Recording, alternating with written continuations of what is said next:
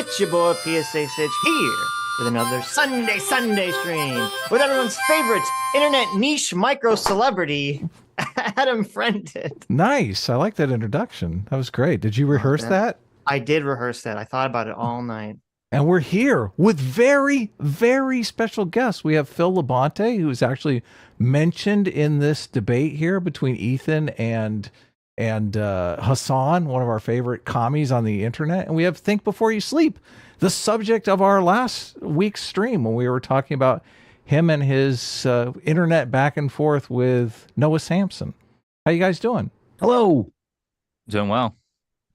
So we were talking a little bit off stream, but we thought we would just continue that conversation on stream about what a super genius Vosh is.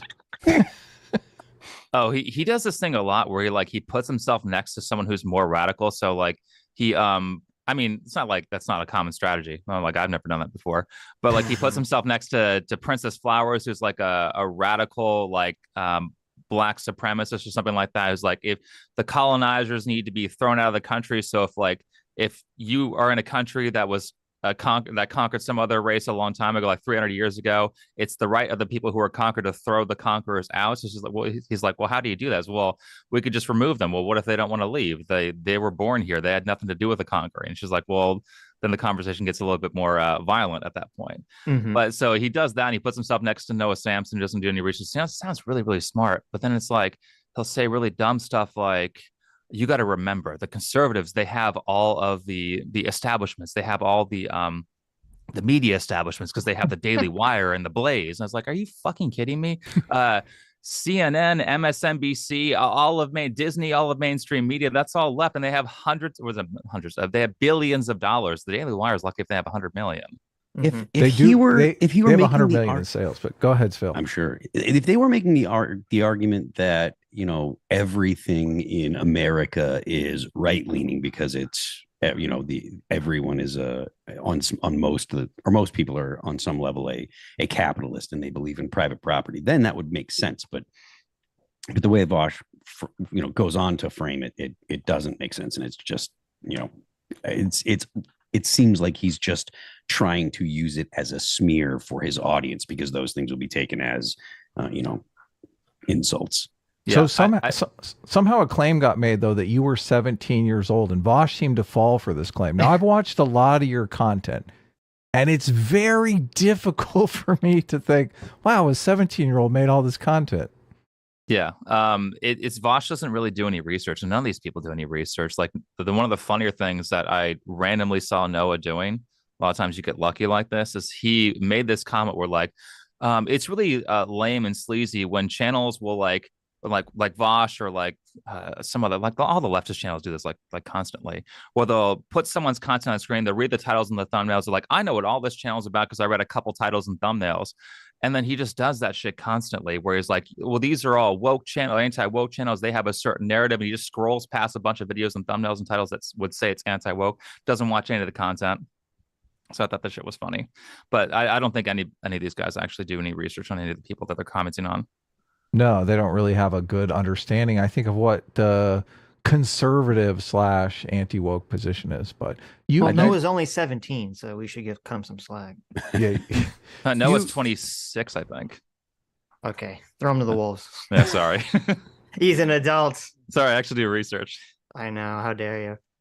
So you call yourself a conservative, though. I think I watched another video of yours recently where you were kind of making the argument that we needed to get past political polarization. And part of the problem with political polarization is people making these response videos where they're completely lying and mischaracterizing people's positions, which that's something that we try to do as well. Like, I don't want to be accused of straw manning, but I don't think most people feel that way. They don't want the political polarization, or they do want it? No, they don't care about being accused of straw manning. Like, their whole entire channel is devoted to straw manning, basically creating some fake narrative about somebody. Most people don't care about that. Like, it's because it gets you more views. Right. Yeah. If you're going to not strawman people, you have to be very, very creative in how you argue things and very entertaining. Because it's really easy to say this person is really, really stupid and I'm really, really smart. That's good shock value. It's entertaining, but it's much harder to take like an intellectual argument and then like make that interesting while you win the conversation, essentially, or in that case. Which, like, I mean, honestly, not to just kiss ass because I'm on the stream here, but like that's what draws me to Sitch and Adam. Like, because we're not. Thank like, you. I'm not yes, I do declare. Continue. I'm not. I wouldn't consider myself an enlightened centrist, or at least emotionally, I'm not. Like I'm like my heart is like a libertarian to the point of being borderline anarchist, but I also understand that I live on a planet or in a country with, 330 million other people. And so to get anything done or to even have my policy preferences to be considered, that you have to be able to work with other people and understand their perspective. And that's one of the things that, Adam and Sitch here do. They are both definitely further left than I would ever be, but at the same time, I'm the guy that's like, just tear the government apart and throw it away, Phil, you're not leaning towards UBI now. Look, I haven't made any headway. I tell you what, you have convinced me to listen. You have convinced me to consistently remind people or inform people that we do not have to pay taxes so that way we can fund the government. But it's nice. But well, kind of, because like you're like, oh, the government can do whatever it wants. I'm just like, no, they're literally stealing from you.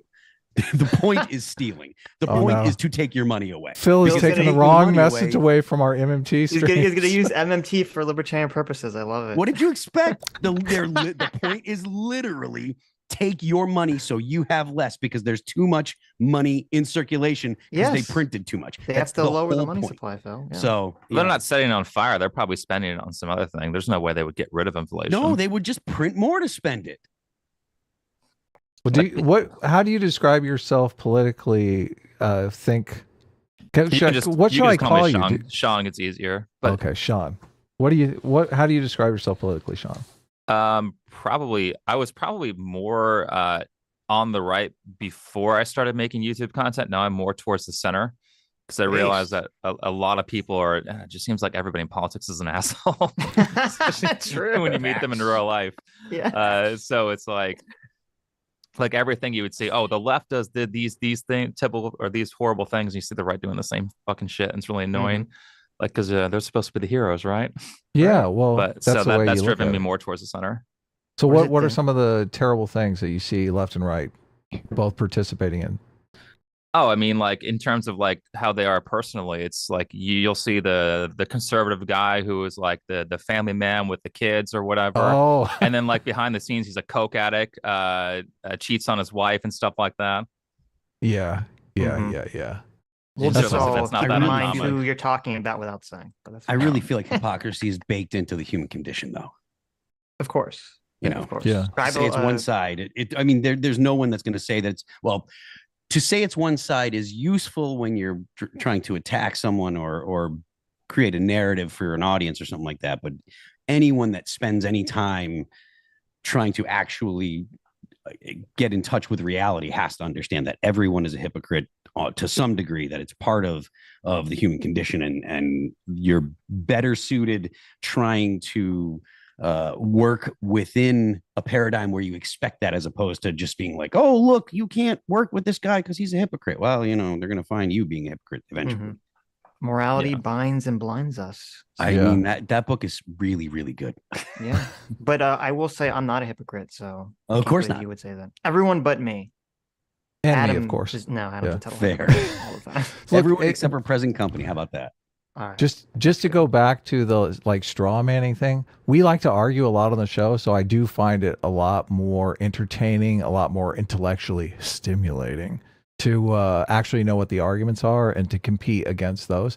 I mean, most of the straw man arguments are developed just to be easily defeated. Obviously, that's where straw man comes from. So yeah, but it's super boring. That's a good. I mean, it's a great perspective to have, just because you look at like the arguments that were made for Roe versus Wade. They were all bad arguments initially, and that's why it got struck down. And people that are pro-choice had relied on Roe versus Wade, thinking, oh well, it's set in stone. The Supreme Court has said blah blah blah, and it's like, if the fundamental argument about whatever policy is bad, just because one court found it to be acceptable doesn't mean that the next court's going to. You have to have a firm foundation for your arguments. The only way you can guarantee to have a firm foundation is knowing the opposing arguments. Mm-hmm. Sure. Abortion is particularly hard. I mean, Yeah. I don't know that you're making any headway on abortion. So No, because both sides, I mean, not that we're looking to get into that argument, but both sides have a certain degree of truth to it. So it's like we don't know when a fetus actually becomes viable exactly, and that changes depending on science and et cetera, et cetera. So well, that's if you're arguing viability. Most people Sure. are arguing conception, you know, from a religious point of view. So you really can't argue against that. yeah, you can't argue. Absolutely. There's certain people who are also like, no abortions until it's me, and then their values change a little bit. So that's kind of a problem. That is true. Probably the better argument, just be more responsible with what you do in your private time, and then not let the issue happen. Okay, this is really, really bad, but you know, you're not going to get people to be more responsible. That's not happening. I think if you build a culture of strong people, you would get a lot more of that. There's a big problem with culture and government is they're constantly trying to make everybody weaker, and so they can't handle things like, you know, using a condom or birth control or whatever. But yeah, I agree in principle. I just I'm not sure that is something that not right now, but it's something we can strive to. Yeah, it's definitely like something that we could hope for down the road as people realize, oh, these are bad things, and then you start to have parents teaching their kids these are bad things and instill values into their families and stuff. Yes, but as a short term policy, that ain't happening. Mm-hmm. Yeah, Sean, it would take a like, good 20 years for that to occur. Sean, have you read Height? Do you mean like less responsible? Like you have to, like you're not being responsible yourself, so it makes you weaker because you're relying on the government. Mm-hmm. Yeah, that too. Okay. Well, it's probably why they want to do it. And there's was it the Russian guy, the one who wrote Crime and Punishment, Yuri also wrote Bezmenov? that Dostoevsky. Yeah, didn't he also write like the Grand Inquisitor or something like that? Or was that somebody else? I think that might have been somebody else. I don't know. Where this guy's like talking to Jesus, and he's like, Jesus comes back, he's like, I'm here, and he's like, well, we don't need you. And then during that conversation, he's like talking about how governments and politicians get people's dependence. So we just start giving them stuff, and then they need us, and they don't know how to fix anything themselves. So now they're reliant. Mm-hmm. You think? I think that happens. I don't think it's intentional though. I think it's just incidental. Well, some of it's like a power game, because like you can look at like Machiavelli and stuff like that tell you how to obtain power, and it's always make people dependent on you. And yeah, I think it's so they can't extract you from their lives.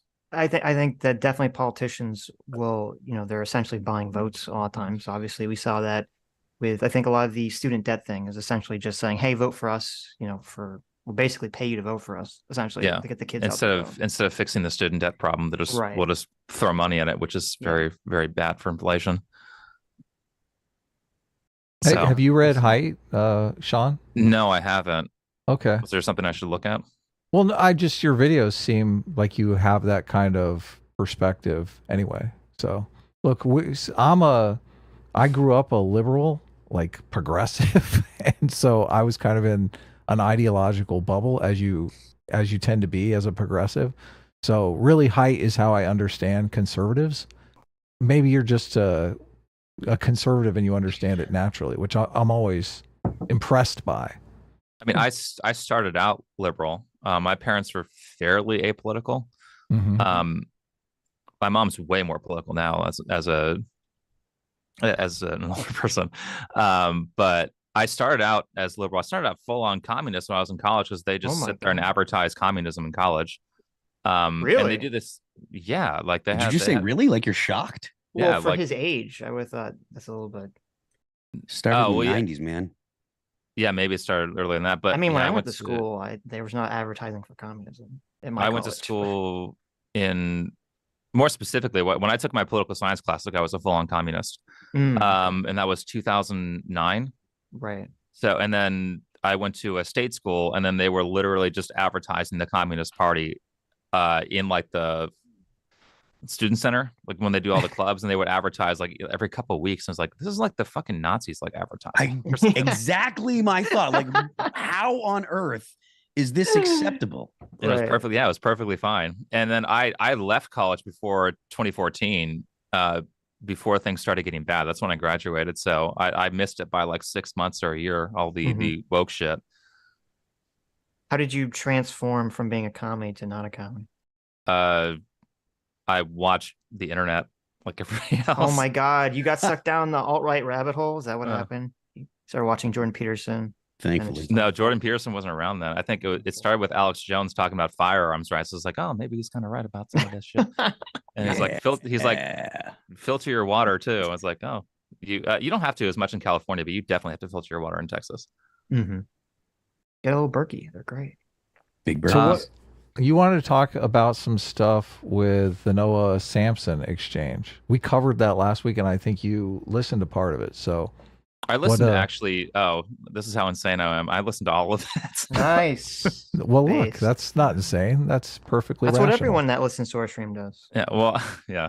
I was doing the editing for the second video, and holy shit, there was so much editing to do for that because I had to sit there and like, okay, think of it as you're the first. This is the first experience you've had with this whole situation. Now I have to go back and explain absolutely everything, but also I can't sit there and do that because it's boring to the people who've already seen it. So I have to do a lot of editing tricks to do that. Yeah. And so that was hell. But as I was like collecting pictures and figuring out how to format things, I was just turning the stream on and off, listening between. But that editing took like 3 days for that video. It was forever. So have you guys seen the new video? I I've watched seen it. it, yeah. Yeah, That totally. was good. Okay. That was good. Maybe I should have watched it. I'm up And to you threw a little totally shout up out to to Aiden, speed. who's in the chat. Hey, Aiden. Aiden Paladin. Aiden Powell. Oh yeah, she helped me. I was like, because I was thinking for a lot of that, I was like, who the fuck do I recommend for research? Because I figured like I got a book, but people don't read. There's 2 videos that I can recommend that talk about research techniques. And then I was watching your stream and I saw her comment. I was like, oh, there we go. There's a channel that goes over research. Sitch does a lot of is, research for our show. Look, I'm here to crack jokes No. and make fun of people. Aiden is a monster when it comes to research. True. Yeah, it's like she actually knows what she's doing. It's so nice to see a study that's not like a fucking survey from a company that is paid to do research for other companies, and starts with like, did you guys see the part where it's like Noah's like, well, this must just be one of those woke studies where they study things wokely or whatever. It's like, dude, did you read the study? Like the first sentence of the opinion study is just full on ideology. It starts off with feminism, and then right in the study, right over the statistics he goes over, it's like, do you guys have a way of putting those on screen? Sure, well, maybe, yeah. Send me links or whatever.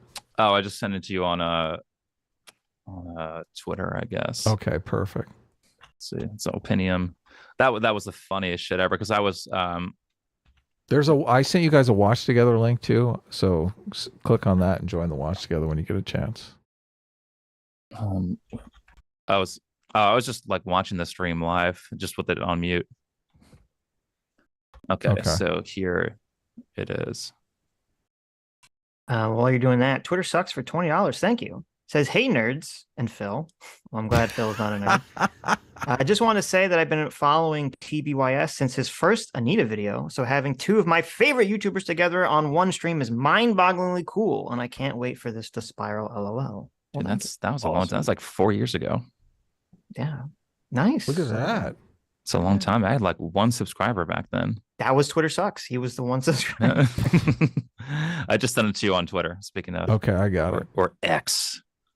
I know. People are gonna people are gonna call it. People are just gonna think it's a porn site now. Yep. So, Doomer Media wants to tell you something for $2. He says, would you say Vosh is unironically evil? That's like, is he really going to the well again? Like, make a new video. It was a great video. Like, you're like, oh, check it out. Come on, man. I love the video, Doomer. I do. It was great, and I reference it all the time. Oh, you can't But, like, backpedal here. seriously, like, You can't put out a new backpedal here, record, Phil. man. Oh my God. You can't. Look, Wow. he's Sorry, already that's dead. bad. You can't revive him after that, Phil. Oh. He also wanted to say that he wanted to let you know that he appreciates the advice that you gave him 2 years ago and that he hasn't quit YouTube. Talking to you, Sean, not the film. Oh, okay. Yes. Keep getting better at content creation. A lot of people don't understand. Like, this is mostly a skill thing. Like, you're not gonna. I mean, unless you're like Hasan, you're not gonna luck your way into content creation. Right. Hasan didn't even luck into it. He lucked his way into the fact that he's pretty. If Hasan looked like a foot, no one would listen to him. Well, he has a persona too. Like, he's like the high school bully and stuff like that. So he's got like the because like, I don't know, his audience seems to like be fairly young. Like the people who want to be friends with the high school bully. He's got like, I mean, he does work out. So there's some work that goes into his appearance, but like, again, the nepotism thing, like having a uncle who already knows how media works, who can just teach you that shit. Like, a lot of us had to learn this stuff on our own. And then like going to like a rich unit. So his parents were probably fairly well off because he went to Rutgers or something like that. Yeah. So I find all that really funny. And then Noah Samsan like coming here like a real content creator. Turns out that like, it's like, okay, well, I knew Hasan reacted to like his videos on me, and I knew him and Hasan were friends, but Hasan reacts to like literally every video that Noah Samsan makes. And it just like was like, how did this small channel get so many subscribers? As you look at his total views, it's really low. But then he has 400,000 subs. I was like, oh, it's because he's got a big streamer boosting him. Yeah, nice. He made that video at the very beginning, just basically blowing everyone on BreadTube. So yeah, I saw that one. I think you mentioned it, and I watched it. I was like, oh, yeah. Yeah. So they're all blowing him back. Maybe I should just do that. I mean, blowing him up. So Adam brought up the study in finger quotes. Yeah. What if look? Okay. Are we gonna read this piece of garbage or what? We can. You want to go through it? No, I don't. You want to bring up about it? Just the part where, let's see what page it's on. Look at all these fun gamers. The fucking look. Somebody mentioned in the comments that the whole 20% difference part, where it's like you go to, was it page 3, where it says women play games nearly as often as men. There's like a full 2-hour difference there. So somebody in my comments said Noah, just because Noah was saying that it's not that big of a difference when it kind of is. So then somebody in my comments said, well, Noah is basically saying that it's okay to pay women 20% less than men because it's not that much money, right? Nearly the same. Nice. Like, man, I wish I thought of that. Nice. There's always someone smarter than you in the comments. You always have to remember that. People were really, really going for it in the comments. It's like, fuck, I can't believe I didn't think of that. There was a couple of them that were really good. So page 4. And again, the funniest thing about this is that some of these people do so little work that if you just pay attention to them for 1 second, you realize how much they fucked up. He's like, there is no ideology in this study. And it starts off with, you see this graph where it says there needs to, second number there, says there needs to be more female characters in video games. Another really smart perception someone had is that you can go on in my comments, you can go onto Steam, go to the store, type in female protagonist, and it will give you games that have all female protagonists. So if you really want to do the sexism thing, you can just go onto Steam and do that. But so above that, you can see that men don't agree as much as women do in terms of like how many women need to be in games. And above, it says the shortcomings of female representation are clear. Over 2/3 of gamers feel that female character body types often portray unrealistic beauty standards. Whatever. Like, what about all the unrealistic male body types, like God of War and shit? And fifth, I mean, like some of those are like literally you cannot get this without steroids. And 58% of female characters and appearances are often stereotypically girly. Unfortunately, male gamers are less cognizant of where female representation on screen falls short, as indicated by the chart below. So it's like the men don't agree with us, therefore they're wrong. Yeah. And he's like, this isn't an ideological study. Well, he didn't read it. And also it's this ideology that he agrees with. So it's yes, he probably didn't notice it. And then you can go back into I pointed this out on screen, but nobody ever reads what's on screen. Do you think females are not cognitive of why the sexy girls are in the video games? I feel like they probably are. Yeah, I've heard plenty of testimonies from women who said they don't want to play dumpy fat chicks. Right. But I mean, that makes sense. Like I don't want to play like characters that are like fat dudes if they're like, supposed to be heroic dudes that are like, you know, kicking butt. Like, who would buy Master Chief if he didn't fit into the armor? Right. Right. Well, no, what they have to do, they have to make armor that is inclusive of Master Chief if he's 300 pounds, because otherwise they're bigoted. Yeah, I prefer bigotry. Like Oh, flip it. I've had them argue, and like keep in mind of how much this would cost in research and development. Like MRI machines are like a fucking $1 million. And so this person was like, the medical industry is so exclusive of fat people that we can't fit into MRI machines. Okay, so you're going to have them spend millions of dollars, probably tens of millions, maybe hundreds of millions of dollars in research on how to develop a MRI machine that will fit a 600-pound body, which is what, 4 times the width of a normal body.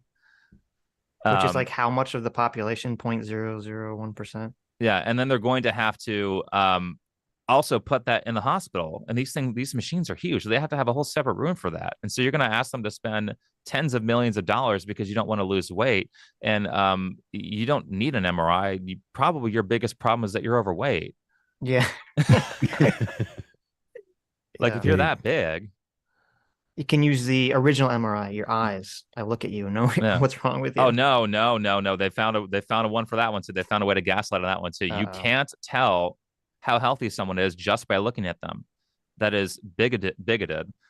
And that's true. They kind of bank on the fact that people are so dumb that they have not looked at any sort of medical course. Because in any sort of medical course you take, like maybe like an EMT course, they will tell you to do a chart that's called a signs and symptoms chart.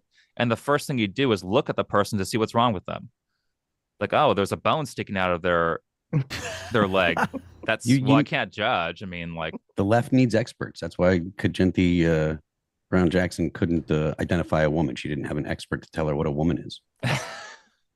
Hey, she said a biologist. Okay, she's on the right track at least. Well, yeah, she knew not to answer for herself, but she actually said the wrong expert. The actual expert would have been a gender studies major. True. True. Yeah. So because biology can't tell sex anyways, because we live in the stupidest time ever. Mm-hmm. Yeah. So on this study on page 8 at the top, there's a bullet points at the top where I guess they're quoting people, but they don't say who they quoted. So I don't know. Did they just make them up? Because they could easily do that. But they're saying these quotes from, I guess, alleged female gamers. And the last bullet point says women need to be in leadership positions in the gaming industry so that they can allow better representation and normalize women in gaming without it looking like tokenism. And I put on screen, well, technically that's still tokenism. Right. I think that honestly, if they listen to her, every video game release would end up being like Halo Infinite and Cyberpunk. Like it would just not be done when it was released, missed time, missed the release dates and stuff. That's one of like because I've been watching The Witcher throughout all this, which is, I don't know, maybe I'm going to be disappointed. I'm at the end of season 2. People say it gets really bad in season 3, and I kind of like that show. But they do a lot of things that don't make any sense. But it seems like they're doing it for like diversity quotas. So it's like, well, one, The Witcher is initially in a Slavic country. It's like a Polish story or something like that. And so every character is supposed to be white. And so they have like humans and elves, and all the elves are white, but then there's just this random elf that's black. And it makes no fucking sense. Of course.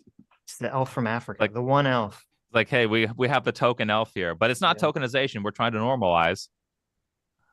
Yeah, if you understand how evolution works or any sort of scientific understanding of the world, a lot of times this diversity stuff doesn't make sense. Well, they did the same thing in Rings of Power. Got to turn your brain off. Oh, I know. Rings of Power was the worst. Yeah. Let's have dwarves that never go outside be black. Oh man. Yeah, exactly. Listen, nothing matters anymore. It's this. Why do you care about this? This is a magical story about dragons and wizards. Okay. Why do you Obviously, how can magical stories with dragons and wizards have anything to do with like the science of? It's just gross that everything has been turned into a vehicle for leftist propaganda. Yeah. Essentially, like all it is how can we push forward a leftist opinion or leftist propaganda using things that people are already familiar with and already love. And thankfully there's a lot of pushback from it, and there's a lot of people that are saying it, this is bad and making noise, and it seems like studios and companies are feeling the financial repercussions from it, but they've ruined multiple properties by making the stories basically ideological and, you know, the actual, you know, world that they're set in just a vehicle. Well, Yeah. Fortunately, they suck, and they're not very good at what they're doing. It'd be horrible if they were actually Yes. good at writing, and they could flip these messages in here creatively. It's one of the best things ever is that none of these people are actually good at writing. True. So, but oh, that speaking of the word leftist, that was one funny thing. I tried to put this in the video, but it was just too hard to explain. Like it would have taken an extra page, which would be like about an extra 5 minutes to explain this one point. But you guys caught something really funny, which is that Noah described himself as anti-woke based on the terminology that he used. Because he's like, you got Big Joel on there, and Big Joel says it's well, woke just means liberal. It was like, well, liberals aren't leftists, and liberals are the people, they were the cool people on the left before 2014 and 2015. And Noah is anti those people. So he'd be technically anti-woke based on his own definition. But because that whole thing started when they say, well, what does woke mean? And I don't know, it's maybe I mistakenly said communism when I should have probably said cultural Marxism. But then you get labeled a Nazi, Nazi. though, so yeah. Oh, really? Yeah, cultural Marxism has been retconned as Nazi propaganda. And it's on Wikipedia now. It says that it's a conspiracy theory, but like 5 years ago, it was just a normal entry, like before the actual communists got in total control of Wikipedia. There's so much political stuff on Wikipedia that is completely useless now just because it's all propaganda. Yeah, and it's really bad because your average normie doesn't know that. Yeah, they're getting told in school and college to look at Wikipedia as a valid source, which is hilarious because when I was in school, you would get an F on your paper if you cited Wikipedia. Yeah, as it should be. So, but you know, I mean, that again, that's a good thing for the left, for propagandists. If you can convince people that a website that you have total control over is not propaganda, then the average person doesn't know. You know, that's one of the things that I hate to say this, but like the Groypers and the Nazis and stuff, they're dying to tell you what they think. Like I get people constantly in my mentions saying, you should put me on Tim's blah, blah, blah. You should get me on Tim because I want to tell you about the Jews and blah, blah, blah. And I'm just like, you guys are all morons. Shut up. And like, no one wants to listen to this. Tim's not jumping at the chance to get some, you know, surprise. But like, but then at the same time, you've got people like Hasan that are literally doing everything they can to downplay the fact that if it came down to it, they'd be perfectly fine with tossing conservatives in jail, you know, because they're literally communists. Yeah. Well, as Ash Sarkar would say. Oh my God, that was one thing. So the whole thing that started the Noah Samsan thing was I did an okay performing video about Novara Media, which is totally not some sort of like multi-millionaire funded organization that has fucking 10,000 donors despite only having 300,000 subscribers. Like a lot of weird stuff is around that, the whole media corporation. But it started around that. And Noah did so much terrible research that I was just like pulling my hair. I was like, oh my God, how do people not see like all this stuff? But she was like, I'm a literal communist who uses she's like, I'm going to prove my point that everybody who's a trad wife and likes traditional relationships is a Nazi by taking a post from a tweet that was 6 years old from an account that only had like 30,000 subscribers and had been inactive for 6 years. But during that video as well, she also used a study with like 70 people to prove that all trad wife relationships are abusive and shit like that. Where it's like, I'm not saying, but it's like, yeah, you say you're not saying, but like you set the whole video that you're like, these are Nazis, these are white supremacists, these are horrible people. Look, the only men who like trad wives are Andrew Tate and Adam 22, who are both not traditional. They're both degenerates. What? Criminals. Adam 22? He's literally married to a porn star? Yeah, he's trad, right? He's married to a porn star insane. Who shot a video of her breastfeeding her child and uploaded it to their website, which is totally not trafficking. So that's insane. Bit sketch. That's all weird. Yeah. So one of the things that bothered me about the Noah Samsan situation is he never responded to your argument about the fat acceptance movement being promoted by corporations, which, I mean, Noah Samsan is a communist / socialist, so it seems like that would be like catnip for him.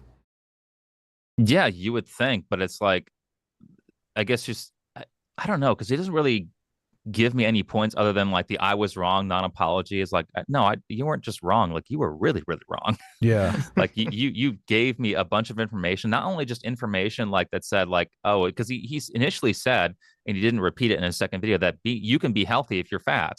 He says it in a pinned comment where like they don't display Cynthia here, who's morbidly obese, as being unhealthy. So therefore she's healthy, she's fine. But Is like that- what Is a Dove thing them basically promoting fat acceptance, the snack industry promoting fat acceptance? Was that your idea, or did you encounter that somewhere? So that's just I mean, you look at it, Unilever owns basically only junk food companies outside of what it does in beauty products and stuff like that. Yeah. So it's, you know, The logic is sound though, like totally sound. You That's read why I'm just books about how power works, and it's like, oh yeah, all these people are talking to each other behind the scenes. It's like, ha ha ha, we're gonna pretend that we hate each other, but we're actually friends, and we're all part of the same family. This is like an Alex Jones thing where he traced back like presidents, and like two of the competing candidates were actually related to each other, right. because like a lot of the people who are rich are very Well, all of that stuff seems a little more I'm trying conspiratorial to me, but I mean the okay. fat acceptance movement being founded by junk food companies. Oh, I don't know if it's solid. founded. I don't know if it's founded, but yeah, if I were Unilever or some big company, like yeah, of course. If I were McDonald's, yeah, fat acceptance all the way. But as far as finding direct funding to that, I haven't found it. But that's definitely something. I'm on the lookout for it. Yeah, should research and see if they can find, because none of these people would ever do it in public. Like you think they would do fat acceptance on a Ben and Jerry's commercial? That'd be too obvious. Exactly. Right. But we need a whistleblower here from the inside. We need someone to come forward and say, "Oh hell yeah, we were funding these queer theorists about fat acceptance back in the '60s. We knew we were going to make millions." Because they were making millions off of shows like The Biggest Loser, and again, where it's like you can give fat activists a narrative with shows like that, because shows like The Biggest Loser they're basically anorexia to lose weight. And Right. A lot of those people just end up gaining the weight back because they don't actually learn the life skills they need to keep the weight off. Mm-hmm. So, but Right, they were making Ben and Jerry's, you're against those shows being promoted. Like people losing weight is going to be bad for business. I mean, you can think of it this way, where it's like, no matter what happens, the credit card companies always win in terms of like how the money is spent. So you think like, oh, I'm going to be very, very intelligent, and I'm going to spend $1,000, but I'm going to pay the $1,000 off before my bill sets in. Therefore, the credit card company doesn't make any money off of me. But they did make money off of you, because when you swiped your card, they charged that company 3%. So they always win. So it could be something like that. Right. Yeah. Where it's like they've found some way to indirectly win, which is why they can do these like policies. Like I was apparently there's some Starbucks promotion in September where every Thursday you get a free drink if you bring a friend. Well, they're not really they're using that to promote Starbucks. You get the free drink, which costs them nothing, and then you buy like a egg bites or some shit for $3, and they actually make money off of that. So they're not really giving anything away for free. True. So would you do a conversation with Noah Samsan? On this topic, I don't know, because it seems like everything has been beaten to death. He probably wouldn't either, because after the Vosh debate, he kind of hasn't debated since. Right. Yeah. But I'm more concerned with making debates interesting, because I find them to be very, very boring. Mm-hmm. So I don't know. Like I don't think on this topic it'd be useful. Right. Because both of us are kind of video essayists. Neither of us it's our specialty. Well, you're here talking to us. I mean, obviously, you don't stream at all. No, I mean I've streamed a couple times. It's one of the reasons. One of the ways I knew that Noah Samsan never watched my content, because I've shown my face before. People get in their heads that just if you do anything on YouTube, you're automatically a debate bro. It's like I go on, I'm on Tim's podcast, but I've never done like an actual debate on any format at all. So it's like, oh, we're going to debate today, Phil. We can debate, ready. Phil. There's not going to be a whole lot of debating on something else. We have we'll find something to argue. Debates about. Like, it's not like I sort of agree with debates, or like you have like vastly different opinions. But the problem is the people who are really good at debates are liars. Sometimes the arguments aren't necessarily on their side.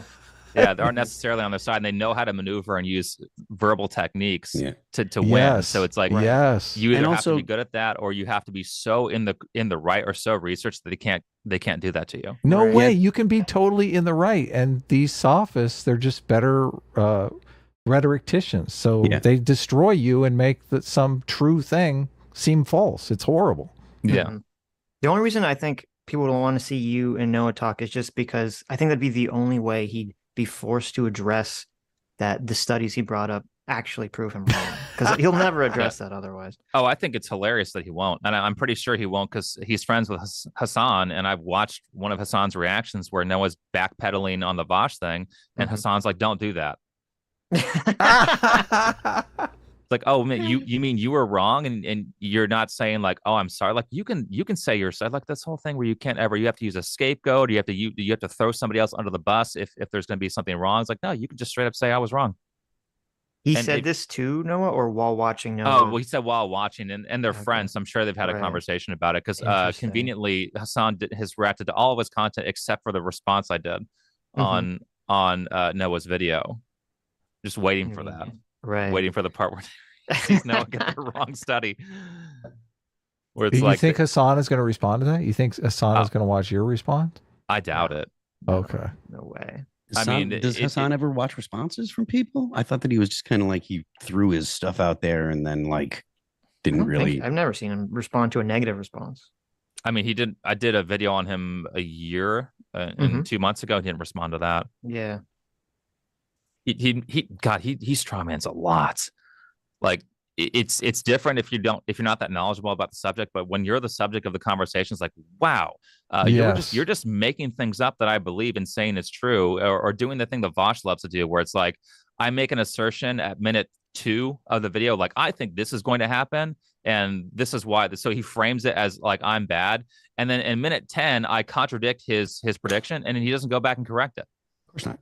Right. It's because he didn't pre-watch the content. He doesn't know that, oh, I addressed this thing that you said I won't address in the video. And then I got him on that, where it's like, because the video was on Ludwig, Vosh, and Hasan.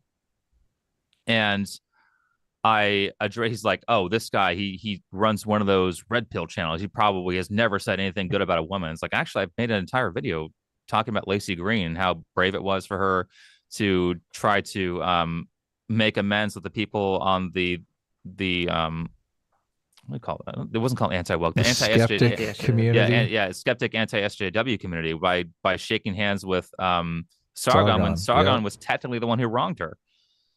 So Wow, yeah. so that was She pretty got cool. beat up for that pretty badly. Oh, she got completely canceled. Yeah. And, I guess fortunately she didn't really want to be a YouTuber, and she's not really in the space anymore. Right.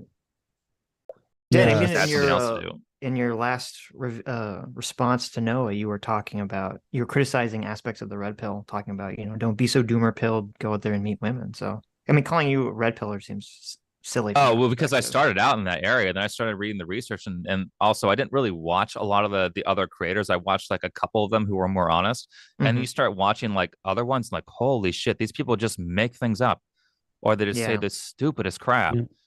Like, Well, I was weird watching because we had a conversation with Rollo, and he would always, what was the guy, the researcher he'd always study, Adam, or cite? David Buss. Yeah, and David Buss basically came out and like destroyed all his previous research, and Rollo's like, no, he's just lying to like appease the woke He's people. And I was fallen in like, the feminist trap. have you seen yeah. Brittany's video on Rollo Tomassi? Yes, it's Yes, great. I have. It's very good. It's awesome. That was I forget entirely how this all started, but I had said, like, because Brittany was looking for content, I was like, you should do Rollo Tomassi, because he just openly admitted to lying about Michaela Peterson, where it was basically, I forget what the exact thing was. I think it's in her video, but I don't remember it off the top of my head, where she was like, hey, Rollo, did you frame me in this way to get views? Like, this is totally not true. Why'd you do that? He's like, I did it for views. I knew it would do well. Did he send her like just a openly fake said it. email or That's something? To try to, horrendous. like, Okay, no, that- catfish her, Okay, or that's am I different. thinking That was something else? the part I was talking about was catfished Michaela him. Peterson. Yeah. So Oh, that's right. That's right. He was having some sort of drama with Lauren Southern. I forget why, but maybe it was because like Destiny and Sneeko had made fun of him, called him old. Oh no, didn't he say that unfresh and Lauren fit. Southern had like a child with Destiny? Yeah, basically, because Yeah. Lauren Southern got divorced, and Right. he was talking to her ex-husband who was violating But it a wasn't protection really order. her ex-husband, though. No, it was. It was. Oh, Yeah, okay. and we know it was because he showed the protection order on screen. So he Rollo is great at incriminating people and incriminating himself. So yeah, because he showed adequate information, but basically, so he was saying all this stuff about Lauren, which is basically just slander, and had no proof of it whatsoever. So Lauren was like, "Well, I don't know if we can," because it's very hard, even if you have lots of money to get somebody for slander or defamation. Oh, it's a So it's tough like, okay, suit to win. Yeah. I mean, basically, you're going to win in discovery. Like you just burn their reputation and say this person actually is a horrible person, but they're not. They're not going to go to jail. They're probably not going to get any sort of financial consequences. I mean, did Vic get any sort of restitution for what happened to him or anything like that, or they just throw it out after all that? Vic Mignogna. Yeah. Maybe I'm just assuming that everybody knows. Oh no, about that he didn't get situation. anything. Yeah. So No. so but they decided to go, okay, well, we can't destroy him in court. Let's just destroy his reputability by doing this troll on him, which was, I mean, it worked. yeah. Right? So Lauren was like, called Brittany, and she's like, "What if you just pretended you were a viewer of yours and said a viewer of his, and you knew all this stuff about her?" And I was like, "That's hilarious. That's perfect. Let's do it." And so Brittany and I spent about a month kind of brainstorming, because she was doing something else at the time, like in terms of content creation. We spent about a month brainstorming that, and then Lauren did her own troll by herself, and she just went and had the most like, this is clearly like someone fucking with you and like doing like the stereotypical like incel redditor type of thing, where it's like, fuck these whores, fuck all women, you're doing the Lord's work, Rollo Tomassi, let's get this bitch. Wow. And so she pretends to essentially. That's a fun part for Lauren, I'm sure. So, but Rollo's wife is in the medical industry. How does she know this is not a huge violation? If I were married to him, I'd be like, you fucking moron! Do not say that you have this document. That is a felony. Yeah. So she basically pretended that she worked for a clinic that had an ultrasound for Lauren Southern, proving that the baby was there. And she sent him a fake document that she just printed off of Google from the wrong country, by the way. So you could, if you just Google the document, you'd be able to tell it's fake. So then sends it to him, and Rollo's like, I got the documents. If you don't believe that I have documents, come into my studio and I'll show them to you. It's like, Rollo, you're admitting that you would commit a felony. It's a HIPAA violation to show someone's private medical information, and admitting that you have it is stupid. So then Brittany sends him a message and it doesn't work. And I was like, okay, well, just make the video on him, and he's so vain that he'll probably respond to it after you make the video on him. And so she did, and he responded, and she wrote this massive like paragraphs of like I think she wrote probably 7 or 8 paragraphs of information, like here's all the tea on Brittany, here's how evil she is and what she did to her exes, and like all this fake shit that we made up. So you were involved with this? You were looking over Brittany's shoulder as she's typing this stuff she up? did most of it, but I was like, oh, let's put this, because I think I forget which one of us suggested, but it's like, we need to put a meme in there so people know it's fake. And so one of the meme that we put in there was over 9,000, like the oldest meme in the book. Oh no. And I was like, Brittany charged her over $9,000 on her ex-boyfriend's credit card. And the funniest thing was, he read that on stream. We started laughing our asses off when we watched it. And nobody on the stream pointed out that it was a Dragon Ball joke. Right. So nobody fucking got it. Amazing. Well, Rollo's old. He's not gonna get that. But well, yeah, but he might have a young. Maybe that's how he gets these high. He's really high donations for his streamer account. Like he'll get like $100, $200 donations and shit like that. And so this long email was written, and like there was, because we were like, okay, because we went to New York and we saw some of our friends, and we saw the friend because he had a photo that made it look like authentic. And so we said, hey, Said, you have to, he might offer to call. So we're prepping on what to answer if Rollo asks to call him for verification that he's a real person, which any smart person would do before they would risk their brand. Doesn't do that. And then out of this whole email, he says two things. One, what's her real name? And Brittany had lied and said she had nudes. And two, where are the nudes? And then despite no nudes existing, he goes on to stream and saying that he had real authentic nudes from Brittany Venti. And he said he's going to share them on stream. But the issue is that he was going to share nudes from an ex-boyfriend, which would be revenge porn. And then he goes and admits that he knows on stream it's revenge porn, but he said he was going to share them anyway. Crazy. So that was her Noah Samsan. Nice. Like extreme, like, holy crap. I think Rollo's probably more of a lolcow than Noah Samsan is, because at least people like believe Noah Samsan, even though he's completely wrong on a lot of things. For now. No, maybe Noah will evolve one day into the Rollo he wants to be. Yeah. Well, he'll either start doing the right things and start researching things, or he'll just continue being laughed at. He has no incentive to, though. I mean, as long as he's being successful doing this. Yeah, that's true. He's getting a lot of views. Yeah. He's probably making quite a bit of money. Would you think this social stuff is going to die out eventually in like 5 years, 10 years? Or is it just going to be this thing that we now have to live with? I mean, it's always existed. I mean, at least since the 1800s. I mean, and they're just so as you guys get into the Hasan thing, I watched it last night, where it's like Hasan very correctly identifies certain problems, and Noah also correctly identifies certain problems, but their issue is that their solutions are stupid. Yeah, like Very it's stupid. like this is something, and it was so bad where it's like Ethan Klein, who seems to know very little about politics, and even admitted so in the conversation. Yeah, he asked what neoliberal was. I was oh like, my "What?" god, that was so hilarious, because I like was Noah spent a good 3 minutes of content just laughing at it, because I was like making fun. I was like, oh, ha ha ha. Ashtar Carr uses the word neoliberal like a million times, never explains what the word means, never uses like an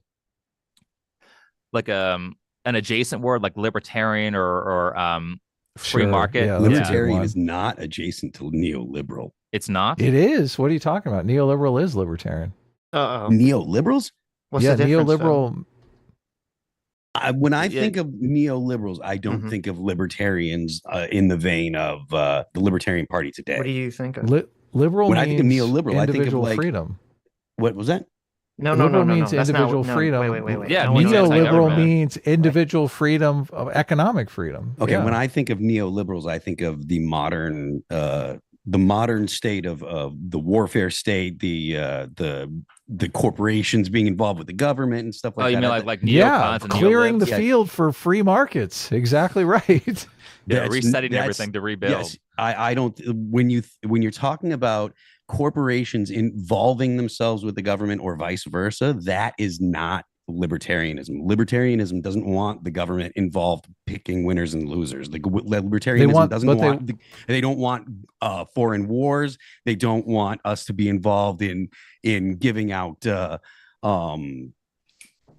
foreign aid and stuff like that. These are all of those. Look, all of the context of like the Iraqi war was to create a business friendly environment for free markets.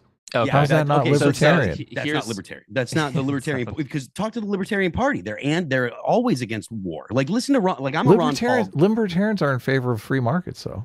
Obviously, that's fine, but you don't have to be. You don't have to like the fact that you're talking about like the Iraq war in the context of a libertarian perspective. Like Ron Paul was the only guy that was against Iraq, or was one of the only guys that was against the Iraq war. And Ron Paul is kind of the standard for, at least as far as I'm concerned, for where libertarian ideas come from. So look, the neocons clear the field for the neoliberals to come in and create free markets. Yeah. It's So the issue with that it's one terminology hand and the other.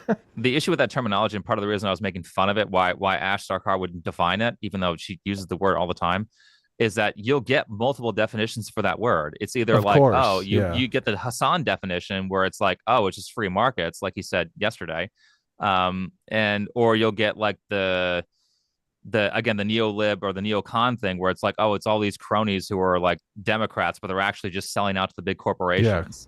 So it's like that's why she needs to define the term. And then so Noah makes fun of me for a good several minutes on two of his videos, and then Ethan Klein comes on with millions of followers does not know what the word means. Well, I'm glad he asked Hasan because I want to know what Hasan means by that word. Yeah. That's the real question. That's so it basically, yeah, it's you have to see what their definition of it, because there's two pretty conflicting definitions. Yeah. Yes. Well, Yeah. to I think to kind of smooth out the difference between neoliberal and libertarian. I mean, classically neoliberal is supposed to be, I guess you could say it's like libertarian economic Can you have policy. classically neoliberal? Well, okay, I'm just saying like how the term originated, because obviously these terms, you know, get mutated because so many people use it to mean Democrats now, which isn't really accurate. It was supposed that's my understanding of it. So if right, there's a different definition that we're going to go by here, fine. But my understanding is essentially the Democrat Party. Yeah, nowadays. the real definition of neoliberal was like kind of a more Republican economic policies of letting the markets kind of figure out how to do things, not have the government regulate things and things of that actually what nature. you would consider conservative these days. Yes. All right. Well, for purposes of this stream, I can accept that definition and understand it. But when I think of neoliberal, I don't think of libertarian. I think libertarians are, to me, are very, you know, like I said, I'm borderline anarchist in my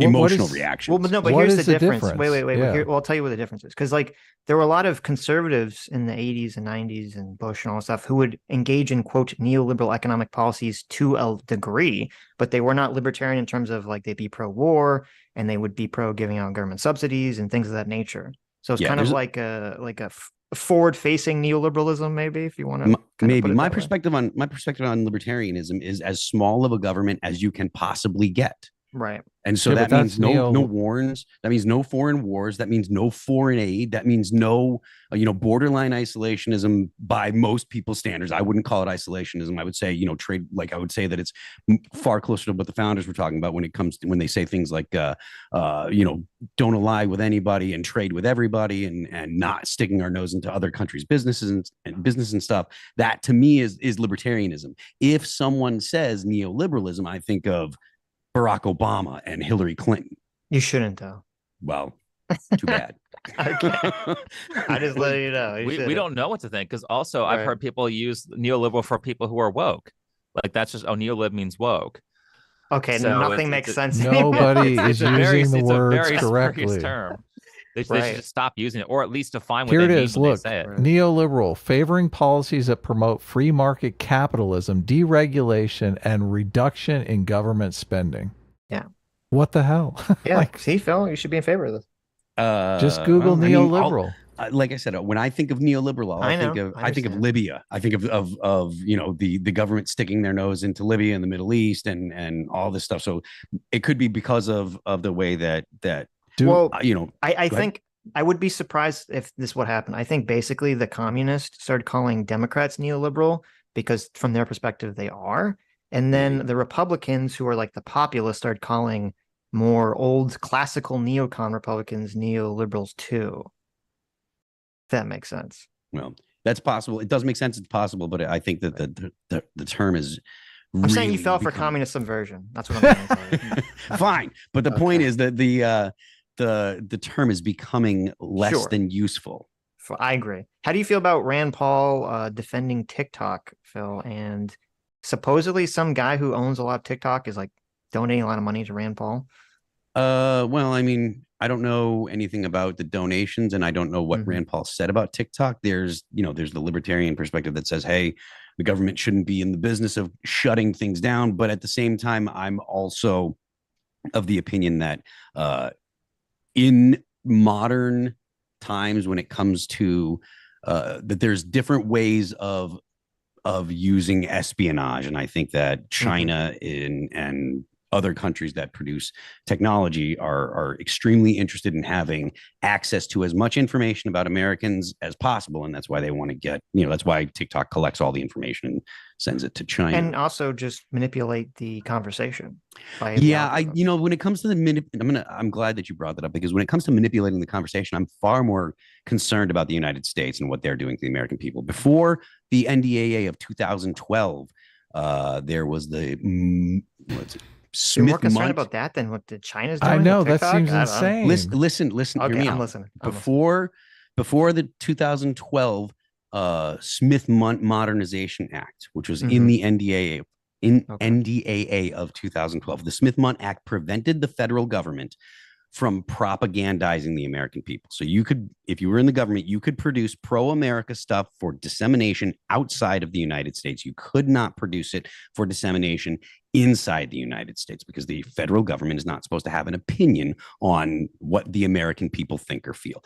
The 2012 NDA made the Modernization Act, which allowed the federal government to start propagandizing the American people. And everybody that you talk to says, you know, things are really crazy in the past 10 years. And man, you know, everybody's so divided. And man, before this, we really were far more unified as a country, et cetera, et cetera. And I believe that it is a direct cause, or that is a direct cause. The fact that the federal government is using the authorization in the Smith-Mundt Modernization Act in the 2012 NDAA to propagandize the American people, and there are people that are prone to be prone to accept the narrative that is produced by the government, and there are people that are prone not to, and that's where a major part of the division in the United States comes from. I mean, I guess I'm more skeptical of what if the propaganda is what's causing the divide. I think there's a lot of things causing the divide.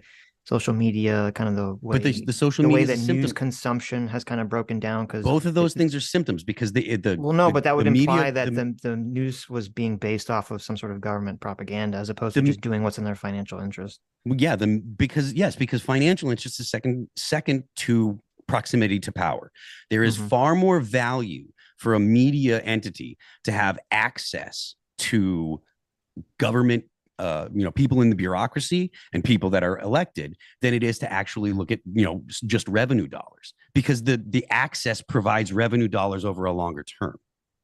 Right. Well, before we get too sidetracked, because I don't want the whole side quest on this topic, would you be, I'm just curious, are you in favor of getting rid of TikTok or making it be sold to an American company? I don't know that I could actually have an educated opinion on that.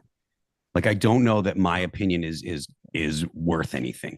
My gut says, look, China's going. Well, my gut says China is a significant threat, and social media being heavily influenced by governments is a very bad thing, because people are extremely malleable. They're way more malleable than they believe. Most people want to be accepted and liked, and that's why I think that's why so many people have accepted some really crazy stuff, like chopping penises off. But yeah.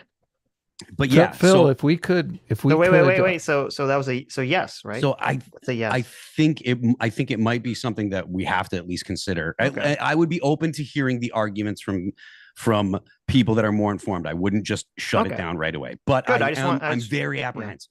I just want everyone to know that Phil's a fake libertarian. But thank you. I agree with your answer.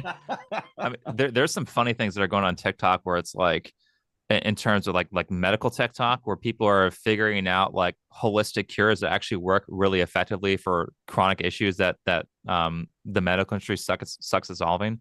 Really? So I think some of that stuff's funny. Yeah. Like, is that real? Well, I mean, there are certain things like I recommended a book called Overdosed America, and there's a couple people in the medical industry who are researchers who are like going over the actual effect of a lot of popular drugs. Certainly there are a lot of drugs that work great, but there are also a lot of drugs that actually don't do that much more than taking care of your health. And one of those is statins. And so in one of the videos I recommended, it's in the description of my first reaction to Noah, but the guy's talking about statins, and it's like, if you look at the total effect of a statin versus the placebo, it's like 1%. Like these drugs cost tons of money and they don't do anything. What's actually going to do something is changing your diet and taking care of your health. Yeah, so of course, but I don't know that we need TikTok for that. I feel like TikTok is raising a generation of people who have an attention span of 15 seconds, which is that is great for China, but horrible for America. I mean, I think in terms of content creation for YouTube, people are like short attention spans, blah, blah, blah, blah, blah. And a lot of times people are using that as an excuse to say, well, because I can't hold someone's attention for an hour, it means nobody's attention can be held for an hour, when it's really like, if you go from point to point to point, and you outline very well, and you try to figure out what the audience wants to see or what they're interested in, or what points they would like to hear talked about, you can hold people's attention for a long time. So I don't know how much of an effect that's having on it. And I think maybe it's like, if you say like attention spans, like I have a really hard time watching a lot of old movies, because like a lot of old movies will take because the pacing is all off. It's 5 totally to 10 minutes to slow. start, Yeah. where it's like, maybe they were doing this because it's like, oh, people are typically late to the theater, so we're going to do some nonsense scene in the beginning, like have I think Smoking the Bandit has a truck driving for like 5 minutes to let people filter people filter into the theater because people are late. But then it's like, I got a lot of movies, they don't go from point to point to point, where it's like, oh, well, our writing technology wasn't as developed then. They didn't know how to outline as well as people do today. No, I get it. I never heard the my understanding with statins was that they worked at lowering cholesterol, but they had all sorts of other potentially negative side effects. Yeah, and that's kind of the argument, which is what's the total effect what's the total effect that cholesterol has on heart disease? And the guy in the Joe Rogan episode was making an argument that it's not that big. And there's only basically one study that did this, and a lot of it was it's a popular, I think it's called the Framingham, I forget how it's pronounced, heart study, and it was done a bunch of years ago. Now maybe they're referencing that study because it was really big and expensive to do, but you typically don't base a lot of vital information on single studies in science. You need the preponderance of evidence, not just a single study, because every study is going to have problems with it. Right. Oh, I think I remember I did see this guy. This is the guy who was on Joe Rogan, who was on the all meat diet, and Joe Rogan was like, "You need to check your calcium score or something." Oh, I'll just go find it. Yeah. But he's in that as same a meat group. eater, I hope it's right. I would love to just eat meat all the time. I mean, it's certainly in terms of like, I used to have really, really bad acid reflux, and the more keto I eat, the less I get reflux. So there's something to be said about that, especially if you mix it in with a probiotic. But a probiotic is technically a medical intervention. So if you are going to take those, please consult your doctor. I'm not a doctor. Okay. Do you have a position on like the socialism, capitalism debate, Sean? Do you? I mean, I've watched maybe 4 or 5 of your videos now, but it seems like I'm very, very against socialism, because socialism tends to be like a pipeline to communism, and that tends to destroy countries, or the kind of the same thing where people say a lot, where socialism is great until you run out of other people's money. Right. So I don't like a lot of the narrative of socialism, especially it's like that thing where it's like you make people reliant on you, therefore they can't do things themselves. And then it lessens individual freedom, because now they're dependent on the government for a bunch of services. So the government can just say, well, if you don't do these things, then we won't give you your free healthcare. That seems kind of like a bumper sticker to me, because it's just, look, I'm relying on the cable company to deliver internet to my house, but I just like, how is that a bad thing? But well, then the secondary issues, it doesn't really solve the core issues with the medical industry. Like, why is medical care so fucking expensive? Like, some of these things, like, because it shouldn't it's tied to works, or it's tied to employment. It's tied to that, but it's also health insurance companies. It's also a lot of people in the stock market like to manipulate medical stocks to make tons of money, because medical care is highly valued. They do the same thing with real estate too. So it doesn't really address the core issue of why medical care is so expensive. And so if you just socialized everything, it's just going to keep getting more and more expensive and more unaffordable until the money's gone. I mean, that's just it boils down to there's no market. Right. The reason, because you look at LASIK and breast augmentation and stuff, like all that stuff, is the price goes down as people, as there's a market, and that's very standard market principles. If people knew how much they were paying for their services from the doctor, then there would be a decrease in cost. Like it's weird, because you can go to a dermatologist and they'll give you a price sheet of how much everything costs, but you go to a GP, you have no idea what you're going to be paying. Mm-hmm. Which is that, I mean, that's the first thing, that if we're going to make a massive change in the medical industry, like without really doing much, is just require them to list their prices. How much does this treatment cost? It shouldn't be, I don't know. Yeah, that's Trump signed a executive order to make that happen. So we're in the process of doing that, obviously. So we're moving in that direction, thankfully. So whether the care is socialized or not, there are certain things in the market that have to be addressed, or it'll still be unaffordable, or it'll be lower quality care, or we won't get as much research into better medical devices, which it seems like it's gone down quite a bit. Like it seems like we don't really get that much cool shit in the medical industry anymore. How are you defining socialism? Because it sounded like you're defining it as the government does things. So we can be like socialist policies. So it'd be like the government provides X amount of things, like whether it be housing or medical insurance or food or whatever benefits you typically get on welfare, unless you're defining it differently. Because people would say like, oh, well, the people control the means of production or whatever that means. Yeah, exactly. When you're talking about social safety net, I don't really think of that as socialism. So it's typically what people are promoting when they talk about socialism, though, or what the people attach to when they want socialism. Right, which is they say that we want socialized healthcare. Right. Yeah. So how would you define it?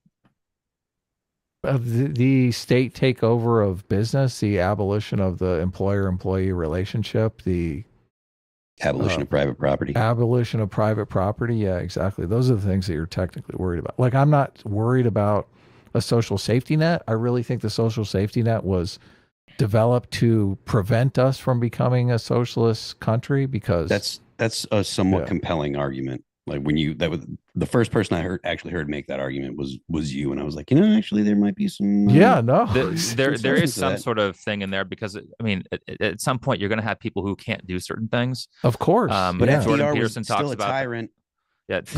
Jordan Peterson talks like, what do you do if someone's IQ is really low and they just can't do anything below 80? So it's like those people should have things. What do you do if someone's disabled? But the issue is that they're taking those small circumstances and saying that this person's disabled, or they have a super low IQ, so they can't do a job that's better than McDonald's or something like that. They're taking those people and saying people who are super, super intelligent should be basically on welfare permanently. Like I've seen people who are super, super good at manipulating the welfare system, super, super intelligently do it. It's like, okay, well, if you're that intelligent, you're smart enough to have a good job. Yeah, no, obviously. Yeah, the social safety net shouldn't be a hammock, as they say, where people are completely taken out of the job market. Yeah. Well, some people, they kind of have to be assisted like that. Right, because they're too dumb. Yeah. Yeah. Or it could be like, okay, well, we have you here for a while, but they need to put it in a way where it's like you don't get penalized for making more money. Because a lot of times what the social safety net will do is like, oh, well, if you make X amount of dollars, we're going to remove your care. So it's like, if I make over $40,000, I get the $60,000 of wealth that I was getting from welfare taken away. So now I'm making $20,000 less. Right. Per but year. Those are just bad incentives on the social safety net. Not. I mean, it doesn't you don't attack get the rid concept of this. So that's where the center part of the center right comes in, because there are certain places where these programs are necessary, like where I think they could, but they need to be very, very much reformed, so they're harder to corrupt, or they don't disincentivize people from making their lives better. Mm-hmm. Okay. Yeah, I agree with that. Yeah, usually when I think of socialism, I think of abolishment of private property, and then communism is when the state directly runs things through like a command economy or something. Yeah, that sounds evil. Yeah, of course you don't get to own your shit. Exactly the point. But no, when conservatives call the social safety net socialism, though, it kind of erodes that understanding of socialism in the same way, you call off-color joke racism. Like that erodes true racism. Yeah. Well, I think it allows a lot of, because I think you're right in terms of a lot of kids who say they're socialist aren't. They're just in favor of the government doing stuff. And we've even heard Richard Wolff, who obviously is lying and knows better, and he's described socialism that way as well. And I think it's just basically just used as a tactic to sucker liberals. It's because the left is subversive, and they're intentionally deceiving people to get people on board, so that way they can acquire power. Right. I really don't have any charitable views towards people that are socialist and that are openly social. Oh, we know. Socialist. We know. Well, especially when it comes from like corporate, giant corporations or giant people in government or elites. Like those people tend to be very sociopathic and doing lots of things behind behind the scenes that are not the best thing. Well, that's why this debate is interesting. Yes, Ethan is taking the position of a social democrat, so he's already taking like a very left-wing position, and he's like, well, why do we need to make the extra step to go into socialism specifically? And also it illuminates Hasan's position, because Hasan is basically saying that just hiring people as an employee, well, that's immoral. That's something that you shouldn't be allowed to do. Yeah. I mean, but Hasan, I watched the, is this the one where they talk about the whole thing there where Ethan's just on him, and like Hasan is a liar through the whole thing. He is just somebody, I think I was watching a video where I was kind of like doing other stuff in the background, so I was just kind of listening to the arguments, but like somebody caught like someone was pushing, or like Ethan was pushing Hasan to talk about China and Taiwan, and Hasan was like, there are two different places under the same ideology, and Ethan's like, well, no, there are two different places under two different ideologies, and Hasan was like, oh, I don't know about that, and he was like, Ethan was pressuring him to take a stance on this, and Hasan was like, no, I'm not gonna, like, he's like he was kind of afraid. That was a podcast before this one. They talk about it here too, so I don't remember. Oh, okay. Oh, no, I specifically watched a video last night just because I was like, where's all the drama in this? And it's like, oh, apparently it came from people getting pissed at Ethan for not being a full-blown commie. And it came from Hasan, like, not answering certain questions that he was pushed on. So that's an interesting question. Okay. So if Ethan is obviously a huge YouTuber, if he's got a giant audience that is giving him a hard time for not being a full-blown commie, are those people ready to vote for communist policies? I mean, is that a downfall of the social safety net? I don't think they know. Like I said, I think a lot of people are baited into it through socialist policies. The question isn't whether or not people are willing to vote for it. The question is if they're willing to fight to take property from people that own things. Well, I mean, if they take over the government and the government does that, then I mean, game over. I mean, you're going to see a lot of falling apart of social cohesion. Yeah, I think most people are not. Look, you're on Tim Pool all the time. Yeah, Tim talks about the Civil War, right? I mean, yeah, but I didn't think we were talking about that here. I don't know, man. Civil War. I don't know. Like, well, let's jump into this video. Look, long, so we'll see how much we get through of it. But what? Look, Sean is only, I think, wants to stick around for another half hour, and well, we'll see. Okay, well, you got to get in the watch the other room though. Oh, okay. Yeah. How do I do that? The link. Is there anything else you wanted to? Is there anything else you want to talk about on the Noah Samsan front? Is there anything else you want to talk about on the Noah Samsan? Yeah. Is there any juicy stuff that we need to know? Like juicy. Have any DMs shared or anything like that? No, he's banned off on the record snipes. How did he get banned on Twitter? He made some sort of violent threat as a joke or something like that, or at least he said it was a joke. Right. Was it about you or? No, this was before. Oh, it's like, okay. I want to tag him on Twitter for certain things. Like, oh, he can't, he's banned. I mean, he's got a music channel if you want to listen to some Noah Samsan music. I'll pass. Oh yeah. Yeah.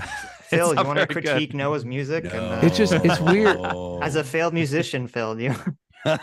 This happens a lot where it's obviously he's interested in movie making, and so he's kind of got this media interest that has turned into a political channel, which I'm always a little like, what's going on there? Why does that happen?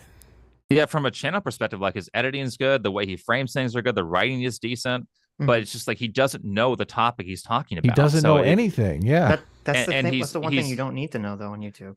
He's used to getting like very straw man positions where it's like, oh, well, obviously you're going to win against Sneeko because Sneeko's an idiot. Obviously, you're going to win against Fresh and Fit because Fresh and Fit don't do any research. Obviously, you're going to win against this manosphere guy who says that the age of consent should be 14 because that guy is a creep. Yeah. But when you start going against people who actually are good at things, you're gonna find a lot more pushback, and it's going to be a lot harder to win. So I just don't think he's actually engaged with some more difficult material, because anytime he goes against somebody who actually does work, like Vosh does a little bit of work, lost against him. Patient Zena, he had some conversation about The Little Mermaid, where Patient Zena is black, and Noah was talking about being basically doing white saviorism and saying like, this is how you should feel as a black person. She was like, how are you supposed to tell me how to feel? I'm the one who's that race. Destroyed. And then, oh man, worse. He called Abbott and Preach far right. What? Yeah, so they're clearly on the left, Like that was one of the big fuck ups. Another big fuck up he made that he did not address during his video, where he, you know, that thing where like the New York Times article where they're like the alt-right pipeline or whatever, where they took a bunch of normal channels and they said these are all alt-right and conspiracy theorists and stuff like that. And Noah Samsan does the same thing, where he takes a lot of standard conservative channels and puts them in with like alt-right Nazi white supremacists. Yeah. So that's his bread and butter, man. That's bread tube. Yeah, he's like, well, we're not serious about the alt-right pipeline. Then he just describes it. And I was like, I've got Hasan. I didn't have time to go put that in the video because it's like, I've already made this point, so I can't just make it again. Otherwise people get bored. But like Hasan's basically saying like Jordan Peterson, because he talked about the pipeline when he reacted to my content. So I have that entire stream. But he's talking about like, you know, watching a single video from Jordan Peterson, shit like that. Now you're on the alt-right pipeline. Now you're going to be a white supremacist Nazi who's going to, you know, they're telling on end the lives of people. That's what happens with the communists. You started with bread too. You start with, you know, I want free healthcare, and start listening to socialists on Twitch, and next thing you know, you're like, oh, Lenin was right, and Stalin was good. Can we just have good healthcare? I mean, it doesn't have to be free, but I just not without a market. So you can't have good health. Yeah, it's too easy to that's what I'm talking about with like with the drugs and stuff like that. They're creating a lot of drugs that make you lifetime dependent. They're not really doing any sort of like good research. Yeah, it's a subscription model for drugs, and they don't really work. And they also have, it's not like, oh, it's like a Netflix where like the only thing you're losing is the money. It's like, no, a lot of these drugs have really horrendous side effects. And especially where things like, you know, my fiance Brittany, she's allergic to corn. So rough. Oh my God, that's in everything. Yes, it's in drugs. So she can't take certain drugs because they have corn in them. Right. And people don't realize where it's like the casing around the drug has corn. Things like a very common one, citric acid, is in everything. It's not just things that say corn, pectin, maltodextrin, vinegar, very commonly made from corn. Can't have stuff like that. So it's that's awful. Oh my God. So not even, so a lot of drugs she can't use because she'll die. Specifically because of that. But also like, yeah, the subscription model has been in the drug industry for a while. They're doing that thing with the certain medical interventions related to diseases that were started in 2020, where they're doing a subscription service. Well, you need to get your booster every so often. And isn't even this like a free market problem though, or is it a government problem? Some of it's government. I know that, again, this is a little dated. I think Overdose America was originally written in 2004. But he was talking about massive problems with the FDA and how expensive it is to get a drug through the FDA. It's like hundreds of millions of dollars, whether that be paying for like standardized testing or something like that, where it's like, there's no way it costs this much money to research and approve a drug.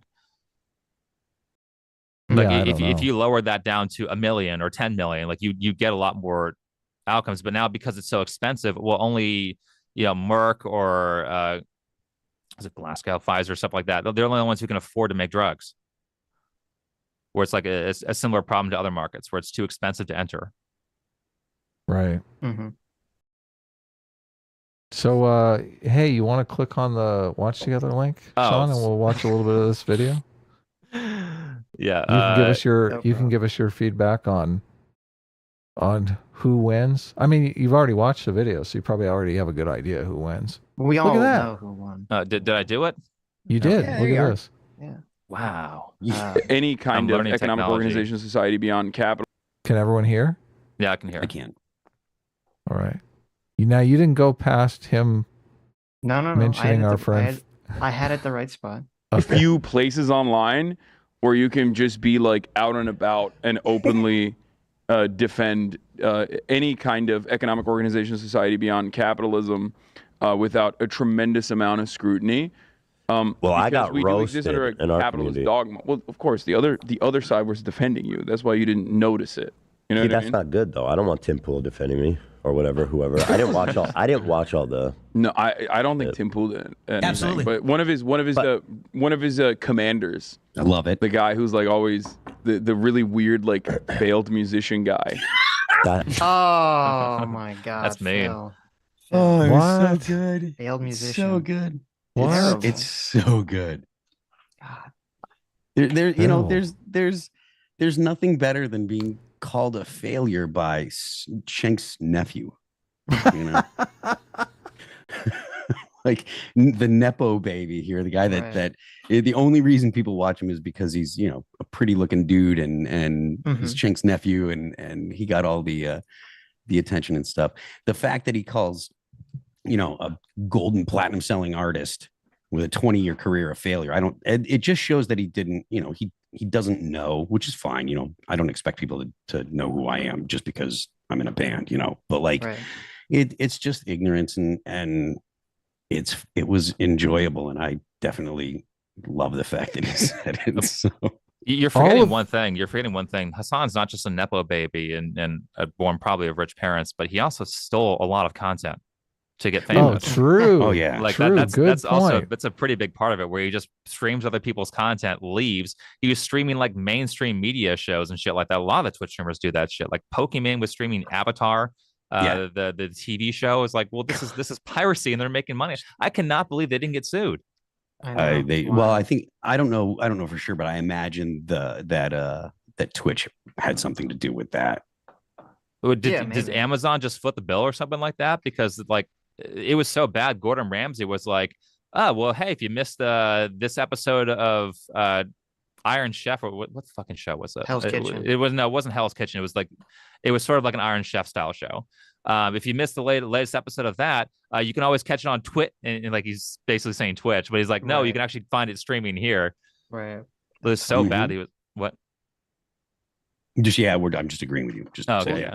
This, I mean, Hasan's mad at you because you got into a back and forth with him on Twitter, and he's like, I never said XYZ, and then you just played a clip of him saying XYZ. Yeah, well, the thing is, I asked him why he had such a hard time articulating his position on China.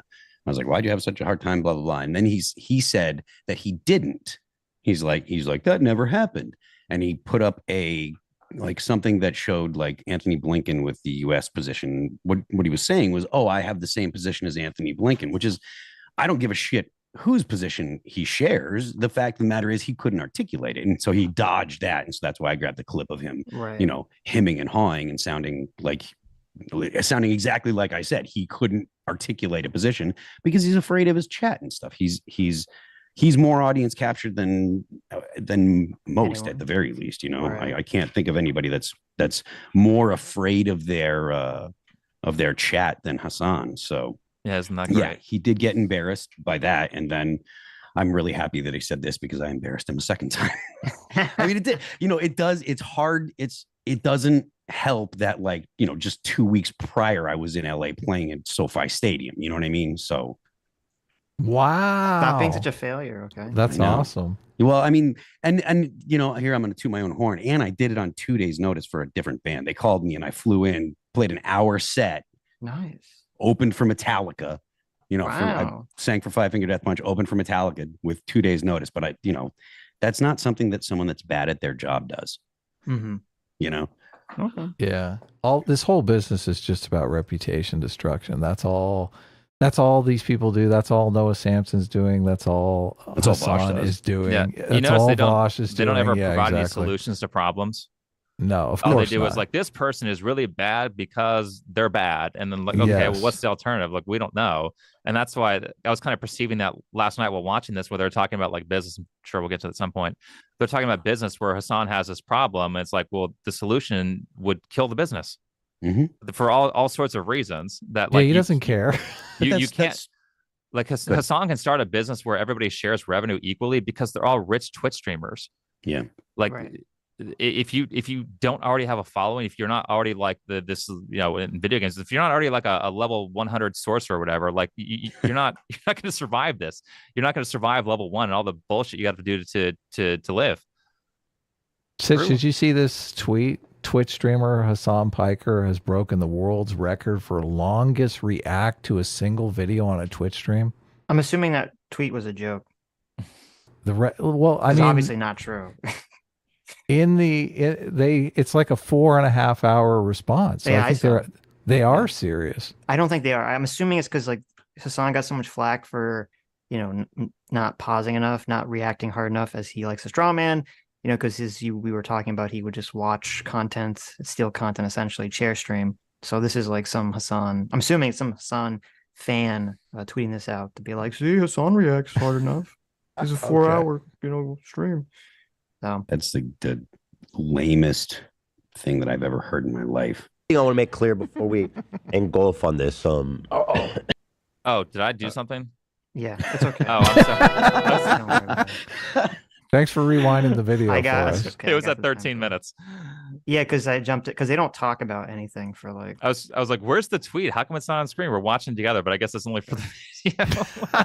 Don't worry about it. Anyway, let's. I'm let's the actually oldest watch person some on of stream, this. apparently. Yes. I want to make clear before we engulf on this conversation is that Usually you embark on a conversation. Engulf. You don't, like, I'm just saying. No, well, no. They're gonna get engulfed in the conversation. I don't. Well, yeah, I guess think you're that's fair right. He's enough. Okay, bullshitting yeah. so much that Ethan Right. is getting engulfed. So it Yeah, totally he's getting makes engulfed in the sense. bullshit. Okay, so me and you pretty much have like 95% crossover in terms of like our goal for the welfare of the people of our utopian society. Yeah. I mean, Oh, do you? my guiding hope in social democracy is that you can take the both of best worlds of socialism and capitalism and create a world where the poorest Is he okay? are cared for, where people can get free So, education. He's having a stroke. Leave Like, him I'm- alone, Phil. I mean, Oh, it he's looks got like Tourette's. he has Tourette's. Yeah. Does he Yeah. really? Yeah, he has Yeah, Tourette's. yeah. Oh, I did not know that. Now I How dare almost you feel Phil? bad. He don't think he doesn't have mentions it very much. Tourette's. Yes, he does. Get but Yeah, yeah, out he's, of he's here. doing like lots of ticks. He's like ticking with his eyes and his arms. Like he I thought definitely he has had Tourette's. indigestion. No, he's talked about it in his old content. Yeah, he has No. Tourette's. You His can, old like, see videos, him it moving his head wasn't and stuff as like that. noticeable because he was obviously editing some of it out, but you can see it on stream. Yeah, it's really noticeable on the podcast, though. Yeah, yeah. We also Didn't know sound that. sick, so it's probably exacerbated. He does. Where people Stuff he can get knows. free housing. I love where they begin because he's basically saying, listen, Hasan, you and I have the same goals. Like, we want to make life better for the working class. Hasan, why are you such a piece of shit about it, though? Like, there's actually stuff that we could do, and all you're doing is stealing content online. Can't we, like, work on this together? I feel like that's what caused the rift here. I really do, because I feel like Ethan watched- does want to improve the No. world in some way. Yeah, you're- I watched this. And, I like, know, I I'm thought I watched the delusional. whole thing. Does he actually leave? No, What do he you mean? doesn't. No, it was a Okay. joke. I thought All that right. too because I looked at the first comment and it says like, Hasan says a bunch of anti-Semitic stuff about Ethan Klein, and then he walks out of the stream. Was like, none of that happened. Wait, and then it was a joke, like because they were arguing for 5 seconds about something that Hasan's going to leave the show now. So that was all a joke. yeah. So the show is not really over. This hasn't No, come it's to an end? because they've been arguing a lot recently, so people in the comments were like speculating that they're going to okay. break up, so that's why. Gotcha. It's a meme. Or not free, but guaranteed housing, where they get a guaranteed education, higher education, and all this stuff. Okay. Mm-hmm. Do you guys feel like guaranteed housing is a good thing? No, Guaranteed housing? What does that mean? What do Well, mean there by you that? go. Yeah, I mean, I'm not sure what he means. I Yeah, mean, I do I- feel like people- guaranteed. Look, I don't like homeless people, Phil. I do feel like guaranteed housing is a good thing. But is it homeless? If you people want the that- homeless people living in your yard, then okay. I have a no, very we big yard. have a guaranteed island. We just ship I have them all like there. 50 Yeah. acres here in New Hampshire. So, but because the thing is, my problem with it, and I'm torn about what should be done because there is a problem with homelessness. But the idea that you can just be like, oh, these people that can't manage to survive in society and have become homeless because of it, if we just put them in houses, it'll be fine. That has got to be the stupidest thing that I've ever Well, heard. they're still going to be drug addicts. Yeah, They're still they going to just- have they mental health can't- issues. They're the- still going to the- have like these horrendous past that's childhood exactly trauma that the a lot of these point. people have. Not everybody can manage a household, right? That is just a fact. They're So not there going has to they're be not going to put something. garage lube on their garage door and it's going to break. Yeah, exactly. You know, so They're gonna do so bullshit what like do that. you do? And I'm generally against involuntarily committing them or anything like Incarceration? that. Yeah, not exactly. incarceration, but putting them into, when we used to take mentally ill people and put them in homes, and they're Yeah, insane what's the asylums. difference? No, wait, I had the perfect Yeah. solution for this. Remember, it was the listen. We're gonna make this like large building, okay, that you can go to if you're homeless, and they have free drugs for everyone, but you have to stay there. forever, or until you get off drugs. What did they call And it? then they're when going to they're- film it. No, then one they can person's fight. gonna die, and that's gonna get shut down. Yeah. I No, mean, no, because they're going to fight inside as well for our amusement. So that's Oh, part so of it's the like protocol. the Thunderdome with heroin. Yes. Make a great TV show. I mean, Exactly. Nobody could pay-per-view feel would anything. be- So they'd last really long in the fights, The Right. but streaming they'd also numbers be would really huge. tired. Listen, this is the best solution. The people that would the meth heads would win, and they would take over, and they would kill all the dope fiends. Oh yeah, it's like a UFC for drugs. Exactly. Yes. What you know, style? and Like, then is it like Taekwondo is gonna win, or like Brazilian Jiu Jitsu? Is it meth or Yeah. heroin? Who's going to All win? the- Well, all the heroin's not dope going to win and- anything. I don't know. heroin and, And then fentanyl, they all there's- die off, and There's going to be a homeless UFC meta where it's like, no, you gotta start off with a little meth and bring yourself down with some heroin. See, listen, See, all right. we've already created an entire market for this idea. All right. This We're- is gonna it be sounds big. like we're all in favor of involuntary commitment for the mentally ill, right? I hate it. Not but real. I'm not. No. I don't know what else to do. Okay. Like, well, so they just wander around on the streets then? What do we do? So we need to find a way to To make them their drugs to voluntarily? entice them to get treatment. To entice them to get treatment. But the problem is some of them like being homeless. So Yeah. You can't solve that issue, but it's like Involuntary I- commitment does solve that issue. Yeah. though. I mean, they're all to some degree. are they committing choosing it. crimes? I mean, if they're right? committing a crime, then yes. Yeah, homelessness. I mean, usually they're like, you're sleeping in a place you're not supposed to sleep. I mean, that is a I don't know, crime. move It's not them. like a felony or something. The but- problem No, with but I mean, California, they most stopped like- moving them. They moved them to my town, and I moved out of California because of that, because there's full of homeless people. Yeah, exactly. How dare you? So it's like Abandon the faith. they was just really they just created this whole like gentrified like market area. It's really really nice, and then 6 months later, it's full of homeless people There you Yeah. go. Shocking. doing like heroin on the street. So you ran instead of committing to involuntary commitment. Well, I mean, the California has other problems, so Yeah. All So right. let's talk about this. Look, we solved homelessness, guys. Okay. Not even all of us can agree. There Now, you my go. first question is this. Given that, in a social democracy, we can regulate things like taxes, housing, higher education, sharing jobs, and all this kind of stuff, what are the problems in social democracy that we need socialism to address? What is it socialism does that social democracy doesn't do? So, social democracy is still capitalist, with serious, Okay. severe market regulations, right? Some forms of viable social democracies you can point to right now is places like Norway, an example I use regularly. The issue is twofold. One, social democracies don't address some of the domestic problems because when there's still capital accumulation, But which domestic problems? domestic problems such as labor issues, homelessness, like there's no way to fully eradicate that because the inherent class contradiction between the owner class and the labor class I still feel like that's exists. an assumption. I don't know that that's true. What does that even mean? my So he takeaway is just that said- Hasan wants to eradicate homeless people, therefore evil. Like under socialism, homeless people just cease Will to be they will exist? be eradicated. I guess. I mean, there's going to be people that want to do drugs and not work under socialism. Yeah. So, The issue is how to Like create some all of those the policies. people. The issue is how to create some of those policies without enabling drug addiction. Yeah. There's not going to be homelessness in Well- socialism, but there will in social democracy. Well, the idea is that completely abolishing the profit motive in certain commodities like housing, for example, will address that problem because then you're making housing specifically for need rather than so you can make money off of existing units. Right, but right, there'd be government housing, like for example, like Yeah. I think that exists in Sweden, Yeah. where if No, you're plenty of homeless, places. what? Yeah, it exists everywhere. So that's what I'm saying. There's not a profit motive. There's a humanitarian effort to house the people that need homes. And Sorry, he was eating a napkin. so I don't know what you mean that there's homelessness won't exist in socialism, but Oh, she's eating all your tissues. Don't you love the fact that Ethan has a cold?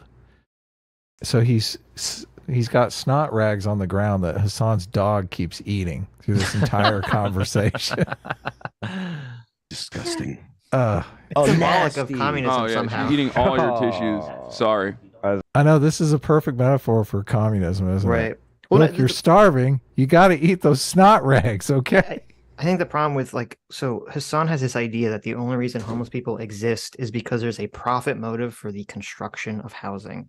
And Right. I feel like a lot of these socialists and a lot of people that talk about this, they've never actually worked with or interacted with homeless people, because most states, to my understanding, do have a lot of homeless shelters and a lot of homeless spaces. Lots of states have done these things where they will build, small single units for homeless people. Yep. But Are you a sure lot that of it California is- has? He lives in Los Angeles. There's shitloads of homeless people in Los Angeles. Yes, right, totally. but a lot of it is, as you said, John, by choice.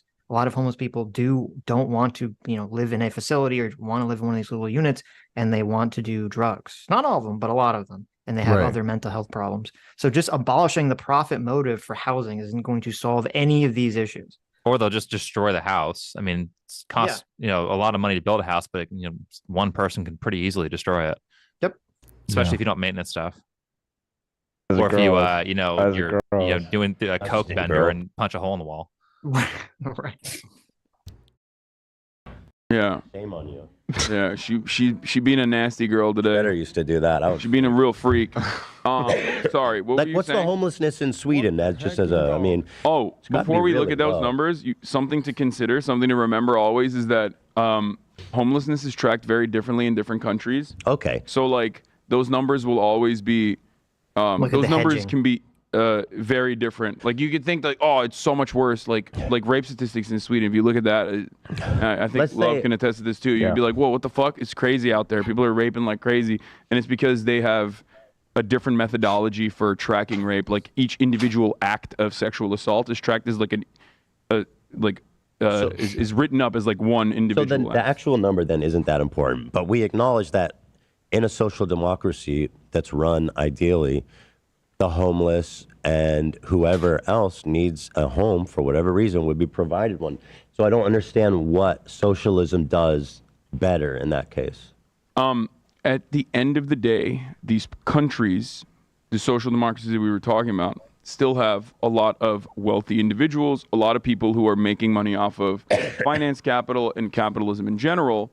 And their interests are always going to be to further erode the welfare state as best as they possibly can in an effort to claw back all of those areas that they could So still technically You're putting privatize. that on them, but that's not, if you have a strong social democracy, that wouldn't be possible. Well- My question to you would be, if everybody's provided for in the society adequately Mm-hmm. and fairly, Mm-hmm. then why do you care how much money somebody has? Because he's a socialist. Because, well, first of all, I And don't, but they base their whole whether they admit it or not, their entire philosophy is based on jealousy and envy. Yeah, that's their grift. It's like, how dare this person have $1 billion? They must They- be evil, or They they must don't love the poor. They hate the rich. And some of it's like people who are millionaires, like people who just have $1 million or two. Those people aren't like the super elites. Like the 1% Anyone that is has like more than 400,000. Yeah, $400,000 is like 1%, isn't it? Like that's like your local business owner and things like that. Those are the people who give you jobs. Right. Well, if those people have jobs. Well, profit is theft, so they don't like those people Yeah. either. But Yeah. Well, Those are your exploitation, I think, enslavers. is what. sure. But so Hasan's argument is, so Ethan asked, and I think it's a very pertinent question. Like, well, why do we need socialism to fix homelessness? If under a social democracy, you could theoretically, do all these same things. And his only answer so far is, well, rich people will still exist. So there's your jealousy. But then those rich people they'll spend all their time and all their money and all their energy just trying to destroy the social safety nets. So we have to just wipe them out once forever, and then we'll be, in the clear. What if they just reestablish them?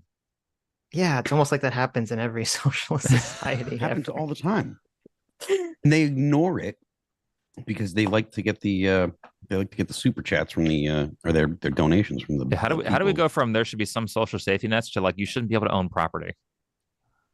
That's the $1 million question. Like everything should just be government housing. I don't know. Like I've seen like townhomes and stuff like that are things sponsored by the government, like in that type of housing. Like it's always shit compared to the privatized housing. Mm-hmm. Sure. So The I think real people should reason at least have the option. is not necessarily money, but more so how people make their money. And how people make their money being through capital accumulation is always going to work to erode this nation, the social democratic state that you're mentioning. And the example I will use is Europe. Because like if you look at European social democratic reforms throughout history, things that a lot of people take for granted, even the NHS in the UK, for example, is not immediately privatized, obviously, but it is. I don't hear anyone say good things about the NHS. Not that I'm an expert, right? I'm not the guy that's like, oh, I know all this stuff. But anyone that I talk to that talks about the NHS, they hate it. You listen to people talk about Canadian healthcare, and it's the massively long wait lines, and now they're killing people. So I don't see where he's getting this. I mean, I've heard mixed things from Brits about it. Like they do like they obviously complain about the waits and stuff, but they do like that it's cheaper. So I mean, You mean free? or free, I guess. You know, I hate to say it, but I think Thomas Sowell is correct when he says almost everything in life is just trade-offs. And that's kind of what I love to say Marxism Thomas is at the Sowell's end of the correct. day, which they don't want to admit, is that they basically want to trade off efficiency for some moral claim that they're making. But they don't want to make that argument. They want to claim that they can have this moral system that is more efficient when it never will be. It Yeah, of obviously leads course to not. authoritarianism and all that shit. But even under their hypothetical idealistic situation. Yeah, I agree. It is crippled under conservative administrations deliberately, specifically so that they can inevitably privatize certain aspects of it. It's kind of like how the same neoliberal reforms under the Reagan era wanted to openly starve the beast, the American government, which is why Americans no longer have any sort of confidence in the government to do any kind of social amenities, any kind of offerings, right? Okay, so this answer is kind of crazy if you actually break down what he's saying. Because remember, the question that he's supposed to be answering is, why do we need socialism specifically to solve homelessness? And his answer is essentially, we can't have conservatives in our country because if we have conservatives and they get into power, they will just destroy social safety nets. Right. Yeah. To try to get everyone off, try to get everyone to vote against these things. So I don't know how we got from socialism to solve homelessness to, I guess, we're entering the realm of why we're not allowing conservatives to exist in politics. He's Well, always maybe socialism is not allowing conservatives to exist in politics. Maybe that's the way he conceptualizes it. they're always like 3 or 4 steps away from like a final solution for conservatives. They are. It's sad, but that's true. Like, Dan, you and I, we both are in the highest tax bracket. We live in Los Angeles, California. We pay a fuck ton of taxes. We pay like European taxes, right? Yeah. And the reality. Okay. It's like This 45%. visual I'm looking at is fucking with my brain. Okay. The tissue box is like cut in half by the frame, or is it just angled weird? Like, what am I looking at? That's, I guess, one camera versus the other camera, because there's a couple times where they like intermix, like Ethan's hand disappears as he grabs the tissue because it's in Hasan's camera. That's Yeah, a but, like, wide laptop, though. Yeah, but Hassan's laptop, the background and Hasan all look to be the same continuous shot. Right? Yeah, but you can see there's a line there. I know, but that's why it's so bizarre to me. It's only on the tissue box. Yes, that's why I'm like, well, how's it That is only on the weird. tissue box? Yeah. What is happening? How have they framed that? I don't know. That's why I'm like, what's going on? It's like an optical illusion. Is we both recognize that those taxes don't necessarily go to the places that we would love for them to be spent on. Definitely. Roads, schools, libraries. What's that have to do with social democracy? That like my utopian social democracy? Well, because all that money in this situation, it does go to those places. Because America is still a capitalist nation, just like all of these other countries are. Yeah. And in a capitalist nation, you are always going to have the influence of capital. Well, let me ask you this then. Okay. In a socialist nation, on the other flip of the coin, wouldn't you also have a similar movement of people, a party of people wanting to move towards capitalism? Great question. There will always be, yes, people So what's who are the difference? counter-revolutionary. Well, not just that. I mean, there's a move because capitalism social democracy, there's a certain level of individualism that you don't have with socialism, perhaps I would say. And so I would ask you, what's the difference? You're saying that social democracy nations are the rich people are always going to be trying to erode the system. That's an assumption, by the way.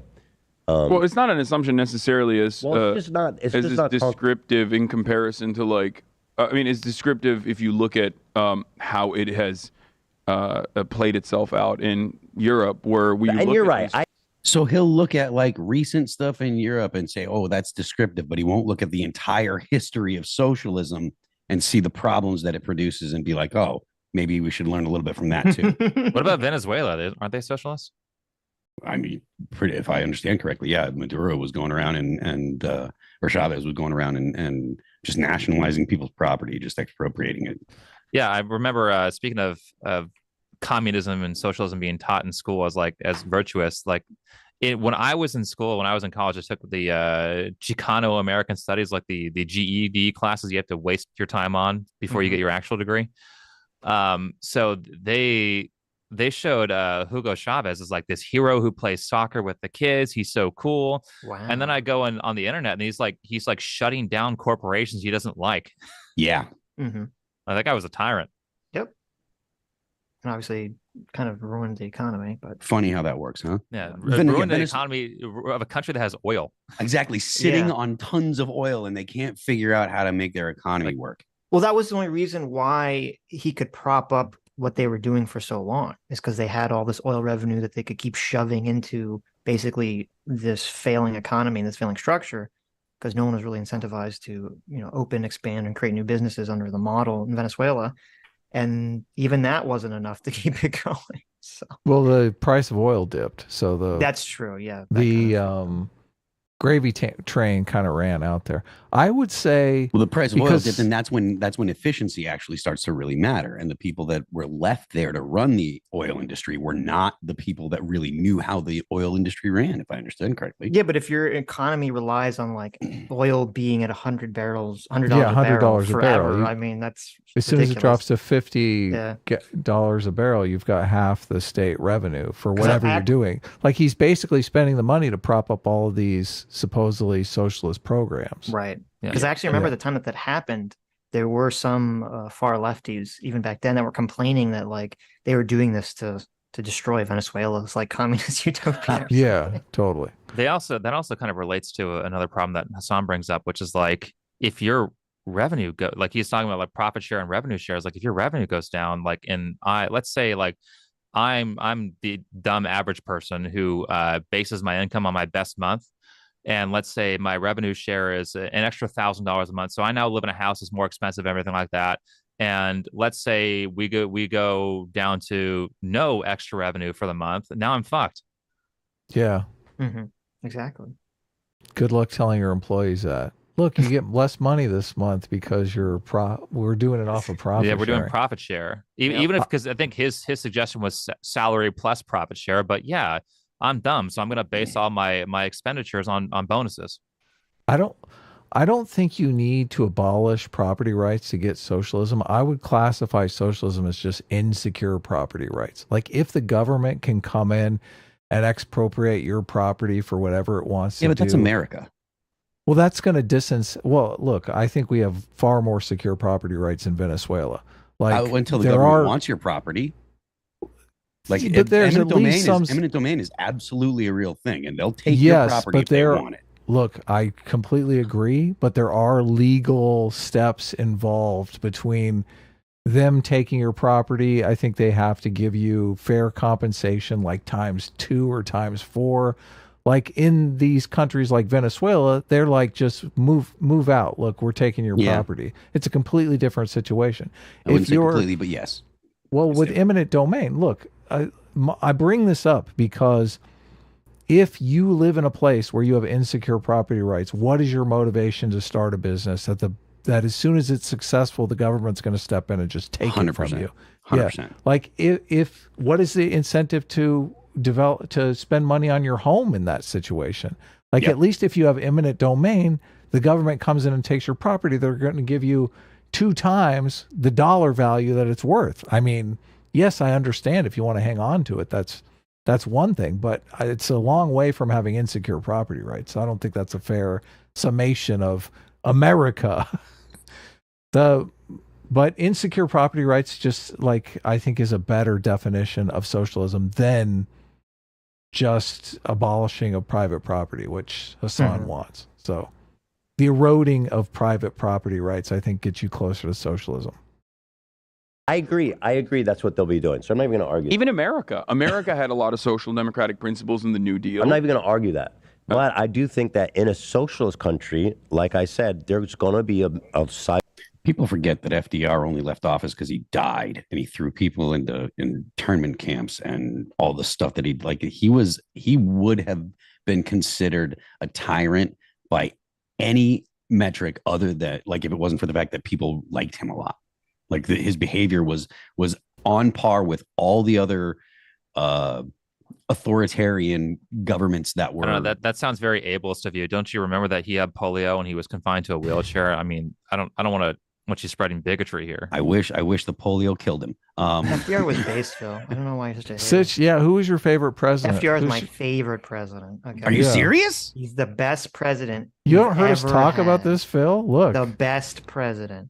Every time you go off on FDR, I think, only left oh, man. office because he died. Well, look, he would have won a 5th term if he would have lived. He should have got a 5th term. God, everything would have been so much better than. Oh, no. Why do you hate FDR so much? The internment camps and the He's libertarian, of course. The stealing of people's property. You talk about insecure property rights. They literally said, if you've got gold, you have to give it to me. I mean, we were on the gold. Yeah, gold standard is stupid. That's a great reason why we don't. That's not gold standard. That's people having gold as property. There's a difference. You want to talk about gold standard? Yeah, but because of the gold standard is why they made them give them the gold. No, if they weren't on the gold standard, they wouldn't have to do that. Did they just take people's gold randomly? Yes, he did. Or was it gold certificates? No, I don't remember what physical gold. You were supposed to turn it in. I believe because of the gold standard, they said that you're not allowed to own gold. They were like, you can't buy gold. Yeah. Even still, executive order, you have to turn in your property. That is exactly what he did. There are plenty of hoarding. I hate the gold standard, Phil. You're making a great gold certificates. Look, you're making a good but you think people should still be able to the gold own standard. Gold, though. People should be able to buy gold if they want it. They can now that the gold standard. Yeah, no. I'm saying, but I don't know the specifics of when they took the gold in 1933, but I'm assuming it was further than just not like a gold standard thing. What's your argument against the gold standard? I don't know. I mean, that sounds like, I mean, I can understand both sides of it. Like it's kind of complex. Well, why fiat currency is like a lot more effective if you want to trade. I mean, the economy can't expand without you digging up rocks in the ground. Yeah, that's the argument. So you agree with that, right, Sean? So I'm probably more toward, even though like past me would have criticized this, I'm probably more towards fiat currency just because it's faster. Yeah. It's going to happen that way anyway. Once you figure out that like, oh, we don't actually need the physical property here, then we're done. But also it allows for things like crypto. It allows for competitive currencies. My biggest problem with it is just the fact that it empowers the government to do a lot of things. Like the fact that the gold standard limits the government's ability to spend money. I mean, this is intrinsically what Adam and Sitch are against about it. I understand that, but I like the fact that it limits the government. I understand that. People, I mean, nowadays people that talk about gold standard, seems to be primarily for that reason. They just want government spending to be less. It limits what it can do. We wouldn't have had all the wars we've had since World War II if we were still pegged on. I don't agree with that at all. I mean, I think actually we do the opposite, because if you need the economy to expand and you need gold, you're going to have to get it from somewhere, and that means taking it from someone who has gold. There's literally not enough gold in the world to sustain the gold standard with the economy that we have now. Right. Phil, the government needs to be big enough to prevent us from being taken over by China or Russia. I'm assuming you agree with that, right? This I do agree with, yes. Okay, so look, unfortunately, yes. Well, whenever we're having these conversations about the government needs to shrink, I keep thinking, well, I mean, we got this huge cyber warfare problem. Like, there's all these different modern problems in the world that it doesn't seem like the government is actually big enough to address. I don't know about that, but I don't, because the thing is that the size of the government, or the absolute size of the government, is not what we're talking about, right? Like, I don't think that you need to have the DOT and HUD to work to take on in order for your society to be able to deal with the challenges that China poses. You know what I mean? It's like the government size, absolute size, is far more than just its ability to, deal with international things. And if you were making an argument saying, look, internationally, the government needs to be able to do X, Y, Z, blah, blah, blah, fine. But when you're talking about absolute size of the government, there's a whole lot of stuff that can be cut out and disposed of with no impact or minimal impact on our ability to deal with other countries and stuff.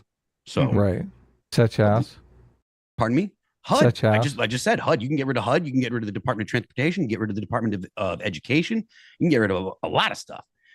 And the Department of Education, there shouldn't even be an argument about that. I mean, it's spend more money every year, giving money to unions and union bosses and stuff. And you have kids that are just failing.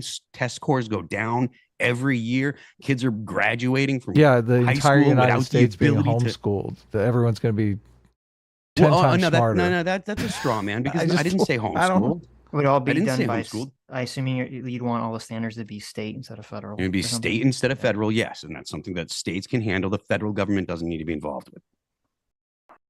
Just because I say the feds don't need to do something doesn't mean that I'm saying that it doesn't need to be done. Sure. Right. Yeah. I mean, I think, obviously, I think education in America I've complained declined, about a lot. Has declined significantly for a lot of reasons. I think primarily because we need to, But again, if we're talking about the overall size of government, sure. I just want to say though that I think if there is a problem with the federal or even a state government agency failing to do something, I mean, I think that can be fixed without saying that it should be. Then how come it never gets fixed? How come nothing ever gets smaller? Nothing gets fixed. Education because because they keep cutting the funding. Well, they have not cut funding for the Department of Education. What are you talking about? Adam's just trying to trigger you. Did it work? I feel like it did. Stop it. So actually, you did get me fine. I was looking up when FDR took people's gold. This was actually because of the gold standard, and they wanted to devalue the currency, so they kind of had to take people's gold in order to enact economic policy that they want to enact. Sitch, you're always fighting the argument from like 10 minutes ago. Well, no. Because I read it and then people were talking. I didn't want to interrupt. But it's still wrong. Okay. It's wrong. No, I agree with you. I'm just saying that because they're on the gold standard made them more authoritarian in their actions because they had to be, because they are constrained by being on the gold standard. Right. I mean, I'm assuming you were in favor of the United States being engaged in World War II. Who isn't? I mean, yeah. I don't know. I'm less in favor of the U.S. being in World War I, and I wonder if World War II would have happened if the U.S. wasn't involved in World War I. But look, World War II might not have happened if it wasn't for the austerity. Yeah, I mean, that's something that you could arguably say that Woodrow Wilson dropped the ball on. He could have helped it and made the Treaty of Versailles, or influenced the Treaty of Versailles to be less punitive and sure. Which is one of the reasons why I think that Woodrow Wilson is worse than FDR, but only. Though, to be fair, the gold taking away was more to do with them trying to fix Great Depression problems rather than World War II. So, but anyway, let's continue. Sizable amount of people moving towards capitalism. So what's the difference? I don't know if it'll be as sizable. And there also always has to be a state mechanism of control, which exists in neoliberal capitalism as well. And this is actually an area where I very much diverge from other socialists, I would say, or even more orthodox Marxists, that I believe the neoliberal mechanisms of control, specifically, it's just, how do I describe it? Free market, markets are better than the government at dealing with everything. Okay. Isn't that like beyond argument? Phil, you want to respond? Well, I mean, isn't that beyond argument? Like that markets are better than command economies? Well, I How do you think determine markets, what price doesn't is? believe that, obviously. Oh, everybody's talking at markets the are a same million time. times better. Yeah. I feel Well- like it's obvious and you know, something that isn't like people don't argue it anymore. And even leftists that are leftist economists have said, yeah, command economies don't work and markets work. You know, that's just the reality. I mean, they're sort of saying that because like you can't determine the value of something without a market.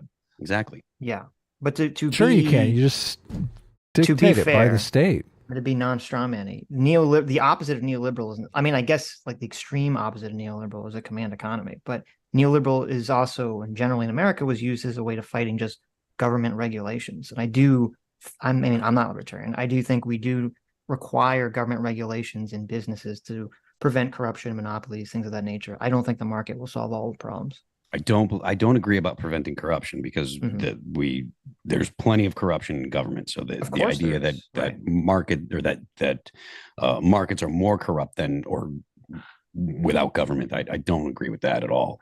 Well, I mean, I assume you agree with the whole, the Jordan Peterson, all hierarchies tend towards corruption, and you have to be like forever vigilant fighting against it. Yeah, that's why it's so important that you have an educated populace or people who are strong. That's why I don't like a lot of again, the welfare for people who are physically or mentally incapable of working a job that pays enough for them to live a decent life. Yeah, maybe like they can't so they're not homeless on the streets and stuff like that just because they can't afford things. I think that there's a reasonable argument for that. But welfare for people who are fully capable of working a decent job and making good decisions, like I don't like that because then it makes it easier to corrupt everything because people are stupid and easy to control when they're not strong. Like if you look at young people today, there's a problem with men just checking out, right? Young men checking out of society. They're not motivated. They can't get jobs that they like or whatever. They get menial jobs and they just kind of waste away, sit around smoking weed and playing video games. If you were to institute a basic income, I have a feeling the majority of people, now there would still be high achievers and people that would go out and do great things, I'm sure, but the majority of people would just, specifically men, would check right out. They'd say, you mean I can sit here and play video games? And like, I don't need a nice apartment. I got a room, I got a bed, I got video games, I got the internet, I got porn, I got weed, sure, I got food. There are a lot of dudes that are not ambitious.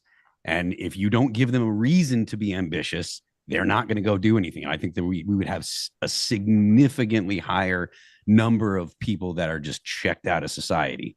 Yeah. And then we would lose out on other innovation too. That's why I think a lot of this is more, centered towards why is housing and medical care so expensive? Let's see if we can address those problems. Like, why are we spending $1 million for $100,000 house?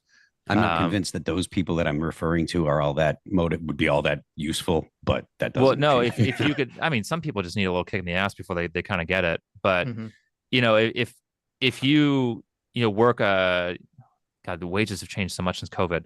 But if you worked like a $50,000 job, like an average job, and you couldn't afford a house, or you couldn't afford a house until you're at 150,000, like, well, what's going to motivate you? Yeah, and they're motivated by women. Hugely demotivated. So these terms are like, oh, you can't get a house unless you're one of the most productive people in society. Well, that's ridiculous. I think, as far as I remember, some of these markets used to be so cheap that you could afford a house or some sort of housing making almost no money. You could work at Walmart and afford a house. Yeah. Or some sort of like even like a studio apartment or a 1-bedroom or something that would reflect a home. Yeah. So it's ridiculous that you can't, like in California, you couldn't afford, like without 3 extra roommates, you couldn't afford a 1-bedroom apartment in California on minimum wage. Well, yeah, I mean, ridiculous. I agree with like that obviously we should be not incentivizing people to stay on welfare, and that if people could, I do think a lot of people would just smoke weed, play video games, watch porn, and get a government check all day if they could. I definitely think that's a very real possibility. But even in a situation where that wasn't the case, where we had either a culture or the systems were set up so that wasn't available to most people, so we had, I guess, so what you would call a stronger population or a more motivated, I guess, or will-driven population, I think that wouldn't really solve corruption problems, because I think that doesn't like fix people's ability to fight against corruption, just if they're stronger or more active in their in their lives. Oh, if you have a house, if you have free income, yeah, it does. I mean, like, there's a reason, like, if you're super corrupt, you want to destroy the middle class. And obviously, the more people at the lower end of the spectrum have better things, the more likely you are to get a middle class who has, freedom of choice, or like even weird things like, so if you want healthy organic meat, or like the healthiest meat you can get to be efficient, you have to have an extra fridge, like in a garage or something like that. Because what you need to do is buy a massive amount and then just store it and then eat it throughout the year. Versus if you want to buy it, if you have like an apartment and a small fridge, you have to spend ridiculous amounts of money for it at the store. So I don't know if that's the best example, but the more free time you have because you have extra wealth, like you can take off work to go, sit in a PTA meeting or things like that, or you have space to put things so that you can fund businesses who aren't screwing the market over because you have space to store bulk product. So that's where I think that comes in. I mean, it sounds more like if everyone was like a kind of classically type A person, I would agree. I don't think that's feasible. Well, what you would get is like, not everybody's going to change their personality type, but Right. more of the type A's who are limited by economic strife because things are too expensive would be able to act. I guess. Yeah, but I don't think that's going to stop, businesses from trying to. I mean, oh, it's not. No, you it's not have gonna to be stop you have to be businesses ever from like doing all evil, things. evil and sociopaths and all bad people are always going to exist. It's just you want more people fighting against that, so it doesn't get out of hand. Of course, right. Because So- as smart as one person can mean, one person can't fight everybody. There's going to be some weird market they don't know about that affects the normal person. Like, I don't know, like maybe some toilet market that nobody cares about, but now toilet paper's expensive. Some ridiculous shit. Well, like I that. guess just to be more like concrete, I do think we do need a government agency or something to regulate, food safety and medicine. I don't really buy into Yeah, I don't the disagree with idea- that. Yeah, I don't really buy into just the my idea bigger that's like, problem with those the market is will figure out, who's not poisoning you with their food. Yeah, there needs to be some sort of thing checking, especially with medical stuff, because people have been lying about medical interventions for years. There's a reason why the FDA exists. I just don't think it should cost hundreds of millions of dollars to get a drug approved. Oh yeah, obviously. But that's the problem and that's what I think Phil was getting at, which I agree with to an extent, which is that, wherever the trappings of power exist, wherever the hierarchy exists, the corruption is going to try to seep into it. The government is not immune from corruption, but neither are markets or private business. Or people. They're composed of people, so obviously, yeah. I think that there is two different, as reductive as possible, there's two different types of control. Control is always going to happen. This is what the state is there to do, right? Under liberal capitalist democracies in the West, you have a neoliberal mechanism of control that dulls the masses through commodities, gives you the false notion of choice. You feel like you have 32 different brands of Oreos, even though they're like owned by 3 companies that price fix, right? And they basically control all matter of commodities. And those markets are completely captured. But there's this idea. Who's the they in that scenario? What was he even trying to say here? This is so weird because he pitches 32 different types of Oreos as the illusion of choice, just because they're owned by a limited number of companies. Right. I'm like, dude, it's still 32 different types of Oreos. What the hell are you talking about? Yeah, and it's weird because I know, like, I'm assuming he's relating it to when people would come from the Soviet Union, they'd go to the grocery store and be like, why do you have so many different brands of bread or cereal or all these other things? Because that's the way we roll. Exactly. So as you're saying, his argument doesn't make any sense. But and to remind everyone, because we were kind of talking a lot in between, the original question here that Hasan is still trying to answer is, why do we need socialism to solve homelessness? Right, totally. Why can't we just solve that, with the system we have now? Well, that would amount to Hasan actually having to do some work in the world. But we've gone on this like bizarre, confusing tangent about how, well, conservatives are going to attack all systems, to which Ethan said, yeah, but they're going to do that in socialism. And then now he's talking about, I don't know, cultural capitalist hegemony, maybe. Number of Oreos. Yeah, number of Oreos. It's important who you buy the Oreos from. That's my takeaway here. It must be from Nabisco. Yeah. You want the choice that you want is you want a communist brand of Oreos. Otherwise, you can't purchase. Yeah, like Ben and Jerry's Oreos. Good leftist company. Idea that there are, this endless, boundless amount of choices that you can choose from. On the other side, the more authoritarian mechanisms of control, which have existed What's in... your opinion? I like the neoliberal one. I think that even in a socialist state, you should still very much give the people the false notion of choice and make it feel like they have a say in the process while doing... Mask off. What? Jeez. Total mask off. Didn't he just say, I don't like this, but then he said, I like it now? Well, but he's saying, look, you got to give people, look, he's saying in socialist state, people aren't really going to have a choice, but you have to give them the illusion of choice just so they don't rebel. The bidding of... I mean, it's a pretty cynical worldview, but I think that, you know, that's what states are supposed to do. Let me ask you this. And that will create a structure where there are significantly less people who are like, I hate the system right now. I don't feel happy. I don't feel good in the system that I exist under. So I should, you know, do counter-revolutionary capitalist reforms. Well, and likewise. Okay, so he finally got to the point. His argument is essentially the communist country in his mind will be so good that no one would want to switch to capitalism. Right. Because there's You not have going to the be illusion people of that are choice. motivated, you know, for their own self-interest. It's like saying all scientists agree. Right. Totally. Like, okay. I don't think there's that many people in Sweden or Norway who are saying, no, we need to move to a pure socialist because everybody there is provided for. I don't think there's a large... I'm speaking at... No, you're absolutely right. You're actually 100% correct. So like... Some Orthodox Marxists actually hate the welfare state for this reason, because the welfare state is a continuation of capitalism by offering certain amenities. Seems like the liberal capitalism has thrived and has created a structure where like the inherent contradictions that exist under capitalism that I think everyone would agree with, including yourself, those inherent contradictions become a little bit more muddied, and they never end up getting to a point where they converge and capitalism erodes into some socialist formation. See, Phil, that's why FDR was the most base president. Okay, he prevented us from slipping into communism. He did. He fought the National Socialists, killed a bunch of them. No, I think Phil's not here.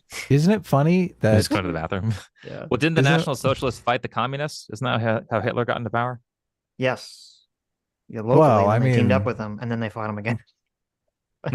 they teamed up with him before they invaded Poland, though, right? I mean, the agreement was they were going to split all the land between them. Yeah, they teamed up with the Soviets. Yeah. No, Right. I mean like in general, like in terms of when Hitler first started getting power, like before he got arrested, when he was doing political speeches, the communists would come and beat the shit out of everybody. Yeah, in Oh, Germany. we're talking yeah, about the this. local I just stepped away for a communists. second, and I'm excited to hear that we're talking about Stalin and Hitler. Oh no! So while you were gone, Hasan basically laid out how the Orthodox Marxists were upset about social welfare programs because they basically act as gatekeepers to stop like society from getting so bad that people want a communist revolution. And I said, Phil, this is why FDR is the greatest president ever. He stopped us from turning to socialism. Like I said, I am moved by that argument. Okay. So Good. but It is a good argument. yes, I'm glad I yes. moved you. Yeah, and so It was my argument, Sitch. What are you I'm glad talking Adam about? moved you. you guys can fight about it, but I am moved by that argument. Like it is a compelling, you know, statement. If that's the case, then you know it's. So you're in hard. favor of social safety nets? We did I it, didn't folks. say that. If I'm given the option of communist revolution or social safety net, I'm going to take social safety net. Okay, look, Fake we're making libertarian. progress. God. Like I said, I am not. I don't even call myself a libertarian. Like I really hate using labels because I'm not stuck in stone on anything. You're a libtard? I'm a liberal. I do call myself a liberal. There you go. So, Based. but when I say it, Awesome. I'm thinking of, you know, I'm thinking of Classical. classical Individual you know, freedom. yeah, Yeah. classical liberal and stuff Right. like Enlightenment ideals. Yeah. Those are, in my opinion, good. I believe in the metaphysical basis for liberalism that we can, you know, come in contact with reality and we can reason and blah, blah, blah. Right. Yeah, good stuff. Natural rights. You know. Yes. Yeah. Did you know that it's not your natural right to be able to vote for your own government? I don't know if you know I that. don't care about voting at all. In fact, I'm there's like my gut is it's probably a bad idea. The only thing good about voting is the fact that it keeps people from revolting. I didn't expect this take from you. Wow. All right. Okay. Because people the fact of the matter is people don't look into what they're voting for. They don't know the details. And nowadays it's so easy to sway people with bad information. Look at Hasan, he's like, there's a guy that. Yeah, but don't you think it's your right as a person, if you're living in a country where your government has the monopoly on violence, that it's your right as a citizen to be able to have some control over that? I mean, but it's just a show, because oh my God, I don't think that your vote counts very much.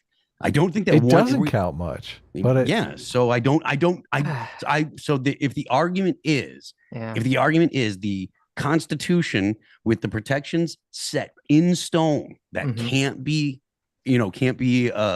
interpreted and stuff, versus a democracy with a constitution that can be changed with the whims of the people, I don't know that the democracy that can be changed with the whims of the people actually is better. Well, I mean, anything can be changed. I don't know.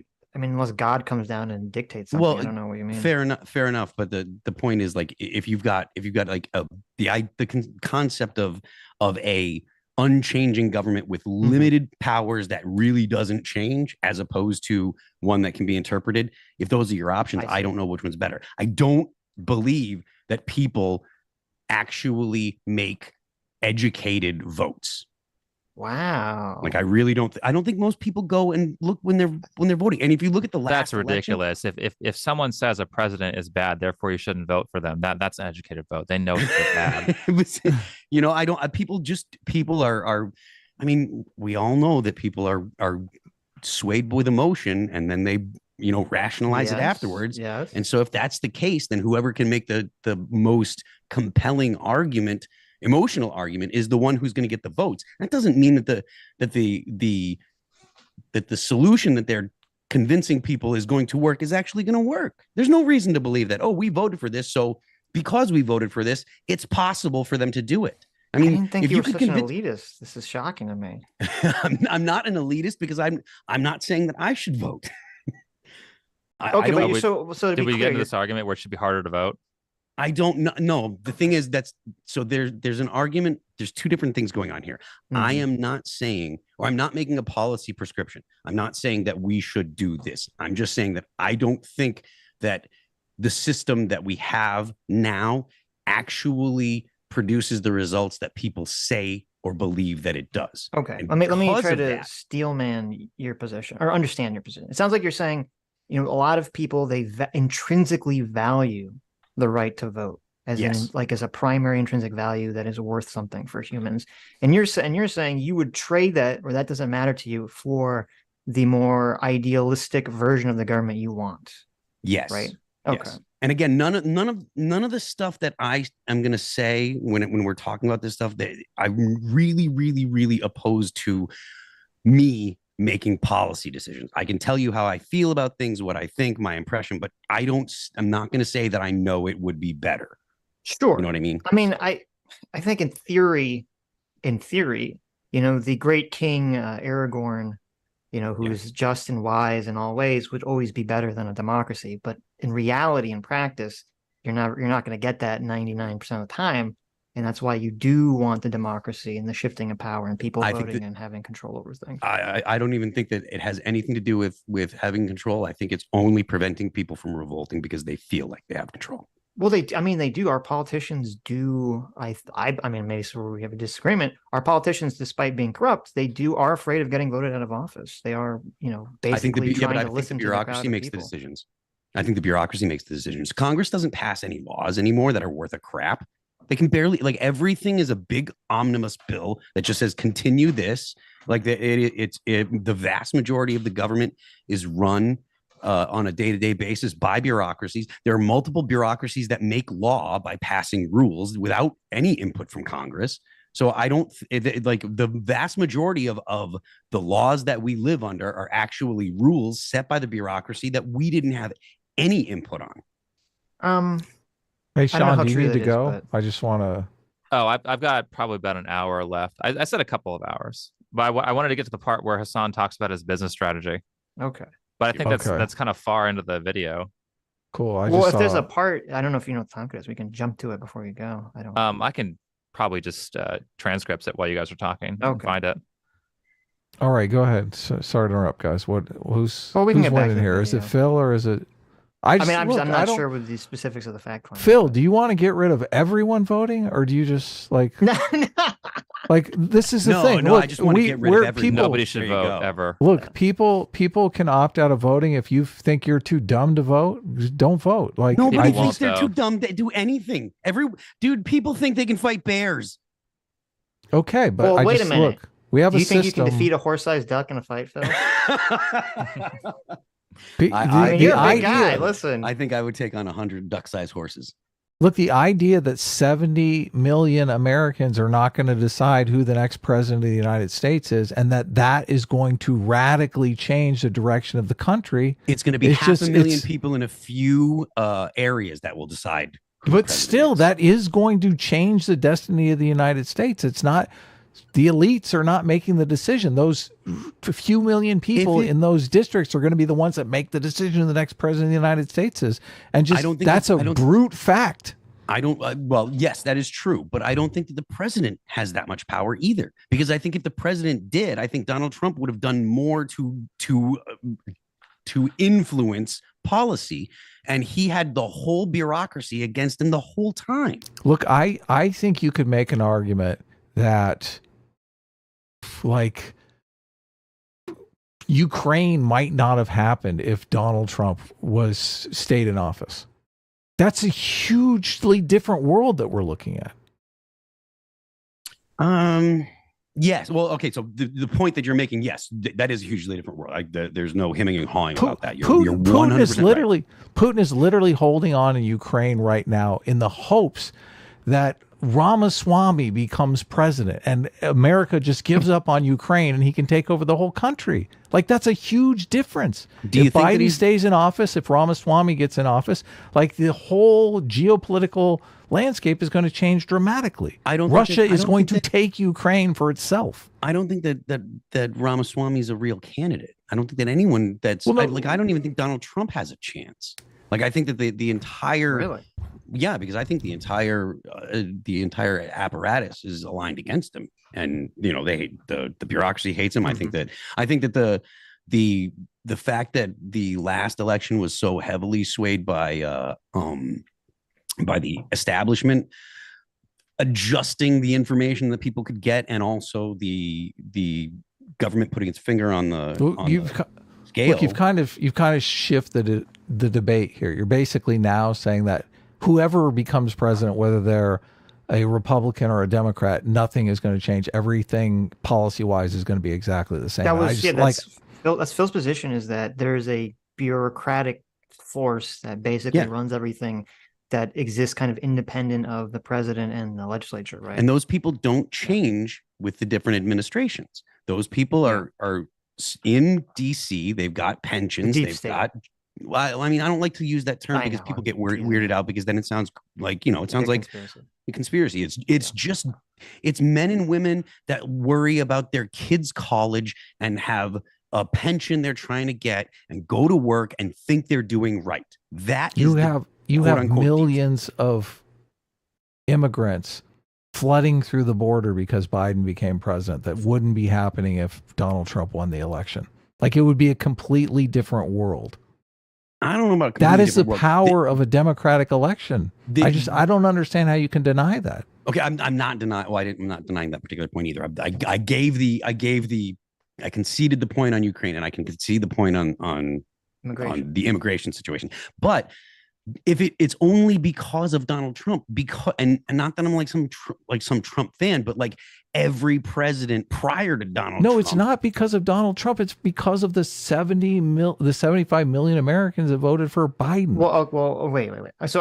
So my issue with this is that I think that there is a lot of gridlock in Congress right now. I don't think that's because of the bureaucracy. I think it's because essentially both parties have realized that their voting base doesn't want to work together, and they're making a lot of money and they're getting a lot of political capital with this like hyper polarization, demonization technique that's been kind of going on since, I guess, maybe the 90s. I mean, obviously we go kind of up and down in these hyper tribal times, and it's just more politically effective for them to never work together as opposed to compromise. And I think that's kind of what's caused the gridlock. And I do think there are ways to solve that problem, but I don't really think. But I there's don't think like that a changes the fact that bureaucracy running everything. Oh, I strongly disagree about the bureaucracy. I really strongly disagree about the bureaucracy. I think the bureaucracy has an outsized amount of power, and I think that the fact that Donald Trump had the whole government set up against him, and this is how you feel about Donald Trump aside, right? Like it's not in any way some kind of like, oh, Donald Trump would have fixed everything or blah, blah, blah. But the fact that you had the whole intelligence apparatus against him, you had his own DOJ was investigating him for almost the whole of his presidency and stuff, all of that stuff. And there were people that were specifically not, there were people in the military that were specifically saying, we're not going to listen to him. We're not going to do these things, all of those things. He's supposed to be the president, and the whole bureaucracy was aligned against him. Like, well, he did not have allies in the bureaucracy. And I think that is what has given me the feeling that, okay, yeah, the bureaucracy actually is in charge.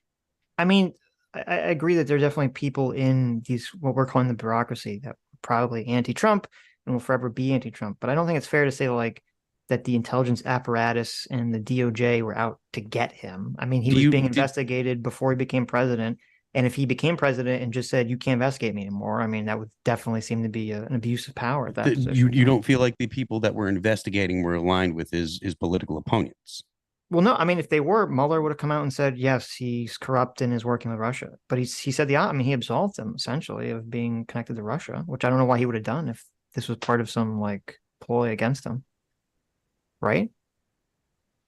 I mean, there are still people that believe that he was aligned with Russia, and there are still people in the government making those arguments. So I know, but I'm saying, like, we had the investigation. I mean, Mueller investigates him, and he clears him of being connected to Russia. Which, if there was a reason for the intelligence apparatus to hit him with something, or the DOJ to hit him with something, that would have been it.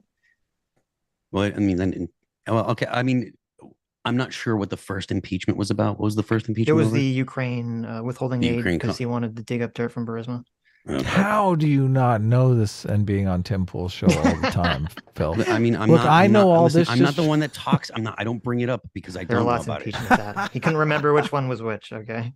There was never an impeachment over like a Russia connection. Okay. Fair enough. No. Anyway, we can move on, but let's do it. Oh, I found the democracy. Oh, nice. I found the time code for it's give me a second. I gotta look on Twitter now. It's 4323. Okay, he moves into profit sharing. 4320. And they're talking about how Ethan's assistant started on as freelance, and like he's asking how would I have started him in the socialist ideal. Gotcha. Okay. Hey, we go back to 5 years ago when I hired Dan as a freelance. You started as like a consultant. Or a freelancer. Yeah. And obviously you moved to full time, and I'll get to that. Yeah.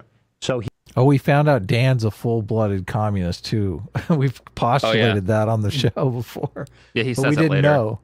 He's like, yeah, I'm a socialist. he started as like a freelance consultant.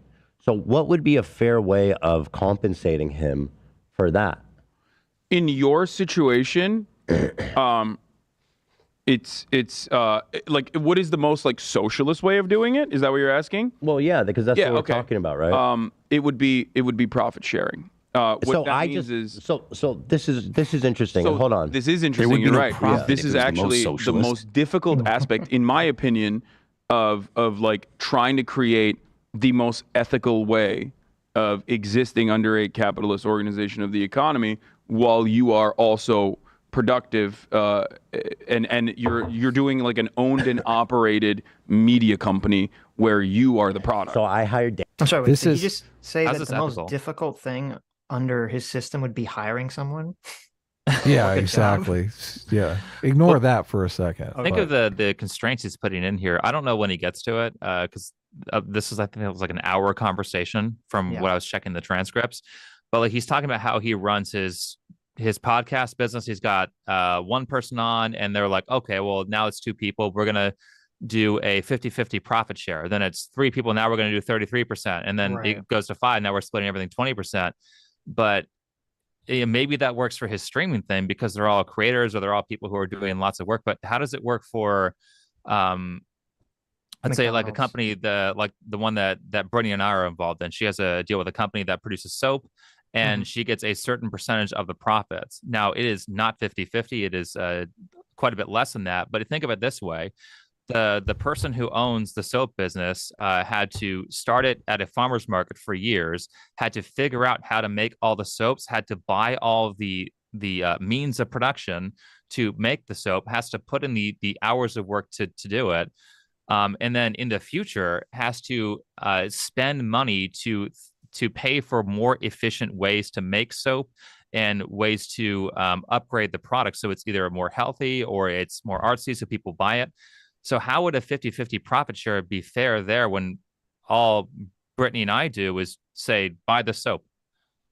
It wouldn't be at all. Yeah, that's not. So Reed Street's the company, if anybody, Reed Street Soap's the company, if anybody wants to know. But so it wouldn't be fair. And that's what he's suggesting. And now he gets more like, oh, as it gets more nuanced, if it's I think he actually says profit share with the janitor too. Like they get, yes, like, he does. If you have, if there's 5 people in Ethan's studio and one of them's a janitor, they get 20% for cleaning. Yeah, I mean, this whole concept is insane. Like everything's just split evenly. That sounds really stupid. And then again, you run across the problem where it's like, okay, well, most people are done with money. If you tell them that they're going to get this month, well, that's where this problem comes from. Well, yeah, but done with money, yeah. Yeah, I guess. Well, I mean, part of it would be also economic education. I think maybe some of that's intentionally we don't get. Like people don't know like basic savings. Like have a little bit of savings, pay off all your debts. Don't buy things you can't afford, things like that. Well, I think a lot of these people, there's no appreciation for building up the business or the brand in the first place. Yeah, that's true. So it's like, oh, I just, if I'm a server at a restaurant, why am I not getting, why is the boss or the owner who started getting all the money? And there's just this like idea that they'll have. And they say this about Elon Musk. They think Elon Musk or some other owner of some big company is just sitting around their office playing video games all day. It's like they're just completely detached from the reality of owning and managing and running these, massive businesses and how much work's involved. And yeah, you can say that maybe they shouldn't be making, billions of dollars or whatever, but that's a far cry from just because you're the janitor or a waiter means that every single employee gets some sort of equal share of the profit, or there is no profit, just gets an equal share of whatever the business makes. Is not only is it unfair to the people that are working hard that did start the business, but also you're disincentivizing people from getting hired in the first place. Because why would you ever want to hire someone if you're going to take a huge pay cut to hire anyone? Yeah. Basically, it's right. Every time you hire someone, you're taking a pay cut. Even if it's like, okay, let's say that the janitor's wage is more reasonable. He gets a 0.5% profit share on a massive company. Actually, that's kind of a lot large for one employee. Yeah. But you're going to lose money every time you hire somebody.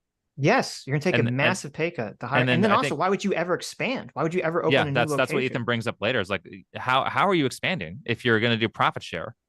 Like, how are you? Because a lot of times what happens, and I think they don't realize this, the franchise is, let's say like the Starbucks down the street makes 8 times the Starbucks that's the closest to me. Right. A lot of times what that will do is they'll take the money from that Starbucks and use it to make sure they have brand ubiquity, so Starbucks is everywhere, so that not that this Starbucks specifically makes profit, but it allows it basically works as advertising for the next Starbucks. So you can't really do that if you're doing profit share. Right.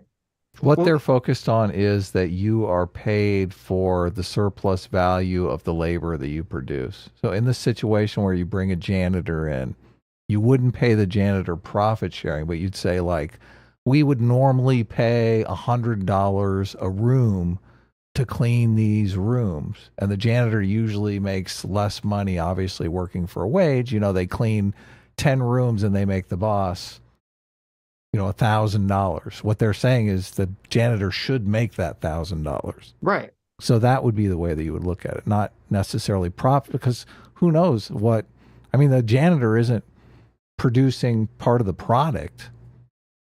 Well, yeah, but under producing clean rooms that you can work in. Yeah, but they're not going over how much advertising is, how much resources it costs to even get that business in the first place. Is like, if you're a big business, maybe you only have so many contractors, where it's like, well, it took a year and a half of whining and dining to get this hotel suite that we now clean. So where's the cost of that? So why should the janitor get all $1,000? Look, I totally agree. I don't buy into any of this stuff. I'm just saying, like, that's so calculation that you would make for the janitor. Yeah. They do it off of surplus labor. Right. It's stupid. Not to say that the janitors should get paid like $1 an hour or No, something. the janitor should not get paid. The janitor should get paid. It's an internship. That's the way Hasan runs things, okay?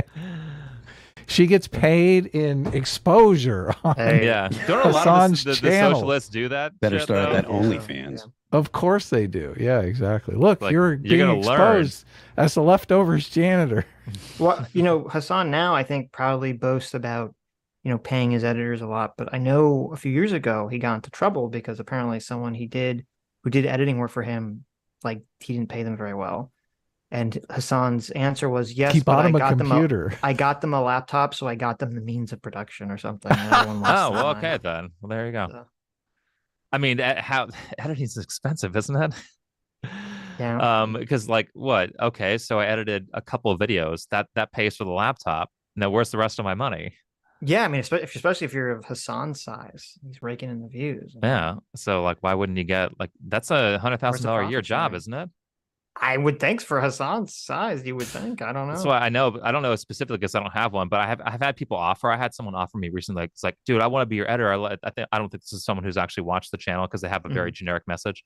It's like, dude, I love your channel. I've been following for a big time. Like, what I propose is that I edit your videos and I'm going to charge $80 a video. I was like, are you fucking kidding me? It's way more expensive to edit a video than $80. I mean, if you're just putting like a bunch of random like stock video over like even my lazy ass editing that is taking stock images and sliding them to the right of the screen a lot of the time is more expensive than that. Sure.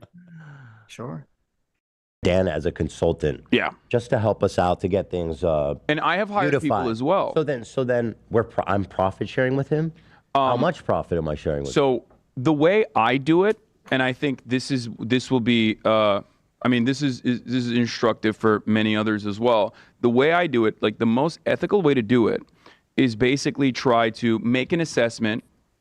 Sure, there's market considerations on the one hand, like what the normal wage would look like, but that is like the minimum. You know what I mean? That is like the minimum. That is the worst possible amount to pay someone in the form of wages, in my opinion. Okay. So you have the market considerations on the one side, which I don't necessarily care too much about. On the other side, you have your productive output, right? Let's say you were making $10 before Dan came on, and now that Dan came on, you're making... That wouldn't be measurable metric. No, I know. I completely agree with you. Yeah. I know. Which is why I'm saying it's a tricky situation. It seems almost impossible. Yeah. me. Well, technically, the other side is also very cruel, but we just like have But that's normalized. not true, because in social democracy, people are fairly compensated. It's not cruel, in my opinion. No, there's... I don't... It doesn't bode well for your philosophy that just hiring a person to do a job is described as a tricky, complicated situation. Right. He is It's more work. idiot. Yeah. This would completely grind the economy to a halt. This Yeah. conversation perfectly illustrates how all the dynamism of the United States is just gone. Right. 100%. Like, why would you start a business? Look, starting a business is a lot of work as it is. This makes it just like impossible. Yeah, and then plus most businesses fail, so people are putting a second mortgage on their house to start their business, and I like, know. oh, you get profit. Oh, well, you didn't take the mortgage, but you get 50% profit share, or even 10% profit share. What do you do? Yeah, what do you do in that situation when you're starting the business $100,000 in debt? Do they pay you? Look, come to work also and pay me. Yeah, there's a secondary problem too. There's a secondary problem to that, which is like a lot of times profit share means you make no money. So it's like, well, the business hasn't produced a profit yet, so you don't get anything, and people aren't going to work for free. Of course not. If I have a YouTube channel, I want an editor, I still have to pay him $100,000, even if my videos aren't getting views. He's still going to want his money. Yeah. People aren't just so nice to say, if I make $10, you get 5 of those. I'm not 100% sure about this, but I think, because they always bring up Mondragon, which is a big co-op they always point to, I do think that you actually have to buy into being an employee there for that reason. Oh, really? Or like employment is like passed down through families. There's some like weird thing that goes on. That sounds like there. an MLM scam. Yeah. They sell these Cutco knives, but you got to pay $100 for our service package to be able to sell shit. Listen, those Cutco knives are good. Okay, I have those, and Good They're night. good. They're good, Just but what their you want. marketing's a little bit I'm sure messed it up. is. I'm sure it is. You want jobs that are just like rent controlled apartments. They're passed down generation after generation. Yeah, it's That's- something weird like It's ridiculous. I think we people think can be of social more or democracies- we more think of social fairly, democracy- less fairly compensated, but like generally speaking, they'd be more fairly compensated than what you would see today. Yes, in comparison to the United States of America, which technically would be a mixed market or social democracy, social democracies in other countries, there is better compensation. So here's the So wait, he just called America social democracy. If you're keeping score here, interesting. unintended consequence of that. Due to regulation, government regulation. If I'm just hiring Dan to come in and help me with cameras and stuff, and I have to cut him in on profit share, people are not going to hire as many people. They're going to think a lot more before they bring more people on. Well, can I just chime in real quick? Just to clarify this point, are you still talking about the period of time where I was Yes. working as a contractor? Yes. I haven't got to the full time yet. Well, we're going to move to that. Right. I will just say that at the time, I was essentially operating as my own business as well, because you weren't my only client at the time. Right. Okay. I did that professionally for a lot of people, and you were one of many people that I would come and do shows with until you offered me a full-time thing. So just because we're using the specific example, I just wanted to clarify that, because I think that matters in what the dynamic was when we were initially working together. I don't think that matters in such that I'm more focused just on the profit sharing. The reason why I was bringing and up the implications on to a business and business owner of that. Okay, but the reason why I was bringing up the revenue is because let's say you were making you're making $10. Dan comes on, now you're making $15. Yeah. Right? Dan has brought in $5 extra. What like the idea that you hired someone so automatically you have more revenue. That I don't know that. I mean, a lot of times you hire people and they lose you money. I mean, that's should you be that's able to been my backsue them and say experience. you've lost me money, therefore now you owe me money.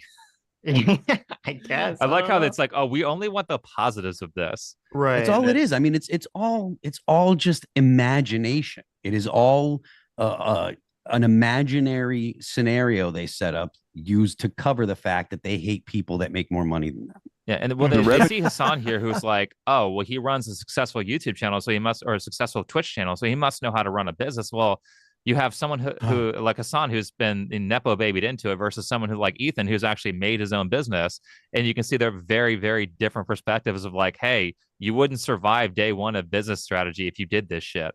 I know, because I actually had to do that. 100%. Like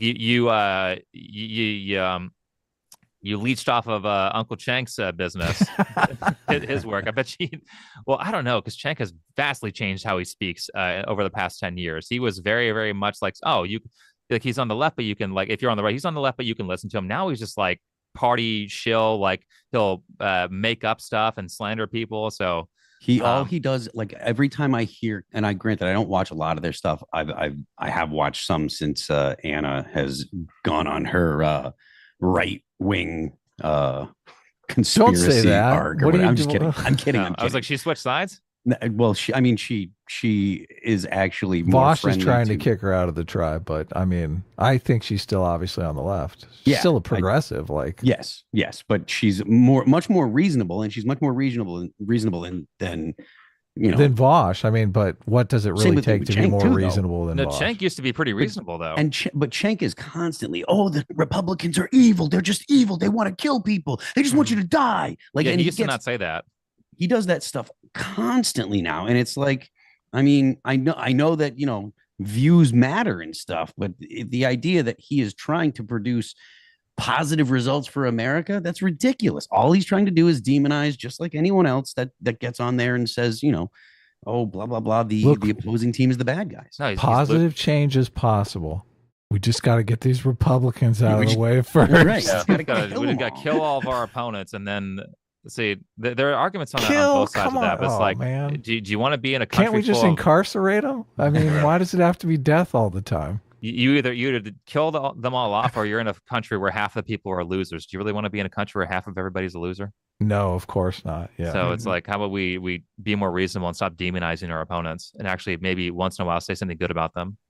Look, you said that in one of your videos, Sean, and I really admire that. You're like, I try to say something positive about even my opponents, because usually they get at least something right. Yeah, well, even with things like one point, this video didn't do particularly well, but one point where I really drove that home was a video about one of the Twitter staff who was like basically a super racist, super sexist. I forget her name, but she was one of the people who was on the board of Twitter. And I was like, well, yeah, she might be all these things, but she did start a successful online business where it's basically like an Amazon style business. Like she started that. I mean, that's pretty impressive.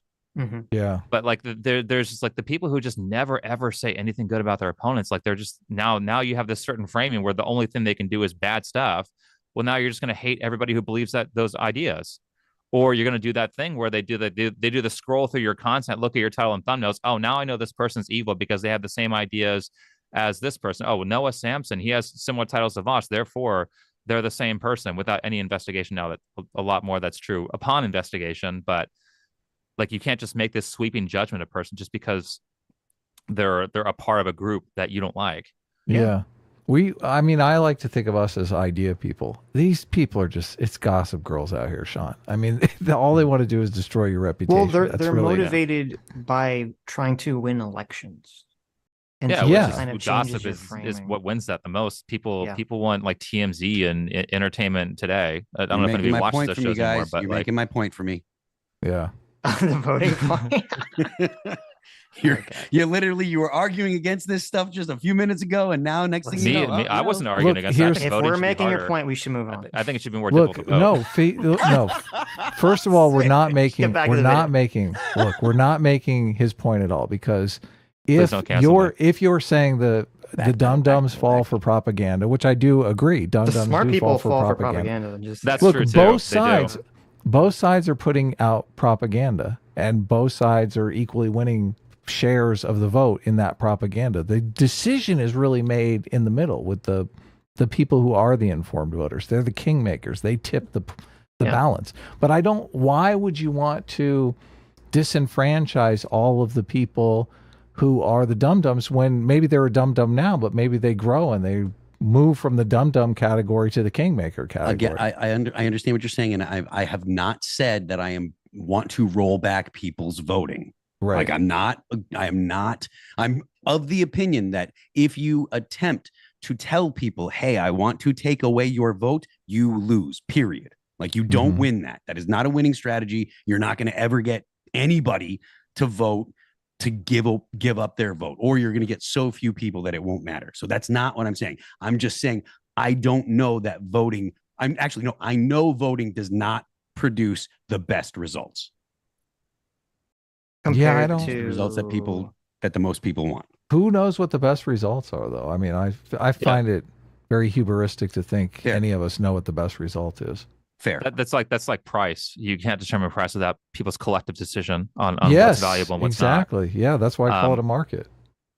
But I think in terms of voting, there needs to be some sort of hedge on low information voting, in terms of like this person bad, therefore vote for other person.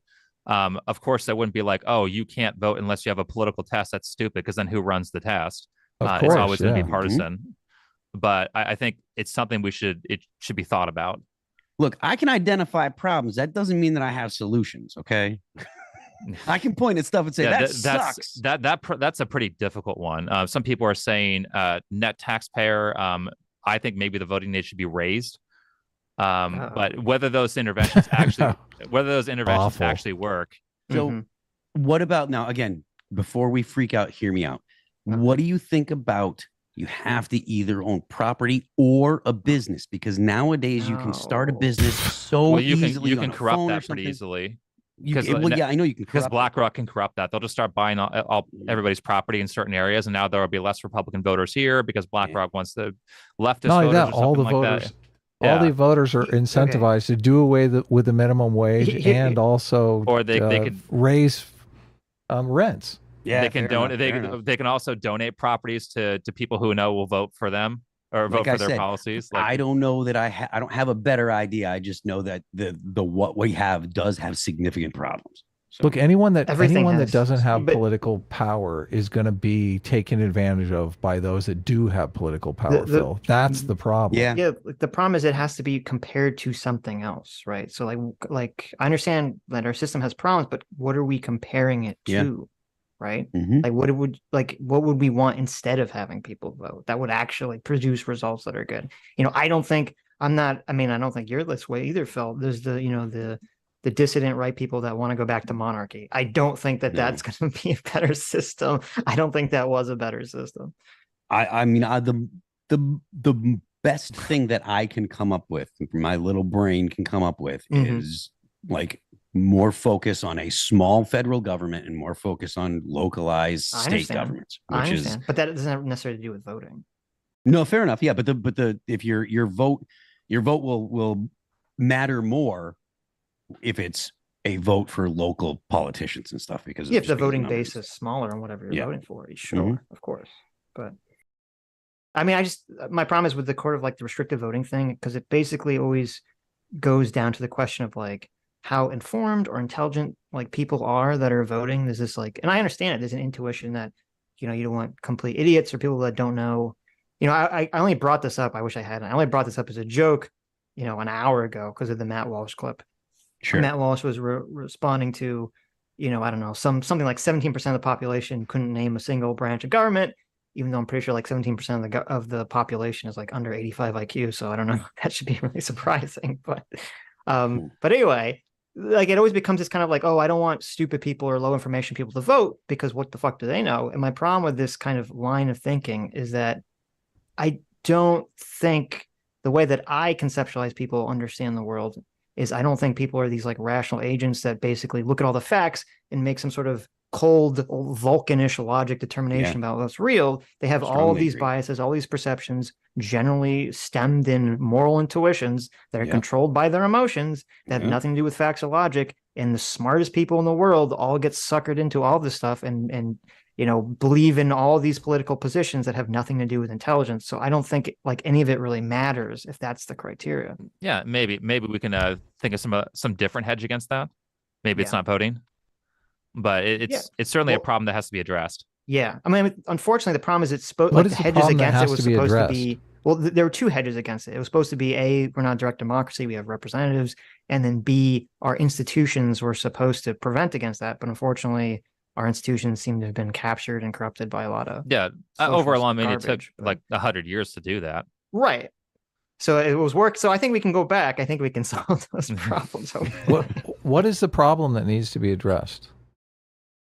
People are voting incorrectly because you lose an election. That's a problem that needs to be addressed. Yes, I didn't like the outcome of that. Therefore, the elections are wrong. That seems to be like. This is what people think, though. They really do. They're like, we need to disenfranchise some of the voters on the other side because we keep losing these elections. Like, what the fuck is that? My issue is that the elections are always between two people who suck. No matter like, okay, maybe if you are on the right, maybe the guy on the right sucks a little bit less than the guy on the left, and vice versa. But it's like they all seem to be pretty bad people. Getting like disenfranchising people is not going to solve that problem, though. Any argument for disenfranchisement is a loser like that. I mean, we can talk about we can bounce ideas off each other all day long about what might possibly be better, but you're never going to convince the majority of people that they should give up their right to vote. That's just a non-starter. I feel like open primaries would be a step in the right direction. I feel like ranked choice voting would be a step in the right direction. Disenfranchising the dum-dums is like not even in the top 100. I just look, especially if you're a fan of markets, like there's local information that various voters have that you don't have. Like where this leads, only the smart people voting is a planned economy. That's literally what a planned economy is. Only the smart people making the political decisions. That's bullshit. Right. Well, even if you had only the smart people voting in some, like, I don't know, so you had to have an IQ above whatever, 120 to vote or 140. If we're going to really be like very elitist. There's like 7 people then. Right. I know. I'm just saying, I'm just theoretically. Well, yeah, even if that happened, all you would see was that the politicians would just change their rhetoric to appeal to those people. But those it'd be people like would all have the zero same taxes. shit. Yeah. Everyone else would be taxed and no, but I mean, like part of the reason death. that like like a lot of their politicians have their rhetoric the way they are is because of who they're trying to appeal to. Right. So I don't know if it necessarily have a big impact, but look, anyway. if you're trying to appeal to an electorate of 100 people, you're basically, your best shot for staying in power is paying off those 100 people. Yeah. If you have to appeal to an electorate of 75 million people, your incentives completely change. You're like, okay, I need to come up with broad-based policy solutions that are going to be good for everyone. All you got to do is call the other people bad guys. Well, look, that's part of the problem. But That's I true just for look, you everything. can't pay off 75 million voters. I mean, Right. look, Biden Yeah, has you can. tried You offer government programs. student. Yeah, well, yeah. Look at somewhat. Biden. The whole like, oh, he promised to pay off student debt. Blah blah blah. That's purchasing the votes. That's exactly what you're talking about for 75 million people or whatever. You find the voting block that has their handout that says we want this policy, and you look at who's going to get their college paid off. It's not poor people. It's the laptop class. It's people middle class and up that went to college that studied something that doesn't pay or whatever. So the idea that Gender Phil, theory. and aren't purchased, and votes Phil, are absolutely bought. Look, I totally agree with you. But Phil, why aren't you voting to fight with us against that? Like, why are you staying home? Why are you letting all these college students take our money away from us? You could be voting with us for tax cuts. I vote. There you go. Okay. Well, I thought you said I'm not someone that abstains from voting. I vote. I thought you said you all. did. Okay. No, Well, no, good for you. No, I'm not. I'm not that guy at all. No, I voted. At the- I have. Look, you've I will convinced make me, a trip Phil. to New College Hampshire. students shouldn't be able to vote. Okay. Let me okay. At the end of the day, though, and this is why I think voting for everyone is important, is that, as you said, Adam, it's easier for, and this is, straight dictator's handbook shit. It's easier for dictators and politicians to pay off a small number of people than a large number of people. And you would prefer that they're paying off the larger number of people, the population of the entire country, than like a handful of elites somewhere. Yes. Yeah, totally. Or you can do this thing with, it's hard to hedge against this, but it's like, this is why I suggest that the voting age should be raised a few years, because 18-year-olds are stupid. You haven't even go ahead, make your point. Make your point. Okay. But if you get a lot of people who haven't had any sort of life experience, haven't been outside of their parents' house for more than 5 minutes to go to school, they're going to be very, very easy to manipulate towards, again, vote Biden, Trump bad, or vote Trump, Biden bad, because they don't have any prior experience on that. You push it back a couple of years, like 22, you're going to hedge against that a little bit, in my opinion. Okay. Well, I'm not saying it should be like 55. Yeah. That'd be ridiculous. Because then only old people are voting. Then you're only going to get what old people want. You're Look, get, I don't think self-insert catheters or something. Right. Let's move away from the voting. Yeah. I know it's like Adam's favorite topic. Well, no, I want to do the Let's watch custodial this voting video. thing. Yeah, we should probably watch the video more. Yeah. Let's do custodial voting just for a second. No, So- please, God, no, stop it. No one cares. Look, No, so we've watched the video. he's talking about raising the voting No age, one, it's right? fine. You could talk about custodial voting later. We can have an entire conversation on voting. Okay, let's watch this video. Look, I'm literally trying to trigger you, Sitch. And I it's know so you are. Easy. I know you It's are. so easy. I know. For you. No. And I think that the best possible way to engage with that would be to cut Dan in on offer Dan living wages plus whatever Dan has brought in the form of revenue. Here's a big problem. And that you determine moves that moves into direction like you make, and then later down the line you make. The issue with the tissue box is gone now. Put on the floor. $100,000 and It moves with it, now. yeah. Dan is moving with it as well. Here's where this seems more like it's a nice theory, but like in application, it makes no sense. Who decides how much value he's brought? How could you possibly decide that? If my show is growing, Dan joins, and let's say, now I'm making $15. Yeah. But the show was organically growing. How can I attribute all 5 of that to Dan? You're absolutely And correct on this as well. This is a big weakness. 50-50 with him? This is something that I do not have an answer for either, which is why, It doesn't like make I sense. said, I said, you make do with you try to do your very best.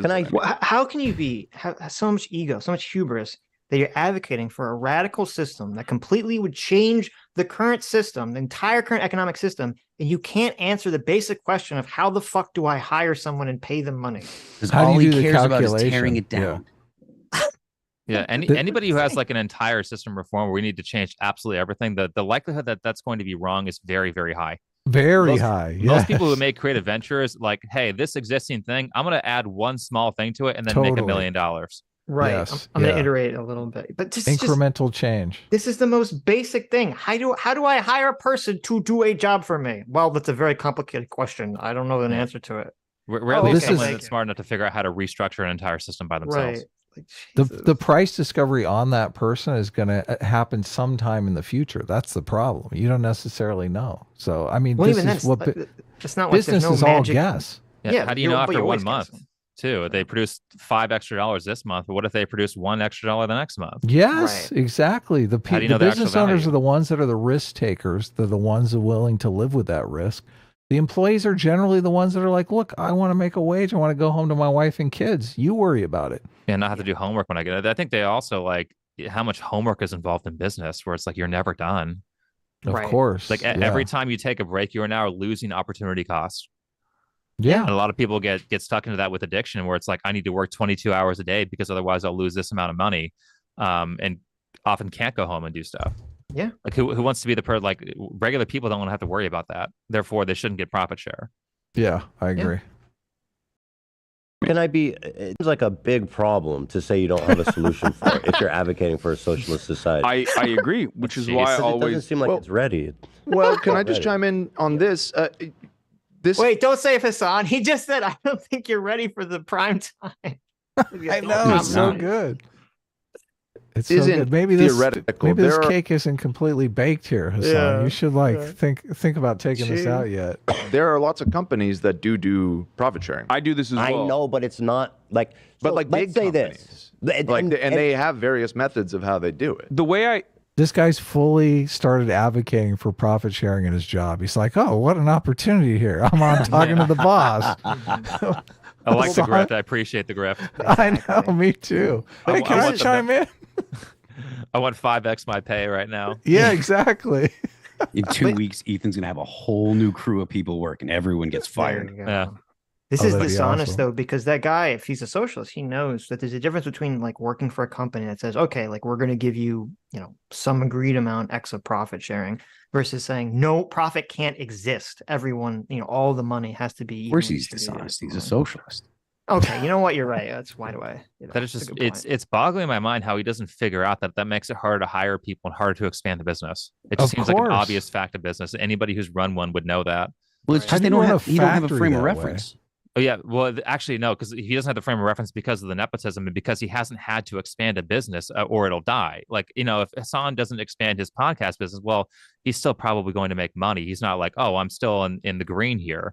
But if you're losing $5,000 a month on your business, you need to expand or you will die. Right. Yeah, his podcast is like a side business. So he's got Yeah. his income taken care of with his streaming. Yeah, and his streaming I think this advertises is a the side podcast. business. Right. Yeah. I think Leftovers is a side business for Oh, him it is, too. of course. Yeah. There are ways that do it. There are ways that do it that make sense. I do this But the as well, way that Ethan. socialism does it in the purest sense is like Dan joined 10 Thank to you, 15. Dan gets half of the 15.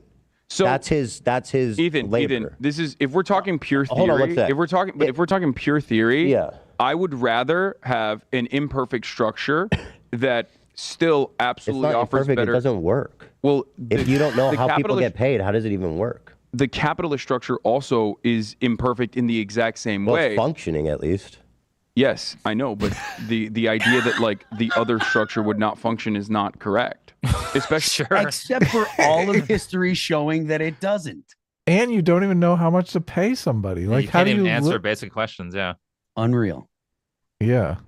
when we're telling you that even under a capitalist organization economy, there's plenty of different ways of doing But this. there needs to one be- of the most successful ones that I also have is a cooperative, right? I have a cooperative, collectively organized podcast, for example, where split it 5 ways regardless. Obviously, my output in that situation. The idea that there's 5 people start a podcast and they all split it equally, you call that a co-op? It's like, fuck you.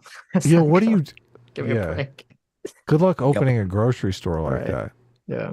Yeah, 5 people, that's fine. Okay. Go up to 25 employees. Go up to 100 employees. Mm-hmm. You can't do that. Well, it's like 5 people who are starting a podcast on a platform that already exists. Oh They yeah, have to turn on their computers and buy their own equipment. Like, okay, Yeah. right. Pretty Situation, simple. given that I am the host with the largest audience, would significantly outweigh my producers, for example, who could be paid with a very fair, very fat market wage, right? Market wage plus market wage times 3 is what I could pay him, and it would still be significantly less than what he gets paid now. Yeah. Because we're cutting him in 5 ways. We're splitting everything 5 ways. Yeah. And that is a perfectly viable way to do it, because I think that's very generous, but I don't think you should be forced to do that. I think you should be forced to pay him what we've determined as a minimum wage, where he can live where he lives in a comfortable state. Ethan is like, Hasan, shut the fuck up. You know we're not paying our employees here. Like, equal share of the money. Calm down. Well, it's like, oh, they're gonna get 3 times what the market wage would be, but that's still not enough. It's like, shit, I would take that as someone who doesn't have to go home and worry about the business. You kidding me? Yeah, exactly. I mean, as Ethan said, like, yeah, it's very generous if you want to do that for your own moral reasons, but yeah, have fun not expanding. Have fun making eventually making your costs too expensive when you have a bad year. Well, this is also the problem too, because sooner or later, one of those 5 guys is going to start shirking like crazy. And it's going to build massive animosity between them. They're like, why is this guy not working so hard? And he's getting like a whole 5th of the... Sure. And then the whole business is going to collapse. Well, it's easy because, as you were saying, like, when we're talking about like cost, I don't know how much cost, if any cost, really, for this podcast, depending on, I don't even know what podcast he's talking about, but if it's just 5 guys sitting around. I think it's the one we listen to, Sitch. I think that's the one he's talking about. I mean, it can't be much more than cameras, lights, and computers. Like, what? Right, that's what I'm saying. Like, there's $10,000-$20,000 of investment for like all the high tech equipment that they use for YouTube or whatever. And maybe Hasan already has a lot of that because he's been a streamer for a bunch of years. Right, and it's easy for Hasan, who's already a multi-millionaire, to just He doesn't have to buy a fucking factory to produce his product, or share a factory to produce his product. Because spending $5 million on a building is not. He never had feasible. to worry about what if I fail. Like, no, I mean, when I quit my last job and jumped in the van, like, I had no idea if people were gonna dig our stuff. Like, it seemed like things were gonna be okay, but like, we were definitely not, a band where it was like we're gonna be able to make something of ourselves. We all quit our jobs because we had the chance. Like, before you quit your job, you quit your job when you have the chance, but that doesn't mean that it's guaranteed. Like, he had everything lined up for him to be successful right out of the box. Yeah, he got a job in the industry, which is ridiculous. It seems like everybody else who doesn't have the nepotism thing happen has to make some sort of choice. I'm either going to work the job I'm working now or risk it in full-time YouTube or whatever media career I'm going to try out. Because it just seems like there's too much work to do if you're going to be successful in media, that you can't share time with a job to do that. Yeah, and not for nothing, but like, if even like as a streamer, like, if you're like, granted, he streams during the day and stuff, but that doesn't have, other than the computer overhead, it's like, it doesn't have any of the hazards that come along with most other businesses. Most of the time you have to actually fully quit your job and commit to a new business also, or whatever. Speaking of the word hazards, like, what about workman's comp and like things like having to pay other people if they get injured on the job, or making sure things are safe and stuff like that? You don't have to worry about any of that shit with YouTube. And I was talking to another YouTuber who people were like, he made a joke on Twitter and said, like, why do people have like these really expensive setups and they stream to like 2 people? And I was watching that tweet, or reading that tweet, and laughing my ass off, because my initial investment on my channel until I got 250,000 subscribers was probably about $400. When I streamed for a little bit doing all the remaining stuff, and like, the very first streams that I did was literally on my phone. I just picked up my phone. I grabbed the Twitch app and I set it up while the band was rehearsing. And that was like and the fact that there was like 30 or 40 people that jumped in to watch the band rehearse, I was like, oh, maybe people would be interested in seeing. And that was it for probably a couple of weeks until I was like, all right, I guess it's worth going out and getting a computer to do this. And even then it was like a $500 computer, Yeah. Well, I mean, I already had my computer for other things, so I don't really count that. Like, I don't think most people would count that. Right. If you didn't buy the PC. computer specifically for the business, I didn't. I wanted to play video games, so You didn't write that computer off, Sean? Come on. Oh Come on no, now. I didn't have because I didn't have the business yet. Oh, I don't okay. even think I didn't make. You have to make money to write off stuff. For Oh that, yeah, so. yeah. Of course you did. I bought this computer 5 years ago. I bought it before I started my YouTube channel, so I already had it at that point. But outside of that, I mean, even now, my total investment as a channel that has 750K subs is probably under $2,000. That's all I had to pay for the business. Outside of like little things, I had to pay for this study or things like random expenses like that. Like the equipment cost for YouTubers is very, very little. But Yeah. the last tour that All That Remains did, we did it on a shoestring, and it was $500,000. Yeah. Do you know Right, how many right. over 1 million view videos you have, Sean? Because every time I see one of your videos pop up in my feed now, it's like 1 million views. Oh, I mean, I'm not 2 like counting, million but it's views. probably around 41. Wow, I'm that's not counting, but here's the impressive. exact. No, I'm just look. It's definitely respectable. Like the 1 million view count is what people strive for. So yeah. No, you got great content. So Well, thank you. I mean, it's that's all skill development though in this case, but there are many businesses who can't scale like that, and that's the businesses that are very essential businesses like food Yeah, or eggs, milk. cars, stuff like that. Yeah. Like this is a privileged job. Like Yeah. very much if, so. if all the media people went away tomorrow, like things would still work. Right. Yeah. If truckers went away, that shit would not work. A truck, We'd be how much is a screwed, truck? yeah. Like $400,000 maybe more But than that. driving would be so much better. Eggs like look, eggs kidding. doubled in price, and How it was like Armageddon for people. So Yeah. No, Right. I buy the free range one, so they didn't go up at all. I thought that They was were funny. already Oh, cost nice. double. They were anyway. already, they were already Yeah. super expensive Yeah. anyway. I know exactly. Like I'm already I used paying to get- $8 for a carton, so it doesn't matter. I used to get them for free until my tenant burnt down my chicken coop. What an ass. ouch. Yeah. Intentionally or accidentally? No, because he's a schmuck. But Okay. You can't use that. Look at word. this. R word, Phil. my bad. Phil is I officially. mean, a I know you're landlord. accused of being a secret Jew on Twitter, but I'm a mensch. that's true. You That's are. what my manager says. I'm a mensch. Oh. Okay.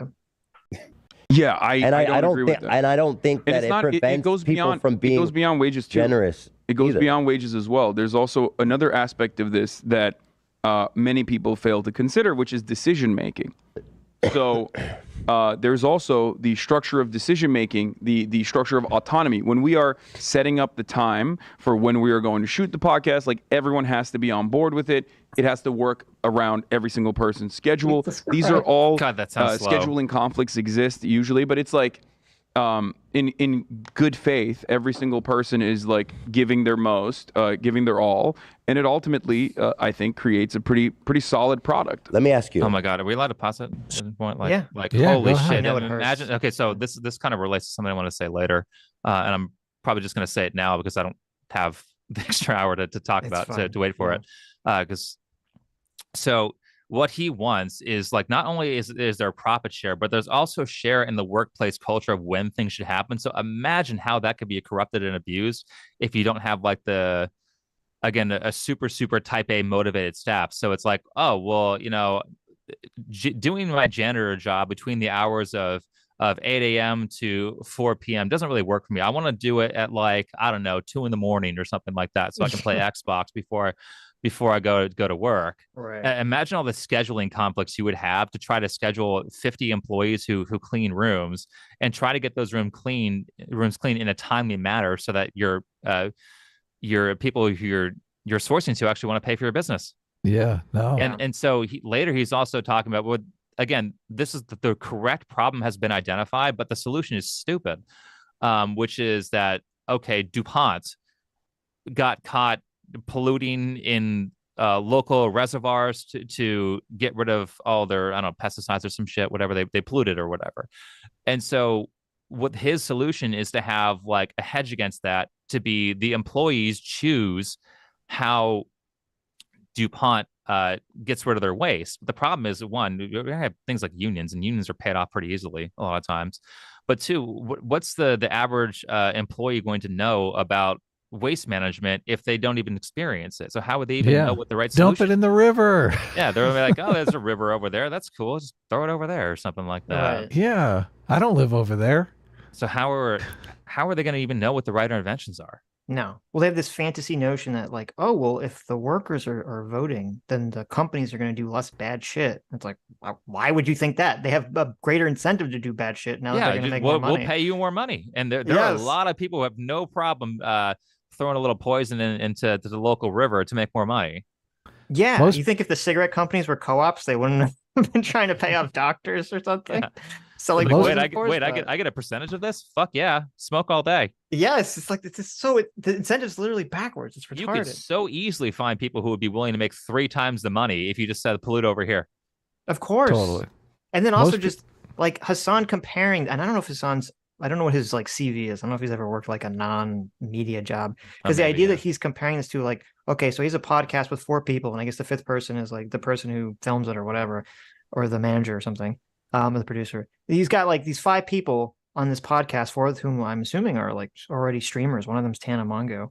And it's like, okay, yeah, wow, your big comparison here for socialism is that you have 4 people on a podcast, so you have to all figure out your schedules because you all have to physically be there to film something. Wow, you're going to compare that to like working at a restaurant or a giant corporation or something where you're saying every individual employee is supposed to be able to vote on every decision the company makes. That's insane. That's gonna heavily slow down the process. Yeah, this is the most inefficient thing ever. You can't make any decisions. You'd fail. Right. Each of those 5 people, maybe except for the camera guy, so let's say the 4 people, they're all executives. They're all people who are successful. Yes. So they all it's reasonable to say, hey, let's work this out, versus like, are you going to let the guy who gets you coffee make a decision on what the scheduling should be? Yes. He's most important. I mean, he's low on the totem pole. Somebody else, I think Ela gave him coffee. Are they drinking beer, by the way, or is that canned coffee? I don't know. It's probably their coffee brand.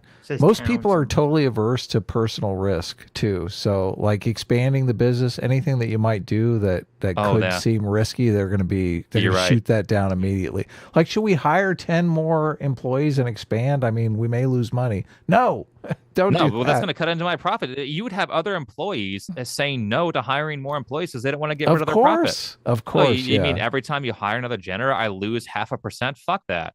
Yeah, totally. Yeah, why would you ever do that? This business will not function.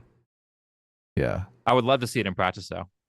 Oh, I'd love to see a show about it. Yeah, like it would be amazing. Maybe some reality of this television. Is like partially unique experiences. I used to very long time ago. I used to teach yoga. And when you teach yoga, you basically work a million different places. And so I've seen how a million different yoga studios run. And I remember seeing one that just had this like, okay, these people clearly do not know business.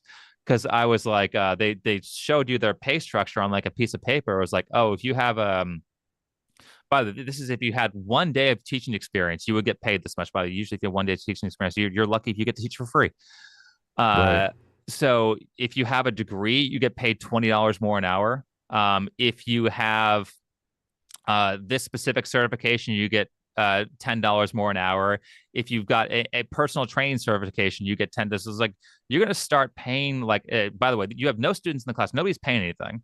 You've got a 2-person class or maybe a 0-person class. A lot of new studios get 0 people in a lot of their classes, and you're paying them $60 for a 1-hour class. Wow. And obviously that business failed almost instantly.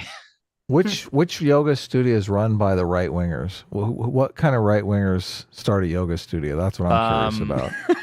Fuck it. That's a really difficult question. I don't think there's an answer to that. I think the best it's all left wingers, right? All the different yoga studios. The best you're going to get is liberal. The best you're going to get is not woke. It's like liberal to socialist. Yeah. That's hilarious. I mean, we shouldn't be doing yoga anyway because that's anti-Christian, yeah, apparently. Well, I guess no. They're drinking coffee, by the way. It's not beer. Oh, okay. Ew, canned coffee's disgusting. Yeah. You acknowledge that in this socialist theoretical country where I go from 10 to 15 and I give Dan 15, hypothetically for any worker joining, that as a business owner, I would be less likely to be hiring people. Certainly. And that's not good, is it? No, I don't agree with that. I don't think that's necessarily a bad thing at all. Because because he hasn't run a business. There's no jobs. Nobody wants to hire anyone. No, that's a good thing. We don't need as many jobs. Okay. like I don't know, because like I've gone through a lot of people that did not work out. Mm-hmm. And they were hired on like let's say You can still fire them. exploratory. So is it at will employment in this situation? In this No. structure, Just fire them? you can still, of course, like you can still have issues with an employee and fire them. It's ironic because like Japan, for example, is like the most capitalist country. This on is the a bad planet. example. And yet, in Japan, they have this like very unique culture where getting into a place of business is very difficult. But once you actually have made it into the corporation, they don't fire you. They can't fire you. They never fire you. What they do is they ostracize you and make you into a social pariah within the company. Oh my God. And This is try to better. get you to quit. Yeah, holy shit. This is This is his example. Hasan literally knows very, very little about Japan. Okay, so there's a whole work culture around Japan that is causes lots of I don't know how you want to say this YouTube friendly, lots of ending of your own life. Yeah, I was going to because say. they overwork. Overworking is a massive problem in Japan, where people literally have no free time. Where it's like you go to work and you can't leave until your boss leaves, or it's dishonorable. They force you to interact with your that's coworkers crazy. with like, oh well, we're all gonna have beer tonight. You have to go. I was like, I don't want to fucking go. Or you want to drink around other employees and get my ass fired? Why? Why would I do that? Or create drama in the workplace? Mhm. Sounds great. And maybe it works out in some companies, but you're literally forced to go to these meetings, or forced by cultural enforcement, or again, they'll ostracize you until you quit. Because who would want to work in a place where everybody hates them? Also in Japan, because it's so hard to get hired, your job a lot of times is your life, and so people will unalive themselves if they get fired, or if they lose their job, or if they quit. Mhm. So this is a horrendous example. Japan is definitely not the ideal workplace Right. to be. They also get, I mean, I don't know why he's using this in the first place, because one, they work crazy amount of hours, which is not what people who like socialism want, and they don't get any vacation. Yeah. Well, they're also not socialists, as he said. So why is this the example? Yeah. I mean, and why would you want to live in a society where it's like, oh, we can't fire you, so we're gonna like psychologically torture you till you quit? Yeah. Why would you Like, I also don't want to know. be the person who has to deal with an employee who sucks too? Like, Yeah, this is this is awful. a massive, because I wanted to live in Japan a while ago, like okay. 10 years ago. Mhm. Because I've been studying the language for a while, and I started looking at their policies, and I was like, fuck that. No, America's way Nice. better. Based weeb, look at you. I think, yeah, maybe that's why a lot of the weebs are socialists and don't understand how ridiculously hard you have to work in Japan. Yep. Like to the point where you're starting to get diminishing returns heavily. Mhm. And I mean, like there are preschool teachers working 80 hours a week. What So- are they even I'm sorry, doing for 80 hours a kindergarten week? teachers, like elementary school teachers working 80 hours a week. What are they even doing for that long? Probably lots of menial tasks, or doing things like having dumb board meetings that don't actually solve anything. Mm. People probably just kick paper footballs at each other and drink or something like that. Hell, this sounds like my Yeah. kind of job. So Hasan's solution is to just introduce psychological torture into the workplace. Okay, this is a good solution here. That's very Marxist of him to do that. Exactly. Is it This is because what I they're love, trying? because if you're watching this as like an uninformed person, you're like, oh yeah, that sounds pretty reasonable. And if you looked at his chat, they were like, Ethan's so dumb, Ethan learn, listen, Yeah. Ethan. I was like, no, are you fucking kidding me? Yeah. But they you like wanna- to psychologically Well, how old are these torture people people. watching this, Yeah. right? Have they had a job? I mean, probably pretty young. It seems to be like they appeal to a young audience. Right. You can tell by Paying the some super kind of chats. severance? if it's all $2 super chats, then maybe. Listen, don't disparage our $2 super chats. Okay, how dare you. Some kind of severance, or is it just No, it's like culture? it's both cultural and if I'm not mistaken, it could literally so have gnarly. legal implications as well. It is but legal, it works, right? Okay. It technically Well, works. what- It works. But it works. It works. I mean, does it work? I don't know. Obviously not. It works as I said it works. Bullying in the workplace now. Hasan is in favor of bullying. How far But do we also- go? Well, I mean, Hasan is clearly in favor of bullying because he'll do it to anybody who doesn't agree with him. Oh, that's true. I mean, because he made his initial reaction to a video I did about there was this campaign between the or not between, but they both cover the same topic, the Vice and the BBC, about how things are unfair in competitive gaming because there's only like, well, actually, there's no women who are as successful as men in competitive gaming with a shared what do you call that? Must be sexism. Yeah. So basically that was with the shared space where they're both competing male co-ed. That's the word I was thinking of. Mhm. So I was like, this is dumb. This is affirmative action. This is actually sexism to give because what they were suggesting is that they give a woman a spot in a competition that she didn't earn. So it's like, great. Well, then what happens is that the person who is you only have 16 slots. The person who's number 16 now gets kicked out for an affirmative action player. How pissed would you be? Because a lot of times you can go from you place 16th and maybe you place a lot higher because the next game is better. Like I'd be super pissed about that. Hell yeah. So he made a reaction to that. And part of it was like harassment in gaming. And it's like, put the mute button on. Stop being such a pussy. Like how hard is it? Like your worst problem in the world is that you can't handle a mean comment. Right. Very first world of you.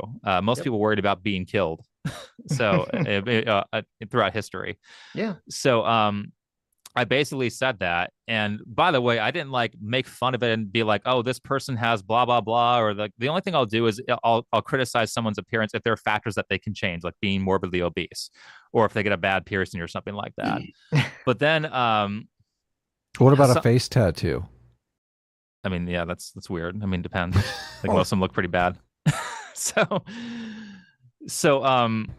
Hasan comes in like as the social justice warrior. I'm going to defend people and stop the bullies from interacting. And meanwhile, he says racial slurs against me, calls me pasty, Wow. says I'm a moron, says I'm like, God, he says I don't. This other video, he said I don't shower. I think I had like a compilation of all the insults he said against me. But it's like, Right. how this is bullying? Like, what the fuck? And you're bullying me for things I cannot change. You could take a shower though. Let's be honest. Well, no, I'm talking about he's bullying me over skin color, which Right. is because he called me paid like, oh, he doesn't go outside. I was like, Hasan spends 12 hours a day streaming. Like he doesn't go outside Totally. either. Mm-hmm. You can hit So- the tanning salon, but I wouldn't advise it. No, can I hit the wouldn't. I wouldn't do cancer that. salon, Like yeah. that's how you get old. Yeah, exactly. It's gonna age you. So are there any super chats for me? Yeah, 'cause I gotta was head out in gonna- a few minutes. Sure. Let me look. Yeah, I was thinking that too. Thanks for asking. And people like donating Liz money. and and then, Deswall like- specifically for $2 says $2 super chats are the basest form of communication. I mean, if you want to insult the YouTubers, then maybe, yeah. There you go. We don't take it as an insult though. I don't.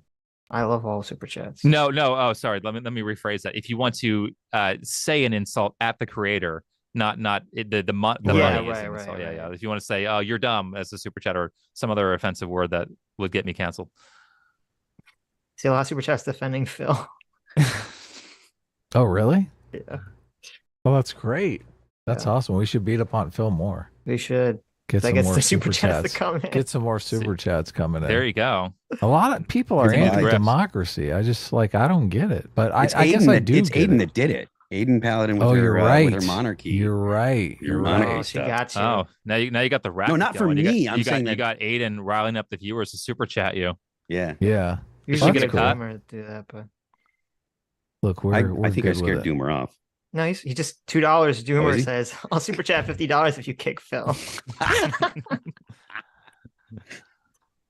Look, Phil, I'll DM you about that. So, About being kicked? you know, just, yeah, let me know when you're ready to go. So we'll Whatever he, we'll listen, I got orchestrate more a money than he $50 does. Whatever super he says, I'll chat. double. Oh, okay. Look, there you Is go. he going to donate 48 because he's already donated $2, or is it going to be $52? No, it's gotta be No, it's 50 got to be clean. 50. Yeah.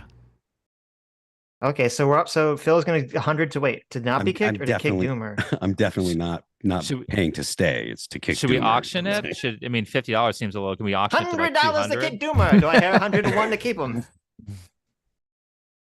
Look, if we offered $50 to take Doomer's rent away, like that $50 would just come in like The second. Listen, I do have to point out, like I said it earlier, but Doomer's video was absolutely awesome, and it makes sense why like he blasted onto the scene with that thing, because that was a great video. Oh, the Vosh guy? Look, Yeah, I talked to that guy once. You're in the music industry, Phil. How do you feel about, I think they call them one-hit wonders. Yep. The best thing about one-hit wonders is you're not a zero-hit wonder. Like, I would rather have one hit than That's none. true. That is I mean, actually 100% true. You know, That's it's true, like, yeah. like people like to talk smack about, oh, it's a one-hit wonder and blah, blah, blah, blah, blah. And it's like, what the hell have you done? You know, do you have any idea how hard it is to write a hit song? Like, the fact that we have, you know, we have a #1 song, we have a boatload of top 10s and top 20s and stuff, like that is unheard of for a metal band. So even if like we only had one, that would be great. But the thing is, like, none of our hits are like crossover hits. So they're all hits in the metal world, but we don't have anything that like people know from somewhere. I mean, maybe the cover song, we did a cover of a Garth Brooks song, which was huge in the 90s. The song's called The Thunder Rolls, and that did really, really well. But other than that, nothing that we wrote that is actually a metal song has left the metal area. So people that have like a one-hit wonder that's big enough where they are crossing over out of their genre and into the straight up mainstream, like top 40, like that is so hard. So anyone that criticizes one-hit wonders, I just ignore what they're talking about. I ignore everything they say, because they're so incredibly wrong. Also, if you get a one-hit wonder that crosses over, you're making millions of dollars just off that one song. I mean, at least in the label is whoever owns it is, but because it's likely that you don't own it. The guy, oh yeah, that's true. But the Never Gonna Give You Up guy, he wrote 2 hit songs, and he was like, I'm good for life. Yeah, because that is that big. And also, like, the fact that it's a meme, that now he's making boatloads of money, because he paid the label off. So every time someone rickrolls someone with a YouTube video, he's getting a bit of money. So well, if it gets claimed, I mean, they don't always claim those things. No, he just means if he just posted a link. Yeah, anytime you oh, post, because they could buy I guess they buy the song. I mean, he might get money off of that if he owns. No, it. You get money off streams. You do. I promise. No, but you'd have to claim the video for that. Yeah, I don't know. Whatever. Anyway, and they don't always do that. Is there no? There's 2 addressed to Sean. Theo for $20 says, "Hey, TBYS, I've been watching since the first Me Too video and Sandman days. Thanks for standing against BreadTube. By the way, have you heard of Sitch and Saddam? They're evil right-wingers on YouTube. They need to be taken out ASAP." Oh, they sound pretty bad. I know. Terrible people. Don't look them up. Don't. I'm looking them up right now. The fact that you said don't look them up makes me think that you're actually the evil twins. I hear they're the 1/4 Reich, right? The 1/4 Reich. The rise and fall of the 1/4 Reich. Yeah. Twitter Sucks for $20 says, Sean, the effort that Hasan puts into his appearance is the money people give to him on stream. That's not an accomplishment or an accolade. Oh, I don't know. Like, looks maxing is kind of a difficult thing. Like, you have to know like fashion trends, colors, shapes to wear. Like, it's a shitload of work to dress attractively to a large audience. Yeah, I guess. I don't know. How do you feel about feeding your cat so much that it gets fat? Yeah, what's your take on that? Are you soy or are you based? I don't have cats. Brittany has cats, but they're not fat. So are you in favor of or against overfeeding your cat to intentionally make it fat and obese? Like, do you want to be like a feeder, like the people who like had the feeder syndrome? Like, yeah, exactly. But with cats, feline feeder syndrome. Yeah. I mean, I suppose it'd be like the legal way of doing it. Like, you probably wouldn't go to jail for that. But you should, though. What? I don't know about that. Yeah, exactly. Look at this. If you're like a feeder, like in an abusive relationship where you're feeding the person they're hundreds of pounds, you probably wouldn't go to jail for that either. But you get a lot more public scrutiny for it. Right. You probably should.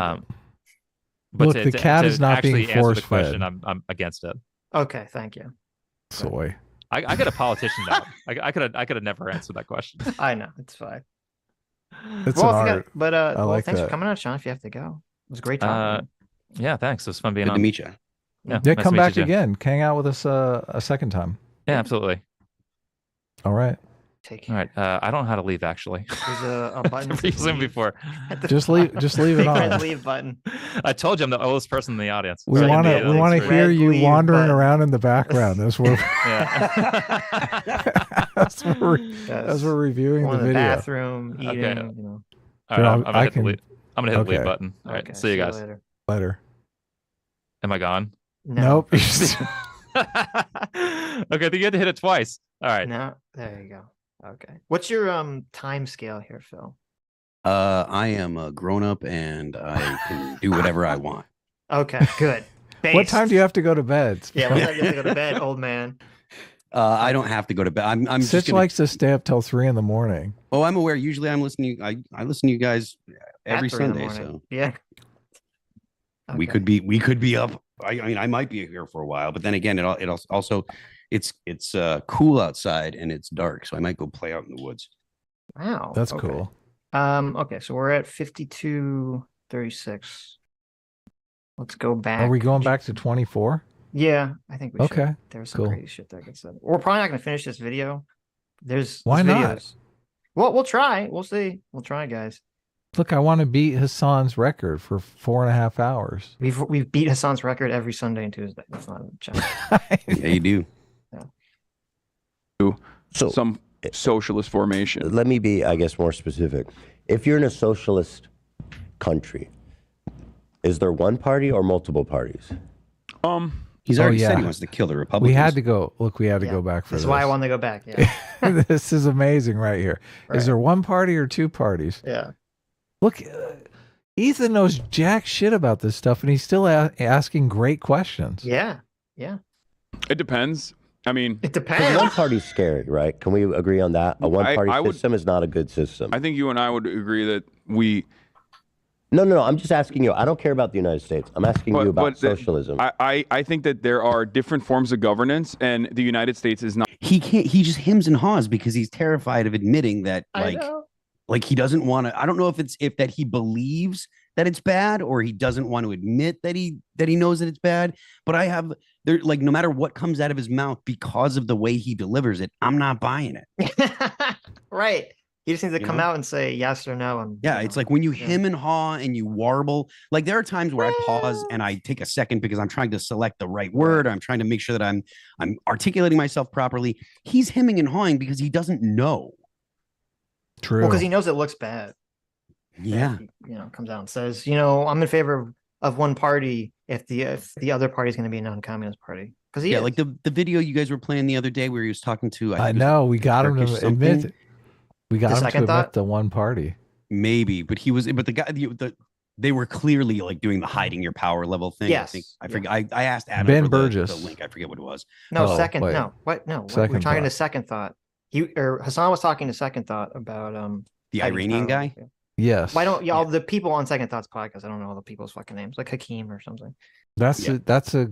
the co-op podcast. I'm telling you. That's not no. I found the co-op podcast. Oh, you did? It's a different one. Yeah, Okay. Hasan's not on that podcast regularly. He was just a guest on Second Thoughts podcast. Oh, okay. That's second thoughts. Okay, gotcha. Right. Not that Anyway. different. I don't care about the United States. I want to know. I just want to talk about a socialist. I think that country. no matter what happens, the state does what the state is supposed to do. You can either do it at the behest of your citizens because you genuinely, earnestly believe that that is the best possible way of developing a society, or you do it at the behest of capital owners and capitalism. So you're saying you don't think it matters if there's one party or? I don't think multiple it matters as far as I care about direct democratic participation in local in local One positions. party systems with socialism or communism has. See, I don't believe that either. I don't believe that he wants local control. Yeah. I mean, it would be local control as long as it's within the framework of socialism, right? Because as soon as that local control wants to go capitalist, then it's like, oh, not allowed. Yeah. So I mean, again, it's just him lying and lying more. There's a Pretty lot of much asterisks always after been. everything. Yeah, a lot of them. A catastrophe. Yeah. You're A so kind. humanitarian disaster. No, I agree with that. There's just so much risk in having one party. I agree with that. I think that a multi-party system is obviously going to be better. Okay. My point is that it doesn't even matter if you have a parliament Then why did you not say that initially? Yeah, what the fuck? Like, and then he says, obviously, as if he didn't just him and haw about it for, 2 or 3 minutes. Obviously. No, not obviously, dummy. You're a freaking liar. Oh, man, it doesn't even matter if you have a multi-party system. The changes that are being made in one direction or the other are oftentimes incredibly marginal. And the differences are not born out of like the party disagreements. The differences are born out of like genuine material conflict, like even including like the Civil War. It's never like the kindness of people's or like one party of individuals being like, we are kind, we want to do good things, and the other side is bad and they want to do bad things. So what I want to say was this then. What? If you're in a socialist country with multiple parties, and one of the parties is a capitalist party, which would surely exist. Yeah. What would you do if that party started gaining momentum? And it was clearly like people wanted that route. They wanted that route. Yeah. So what do you do? I think I would do what America has done, not to the same Which degree. is what? Not to the same degree as like That's what gulags are for, and that's literally what gulags were for. Like, they were there to put people that did not comply or didn't want to get along. They put them in the work camps to brainwash them, to work them to the point where they don't want to fight back anymore. That's the point. And I guarantee there are plenty of socialists in America that believe that that is the proper course of action for anyone to the right of a Democrat. Well, I think that's what he's saying, because that's why he's saying America does this with the socialists. He's saying right now America is throwing the socialists into the gulag. What? Yeah, that's basically his argument. Well, he hasn't said that yet. No, does he? I don't remember if he says that. Look, he's on the verge of it. He's like, I basically do what America does. He does. We suppress socialism all around the globe with our globalist hegemony. Yes. Yeah, that's what he is saying. Right. He does defend gulags later in the stream. God. What a piece of shit. He frames it that way because he's saying, well, it would be fair for me to throw the capitalists in the gulag because right now the capitalists are throwing the socialists in the gulag all over the world. That's the only reason why socialism can't get a foothold anywhere. Well, That's his thinking. The argument that... Yeah. Go ahead, sorry. I was going to say, let's see what he says. Let's see what his answer is. Go ahead. Okay. I think I would do what America has done, not to the same degree. Which is what? Not to the same degree as like McCarthyist trials or anything like that. But I would offer additional amenities to ensure that people are comfortable and happy, because I feel like But what do you do if they're like, nah? And by amenities, he means, look, you get to remain free. Look, you get to go home to your wife and kids. Like, that's the amenity. No, not the straw man. And he's trying to say that the material conditions will be so amazingly good under his socialist utopia that no one would ever even conceive of, dream of voting for capitalism. Look, he brought up McCarthy as an example. What are the amenities? He said, what are the amenities that McCarthy He said he offered, was though? not. He said he was not going. Yeah, but not to the extent of Well, McCarthy. Here, back it up. I know. I'm just saying like that's what that. he means when he says amenities. But I would offer additional amenities to ensure that people are comfortable and happy, because I feel like But what do you do if they're like, nah, fuck that, we're doing capitalism? Well, if everything is given to you, at that point, if every single thing is given to you, if all of your problems are solved, which I think we can both agree is not under capitalism and has not happened. This is the most clown thing I've heard him say. If your life is made perfect by the government, why would you not vote for socialism? Right. That is the dumbest thing that he said so far. Yeah. Like, and he said some really dumb shit. Yeah.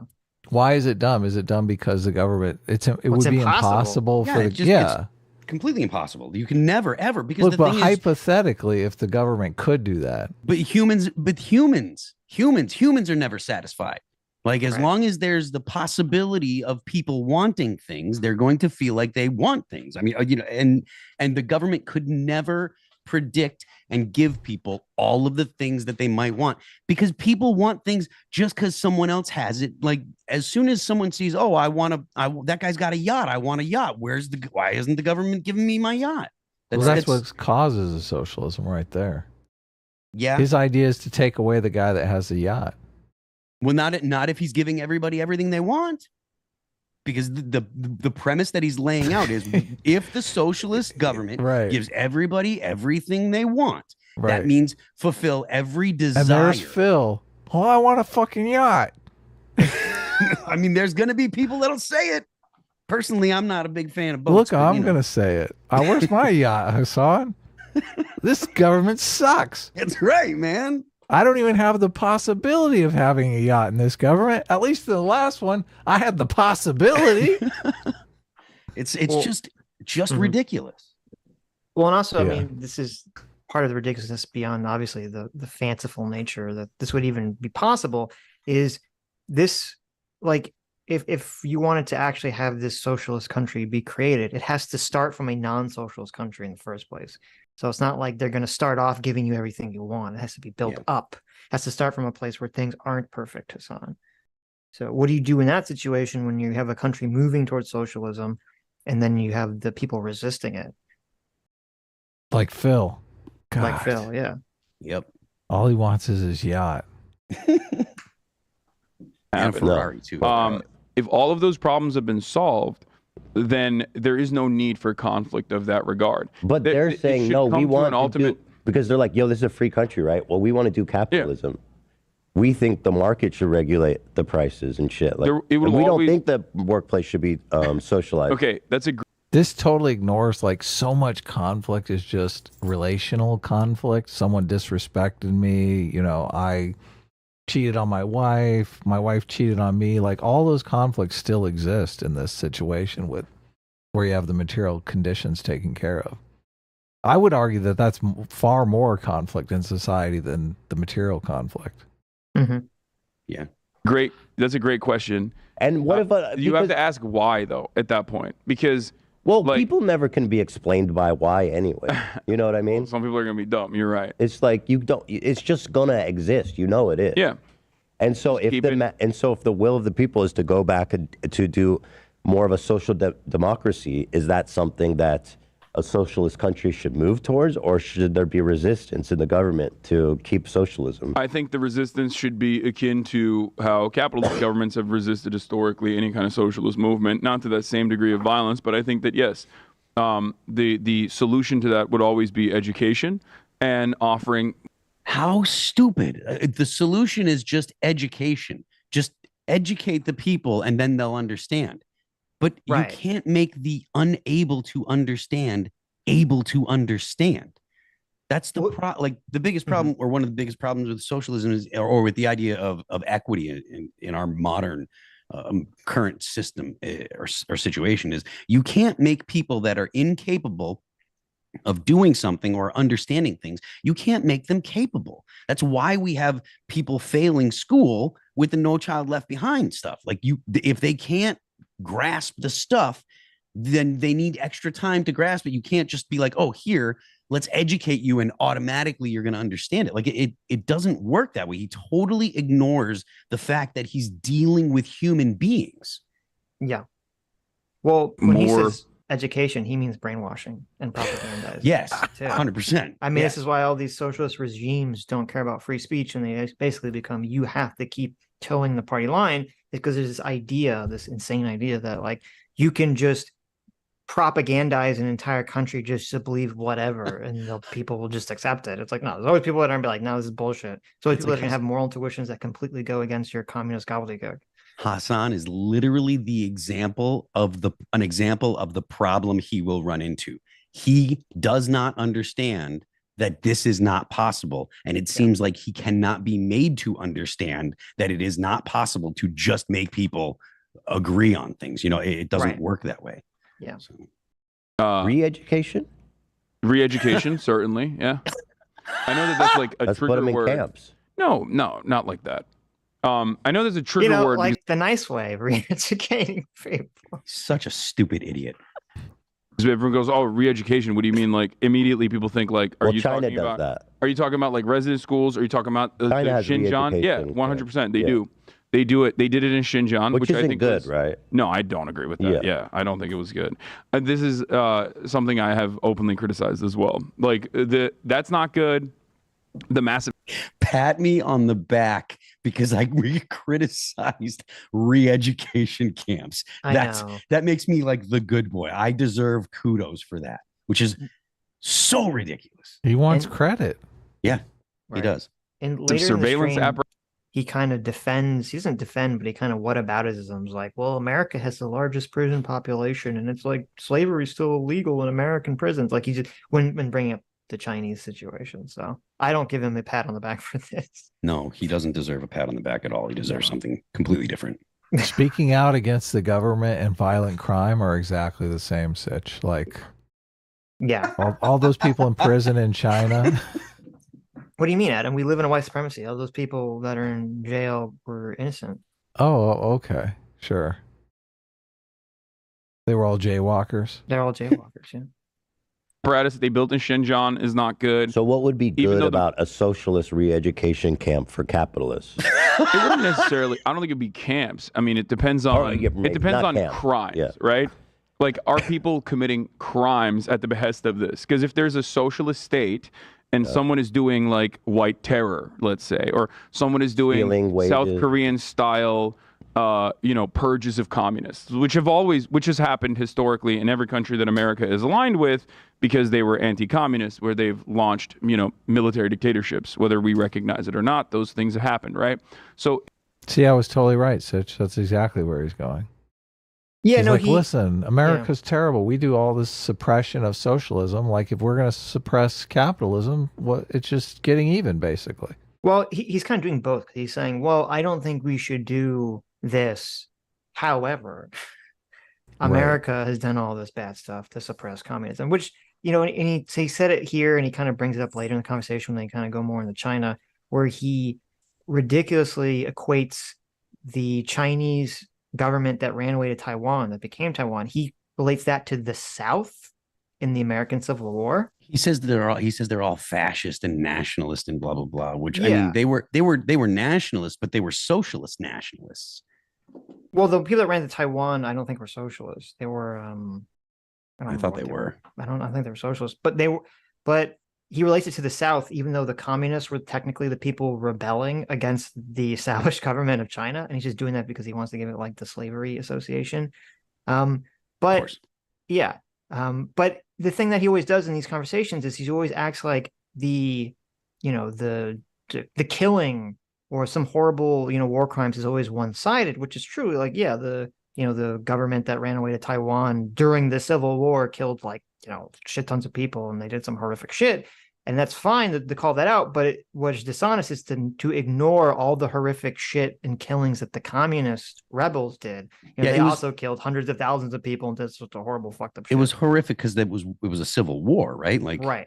I mean, not that it's not like one side has a monopoly on horrific things in war. Like, war brings out the absolute worst in people. Yes, there's lots of war crimes that go around. Yeah, plenty of them.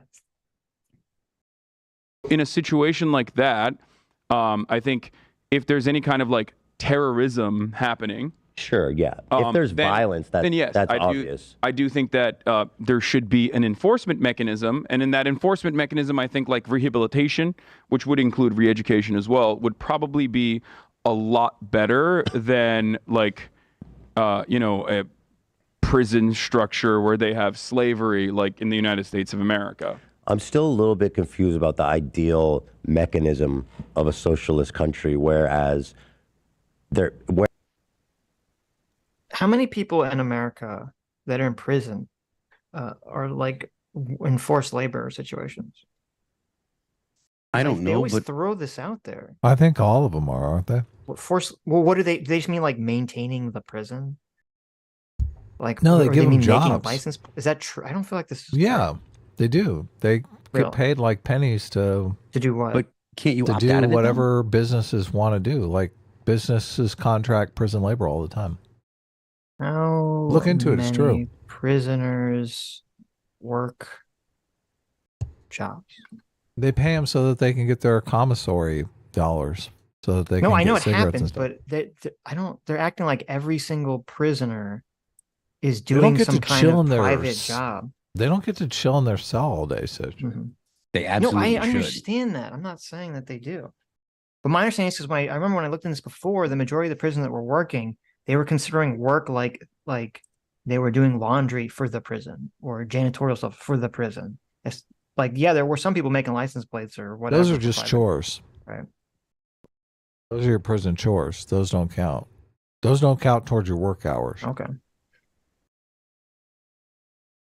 Still have individual freedoms to like form, to assemble, and can also be like, yeah, I'm a capitalist, so what? And we're trying to grow our movement. I don't understand the organization of the socialist free country, because it seems to me to have a socialist country, there needs to be some amount of dampening of, rights.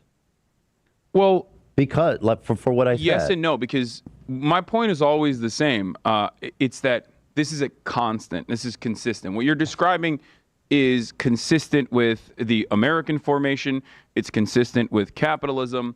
It's just a reality that will always exist. Mm-hmm. Violence, and who gets to do violence, is an inherent part of politics, because politics is, at the end of the day, a distribution of resources and a distribution of violence. Who gets to have what resources and who doesn't have the resources as a consequence of that.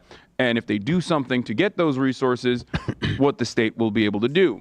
The state when he says that, politics is just violence, like the point of politics is to avoid violence. Yeah, exactly. Like that's why politics this is such bullshit. exist. He's such an idiot. Like if it were the case that violence was the base of everything, we wouldn't use politics. We'd use guns. Right. Like exactly. That's what war is. War is what happens when politics fails.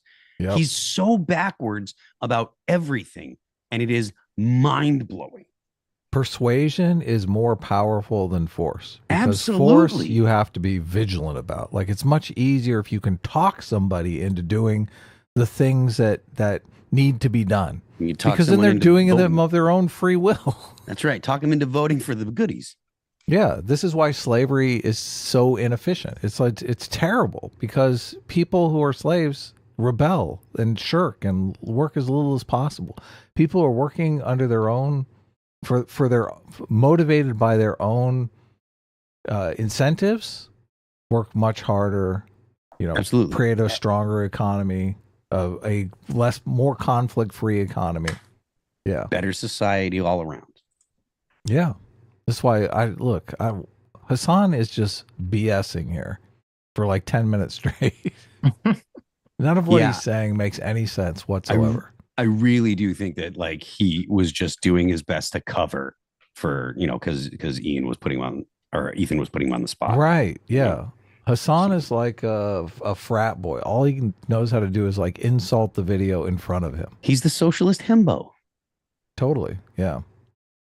But it's funny because most people perceive Ethan as just slightly smarter than Hasan, but he's completely just blowing him away with just common sense questions.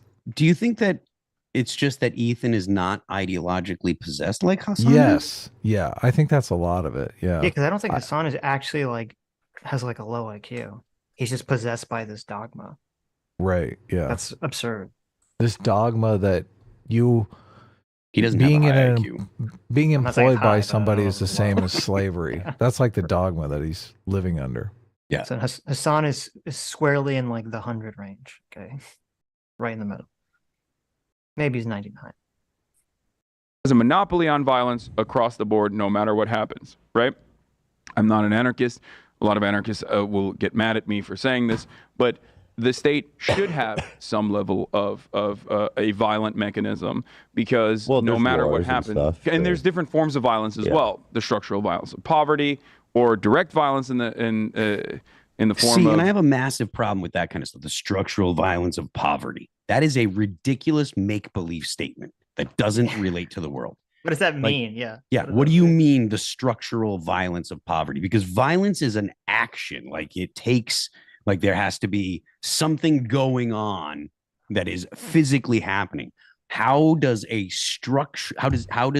structural violence of homelessness Like, how does that work? It makes no sense. Here- It's literally just leftist buzzwords. No, here's the way they conceptualize it. They believe that a certain amount of society is allowed to remain in poverty, even though we have enough resources that nobody needs to be in poverty. A certain number of people are left into poverty to scare the rest of the people into working for a living. This is actually what they believe. Yeah.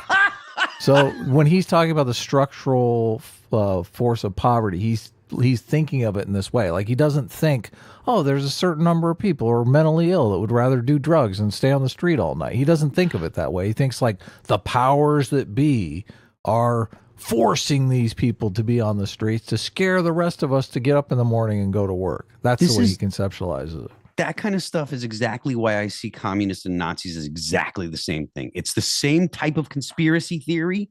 Totally. It's just one's the bourgeoisie, the other one is the Jews. Right. And they're both crazy.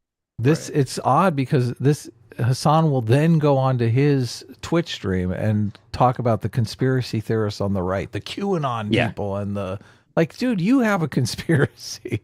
It's called 100%. socialism. 100%. Of military. What's the button, Adam? Of military boots on the ground, military warfare, imperialism, police violence, police brutality. These are all different forms of violence. There will be some exertion of force required to maintain a socialist country. Yes, not just a social country, any country. Sure, any country. Yes, I agree. Until I hate to pause again, but this is so dishonest because obviously he understands that Ethan's asking a very different question. He's asking, would there be a crackdown on free speech and freedoms, which we value in our society, which would conflict with the values in your communist society?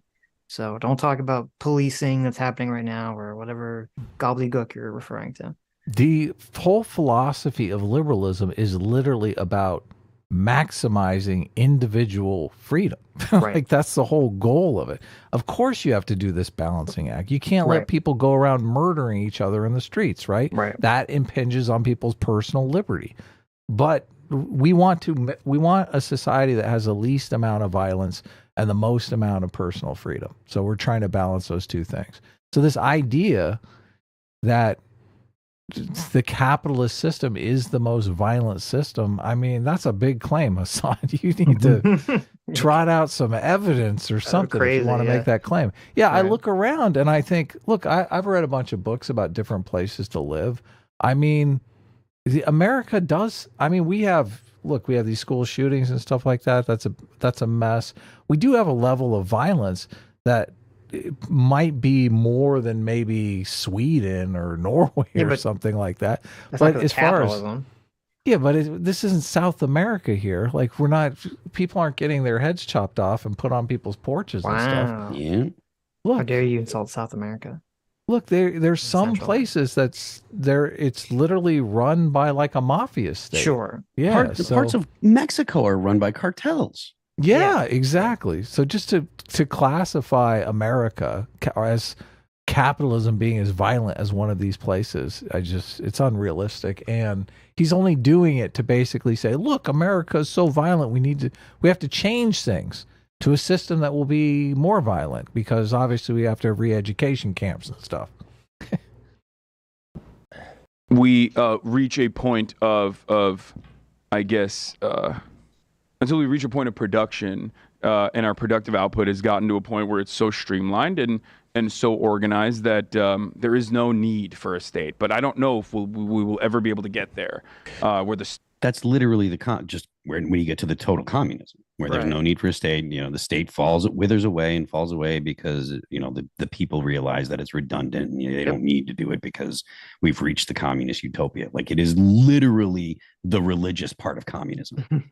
Well, there will always be a state. Like, even if you get to the point where you've got the Star Trek replicator, you can walk up. Don't and get whatever you blaspheme want. against Marx. Look, you will always have a state, because there will have to be, you will have to appoint people to put enough whatever goes in that replicator thing to keep it working. No, when Jesus comes back, it's 1,000 years of perfect Yeah, perfect, Jesus a will perfect manage world. it. And so, just like when Jesus comes back, once you have the communist utopia, it'll be perfect. You It's a have to- religion.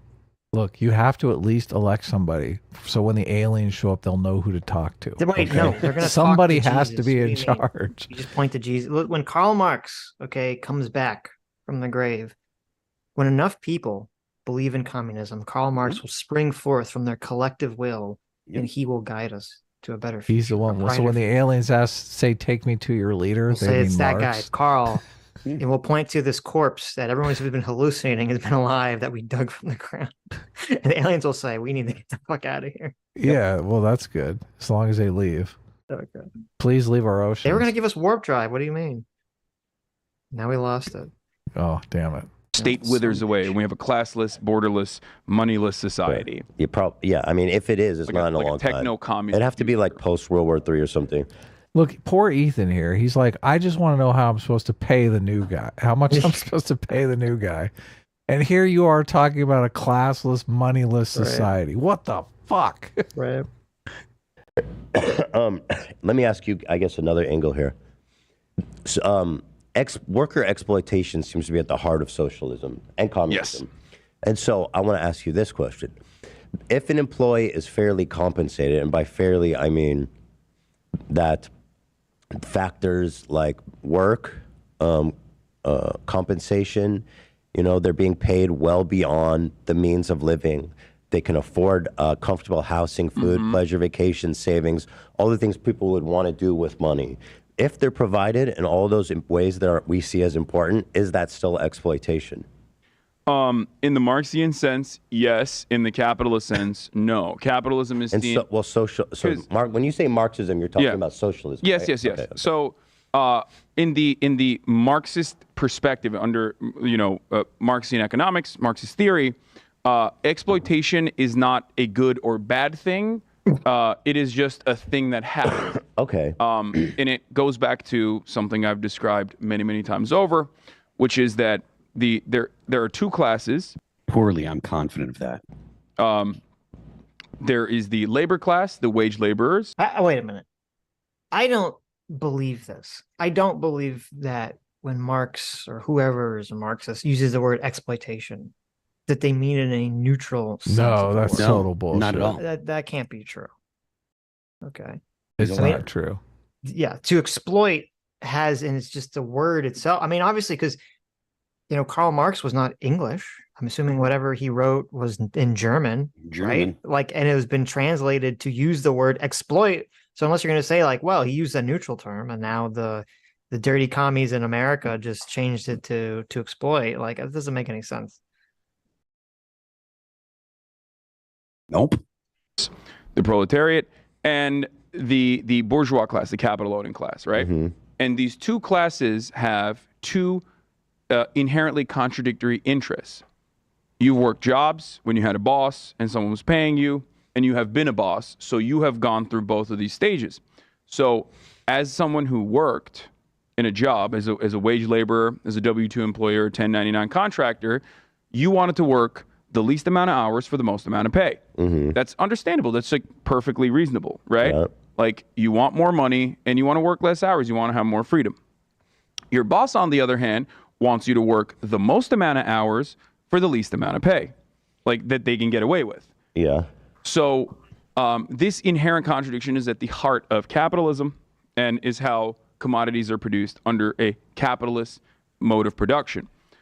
Now, when you have this imbalance, those who do have I mean, that's a conflict. It's not a contradiction, but whatever. Capital end up always being able to pay you much less than your actual output. So that is what's happening now. My question I think he was using contradiction because that's a Marxist term. When it comes to the dialectic, you have you have to work out the contradictions in capitalism, and once you have worked out all the contradictions, that's when the communist utopia will appear. Right.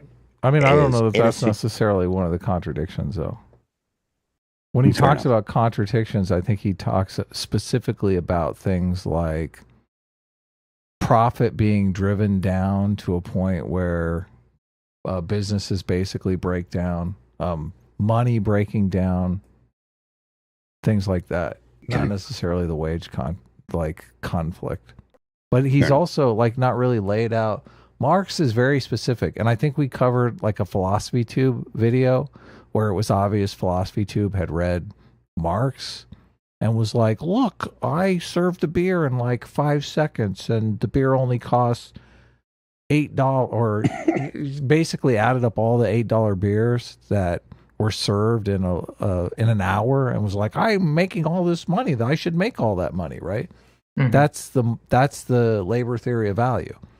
However much you produce with your labor in an hour is what your wage should be. So situation, as I outlined, where the employees are fairly provided for, which I outlined before, is that when I say exploitation, I mean, like, I think that also has a vernacular, like when the ruling class is committing some kind of harm or injustice on their workers. No, it's beyond that. You could be paying your employees fairly and still engage in the act of exploitation. So then, because I don't want to get caught up on that, because you're saying exploitation is neutral. See, in the Marxian sense, exploitation is the bar owner that doesn't pay Philosophy Tube for the actual labor that has been done. Yeah. That's the definition of exploitation. The retarded labor theory of value. Of course. Yeah, exactly. I can't believe people still believe exploitation in the Marxian sense is not good or bad. It's just descriptive. A lot of what Marx has talked about with respect to capitalism. Well, Philosophy Tube thinks it's bad. They made a whole video about it, right? Right. And descriptive. What does he mean then when he goes the exploitation of workers? Clearly, he wants to end the exploitation of workers. Yes, of course. So is it still exploitation of workers? How's that neutral, then? If they're fairly provided? Look, you always want to end the good stuff, Sitch. That's how you know it's this neutral. is like this is such a bizarre argument to me. Obviously, exploitation is a negative connotation today, and also when Marx used it. Anything neutral or good, you have a revolution to get rid of. Okay, it's only the bad things that you want to keep. Right. Provided for. Yes, because the fairness in this regard is not met on the metrics of like living standards, but instead on the metrics of what their output is. So when and this gets into the labor theory of value. Excuse me. See, he is getting into it, right? Yeah. The labor theory of value, which is different than marginal utility, which is what we use currently when we ascribe, when we say this is this much, like something is this valuable, right?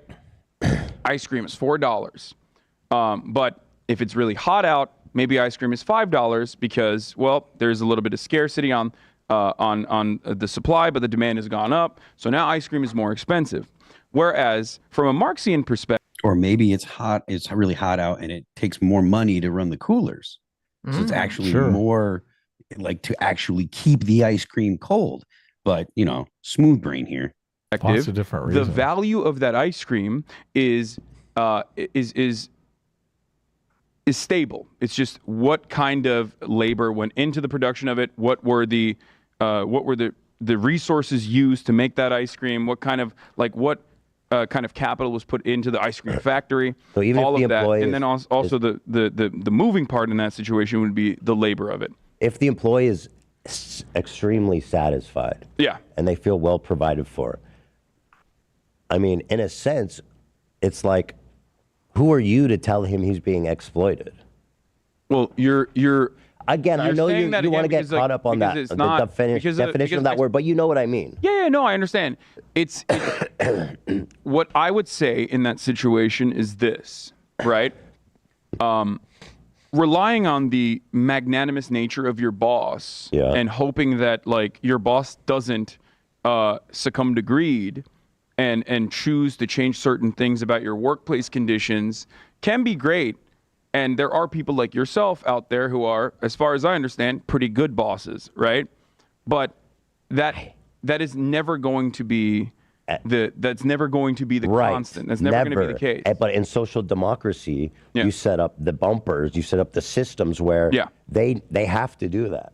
Well, that's the bare minimum they have to do. Well, and then we go back to the erosion of the amenities. That I don't the feel state like that's a offers strong enough regulation. argument to say socialism's better. No, as long as there is, some kind of capitalist compensation in any sort of sector, they will always choose to monopolize. This is what most companies, like this is what every company does when they become a company, a corporation.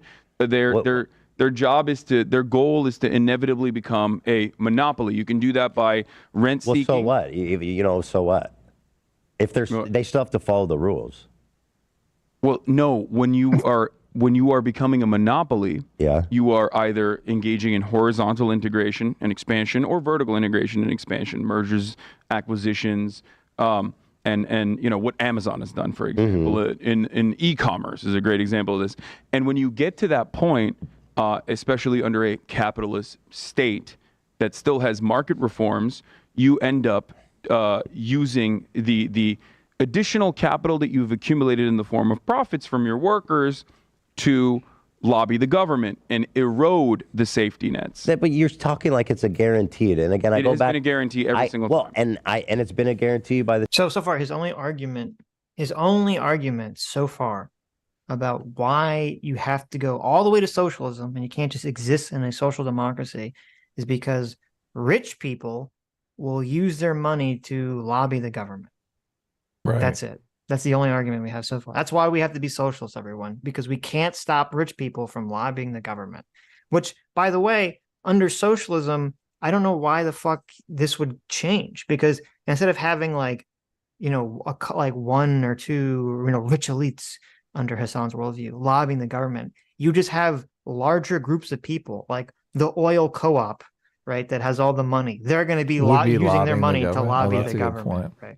Like, so all this problem is doing is just spreading out the problems to a wider berth of people who now have a greater profit incentive to be more corrupt. Well, and the government wouldn't care.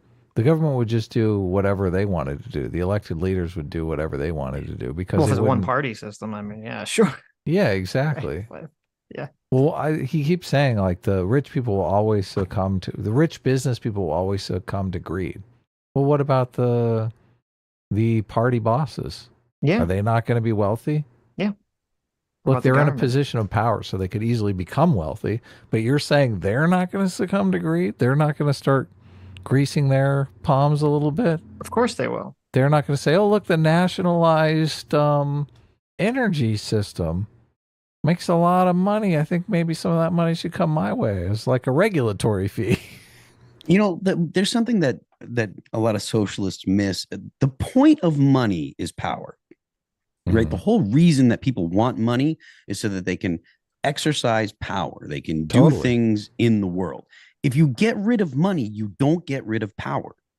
Oh, it's true. It's such a ridiculous. Change the currency. Yeah, exactly. That I was talking to. I don't remember who I was talking to about this, but it was bringing up the NDAA. Like someone said the Smith-Mundt Act about it, and they said, oh, well, that it's just so that way people can get money, and it's like, no, the media apparatus that we have is perfectly fine with not making monetary profit if they have access to the power center, because that just means that they'll get the things that money buys anyways. The access, the ability to hobnob with the powerful, all of that stuff is like, that's what money is the lubricant that allows people to access to. So if you take money away, people still are going to be in positions of power, and that still means that people will try to, the proximity to power will still matter. So the idea that getting rid of money or whatever will fix the problem is really, I mean, it points to, again, how stupid these ideas are. Yeah. Well, capitalism is a good way to decentralize power. Absolutely, because you don't have to be. You're not beholden to the people that have power to make money. You can get money and have power independently of people that are currently in power. There's not the gatekeeping is there is some gatekeeping, I'm sure. But look, if you managed to to build a business, and you've got a good business that works, and you got a couple $1 million in the bank, you basically have FU money, right? Like you can basically do whatever you want. And for the most part, unless the federal government comes and uses its power to put you out of business, you can mostly be like, I don't want to do what you want me to do, and I don't need your money. I have my own money. I can go ahead and live my life however I want. That's really what people want. They're not like, money is just a lubricant for society. You know, the ability to do what you want when you want is what people really want. And that comes from power, you know, and it has nothing to do with whether or not, you know, there is money in your system or not. Right. I think the way that I conceptualize this is that capitalism is kind of set around incentivizing for efficiency at the end of the day. I think so. And when you think about like at least in theory, obviously the corruption exists, but at least in theory, the way it's supposed to work is like, you know, who gets contracts, who gets jobs, whose company, you know, grows. It's based around like who does the best thing, who does the most efficient thing and can offer it at the best price. That's kind of like the thought process of how this all works.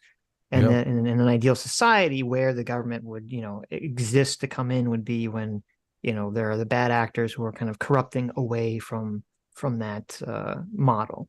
But kind of putting corruption aside for a second, it is incentivized towards efficiency. And I think that's part of why it works, is because I think humans want money, they want things, they want to move up SAS hierarchies, and they want to do so efficiently. And I think reality itself kind of has a bias towards efficiency, because, you know, even if humans are lazy and, you know, individually lazy and going to do what, you know, whatever, and they're going to sit around and not be efficient. If you're lazy, that means the person who is efficient is going to beat you. They're going to take you over, whether it's your military force or financial force or whatever. So there is sort of this, you know, evolution, efficiency, survival of the fittest mechanism that kind of exists, that permeates through reality. And I think that's part of why capitalism works, is that it's kind of aligning incentives along that principle. Where with socialism, they're trying to align incentives along a moral principle of saying, well, everyone's just going to be morally righteous and fair, and that's going to incentivize everyone to work. And to me, that's preposterous, because people have different moral systems and people are greedy and lazy, and they're not going to be morally incentivized to do all these things. And I think that's why when you look at a lot of these communist countries, basically the way they operated was there was just hyper grifting, hyper corruption everywhere, hyper payoffs everywhere, was because kind of what you were saying, Phil, like money, it just represents something else. Yeah. And so that means that people are going to be trading either, you know, if they can't trade money, they're going to be trading favors or power or, you know, prestige or sexual acts. There's going to always be trading something. People always want something, you know, to trade up for something. And so when the government in the communist system has to determine, you know, who to regulate, what business is allowed to do what, you know, that's where all this, you know, bribes and all this stuff come in these communist countries. And actually just makes it more open to bribes, because all the government workers are getting paid crap. Yep. And so it kind of creates a situation where it's like, well, they're all getting paid crap, so they're all extra willing to take bribes. And then those that take bribes are able to bribe other people. And then those are the only people that advance upward. I mean, I don't bribe economy. Right. Like in America, you know, if you get pulled over by a cop in America, if you get pulled over by a cop for speeding, okay, and you pull out $100 bill and you say, hey, I'll jail. I say, I'm gonna pay you $100 not to give me a ticket. Okay. Yeah. That's not gonna, you're going to go to jail. Right. Like you need a suitcase full of money. You need enough money for him to like, to be like, okay. Like, yeah. Anyways, go ahead. Yeah. Yeah. You need some, but in like Russia, communist Soviet Union, you're like, oh, here's $100. The cop's like, oh, go on your way. Like, well, no, that's the whole reason they pulled you over there. That's the thing. They literally pulled you over for a bribe. Right. And then it turns into, well, we need, because this is the problem. Because at first it's like, okay, they're just taking bribes because to fill like the void. But then when they start paying other people bribes to just fill the void, then they literally require bribes to even function, because they're not making enough money. And then they start pulling people over intentionally just to force bribes. This is what caused the Arab Spring. They wanted the food vendor to pay a bribe to the police officer. Yeah, but he decided to immolate himself. Jesus. Exactly. Yeah, exactly. Can you imagine how horrible it must be to be like, you know what? I'm not going to pay the bribe. I'm going to douse myself in gasoline and burn myself alive. It's pretty intense. Yeah. Well, they confiscated his equipment. So Oh, did they? He Okay. wouldn't pay the bribe. They took all his stuff away. Yeah, and he tried to get it back, and that's why he immolated himself. Right. But I mean, it worked because people fucking took notice. Yeah. But even the police officers, like a lot of people think like, oh, well, they're just taking the bribes because they're greedy, which is part of it. But they're also probably paying other people bribes for other reasons. Of And course. that's kind of the insidious nature of all this, is that whenever you enter into a system where everything sucks, it's not just because there's bad people there. It's because the system was designed or unintentionally created a circumstance where everyone is incentivized to do this horrific thing in order to just exist in the system and to survive. Yeah. And that's basically what communism creates. Yeah. The same metric that any horrible. socialist country devolves into disaster. I mean, it's not fair to put that out there like it's just given. Because on the other flip coin, you can say, this, like I mentioned, socialism. There's going to be people moving towards capitalism.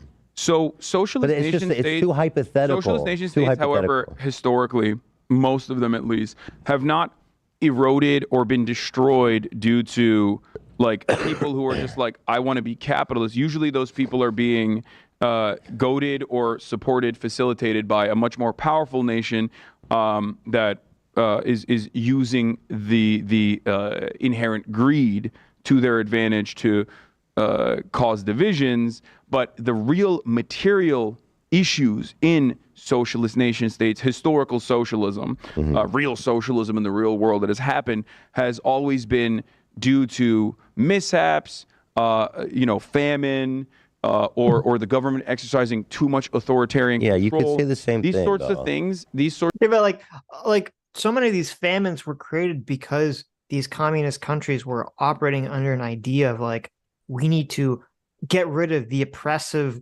version of farming that the capitalist, existed under.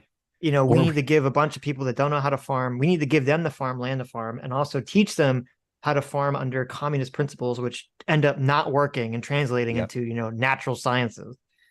I mean, I wonder what he would say if someone was like brought up like Lysenkoism to him. Like, I'm curious as to his take on that. Right. I don't know. Like, do you think that it was a good idea to allow one scientist with a terrible idea to tell all of the Soviet Union how they're supposed to plant their crops badly and cause the famine? What did he think? What did he think of Mao's problem with the sparrows? Oh, they're not Chinese communist birds, so you got to go kill them. Like, really dumb shit. Really dumb. Right. Sorts of things are the real reasons as to why social nation states have failed, not necessarily their economic mode of production switching over to a more labor-focused economy. And then also, there are so many different types of socialist developments, like a socialist mode of production, that there is no like one absolute perfect one, and I'd be a liar if I told you I know which one it is. You know what I mean? So go back to the original question.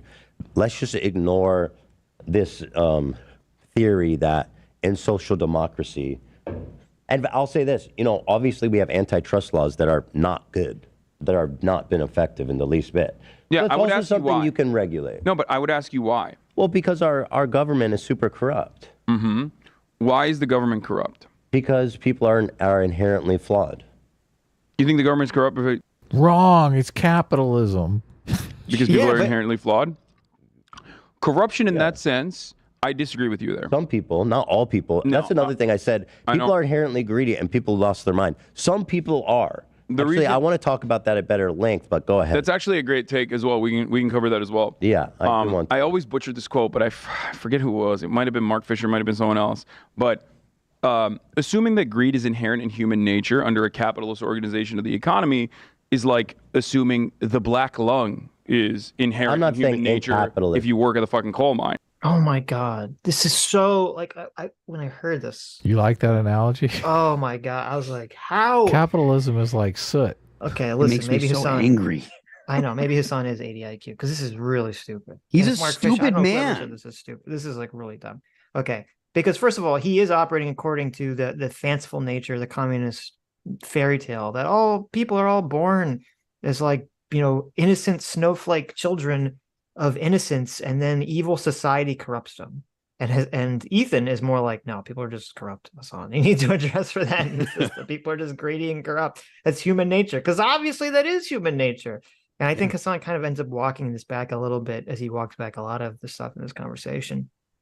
But to compare like a facet of human nature that seems to exist since the dawn of time, people being self-interested to the point of being greedy, to like black lung because someone works in a coal mine, is preposterously stupid.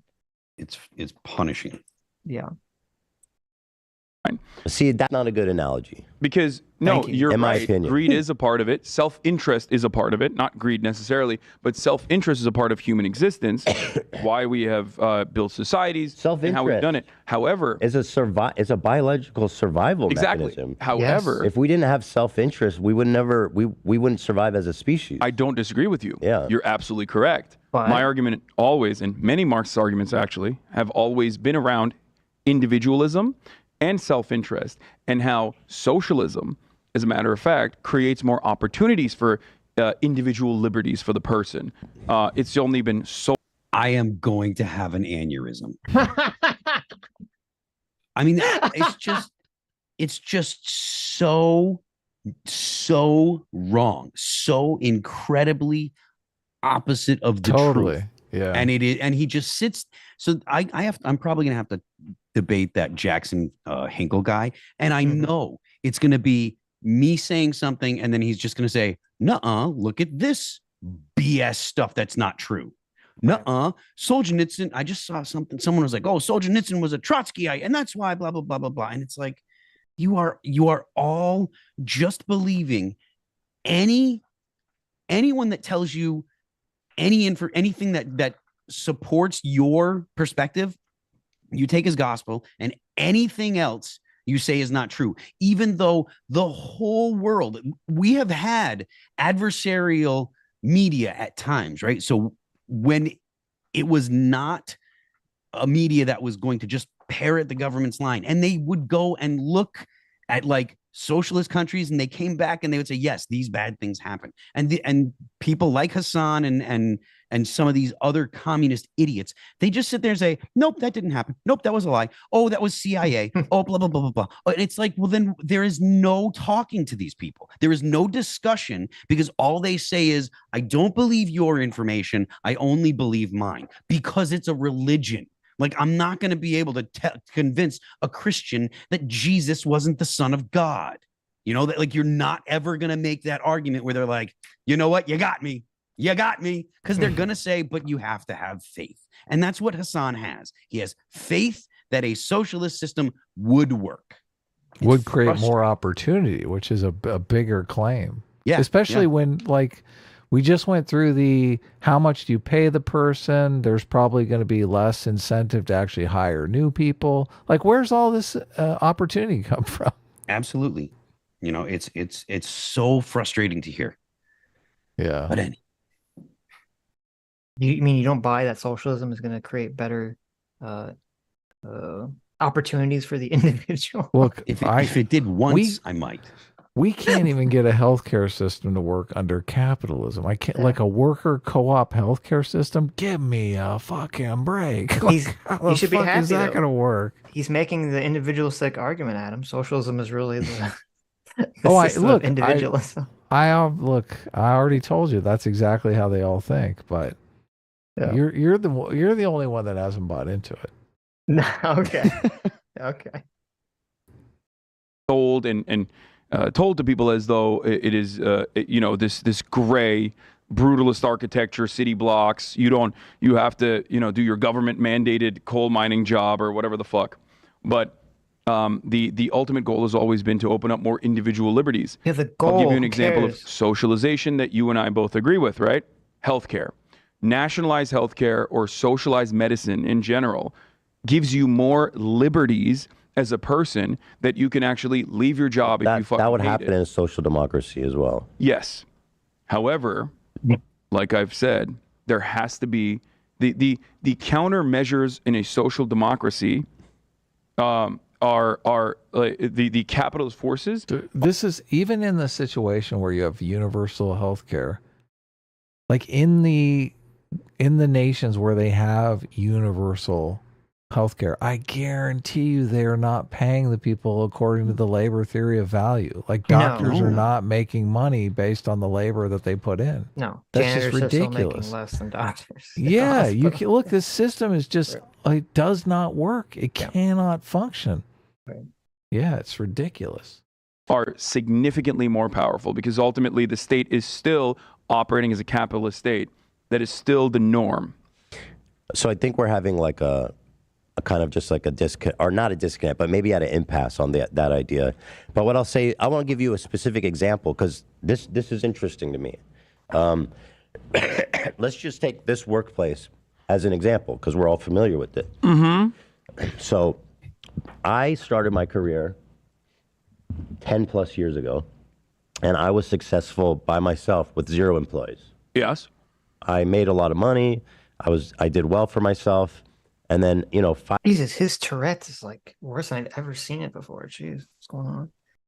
It's capitalism, man. That's what it is. Look, it's like the black lung.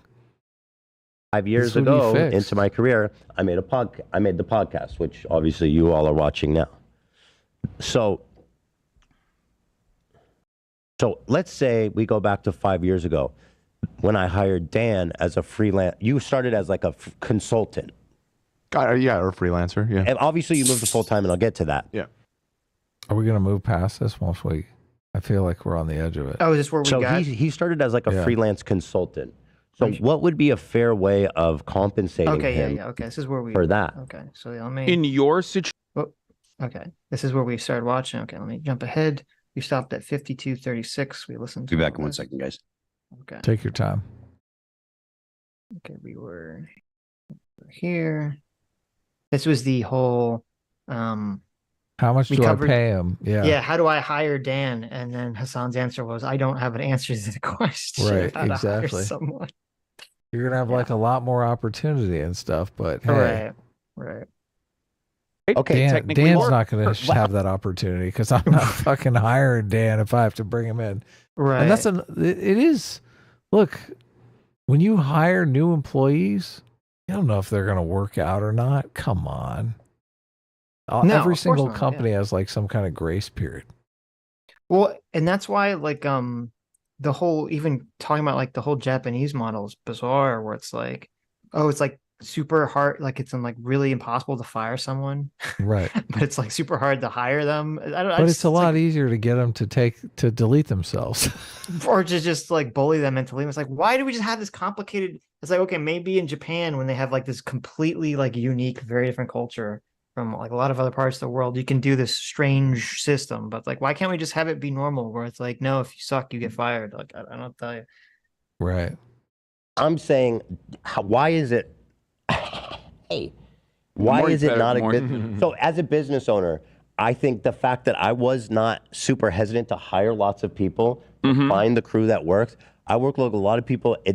Who were not compatible. So I was able to burn through enough people to find a team that worked, right? Kaya, and so if I was so hesitant to hire people because I have to profit share with them, I would do like a way more strenuous interview process. That seems way longer. Yeah, you're making an argument for why it's stronger. Like you I don't lucked out think with so Dan. at all. You lucked out with Dan.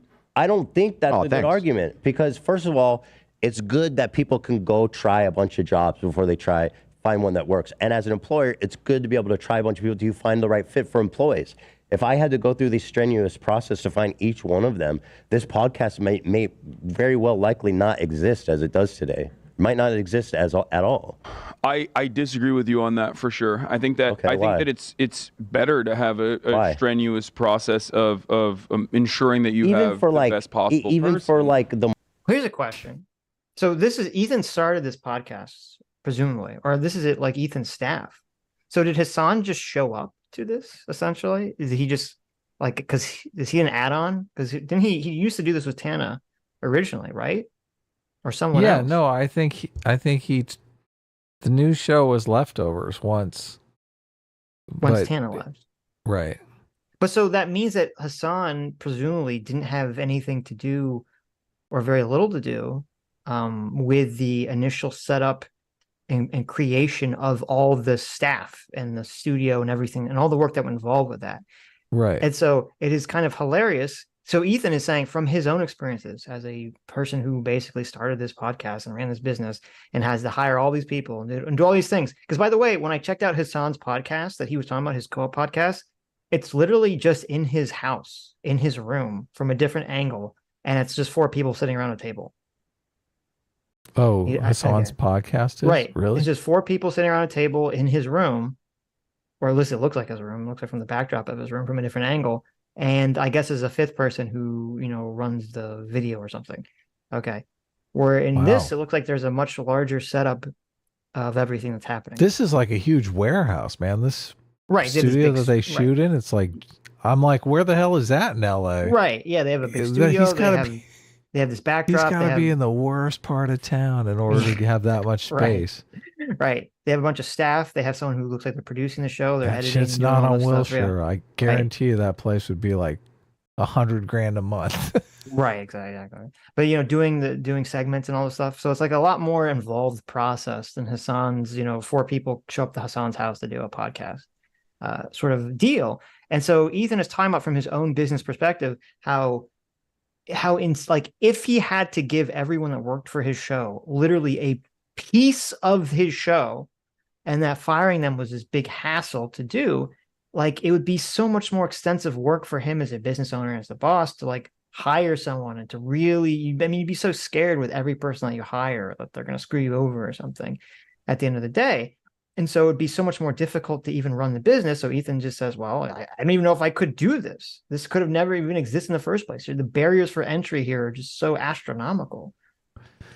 Yeah, it's you're introducing like this veto culture into anything you want to do. Like, look, Ethan had this vision. He's like, I'm going to get this giant warehouse of a set, and it's going to be super, like, people are going to be drawn to that. It's going to be big. People are going to go, this is big. This is impressive. I should watch this.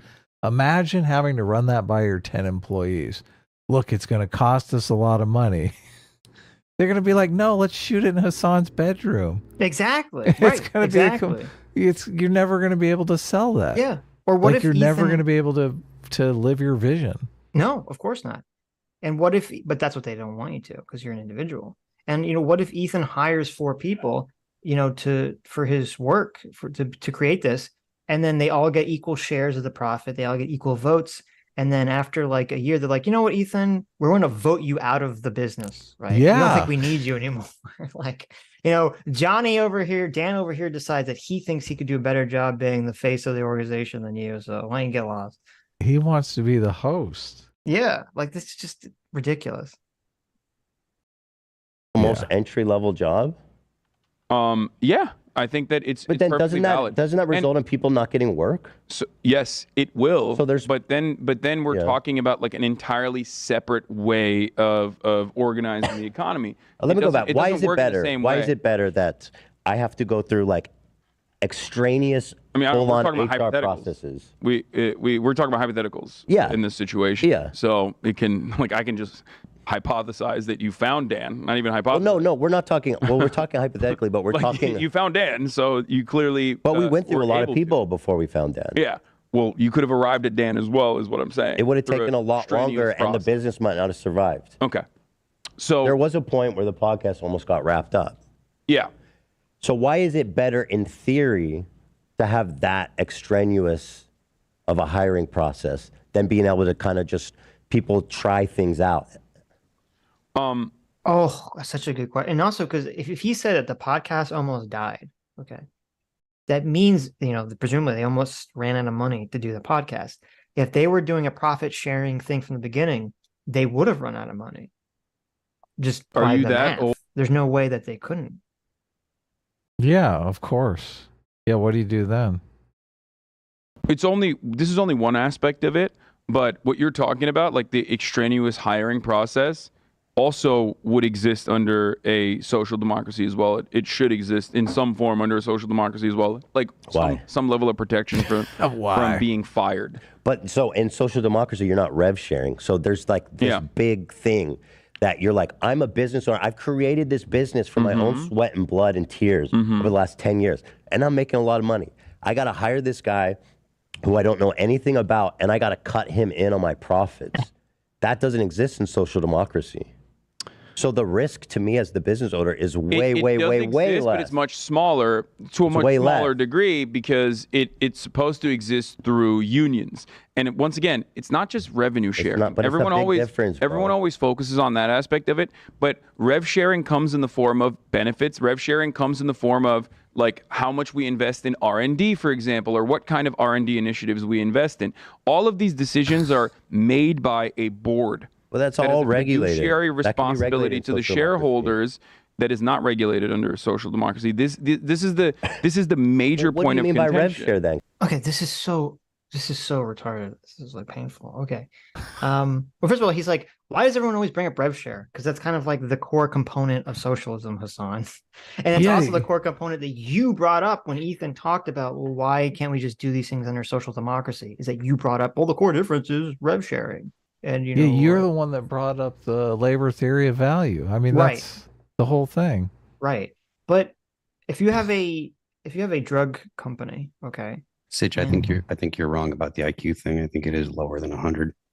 I listen, you could be well onto something. I'm not making an argument here. All I'm doing is just seeing relating what I see here. Right. So. You're just observing. Fair That's enough. Right. Because if you're running, and he brought up R&D and stuff, and obviously had these arguments before. If you have a co-op pharmaceutical company, okay, and they're selling insulin, and they're making shit tons of money for it, in order to do R&D to try to figure out like a different medication or to create a better, cheaper form of your medication, right? Why would a co-op ever vote to do that? Because that would mean that they'd all take massive pay cuts in order to invest in a possible new drug or a new version of the drug that's a gamble, which they're not even sure would net them more money when they're making all this money right now. And if you're splitting up all the money through amongst all of the people, nobody's making really, really good money. Right. Well, yeah, exactly. But why would they never be incentivized to do any of these things that we'd want them to do, like innovate, create new products, et cetera, 100%. et cetera? I mean, the argument against capital, against markets is over. Like I get that there are communists and socialists that are like, well, it's not, it's capitalism is a whole system and it's a whole ideology and it's baked into everything you do and blah, blah, blah. I understand that that's the argument they make, and that's horseshit. But the argument against markets, there is no argument. Like it has been put to bed, and it was put to bed so thoroughly and so long ago to even make these arguments now. It really questions it makes me question if you're actually an intelligent person or not. If this was, exactly. If this was feasible, they would exist on some large scale. There's a reason Mondragon's like, there's one. And then the other ones are all these like really tiny things. It's like, okay, I mean, sure. If this was a feasible alternative, you would see a bunch of corporations or companies do this. They don't, because it's not feasible. Don't bring that up, because obviously it's the capitalists that are suppressing those companies. Otherwise, they would totally be successful. Oh yeah, of course, right? Clearly, that's enough. There's one thing that bothers me, that they do this all the time. Like you say, well, how come this failed and blah blah blah, and they're always like, well, it was the CIA. And it's like, well, okay, so maybe there's some substance to that, but the communist countries all had their own internal intelligence organizations too. So all you're saying is, well, because it's inferior. Yeah. I mean, if your system can be BTFO'd by the CIA, then obviously your system is inferior. Right. During the Cold War, this was an open question. We didn't know if authoritarian socialist regimes were going to be able to outcompete neoliberal capitalism. Well, it wasn't neoliberal back then. Let's say Western democracy. Well, free market We had a lot of liberal, government regulations. right.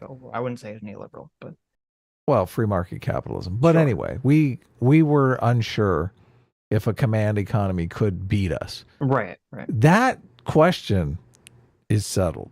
Like there's Yeah. no more question about it. Yeah. The only reason We're not worried about that any longer. this is all just edgy boy. I want to be I want to go against the grain, and this is the new, or this is the in vogue, in fashion way to go against the grain. That's all this is. None of this is based in reality. None of this has any substance.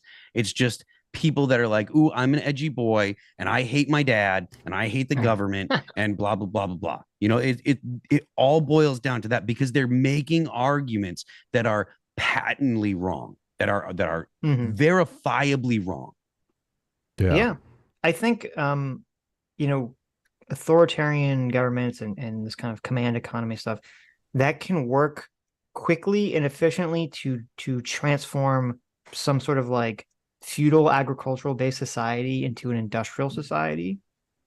And I think it really comes to this principle of, if you know the pathway, if you know the road you need to travel, the pathway is like laid out pretty clearly. Yeah. You can have some authoritarian dictator basically drag the country to that point. And it could be done, far quicker than under democracy, possibly. And that's the argument people make about China. But right. That's literally what China fucking did. And that's also what Russia did to an extent. But the problem is, like, once they get to the point where, like, okay, well, now you're at the point where you need to innovate, that's where everything falls apart. Yeah. And it like the thing that is this communists love to bring up is they're like, oh, well, China and Russia, it happened so fast and da-da-da. And it's like, yeah, but they were relying on the fact that the rest of the world was not a communist authoritarian system. And they used ideas and probably machinery that were made in places that made these things because of the market. So it's like the whole, like, communism needs markets. Like, it needs other countries that are not communist or socialist to function, because they have to get their ideas from somewhere. And if you are brainwashing your people and telling them there are only certain ways that it's acceptable to live, you don't get that kind of innovation. So my buddy Zoltan, the guitar player from Five Finger Death Punch, he's just a little bit older than me, and he grew up in Hungary in the 80s. In communist Hungary. Like, he was alive and remembers when they rolled the tanks in and stuff. And he came here, didn't speak a lick of English, came here, made a boatload of money, and like, outside of being a rock star. And then he started Five Finger Death Punch with Ivan, and he's decided, oh, now I want to be a rock star because I've loved, metal bands all my life, and I could never do that when I was a kid in Hungary. Now I want to do it. And so what did he do? He made what is essentially one of the biggest metal bands going in America today, and in the world today, actually. And like, he listens to this stuff, and he's like, yeah, everything you're saying is right, Phil. These guys are morons. They're idiots. Everything they're saying is wrong. I remember what it was like when my mom and dad were like, stop saying that because you're going to get the police here, because he was saying that, this is bullshit or whatever as a kid. I mean, when your kids are saying stuff and your parents are saying, don't say this, you're going to get the cops called on us. That's a problem in your society. Scary. Right. Yeah. It's, and again, there are people that live through this that they can listen to, and they just ignore the things they say because they are just, again, I think it's just edgy boys, Yep. Yeah, it is. And it's easy, power. like, for communist country to look and say, okay, Western democracies followed a path for like 100, 200 years, and they say, okay, well, they've already created the template that took them 100, 200 years to do on their own. Yes. Right. And they charted the wildest for us. They created the map for us.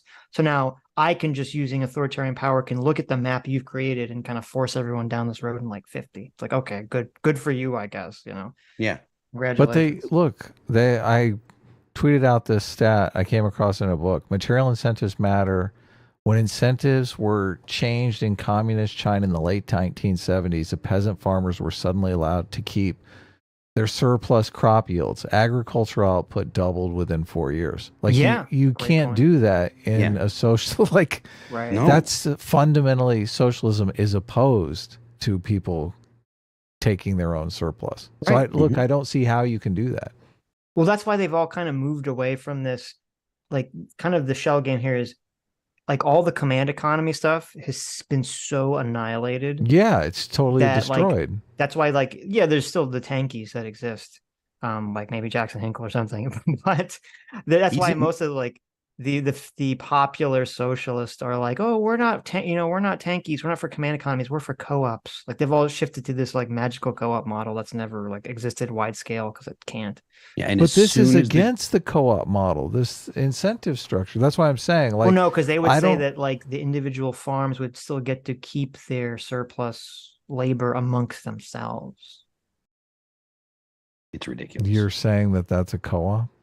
Because it's just not, yeah, because they're saying Fir- like the first people of that all- run the farm would get to keep all the surplus. It just wouldn't get taken by the government like it used First to be of in all, China. this detail doesn't know. They're not going into how these farms were able to double their productive output in 4 I years. For understand all that. you know, they hired everybody and broke the labor theory of value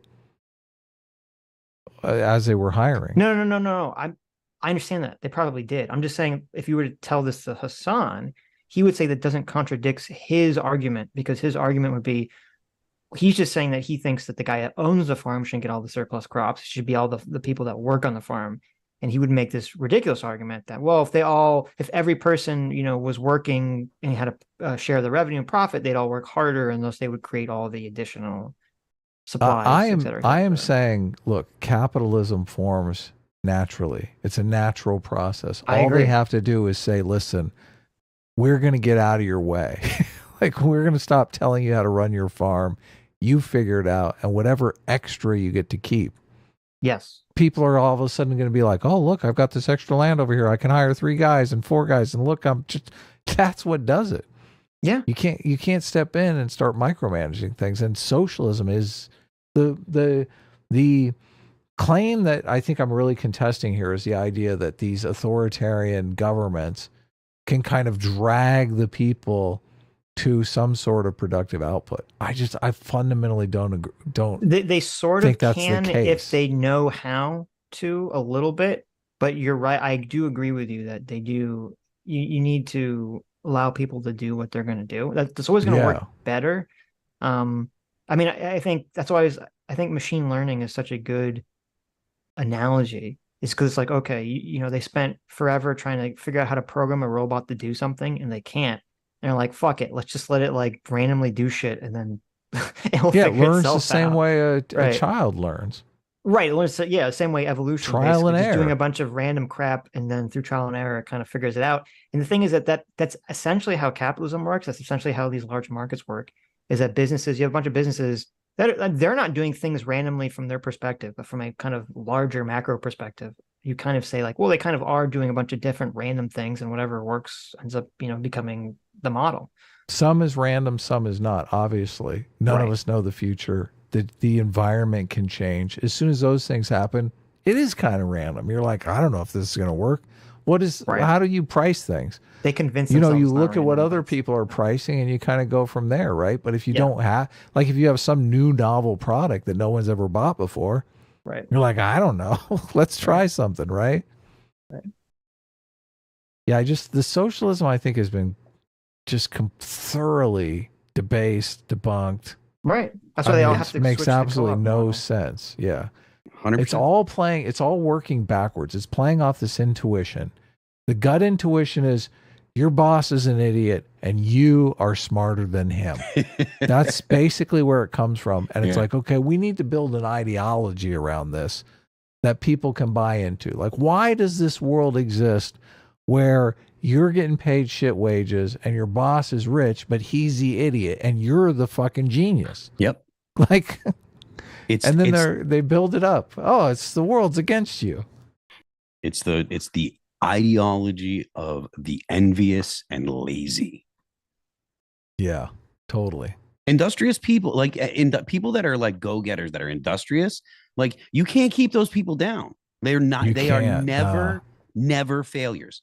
Like they just aren't, especially in the United States. Like you cannot keep those people down. If you're the kind of person that's like, man, I just want to go out and do some stuff, blah, blah, blah, blah, blah. You can't stop them. And they're not going to be failures. They're not going to be losers. These guys are all like, I obviously Ethan's not. Ethan is the kind of dude that's like, all right, well, socialism sounds nice, so blah blah blah blah blah. And I really think that's where it comes from. Ethan thinks that socialism sounds nice, and he's like, well, if we can do these things, then we should, but there are limitations. And he seems at least reasonable. Hasan is literally, it's the same thing as if he were like, but listen, if we don't sacrifice 500 kids a year to the sun, it's not going to come up next year. It's like that same crazy bullshit. Yeah. I think Ethan and Hasan both are kind of, they get it. Hasan's like, I need to stream 10 hours a day. Ethan is like, I need to work every day. Like, Ethan has been grinding on YouTube for as long as I can remember. So, yeah. I remember when he made the transition to the podcast. He's like, look, there's been 2 adpocalypses and every other one of our videos are getting demonetized. Like, we're going to have to go get jobs if we don't try something different here. Yeah, exactly. So that's when he transitioned to the podcast. And I get it. It's like it's not easy work. So, because you see in our example, like in Germany, they have a trade union representative that sits on the board of executives, but that's only one. I can't believe he brings up Germany when like East Germany was a thing. Like, why are you even like if as soon as a socialist brings up Germany, the first thing I'm thinking is, yeah, that shit didn't work. Yeah. Everyone was running to the West as soon as they could. Nobody was running to the East. Maybe there were people running to the East to see family when the wall fell down, but nobody was running to the East because they wanted to get into East Berlin. Still exists with North and South Korea. 100%. Like, no South Koreans are going to live in North Korea. Come on. I think there's a story of one dude that ran to North Korea recently, like in the past 6 months or something. What? Yeah, I heard it. I don't know the details, but I think he had done something wrong, and he was going to get in trouble. So he's just like, I'm gonna try and get in North Korea, but I don't know the details. So that's only one aspect of a larger board that is still representing the interests of the shareholders, those who own the company, who never have seen the company. They can, even globally own it, right? So having one vote in that situation is not as good, in my opinion, as having all of the vote, all of the power, making these decisions as a collective, something that kind of is not legally enforced here, right, in your structure, but you abide by because you're a nice guy. Many people are not going to be like that. Ethan is not asking Hasan for business advice. Let's just get that straight. Right. And I'm saying that we shouldn't rely on the magnanimous nature of We're going back to this point because we don't have to with the right. Well, even an example let me like ask you, the one I mentioned in Germany point. still yields terrible, still is susceptible Germany's to not the a social influence democracy. of capital. Let me ask you this. Wait, yes, it is. Germany arguably is. Yes, not as much as. Okay, I don't know a Nordic lot about countries, Germany, but so I'm not gonna. I don't want to get into America that. is a social democracy as well. The problem is, like, What? American social democracy is a laughable example of. So let's social not use it democracy. then.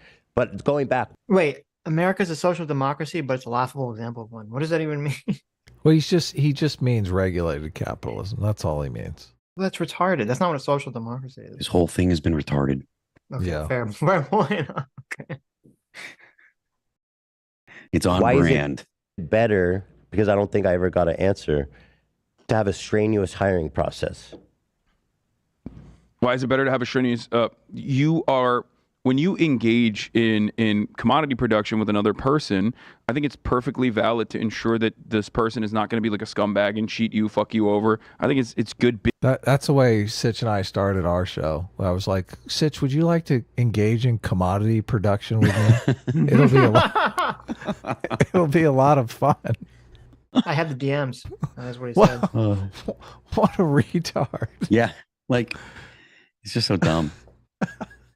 Business practice, even in a capitalist sense, to ensure that the person that you're hiring is not like some fucking random dickhead. That's just common sense. And the more you but you grow, do acknowledge man, that. So you do acknowledge that's that. BS. You know how long Adam worked with me, not knowing if I was a fucking weirdo or not.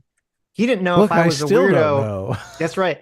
Like I remember when I first, because how long were we doing a stream before we met in person? Like a year and a half, a year? I don't think so. I think we only did like a few before we No, met we did in a bunch person. because you gave me like a big stack of cash. I think I gave you like $200. It didn't seem like it was like Okay, a big stack of cash. an exorbitant amount of money. But yeah, but early in those days, the stream made very little money, obviously. Oh, you're right. Yeah. But yeah. no, and we streamed on my channel a few times. Right. I don't know. We could look into it. I'm but- pretty sure we streamed for at least a year. Like it was a significant chunk of time that we streamed before we ever met in person. And when we met, you're like, "Oh, I'm so glad you're not a fucking weirdo." And I was like, "What?" Freak. Yeah, exactly. I was like, "Okay, I didn't know you had this like thought in your mind, about me." I was like, "Yeah, look, you're normal." Oh, good.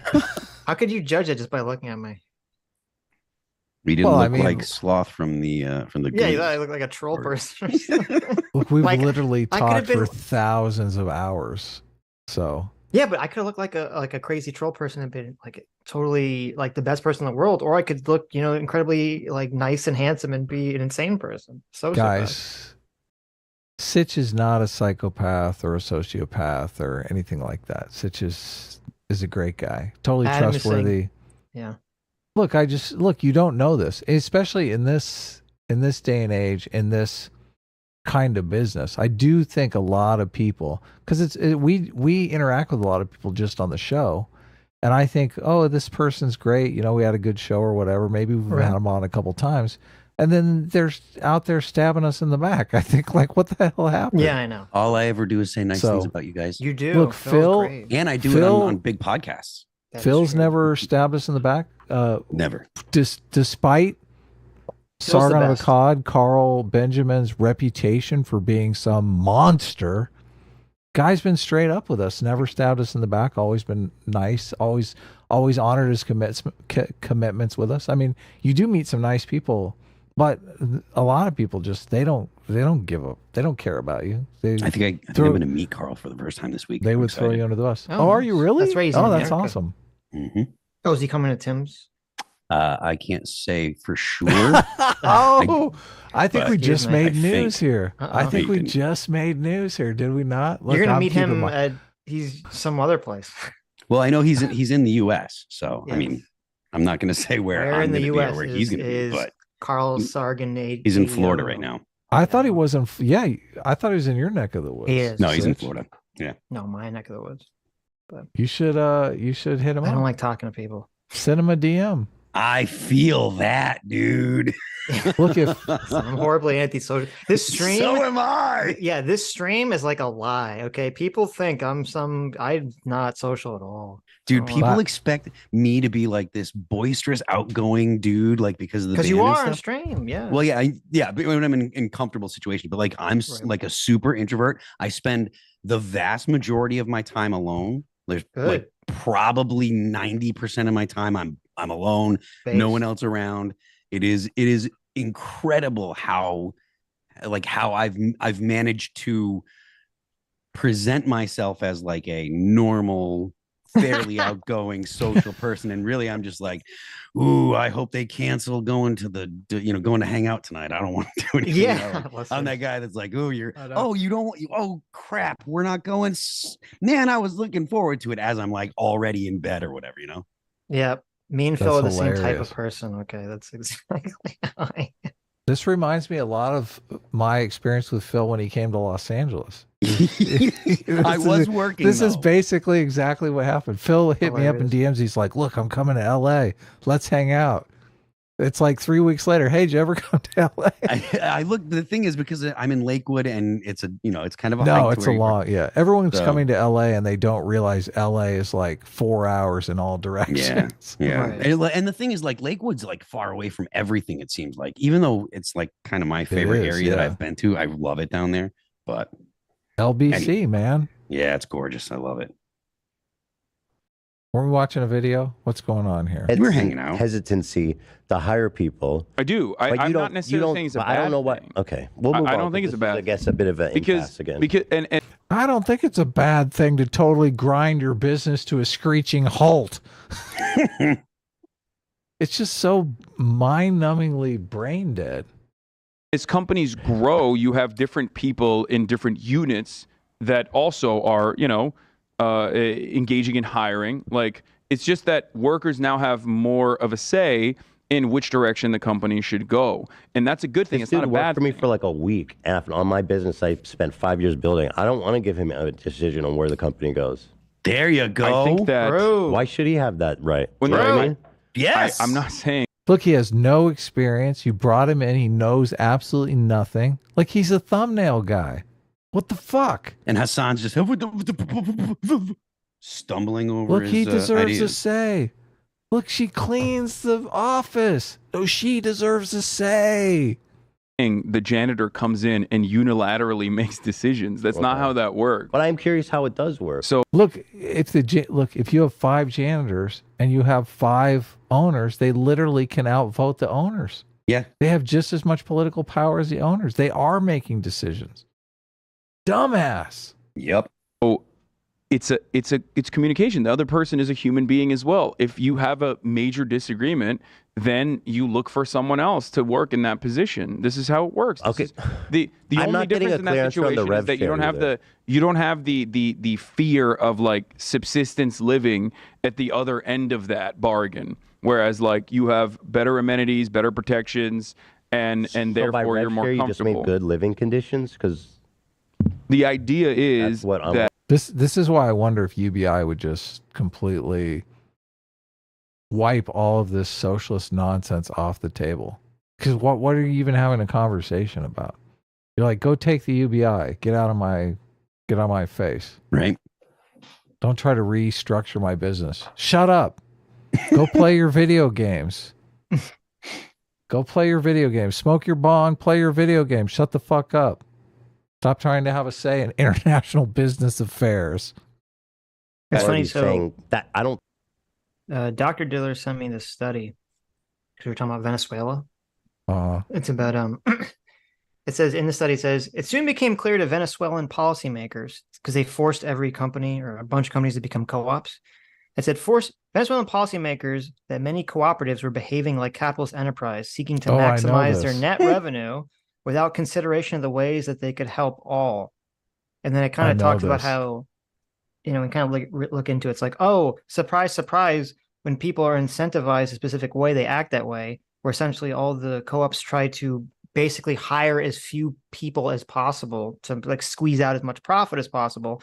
And then they would be selling their products, not necessarily to like the local areas, but to whomever they could derive the highest profit from. They wanted to sell their wares internationally because they were like, look, we can make more money if we sell them overseas. And they're like, yeah, but we need those things here in Venezuela. And they're like, yeah, so fuck you. Yes. So. Yes, so it says rather than supplying their products to local markets where there's need for them, as cooperatives have been called upon to do, some have chosen to export them to other countries where they can sell them at higher prices. Exactly. Or Yeah. have preferred selling them to capitalist distributors and intermediaries rather than those most in need. Yeah, it's like, oh, obviously that's exactly what happens. I read that study in a book. I can't remember the name of the book, but Mhm. yeah, no.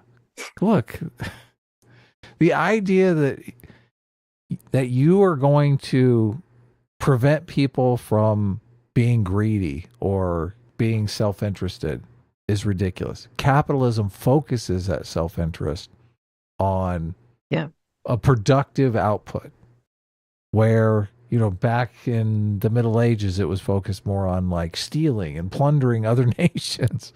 Capitalism is focused on producing goods and services that people want to buy. Like, But it's such a better system. That's why I'm so inherently skeptical, and everyone should be, whenever someone's solution to a problem in society is like, Simple. we're gonna just teach everyone a better way of thinking. I'm like, okay, Yes, well, yeah. good luck with that. It's like, Haidt all right. even says, look, you can't teach critical thinking. Like, every time somebody talks about teaching critical thinking, I just shudder. I'm like, really? You think you can teach that? Mhm. People are biased as fuck. What are you talking about? Right.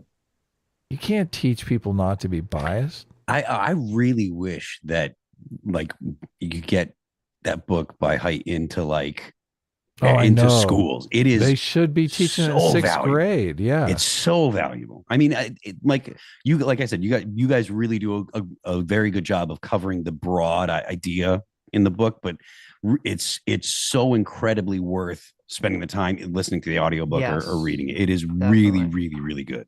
Definitely. You guys should start a book club because you guys read enough, or at least Adam reads. Adam No. reads. I don't read it. Did you say no? Why not? Oh, here it is. This book is amazing. You should read this book, Phil. it called? Socialism, the failed idea that never dies. It's so good. Is it on They- Audible? Because I'm looking. Yes, for it right is. now. It is on Audible, and they I have love that. Audible. They have that study in there. They go into the whole Venezuela thing. I think that's where I got the oil thing too. Yeah, when oil is like $100 a barrel, and the government is flush with cash because any idiot can pump oil out of the ground. Like you don't need some high tech industry to do something like that. You just pull bought it it. out of the ground and sell it on the open market, right? They're not making computer chips. But as soon as oil drops down to like $40 a barrel, you're like, oh my God, we have no money for the government. What do we do? Start killing people, I guess. There goes all our UBI. There goes Right. all our UBI money. All right, it's downloading my Audible library now. Perfect. You said the name You'll of that like- book, and Phil's like, can't click fast enough. You'll like the book, yeah. It is also the fact that you guys recommended. I've got the Dictator's Handbook is in here. I haven't gotten to that one yet, but that is in here. You should read that next. The That's fascinating. Origins of Totalitarianism I got in here. Mhm. A bunch of James Lindsay stuff, which is obvious. Got Chris Rufo's book in here. I read that one, yeah. Yeah. Do you know about generations theory from hanging out with Tim?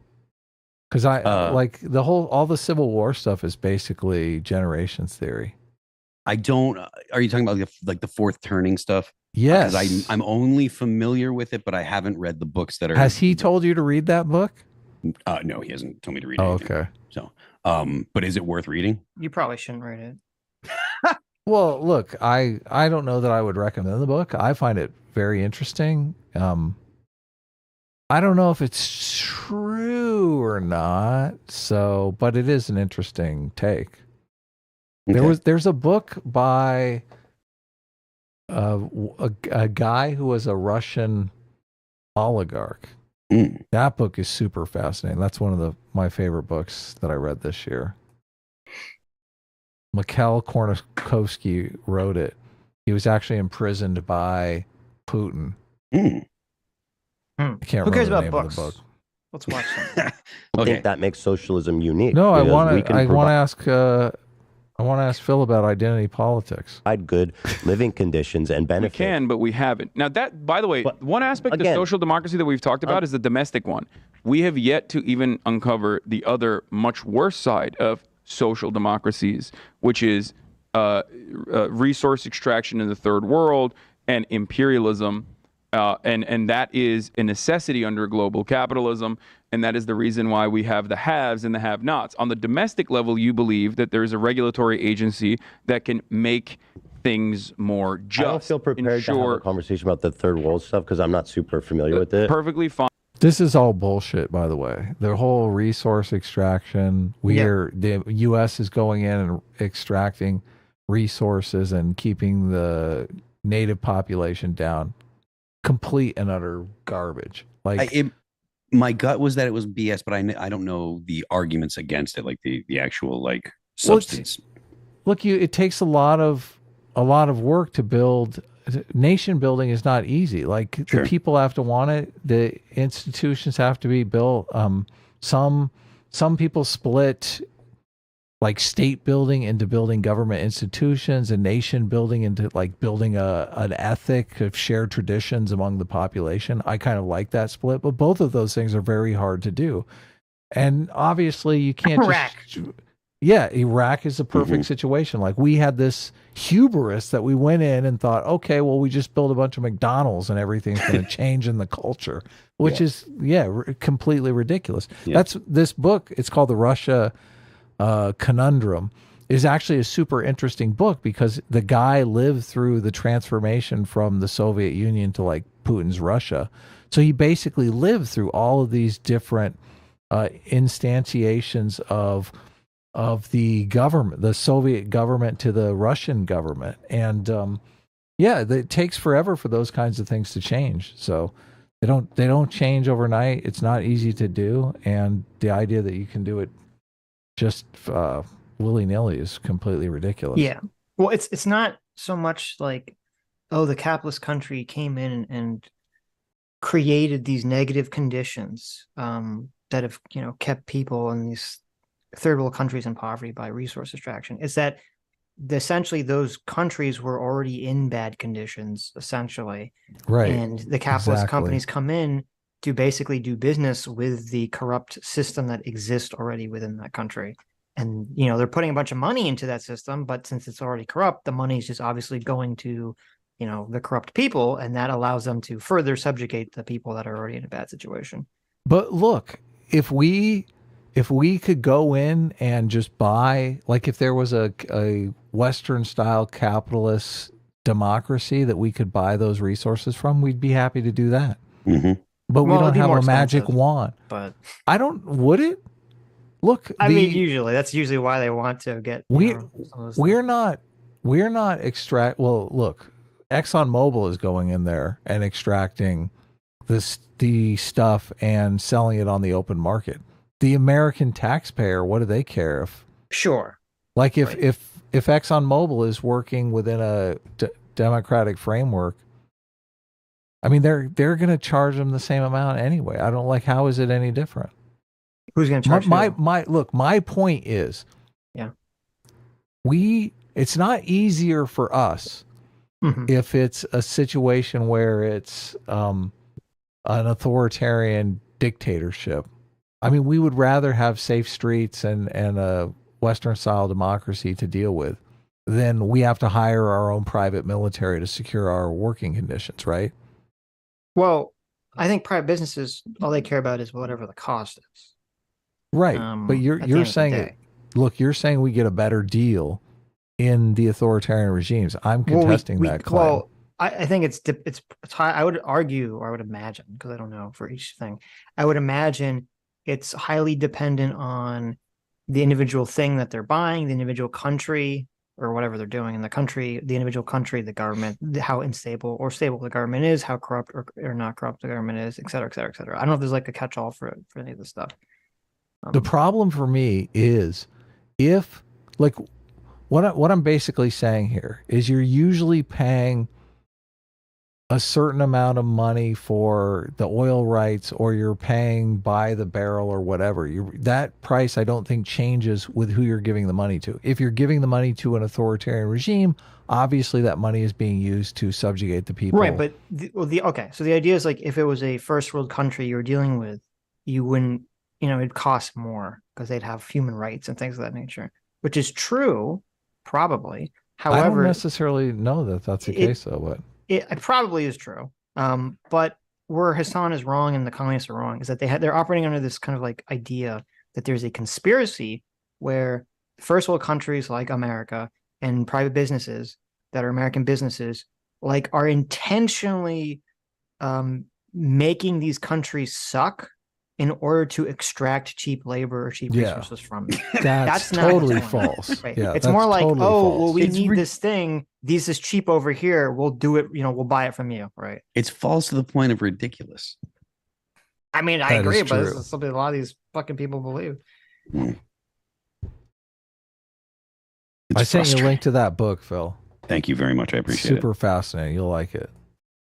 But like I can, but you understand that like that's a part of how everything works.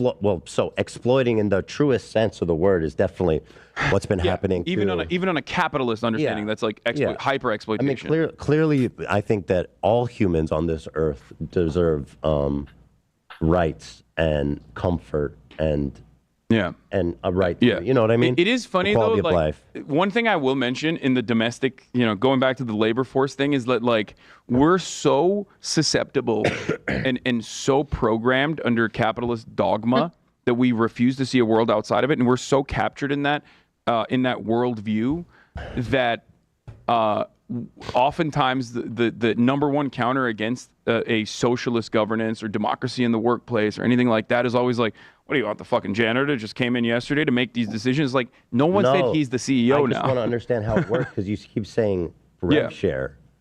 Rev share is only one component of it. Rev share can be democratically assigned. We'll say what? Okay, here's an example. When I first started the podcast, I was originally under cast. It was fucking terrible. We quit. We started our own podcast, me and Will. We needed a producer because we don't have that skill set. We needed someone to change the cameras and maybe do a little bit of, someone to post the videos, do the captions, titling, thumbnailing, right? So in that situation, we looked for someone. We found someone. And we were splitting it 3 ways. We were splitting the revenue 3 ways, anything that we made, right? And even before that, I was also giving March money as well to make sure that he at least had a fucking, had a revenue opportunity even when we weren't generating a lot of revenue. Okay. Right? So what did I do after that? The podcast grew. Fear and now has 5 cast members. We brought in Austin Show, my good friend, and Cutie Cinderella.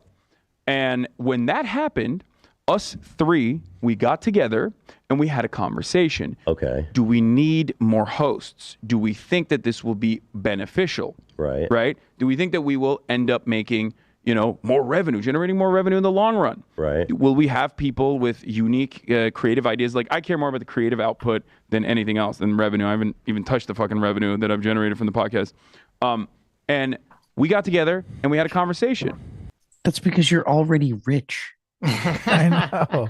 Like, there's zero risk in any of this. When you're a multi-millionaire and you get like, what doesn't he make, like 500 grand a month or something like that? I wouldn't be surprised. Yeah, so it's something ridiculous. Yeah. I'm sure that his income overall between that and merch sales and stuff is somewhere around there. But I mean, if you're making multiple millions of dollars a year, like, you ain't got no worries. You can throw someone 6 figures and be like, cool, bro. And do it indefinitely because you're getting $500,000 every month, Right. And he's plus you're in a business with like 0 overhead. Yeah. Yeah. And the primary source of his income he's getting, I'm imagining, is from his own independent streaming on Twitch anyway. Yeah. So it's completely detached from any of these other ventures. So he can do all sorts of risks with all these other things. It doesn't matter if they tank or not. It's so incredibly self-centered and stupid too. It's like a mix of idiot and hubris, which, I mean, that's why I want these guys to go out there and actually try to run a co-op for themselves to see like the massive hassle that they think, that it would be, that they're just completely not accustomed to dealing with. I want them all to stub their toes and break their pinkies. Okay. Or that. Punishment.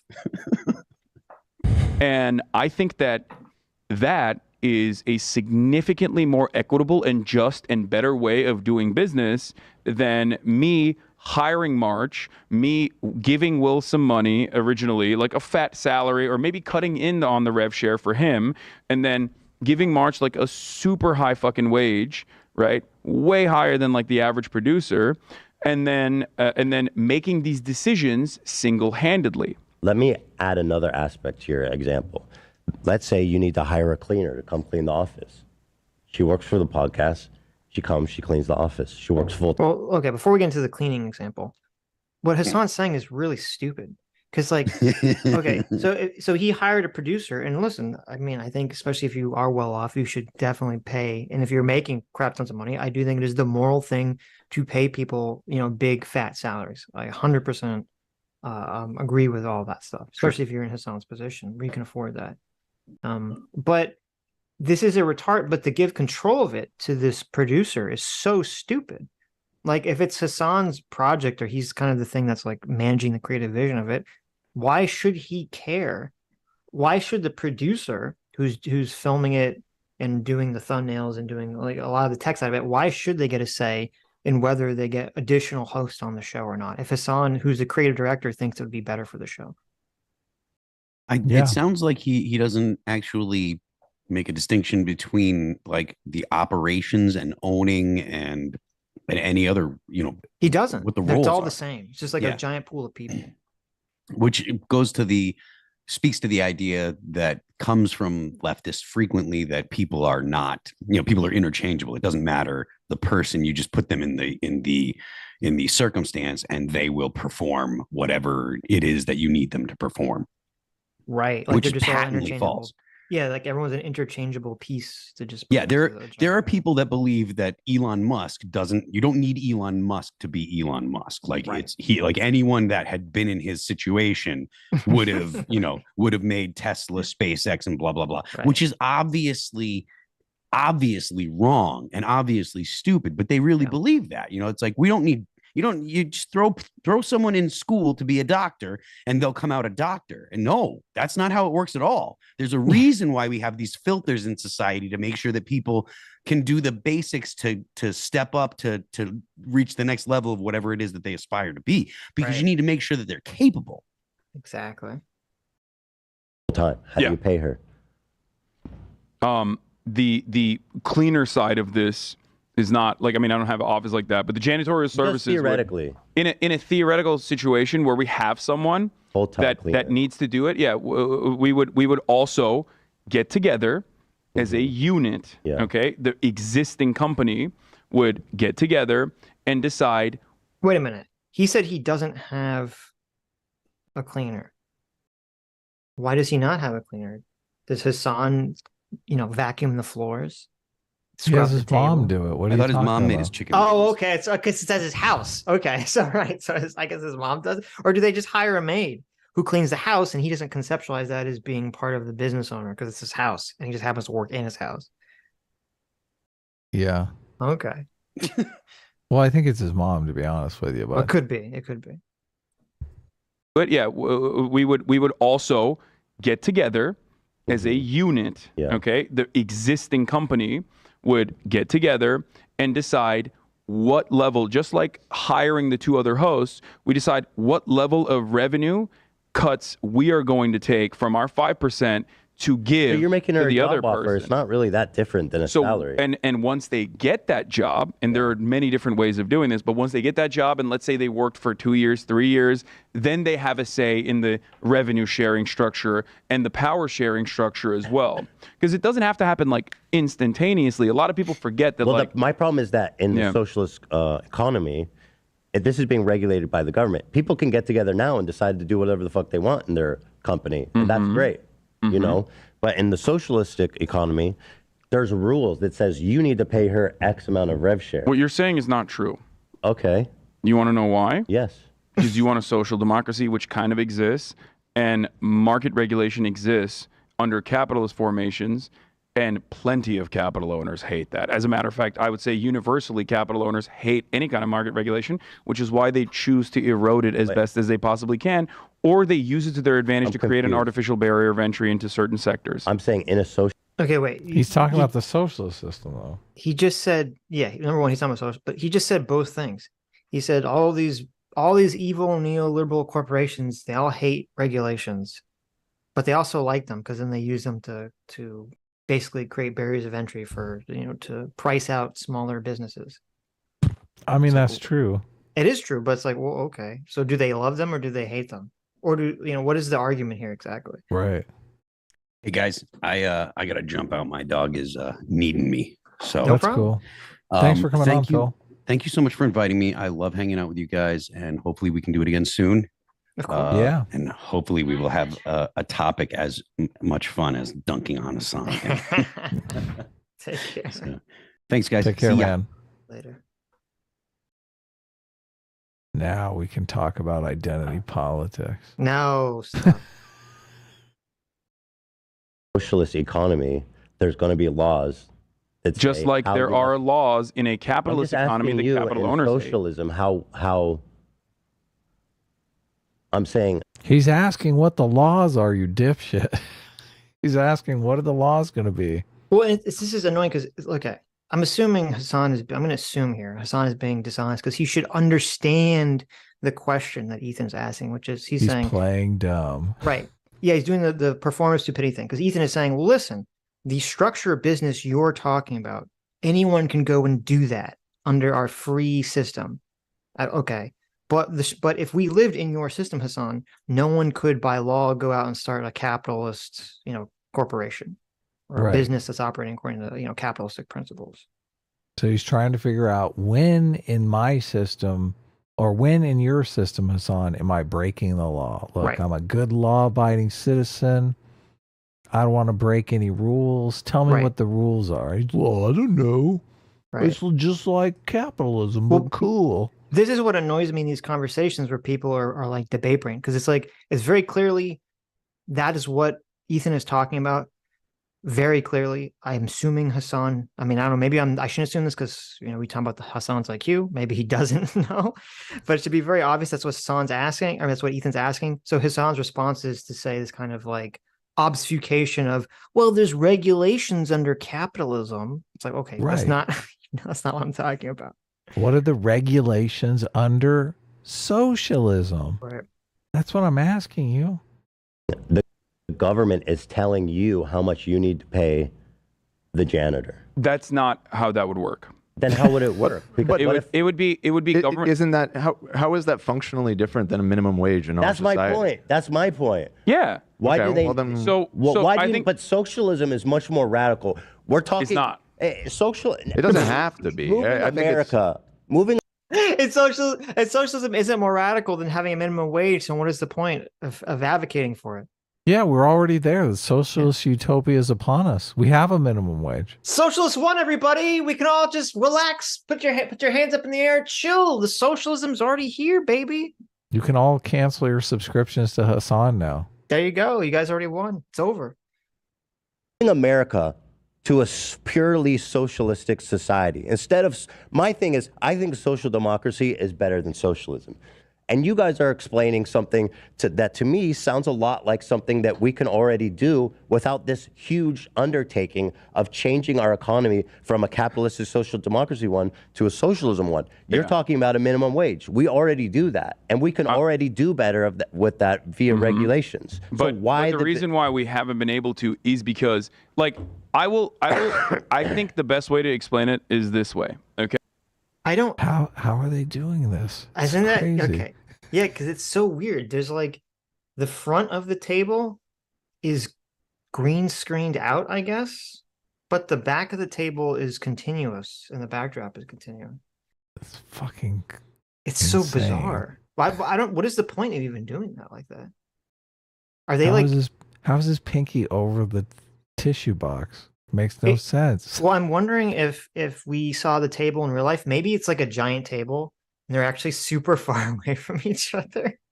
It's just like an editing trick that makes them look like they're sitting next to each other. Maybe. Because I don't know why else you'd have this like really weird thing. Look in the wide shot. They have both of them sitting at the table. So That could be a fake. The wide shot could be fake. the wide shot is definitely a fake, but in the center of the wide shot. Yeah. Well, I guess that could be fake too. Because something weird's going on here with the tissue box. Because obviously it's getting green screen cut out of the frame. They're not actually sitting next to each other. Because where he just reached, he would be touching Hasan, but he didn't. He touched some magical tissue box. So the table's got to be like much larger than it appears on camera. Oh, you're right. I think it is. Yeah. I was just saying, it's funny. You think they're sitting right next to each other. You go in the studio, you see it's like one of those like gigantic, like rich people tables where, you know, like the people eat like at the extreme ends. Maybe they're Hasan. actually like 100 feet away from each other. No, because they got the dog running around between them. They have to definitely be. Yeah, in the you're same right. The dog studio. kind of screws everything up because the dog did seem to be close to both of them. So Yeah. listen, let me have my dream. I want to pretend in my mind it's like a giant 100-foot long I don't know table. what's going on here though. So messed up. Some Euclidean geometry that's happening. Some backrooms crap is happening here at the leftovers. I want to do that. I want to make mine into a giant studio. Okay. I got to figure out how to do it though. Listen, Okay. I'm not rev sharing with you to build a giant studio for yourself, Adam. No, I don't know how want to a do that. $20 billion studio. I'm thinking Okay. I might cook one up for the next live stream. Okay, well That's what that we'll can come do out of for your our pocket. 300th episode. Right, all right. Look, it's obviously just a graphic that they do and put themselves in the middle of it. There you go. You like capitalism with socialist characteristics.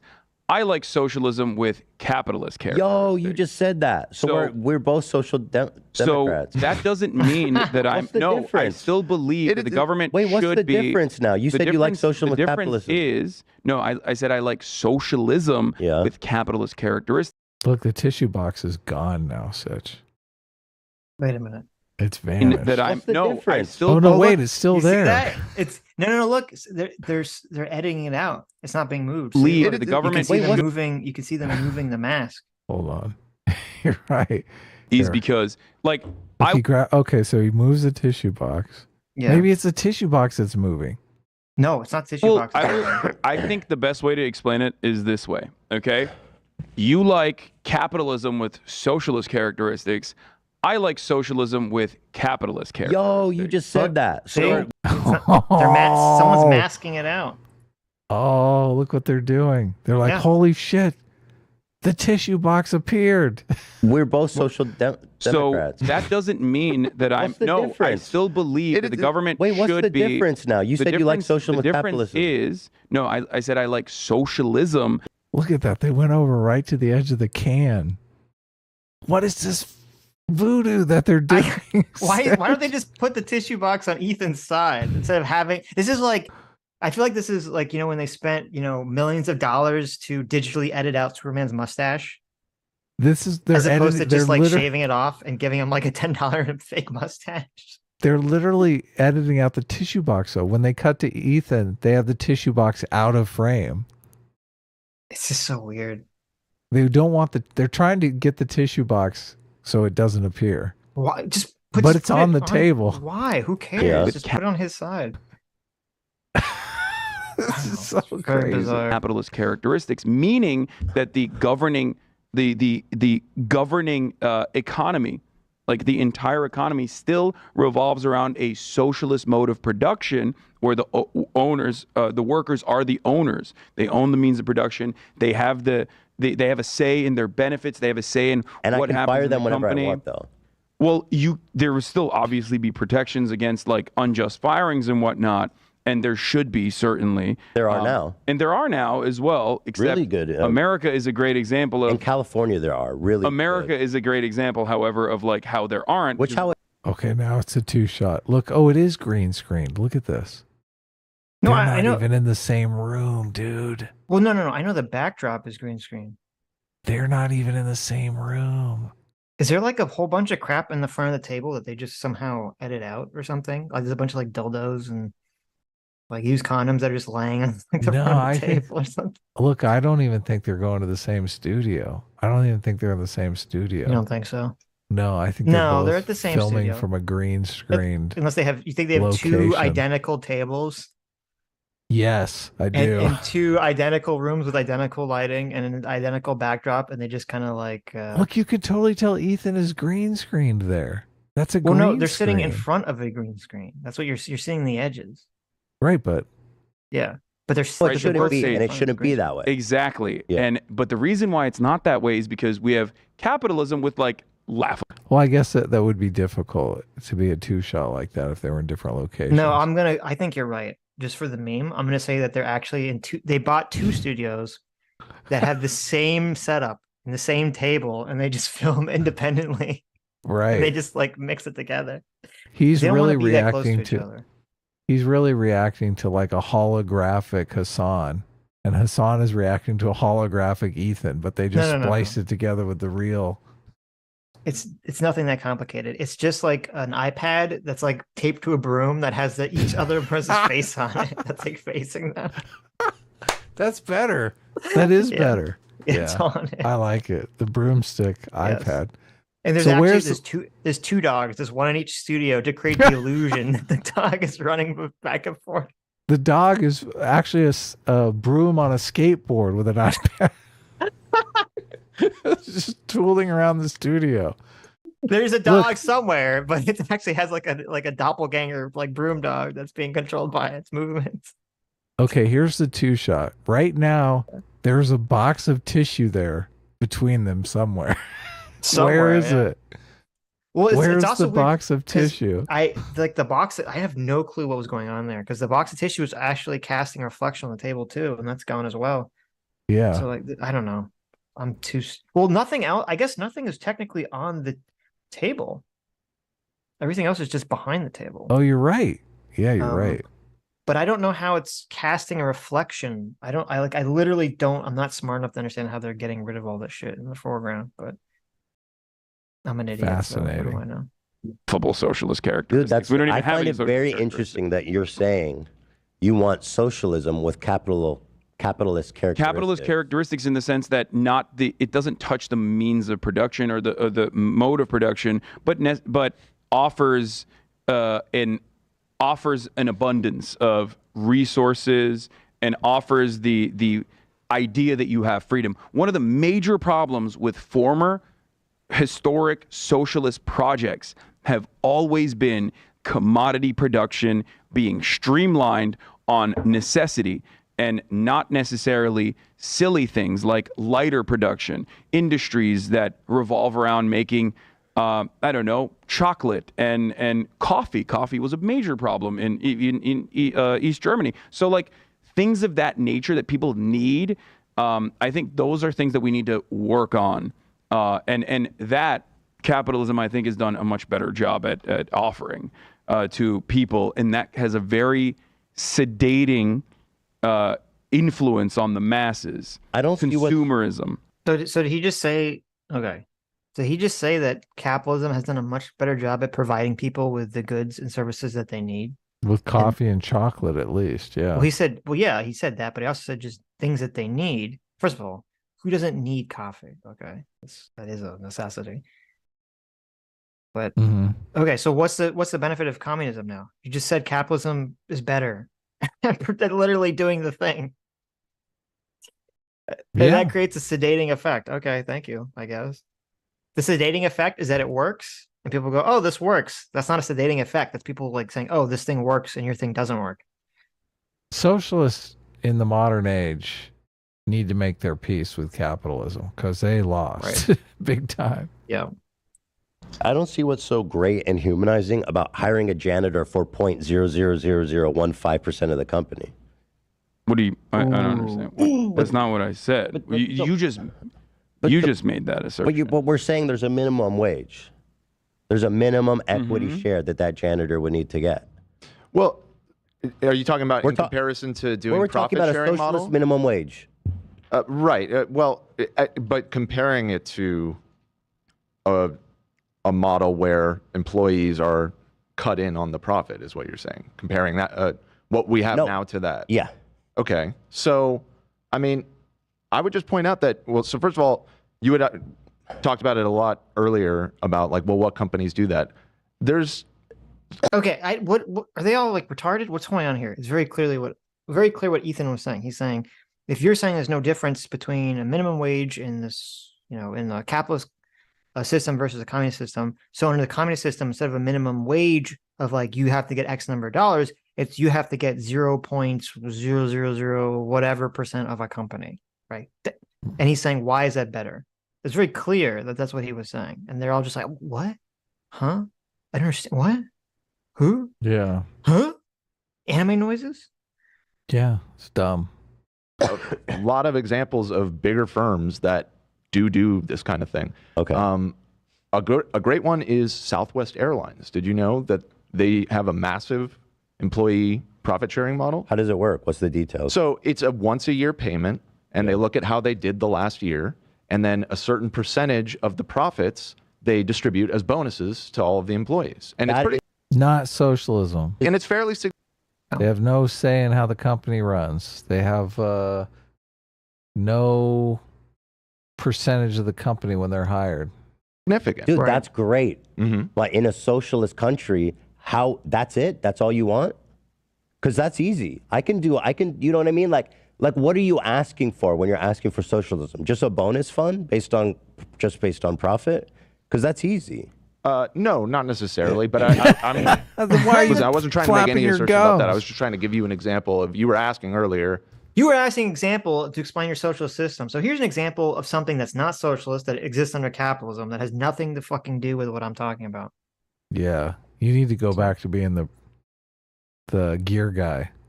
Because I just looked Stay it up. out of the conversation. because I just looked it up. It says Southwest, this is from 2022, so last January. It says Southwest Airlines will share $230 million with its employees after pulling in $977 million in profit in 2021. Okay. Cool. Bringing back a perk that disappeared in 2020 due to steep losses from COVID-19. So they actually got rid of it in 2020.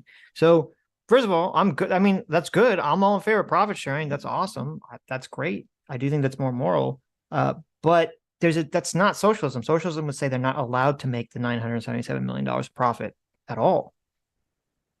Yeah. So that's oppression. Yeah.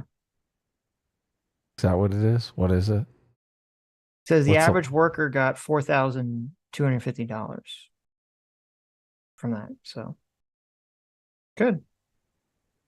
Yeah. Exploitation. Like that's what it is. Right. Called exploitation. Please do that. Give all your employees that big a bonus and it's still exploitation. Like, why didn't they get all of it? That's exploitation. Well, that's the thing. They only got 230 out of 977 million. That's the they got exploited, dude. Right. You got screwed. Look at that. So missing $740 million right there. Just you got screwed by your boss. Oh my God, get the KY. I think that's awesome. Here's a big one that does it. I think that's awesome. And I'd even be in favor of regulating that and saying, yo, you need to put aside like 5% or 10% or whatever, I don't care, of your profits to distribute evenly amongst your employees. Is that socialism? No, that all it takes? That would be some aspect of socialization, especially if it's like earned by the workers that have some level of collective bargaining. It just seems so bureaucratic. I don't understand the workplace. Bureaucracy still is very much the foundation of a bourgeois state as well. It's just that we don't think I'm about. talking like this is bureaucracy on bureaucracy on bureaucracy. No, I don't understand your workplace. I'll tell you if this that's much. not good enough, then what is? I don't understand. Is this nuance or needless complexity, Sitch? I gotta know. It's needless complexity and it's vagueness, and it's yes, a lot of it's hiding in the vagueness of the fantasy of all of this. Look, it'll work. Trust me. Yeah, they just this is the moral intuition. They go, listen. They go, listen, Ethan, and they're just not being honest. They say, listen, Ethan, this is the problem. I look at a person, a bunch of people on a board of a company, or a person who owns a restaurant or whatever, and they're raking in, all this money, and I just think that's immoral and wrong, and they shouldn't be allowed to do it. Yeah. That's all that's happening in this conversation. Right. And everything else is just these weird justifications to try to get to that point. I think it's unfair that they make more money than the workers that work for them. The busboy, than the waitress, than the bartender, than the laundry guy. So I want to make sure that those people make more money. And here's how we do it. And not only do they make more money, I want them to be able to tell that business owner what to do. Right. Well, I mean, so much of this is just, when you're working on one side of a thing, right? When you're working on the labor side of the thing, you're like, oh my God, this is so unfair. I'm getting so taken advantage of. And then you work on the other side of the thing, and you're like, oh my God, this is so much work for me. And all these people are fucking lazy, shiftless employees, right? Like it's just a matter of everyone's experiencing this from a completely different perspective. Right. And then assuming their perspective is like the uniform version of reality. Everyone thinks they're working harder. Yeah. And everyone else is lazy and shiftless. Right. Yeah, exactly. It's like, okay. There is, I think it's called People's Republic of Walmart. It's a really good book. And so like the title, there was a genuine problem in the USSR with how. Look, this is so crazy. This book comes out. I forget the name of the book. He just People's said Republic of Walmart. The People's Republic of Walmart. Have you read this? I've read parts of it. It comes out, and they basically make this argument that Walmart can be used to as a model for collectivizing an economy. When I don't know if you know any of the press on Walmart, but Walmart is totally brutal to all of their vendors. Like the vendors will come in and say, we can barely make this for $5, and they're like, we feel like paying $4. So they have to squeeze the supply. They need to squeeze another dollar out of the supply chain. So it's brutal. Not only is Walmart putting every small mom and pop business shop out of business when they open, they're also squeezing all their vendors around the world. And then Right. Hasan wants to break this out as like, look, this is a revolutionary way we can make the government work. Right. It's So for like, those whoa. that don't know, so what the book is about is Mhm. that the authors argue that large multinational corporations such as Walmart are not expressions of free market capitalism, but instead should be conceptualized as examples of central planning on a large scale. Right. So basically what their argument is saying, like, listen, why don't we run the government the way Walmart runs itself? That is the argument of the book. Right. Right. Yes. And you're saying, okay, not only does Walmart like screw over all the surrounding businesses, but also it screws over like their own employees and also their suppliers, vendors and yes. suppliers. And it's like, so it's kind of Because hilarious. it's massively centralized power in Right. in distributing products and services. Yeah. Right. And so it's hilarious that that socialists are arguing in favor of those things. Yes. Yeah. Okay. All right. Wonderful. How to deal with crops and agriculture. And central planning, unfortunately, had limitations at the time because we did not have the computational power. One of the, ironically, like steps in the right direction was actually coming from Chile, which then got their own 9/11 50 years ago, but we won't get into that because, socialism bad. But there wasn't enough computational power. Implement centralized planning at that time effectively, and it led to plenty of issues, right? So ironically, nowadays we have centralized planning inside of Walmart, inside of Amazon, and these companies are generating a ton of revenue that they could cut their workers into. Maybe they would be much smaller. Maybe they would be much smaller. What's the in minimum size. that would make it? Yeah, but okay. I mean, I don't think Walmart is a moral company by any standard, I would imagine. But if they did do that, again, it's a trade-off. They're trading off a moral consideration for profit. And so they would be smaller in size, which would mean they'd be making less profit overall, which would mean that your goods, when you go to Walmart, would be more expensive, or there wouldn't be a Walmart next to you. There'd be some other store next to you. Right. So like that's the trade-off. Which I mean, you can be in favor of that, but you just have to be upfront with what exactly it is you're advocating for. This is the problem. Is that all these ideologies, they want to sell you like, listen, you can have everything you want. Nothing in your life can change. You'll have all the variety. You can have same day shipping from Amazon to you, and everyone's going to get paid way more money, and everyone's going to be happy. Yeah, that's the ridiculous part of it. It's like, I don't know. I mean, part of the reason that we have so much of the stuff that we have that people like, everything being able to be shipped to your house and stores open, 24 hours a day, is because of capitalist systems, which they would consider exploitation. And it's fine if you don't want those things. If you want to trade those conveniences for, different payment structures, you can advocate for it, but just be upfront with what exactly it is that you're talking about. They don't want to be realistic about the trade-off, so they don't want to cop to the downsides. No. When also he made the computation argument, which is retarded. This is just a stupid idea that once our computers get strong enough, we'll have a magical computer that will be able to compute like centralized planning, and that will be better than free markets. That's kind of the magical hope that the communists are all hoping for. And I've even heard some communists make arguments that we're already at that point, and we've been at that point for like 30 years.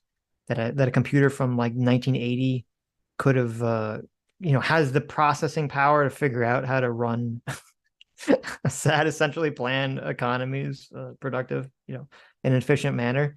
And I was just thinking, this is going to be the whole thing now. There's a bunch of commies, I bet, right now at this very moment that are trying to train LM models to essentially figure out how to central plan economies. That's going to be the whole thing. You're going to be hearing about that for the next 5 years. Much of these companies are like, we're going to just use ChatGPT to central plan economies. We're there, guys. This is it. Stephen Michael Davis has a video on this, and he makes the argument that one of the problems is that Walmart only operates in one sector in distributing products and services. Right. And the computation across like all sectors is just impossible to do. Yeah, like a millionfold. Yeah. Right. Yeah.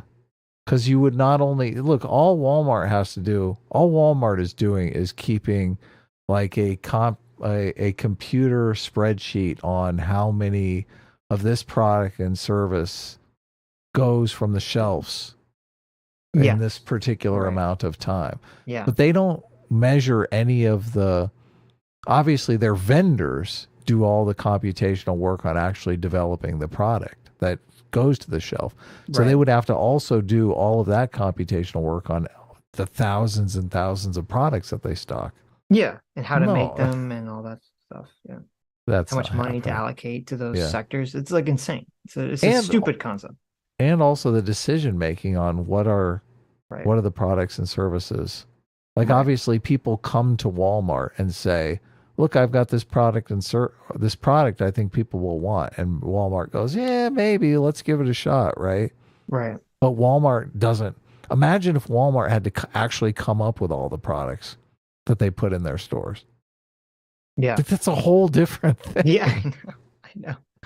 Like a planned economy. Okay, guys, let's drop the thousands of products to put in the Walmart. Look, people are getting kind of bored with these products. Let's drop some new products. That's why in these communist countries, these socialist countries, you inevitably have like state brand of bread. The one brand. Right, yeah. But you have fake choice, Adam. You have like 48 brands of Oreo, but they're all the same, company. It's a fake choice. You don't, though. Okay. The oligarch guy in the book that I told Phil to read, he talked about when Margaret Thatcher came over to the Soviet Union and they had done up a store to look like a Western style store with all the products and stuff like that. Mm-hmm. And all the people of Russia were like, what the fuck is this? And they brought Margaret Thatcher in to look around and she's kind of like, this is kind of janky, right? But all the people start trying to buy the products and stuff, and they're like, "Oh, this is just fake. Like, you can't buy this stuff. What are you doing?" Oh, it's like they do that in North Korea, where they like, you walk into a store and like, "Oh, look, we have full shelves and a bunch of different products."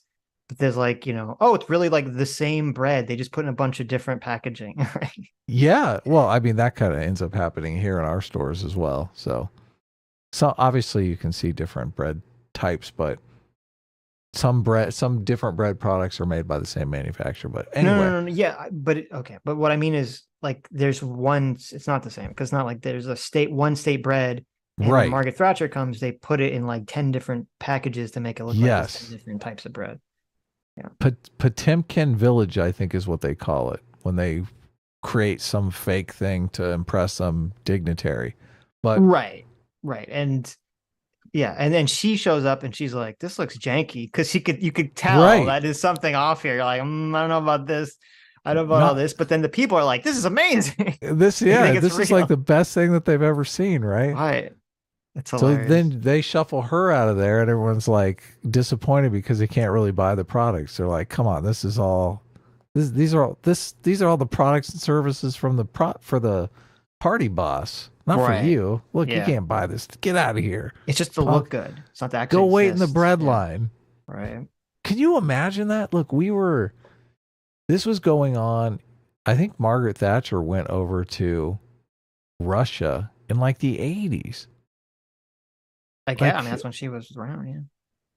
America's watching Star Wars. And they're over there. They don't even have like a proper grocery store set up. Mm-hmm. Look, how do these people think socialism is the way to go? Right. It's completely ridiculous. Like we're building Hollywood in the 1980s and they're struggling to get like 2 different types of bread. Yep. It's so insane. Hasan, get your shit together, okay? Live in the real world. Well, I guess he's getting rich off this grift, so maybe. Listen, we need to live in the real world. Okay? Socialism. I know exactly. When are we going to start our socialist grift? Have we ever told you about how good socialism is? We need to start a socialist grift. We do. Socialists. That's what I'm curious about. I don't think there's like an exact dollar value rather than, because you're looking for an exact dollar value, rather than I'm talking about an entirely different way of of thinking. But there's A different way of thinking that makes it impossible to calculate how much you're going to pay someone. What a great way of thinking. a law. There's a law in a socialist country that says you must do. I'll give you one example. I'll give you a good example from your life, right? Right now, you have Cam, right? Cam does wonderful goofs, gaffs, and Photoshop. Splaps. We love Cam. Yeah. Thank you. And Let's give it up for that Cam. nature. Let's give it up for We love Cam real Cam. quick. Yeah. I love you guys. I love you guys. Who's Cam? Some off-screen person. Don't worry about it. So technically, if you were interested, Look, he's got a binder full of cams over here. Cam is the guy that photoshopped the Tina tissue box out of the frame. Oh, good. Cam, you're slacking. We should not did even good. know a What do you tissue mean? box is there. Okay. in I'm impressed. maximizing your revenue, what you could have done instead of hiring Cam was outsource it to Fiverr, or I don't know, get like some Filipino graphic design company. If you were one of those like TikTok guys out there who's like, I fired my entire workplace and like fucking hired everyone in Pakistan for 5 cents an hour. It's fucking sick. Like, you could be one of those guys and do that. But the reason why you didn't do that is because you feel as though correctly that Cam yields better output. Hey, no. Chewing? She almost. I caught do her. it. No. You do it. No. Alfredo, you got to enforce the law on her. No. Alfredo has no interest. Fredo, you have a monopoly on violence Go. in this What the office. Dog. Sorry. It's okay. A welcome. Welcome to A strike. welcome break. Yeah. Okay. Please continue of how cool I am. So you don't do that, and there should be restrictions on that. Certainly, like there should be restrictions on being able to do that, being able to just like completely outsource your workplace. Those restrictions can come in a capitalist country in the form of tariffs, which many do. Protectionist trade or protocols exist globally, with the exception of the United States of America, which has some protectionist policies. But others that, most protectionist policies still benefit the interests of capital rather than the working class there. And trade partnerships have created a structure where, like, labor has been outsourced overseas. Our manufacturing capabilities have been completely outsourced. These are very bad things that exist exclusively due to greed that you understand under capitalism that needs to constantly be put in check. But a government that is designed, a government that's full of rich people, that is interested in their own wealth and wealth accumulation, that has stock options and trades like Paul Pelosi, and has that gets jobs for their family members in Goldman Sachs like Ted Cruz and many other examples, is never going to truly represent the interests of the working class, and is always going to put the interests of capital ahead of the interests of the working class. You will never be able to have a real democracy. That's the difference between a bourgeois democracy and a proletarian democracy, or a dictatorship of the proletariat, rather than... Why would this be any different under Hasan's system? It would be exactly the same thing. The only difference would be that politicians would be getting paid off not necessarily by individual billionaires, but by whatever the richest co-ops are. They'd be the ones paying off the politicians to enact policies that were favorable to them. Yeah, of course. Exactly what happened in Venezuela. So how is this? Hasan's system doesn't even solve the problem he's complaining about at all. No. It literally just replicates it. The greed problem. A dictatorship of the capital owning class. I just want to know how the socialist workplace works. It seems so nebulous when you talk about it. Why is it? I don't think it's nebulous at all. There's gotta be. Okay, I have a maybe we living, should move breathing, on. working We're example of it that I've given you. He's bullshits for like 15 minutes at a time, but he's I not know. saying anything. The quote, finger quotes co-op he started with 4 podcast people in his house with his friends is that's an example of a functioning co-op. And yet you can't answer the question of like, well, how do I know how much to pay someone when I hire them? That's what he means. That's what Ethan means when he says it's nebulous. You can't even answer a basic question of how much do I pay a person that I hire? And you say that's a complicated fucking question. Like just basic questions.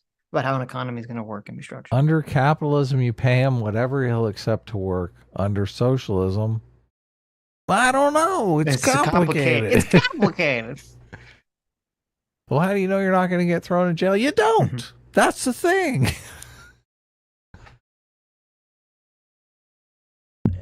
We should do away with the minimum wage. I know, but like, Look, do we have some super chats to read? Hasan is bullshitting a little too much here. We need a break. Sure, if you want. We need a break from Hasan's Okay, we'll take a break and we'll read some super chats. ridiculousness. We have a lot to get through, so that's why I was kind of not doing it. But Oh, really? A lot of video to get through? yeah, I mean, it's a 3-hour We have a lot video. of super chats to get That's through. true. Let's It's get gonna be a through long some of these stream, super baby. chats. Solos for $20 says, let's try this again, Adam. It sounds like Hasan's love of socialism got declined. But I'll have to see the thoughts that remains before I sleep. Hey, Adam, your distaste of puns was like blood in the water, LOL. I hate you, Soladosh. How dare you do the There you pun go. thing? I love you, Declined, as in D. Ethan Klein. Yeah. Yeah. And the thoughts that remains before I sleep. Oh, is that for Phil? So there's Nice. also just said for another $5 says, rest assured, Adam, I won't stab you in the back. My honor won't allow it, but I will stab you in the heart with my arguments and my puns. Well, there you Look. go. Listen, puns are welcome at S class, Soladosh. Okay. Continue. Yeah. Ostracy for Continue $20 at your says, own risk. Yeah. There you go. Ostracy for $20 says, so what's up with Canada applauding a Nazi? Or was that fake news? Please tell me it was fake news. Lie to me. I actually did look into this. Yeah, what happened there? I thought, because I looked into this, I'm like, no, this has got to be fake. This has got to be fake. I think it's real. Really? Well, so basically, if you know the story, I think No, it's gotta be Zelensky real. or someone was, I think it was Zelensky, right? He was speaking in Canadian Parliament. And so Canada had, for some reason, they had some guy who fought for Ukrainian independence, supposedly, during World War II, who was there, who was very old, and they applaud him. And the AP claimed, now, I guess the question is, will we find out whether this original claim is true or not? Because it was just like a caption for a photo. So it could turn out that the caption is wrong. But the AP claimed he was from something called like the 1st Ukrainian Unit or something to that effect, which if you look up, the 1st Ukrainian Unit was like a neo-Nazi Nazi unit. Well, no. So basically what happened was that, okay, so we talked about this briefly. I'll try to just get through this really quickly because it's not related to the video. The socialists obviously took over Ukraine. And they obviously took over them multiple times, but they took over them during World War II, and the Nazis basically, quote, liberated Ukraine from the socialists. And at first the Ukrainians were like, yay, the Nazis are here to free us. And then they're like, well, it's kind of like that scene from Megamind where they're like, oh, I wouldn't say free you, more like a change in management. Okay. Right. But that being said, there were some Ukrainian people that joined forces and joined some Nazi regiments. And there was a Nazi regiment, I believe, that was made up of a lot of Ukrainian volunteers. And there was a claim, supposedly, that this guy that everyone was applauding in Canada was part of one of these Ukrainian volunteer Nazi regiments. So, Wow. now this is based off of a caption on an AP article. So that could turn out to be incorrect, but we'll see. Cool. Bra Moment for $20 says, nice to learn that Adam is a degen inflation furry kitten abuser, which makes me think A-Team is retard team. Mean. Who said that? Wow. Bra Moment. Book used to be A-Team. I remember. Not anymore. He didn't like your kitty inflationism. Captain Mystery for $25. Thank you so much. Says, hey, it's my two favorite enlightened centrists. I heard, quote, women in video games, and I don't know if you two heard, but feminist frequency shut down a little while ago. Gamergate won. We got him, boys. It only took to 2023. It only took, what, 11 years? No, 9 years. But we did it. We did it. Gamergate won. Eat shit, Anita. Woo. Sweet. Mark Twain's Revenge. Hey, Mark Twain. Mark Twain's Revenge for $50. Thank you so much. Yeah. Wow. Nice. says, chat, it's another glorious day for centrism. The Sitch and Atom Federation marches forward towards reasonable and nuanced takes on the matters and concerns of man. Embrace reason, abhor the radical, suffer not the fool. Glorious is the cause. Nice. I like it. Thank you, Mark Twain. Mark Twain was on the show last week, right? Exactly. Was it Tuesday or was it Sunday? I think it was Tuesday. It was Tuesday. Yeah, that was a great show. A lot of fun. Yeah. We did get kind of crazy on last week's Sunday show. We did at the end. I think we invited like 20 people. We did, yeah. Hey, Phil. Phil's in the chat. Which was a lot of fun, yeah. And thank you, Mark Twain's Revenge, for the 20 gifted memberships. Yes, thanks. Thank you. Rex Vectum for $20 says, fat people also have a higher surface area and require more soap. That is actually very true, right? I mean, the Dub is like, listen, we got to move more soap bars. If people are fatter, they're going to use more soap to rub over their bodies.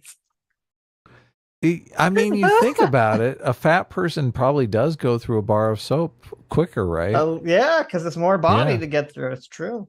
Yeah. You got to listen, genius. Not only that, they'll probably take more showers because they're big and fat and sweaty, right? Right. Yeah. Smart. Jay for $20 says, I don't think it's a HIPAA violation for Rollo to release medical info. It's only a violation if released by a, quote, covered entity like a hospital, health insurance, etc. It doesn't apply to private individuals. Oh, well, there you go. Still kind of a jerk move. Right. Soto for $20. Thank you, Soto. Soto says, since neoliberalism started in the 1970s, our tax code has increased 3 to 4 times. Regulations have increased 4 to 5 times. We have troops all over the world. You have to have some serious brain rot to say we live in a libertarian society. I mean, I agree that we don't live in a libertarian society, but yeah, hasn't taxes? Well, I guess it depends on what tax. When you say tax code, you mean like the amount of tax like the amount of differing taxes has increased, because obviously federal income tax has decreased from the 70s. But oh yeah, it has, hasn't it? Well, like the core number, people make arguments that people didn't. I mean, no one paid, the 90% or whatever the heck it was. So. Well, yeah, and inflation is like the invisible tax. It gets. I don't know what I don't know what the effective tax rate difference was now to then, but. J-Mac, our surrogate father, thanks so much, Daddy J-Mac, for the 50 gifted memberships. Thank you so much. Welcome new members, and thanks, Jay. Twitter Sucks for $20. Thanks so much, Twitter Sucks. Says, speaking of medical shit being overpriced, my rabies regime cost $18,731. Yeah, imagine that. Wow. But after insurance, I only paid $220. Pro tip: don't get bit by a wild animal. There you go. Yeah, but that's part. That's part of the problem, is because they know, insurance is going to down. Basically, no one is going to pay the $19,000 or the $18,000. So that's why it's priced Isn't this so high. a difference between inelastic goods and elastic goods? I think like rabies shots are inelastic. You have to have it or you're going to die. Right? Sure, but that's not why the cost is so high. The cost is so high because they like intentionally mark everything up to sort of create this illusion that the insurance companies are like. It's kind of like this. Kind of was like the Daily Wire Steven Crowder thing. Like, well, they're lowballing you so that because they know you're going to negotiate. So it's like, well, they're highballing it insanely because they know they're going to negotiate it way down.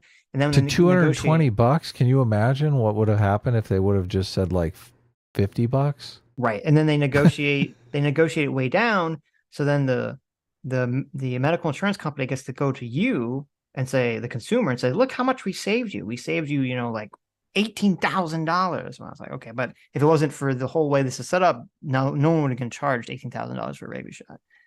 So it is kind of scary, right? You're definitely not going to get rid of your insurance after you see that 18,000 number. That's part of that's part of the grift. Yeah. Yeah. I mean, everyone should have medical insurance. Don't say otherwise, because especially you could be in some catastrophic accident and get totally fucked. But, yeah. Mr. Ubercross for $20. Thank you, Mr. Ubercross. Says, when creating a social safety net, you have to accept you are going to make a mistake. It can't be perfect. Either too few people will be covered or too many people. As a society, we have to weigh which is the bigger error. Yeah, no, that's a good point. And you kind of want to always, and obviously people argue in which direction you want to go, but you always want to sort of like, this is the problem. And this is part of the problem with our democracy, though, I don't think there's a solution for it, is that things need to be constantly adjusted slightly in different directions to kind of figure out what is the best way to do something. Yeah. Mr. M6 for 500 Kazarkazarks, thank you. Says abolishment of private property is communism. Socialism is a pathway to communism, and it's through public ownership and control of the means of production and distribution of goods and services. A lot of left liberal policies have socialist flavor. There you go. Okay. Luke North for $20 says, hey now, just want to say I'm a huge fan of the show and you guys have turned me against Trump. Well, there you go. Look at that. Wow. I did it, everybody. Josiah. I did it. Come Look here, at that, Josiah. Look at this. In Destiny. Screenshot. Send eat that your to heart Josiah. out. Eat your heart out. Okay. Look at that. Thank you. S-Class is the best class.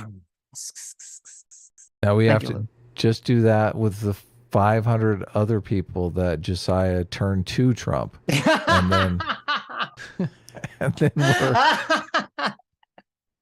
but look, 499. We're making progress here. There you go. There you go. And thank you. That was Luke's first super chat. Oh, yeah. Cool. Oh, look at this.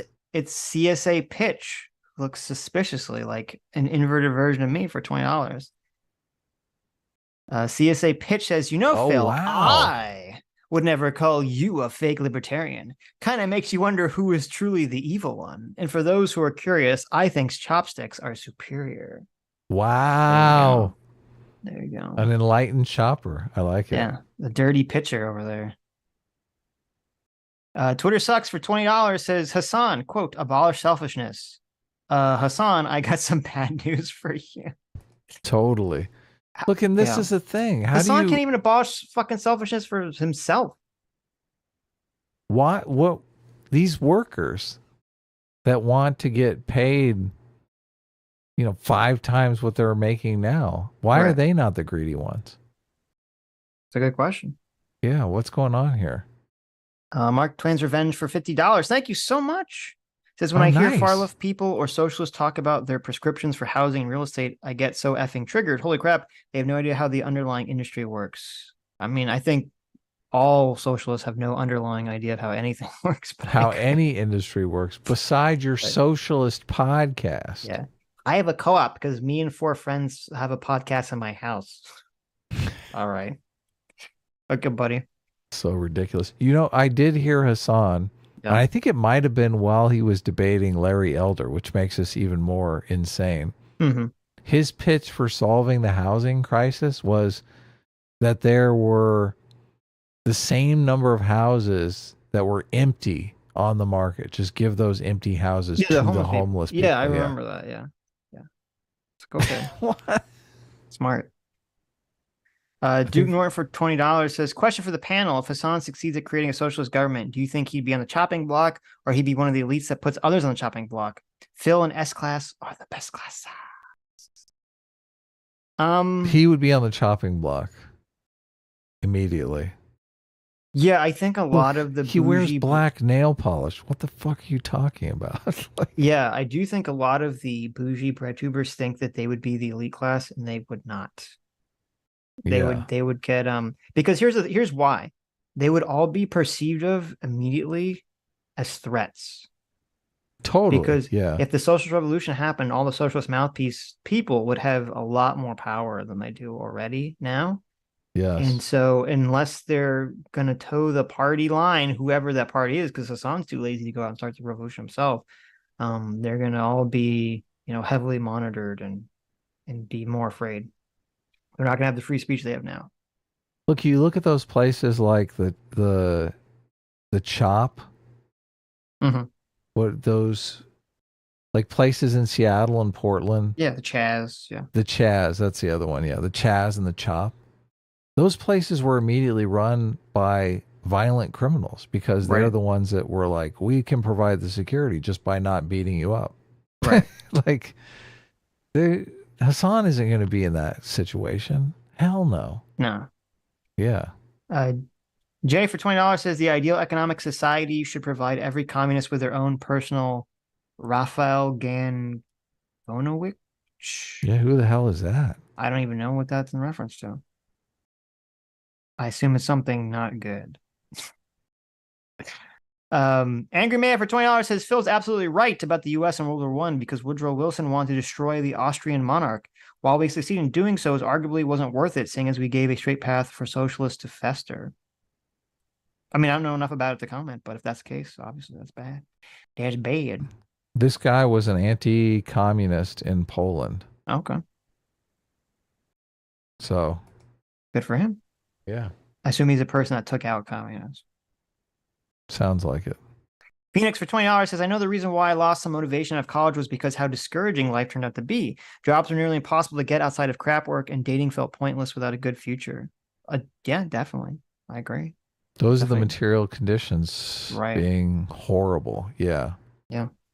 Which is something I constantly think and worry about, especially with more and more people turning to socialism or communism, because, yeah, you feel like you were promised a certain role in life, like you did everything right. You went to college, you got the good degree, you go out in the job market and you realize, holy cow, I'm completely unprepared for this.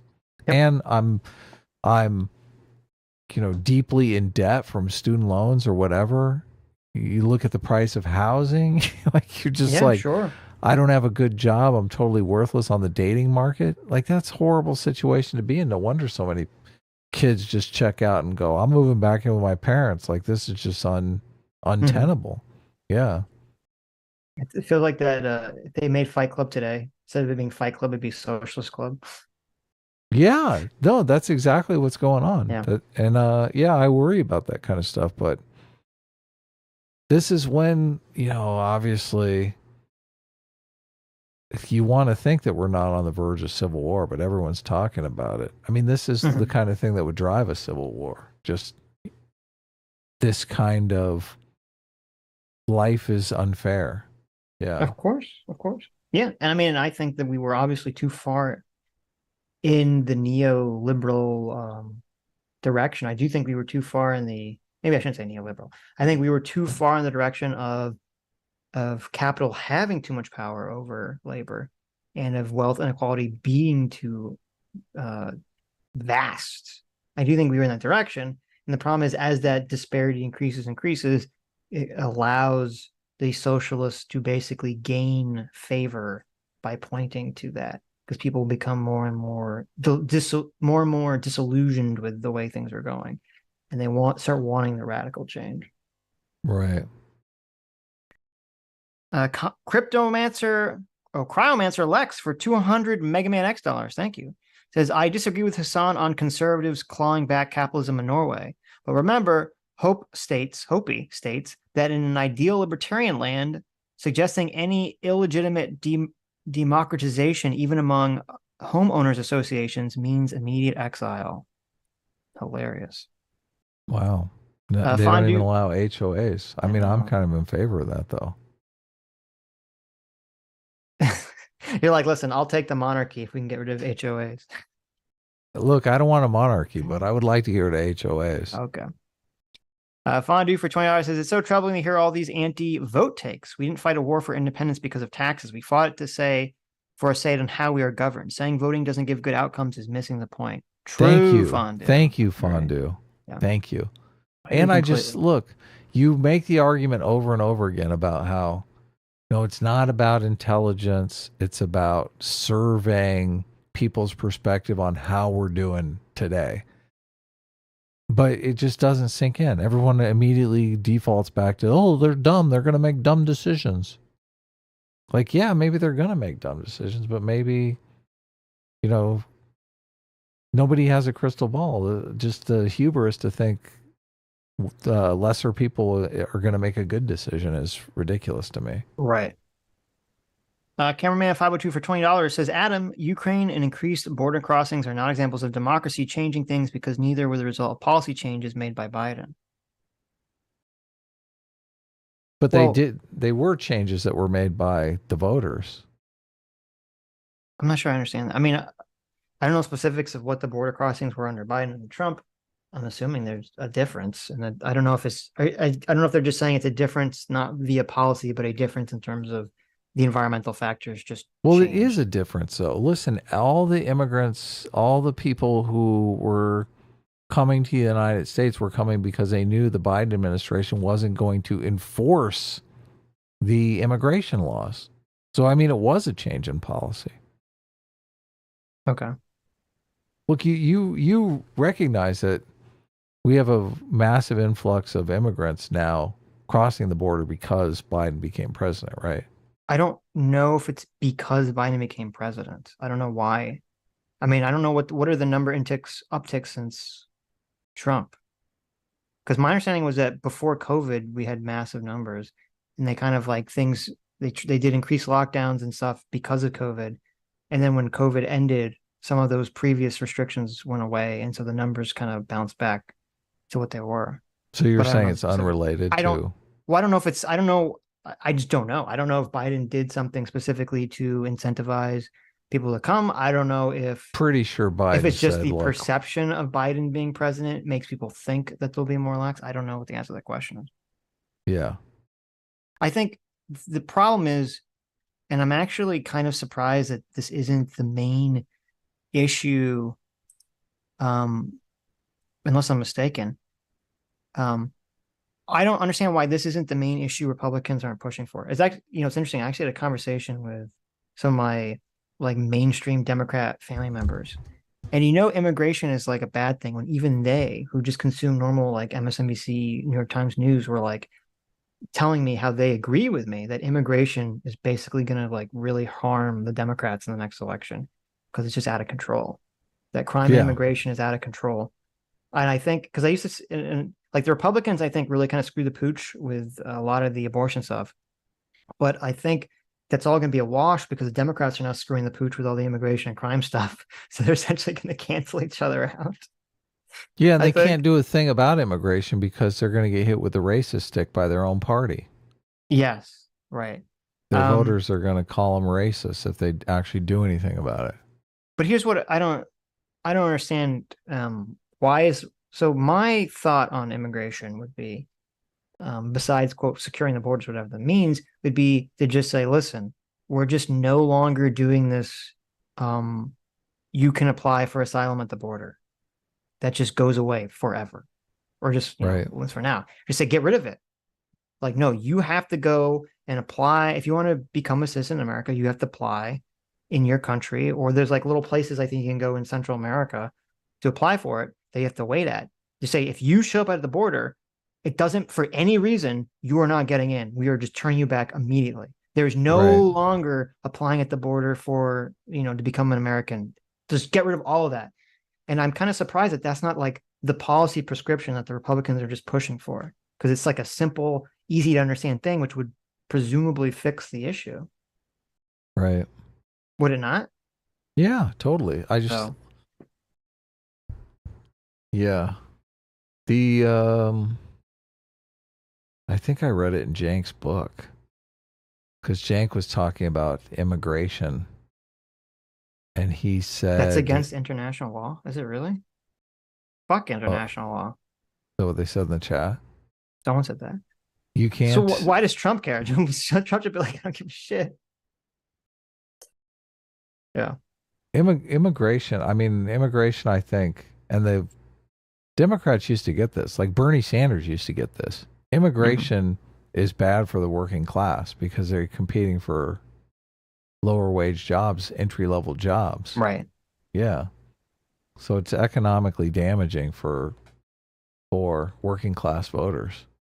But then identity politics and racism became a thing. And now look, all they care about is not appearing racist, even if they have to adopt policies that hurt the working class. I mean, if a policy hurts the working class, but if you fight against it, you're going to be called racist. They're going to hurt the working class every time. So, yeah, I agree with you. So I don't know what the specific. That's hilarious. What I'm looking at, I looked up this. Okay, I'm not even going to say it because it's too spicy. So I'm looking up the whole international law about asylum seeking, and at least it just says, Article 14. Everyone has a right to seek and enjoy in other countries asylum from persecution Which I'm not saying that America would get rid of the right for people to seek asylum. I'm just saying people don't have the right to show up at the border and seek asylum. You're like, specifically. mail it into the asylum-seeking PO box. That's that what. we check Yes, once every that's what you 5 have years. to do. Yes, you have to mail it in. You have to mail it in or contact. Like the process. You can't just show up. Yeah. Because if you show up, we say, well, no, go away. You know how they say life is 9/10 showing up? Well, immigration is 0. Yes, immigration is 0/10 showing up. Right. I mean, I think that's the only way to really fix the issue that we're talking about. Is it not? Yeah. Well, no, I mean, maybe if they have to show some sort of evidence that they're. I don't know what the evidence. But that's my understanding is the problem is you have everyone shows up. They all say that they're all claiming to seek asylum status, right? And then it goes to some court, and they get a court date in like 5 years. Yeah, because there's meanwhile so many, they're in the country. Yeah, exactly, because there's so many people that are seeking it. Right. That's my understanding is what the problem is. Or like not the whole problem, but like a big chunk of the problem that everyone. So what we need to do, we need to put a judge down there at the border, and they can say, "Let me see your evidence," and they show them the evidence, and they go, "Denied." They send them back. They say, like, okay, every one of these trials is going to be like 20 minutes time. No, 20 minutes. I'm thinking more like 5 minutes. 30 seconds. Okay, just going to look at it. He's going to go full on papers, please. Like, show me your documents. Exactly. Exactly. Let's see your evidence. Okay, here's what we're going to do. Denied. Okay, here's what we're going to do. I'm sure there's a whole host of papers, please speedrunner video game, out there. Oh yeah, we'll turn them into the judges. Speed running other games, and we're like, listen, we're gonna pay you a lot of money to instead of speed running games. You're gonna start speed running. No, you're gonna start. These are Fiverr wages. No. We're gonna pay these judges like exorbitant money. Okay, these are very like a lot of talent here to speed run the immigration process for us. They just have to like look over their asylum documents, like bam, denied or accepted, like in 10 seconds. Wow. I think this is a solution. How come nobody's hiring us to come up with solutions? I mean, we're just too good at them. Look, in like 10 minutes, we've already got like 15 solutions here. I know. And these are workable solutions. Yeah. Just get the speedrunners to manage immigration, guys. Genius. Dr. Fire for 20 Canadians says, Canada-India situation, ? Trudeau, foot and mouth, Chinese influence, or foreign government sanctioned political assassination. I have no clue. What is the Canada-India situation? You guys think I follow Canada politics? The only reason I knew about the Nazi thing was because everyone was complaining about it on Twitter. And he looked it up, yeah. And I looked it up because I was like, this can't be true. And I was like, oh, maybe it is true. Trudeau does have his foot in his mouth quite often, from what I hear. It says Canada-India relations strain over killing of Sikh separatist leader. Oh, there you go. Cameraman 502 for $20 says open primaries is not the solution. We have weakened the parties to the point that no one cares about the future of institutions. Eliminating or at least limiting the impact of primaries is the solution. S-class is the best class. Well, the idea behind open primaries is that you would lessen the impact of extreme people in the primaries. Right. Because, you could vote in either primary. So, or like in a situation now where Democrats could vote in the Republican primary and vote for some of the more moderate candidates. So the idea would be they'd vote for a Republican that push comes to shove, they would vote for. Mm-hmm. Yeah. I'm voting in the Republican primary now. I'm a full-blown registered Republican now. Oh my God. I'm ready to rock and roll. Race trader. Look, you should trader. You should register Republican. You're in a swing state, so you should definitely register I'm not Republican. in a swing state. What are you talking about? Florida is a swing state. Florida is not going to go blue anytime soon. Yeah, but look, you could be influential in who is the nominee. Don't you want Ramaswamy? I thought you liked Vivek. No, I don't. Stop it. Why would you spread this fakeness about me? For fake. Yeah. Okay. Mithram 6 for 200 Kazakh says Republic works great with government. Republic works great when the government deals with protection of individual rights because we all share them. When government starts to redistribute wealth, you create a need to fight over who controls the government. True. But I mean, what are you going to do? Right. I mean, it has to happen to some extent, but I agree with the overall point. Yeah. Arithmesia for $20 says, Phil, what do you think of the quote, thy art is murder vocalist being fired over trans kids' opinions? I'm assuming he's not in favor of that. Right. So I'm not sure. I heard something about that, but didn't he walk it back? Didn't he like did he try to do a mea apologize? culpa? Mea CJ culpa? McMahon says thy art is murder, forced him to apologize, issues new statement on being fired. I actually told the band to fire me as I didn't want to apologize, as I didn't have anything to apologize for, he says. Right. Good. Okay, well, good for him. But then did he actually apologize later? Or? I mean, from that headline, could be misleading, but it doesn't sound like it. That's sounds like great. there's something that said he apologized, but he didn't. Or he did. It was coerced Right. doing it. Anyway, RPGer 90 for $20 says, hey there, just started watching again after a while due to seeing your clips and remembering. Just listening to your conversation with Ben on CRT. So annoying how he evaded and dispersed everything into definitions of no true marks. Yeah, that's essentially what happened. It's sad. Yep. Cody for $20, thank you, says on his stream, Hasan has talked about killing all the capitalists. It's funny how once he's in front of Ethan, he's a total snake. Wow. Not surprised. Really? Not surprised. Really? You can't just say that on leftovers, right? You can't just come right out and say, Ethan, I want to murder you. Yeah.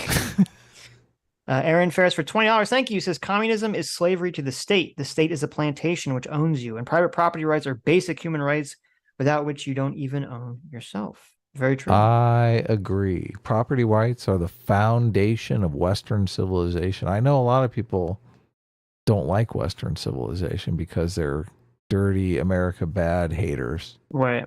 But Frito's bookshelf for 20 R's, thank you, says capitalist co-ops exist in Latin America. We've big co-ops, health insurance owned by medics and farming owned by farmers. They hire people for administration and have corpo hierarchy. Capitalism does co-ops better than socialism. Well, there you go. Perfect. I love it. yeah, look, a lot of people, myself included, I got nothing against co-ops. If you can make a co-op work, that's fine. Go for it. Twitter Stocks for $20 says socialists be like, quote, 2 brains with a total of 110 IQ is more better than 1 brain with 100 IQ. True. Yeah. Grendel Vivat for $20 says people can't see outside the capitalist dogma, but thanks Marx, Hasan has never been captured by the socialist dogma. Yeah, exactly. Of course. Poopa for 20 euros says, I'm freelance. My work by definition is a one-time thing, be it a feature film or an ad. At what point should I start having percentages of all the companies that hire me? Should I get more percentage on one of them if I blackmail another? Yeah, I don't know how freelance work would even function under this co-op model. I guess it couldn't do it. I guess it couldn't. Nate the Farmer for $20 says, Hasan, socialism is better because workers will agree on how to run things. Ethan, what if they don't? Hasan, well, capitalism also has this problem. Ethan, so why is socialism better? Return to top. Does that sum this up? I mean, yeah, Nate, that's essentially what's happening here. Which just kind of is lame. Yeah. Socialism has that problem too. Actually, it doesn't. Socialism doesn't have that problem. Or capitalism doesn't have that problem because, you've just fired the people. Right. Twitter Stocks for $20. Thank you. Says, I think Trump's lowest monthly border crossing was 1,800, while Biden's was 43,000. I'm too lazy to look it up right now. I mean, those numbers seem way off. That it could have been because of COVID though. But I would be surprised if the disparity was that massive. I would be very shocked if the disparity was 1,800 to 42,000 or 43,000. Trump put the judges down there that just did the speedy trial. I don't know how speedy those trials work, but I'm sure the numbers exist. I could find them. Maybe I'll look while we're watching the video. Grendel Levat for $20 says the main problem for asylum is the ultimate eligibility is so specific, but the credible fear interview is so general. We need something like triple to quadruple the number of immigration judges to adjudicate these cases.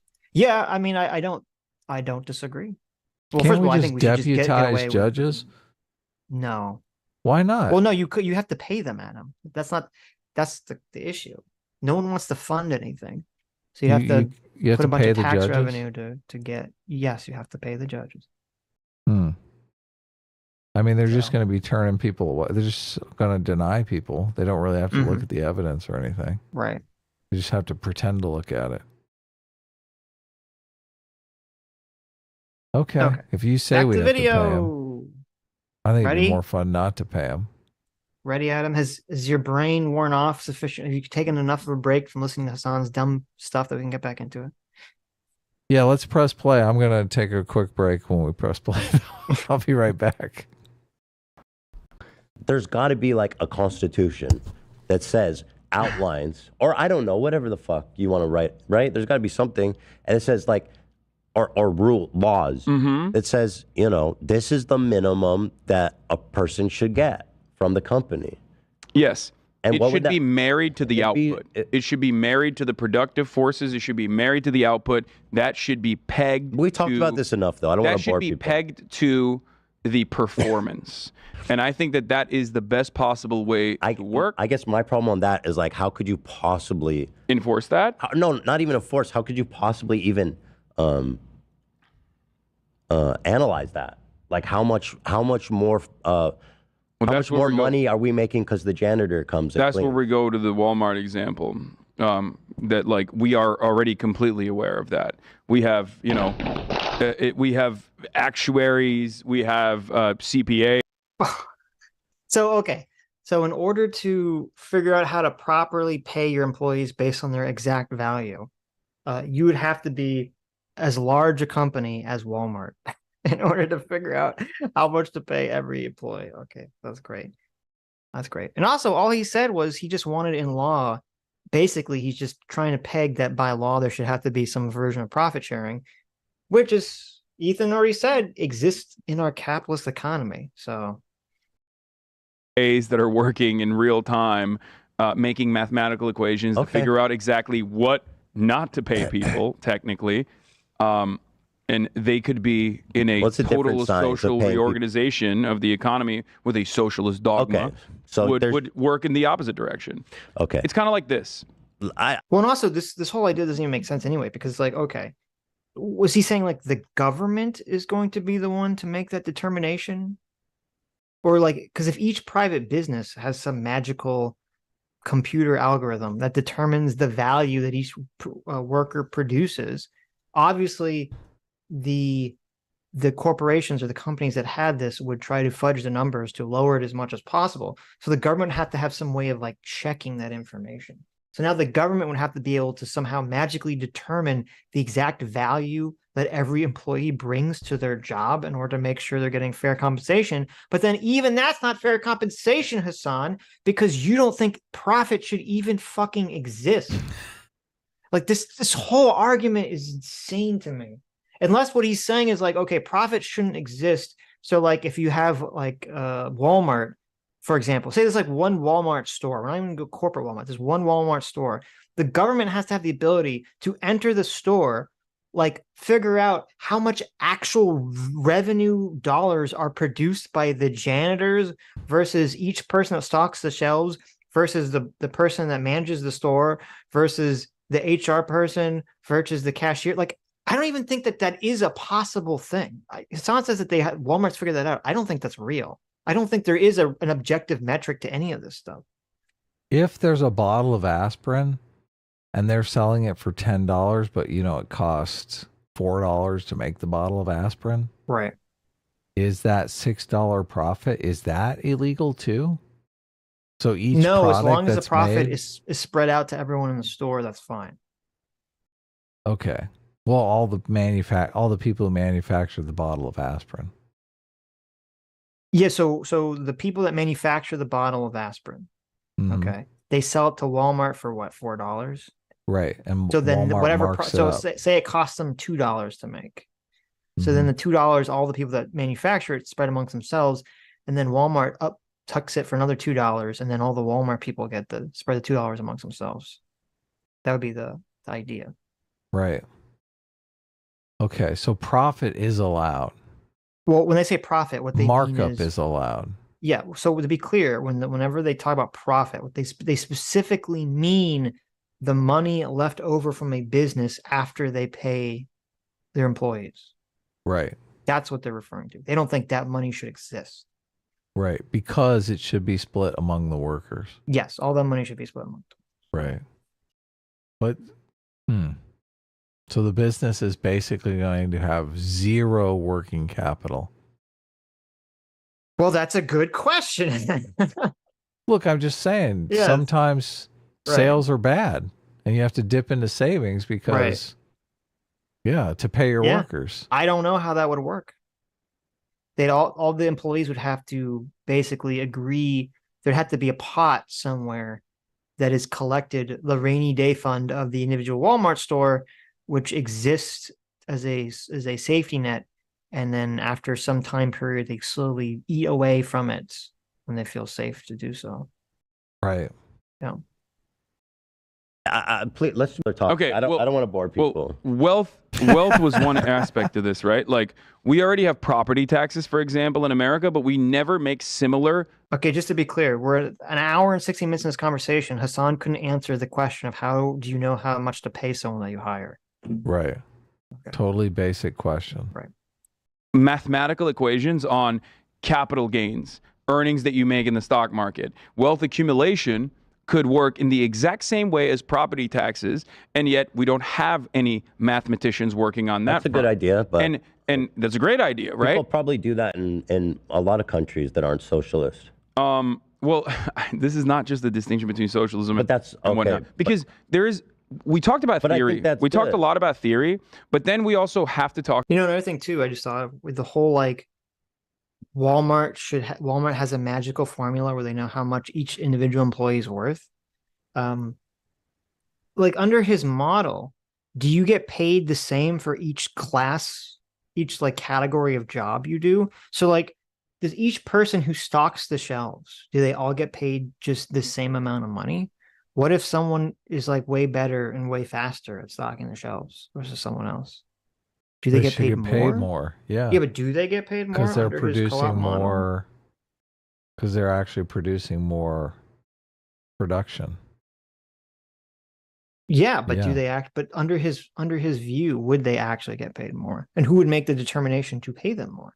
Because every time you pay someone more, that's a everyone's taking money. Whenever you get a raise in the co-op model, everyone else is getting a pay cut. Right.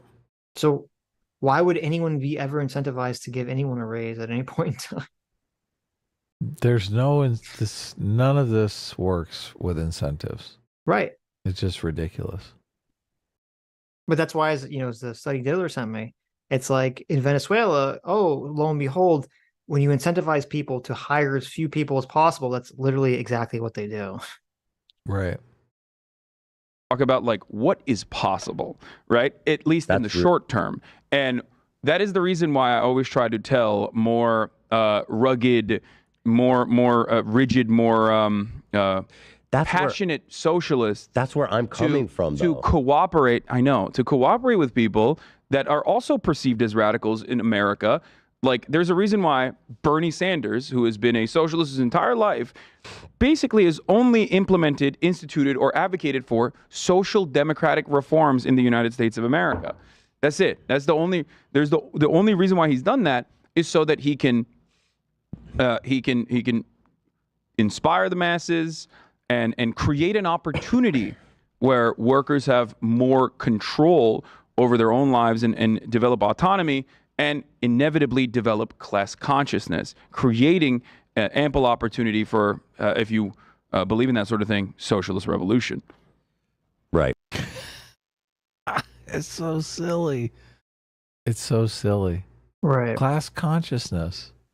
Well, then everybody's going to revolt for the socialist revolution. Mm-hmm.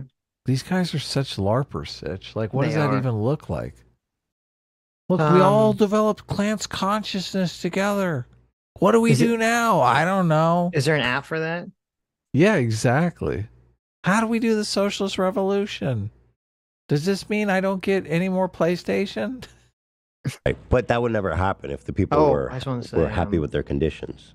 I feel like that. So here's, according to Newsweek, from last year, it says the average number of, well, it says the average number of encounters. Wait, what is this? The average number of encounters of, what is an encounter?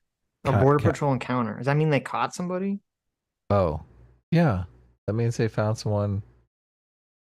Or does that mean someone showed up at the border applying for amnesty or asylum? I mean, it means someone ran from border patrol. I don't know.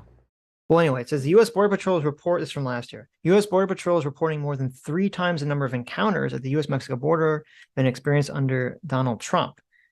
Data from the U.S. Border Patrol compiled by Newsweek shows that the average number of encounters under Biden reached roughly 189,000 per month compared to an average of 51,000 per month during the Trump presidency. That's hugely different, man. That's insane. Part of the cause has to do with Trump administration's 2020 reforms to the country's immigration code under Title 42, which allowed the administration to more quickly reject asylum seekers under the they did put the judge down there. Well, and that's the COVID thing that I was talking about. Under the guise of protecting the public from diseases like COVID. I like how they say under the guise. While this helped the administration expand beyond the existing avenues allowed under Title 8, where immigrations are detained and assessed before they are admitted into the country, the Trump administration inadvertently created a veritable catch and release system that allowed migrants to make multiple attempts to enter the U.S. from the southern border. Oh, well, that's not good. As of May 2022, approximately half of all single adults from Mexico, Guatemala, Honduras, and El Salvador expelled to Mexico under Title 42 were apprehended crossing the border a second time. That's pretty crazy. According to research by the American Immigration Council, I don't know who those are, with 1/3 of all detainees counting at least 2 previous attempts at crossing the border. It's not good. But I mean, look, if at first you don't succeed. Right. Let's see. Biden's own policies have exacerbated the problem. Border crossing attempts spiked under his presidency. His efforts to lift Title 42 have been blocked. Okay, so I thought he didn't lift Title 42. Or was it last year? Maybe they did since then. Meanwhile, Biden has signaled support for new policies to streamline the intake process. Okay, but has he actually done it though? The fact this happened at the time the U.S. economy was booming may have played a part in the rise in immigration. The number of U.S. job openings analysis by the Libertarian Cato Institution found almost directly correlates with the number of encounters at the southwestern border. Exempting children from Title 42 also led to a sharp increase in unaccompanied children crossing the border. Yes, okay. Okay, well, so the numbers definitely increased a lot. That's because they know the Biden administration is going to look the other way, give him a slap on the wrist, and let him in. How do you not look? This is common sense. I think perception definitely plays. I would imagine that perception plays into it. I'm just curious as to, is it perception or is there actually a policy change that has like really changed something? I mean, if the kids exemption thing would obviously do something, a big difference, but perception changed everything. Look, yeah. You don't think right now Putin is focused on the 2024 election because he knows look, you have all of these Republican candidates talking about how they just want to get out of there. They don't want anything to do with Ukraine. You don't think Putin's hoping that a Republican wins the 2024 election and America forgets Ukraine even existed? Like, of course he is. Okay. In March 2020, at the beginning of the COVID-19 panic, I'm ignoring you. The Trump administration invoked Title 42. It said nearly 400,000 people were detained and expelled between its implementation and when Trump left the White House. Joe Biden, this is from a different article. It's from the BBC. Biden defended keeping Title 42 in place using the pandemic as justification. Over 2.28 million people were expelled using Title 42 between January 2021 and March 2023. But the U.S. ended its coronavirus public emergency on May 11th of this year. Title 42 expired with it. To replace it, the U.S. immigration authorities unveiled a carrot and stick approach that encourages legal pathways while also implementing strict penalties for those who cross illegally. They've opened regional processing centers in Latin America aimed at helping migrants apply to come to the U.S. and expanded access to CBP1, an app migrants can use to schedule asylum appointments. People who cross illegally will be deported, barred from re-entering the U.S. for at least 5 years, and be presumed ineligible for asylum according to Customs Border Patrol protection. Well, that's based at least. That's a good policy. Under Title 42, there was no such consequences. Republicans have said they fear the policies won't do enough to stop an influx of migrants. Okay. Anyway, we can continue. No.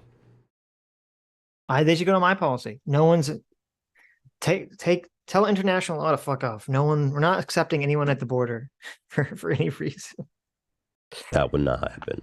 But anyway, so let me ask you this, to peg this down even more. In a socialist workplace, a socialized workplace, certain jobs are still going to get paid more than others, right? Yeah, absolutely. Oh, shit. Okay. Yeah.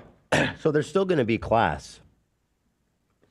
There'll be class, right? There'll be class distinctions in a socialist. No, the class distinction is not on pay. That's a liberal understanding. That's actually You why don't think people will be like, I see people like, you're the rich dude in the Porsche, and I'm the working class dude in the Great Toyota. question.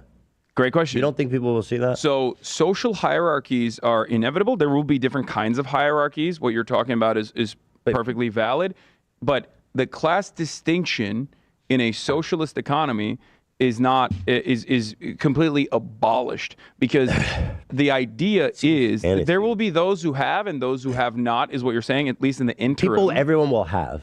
But there'll be people that have more. Exactly. People who will have a lot more. Yes. Some people that want to have more will be able to have more, and even a lot more. Yes. This is why I always. And they'll be part of a class, don't you think? This is why I always. And that's Hasan. Hasan's going to be the guy that has a lot more under his socialism. His socialism's sounding a little iffy. I don't know what's happening here. This is such bullshit, because isn't the doctor supposed to get paid the same amount as a stock boy? It's like, it's a lot more work to become a doctor than to become a no. Just not under this model. There would still be. Well, I don't know. I don't really understand. He's not really clear. Like, you at can't a hospital, get rid of the hierarchy if you have people that make more money than other people. Right. But in the hospital, how do you just? I mean, I guess he's not saying everyone would get paid the same. That's the only way to get rid of the hierarchy. Yes, obviously, at the end of the day, I agree. But he's not really advocating to get rid of the hierarchy. He's just advocating for this co-op model where everything's just run by a co-op. But like, does that just mean that everyone votes like how much to pay the janitors versus to pay the doctors versus to pay the surgeons versus to pay the HR department? I mean, I feel like you're basically turning every business into a Game of Thrones, because there's going to be all these like coalitions that team up in order to maximize voting potentials on who to pay what. I'm good at office politics. Like, you think office politics is bad now? If basically everyone's voting on how to pay everyone else, office politics is going to be insane. Can you imagine? Yes.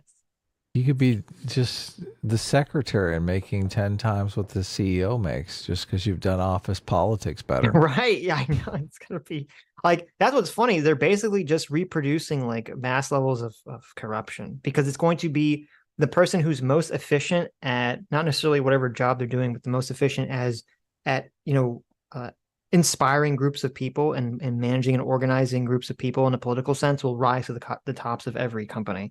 Mm-hmm. Because every company is now going to become this like political machine internally. Yeah. Talk about because they have no control over the lives of others in that regard. I find this idea that like people in a socialist country who have a lot more, they're able to make a lot more money, somehow won't be influenced by power or influence or greed that somehow in this society you're saying no is matter what magically happens, it dispelled. will turn into capitalism, is what you're saying. I think there will be well, these people are going to be influencing the system concentration to of benefit power. themselves. Yes. The best way to stop that from happening is democracy. Democracy in the workplace, actual, like, we cannot even imagine. Mark Fisher once said, it's easier to imagine the end of the world than to imagine the end of capitalism. And he was right. This is capitalist realism, because we are having this argument within the boundaries and within the cultural understanding of like existing capitalism today.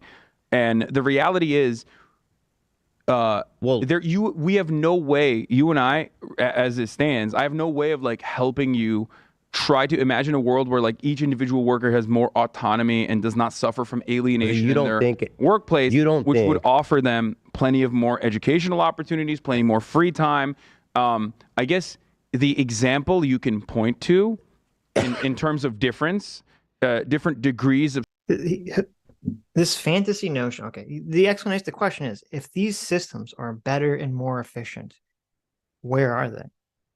Why are they not manifest in reality? Is there has to be some sort of conspiracy keeping them down? Because I think, even if I recall correctly, even when we talked to Ben Burgess the first time, even he admitted that the system wouldn't really work unless everyone adapted it at the same time, because it would be less efficient than a capital run, like a normal, traditionally capital run company. Right. He just brought up alienation in the workplace, which totally contradicts what he said the other day about only wanting to be the poster guy. Because alienation in the workplace is specialization. Is that what he means by that?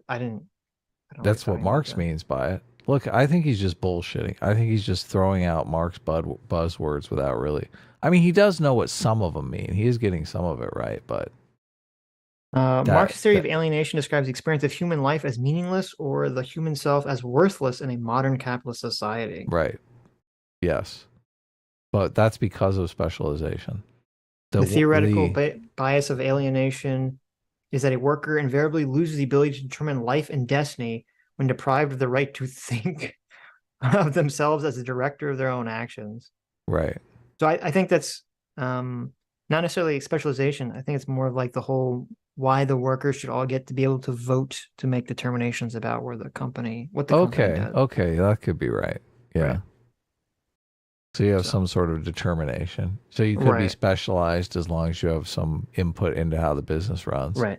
So like the janitor gets to determine what's on the restaurant menu, or gets to vote on the restaurant menu. Right. That's great. I'm not sure that's makes sense. But... I feel like most people would be like, I don't know much about menus. Why don't you guys just decide and make sure I make more money here? Right. Or should the secretary at Lockheed Martin making voting determinations about which jets to fund, what missiles to fund production of? I don't know. These don't seem like good ideas to me, but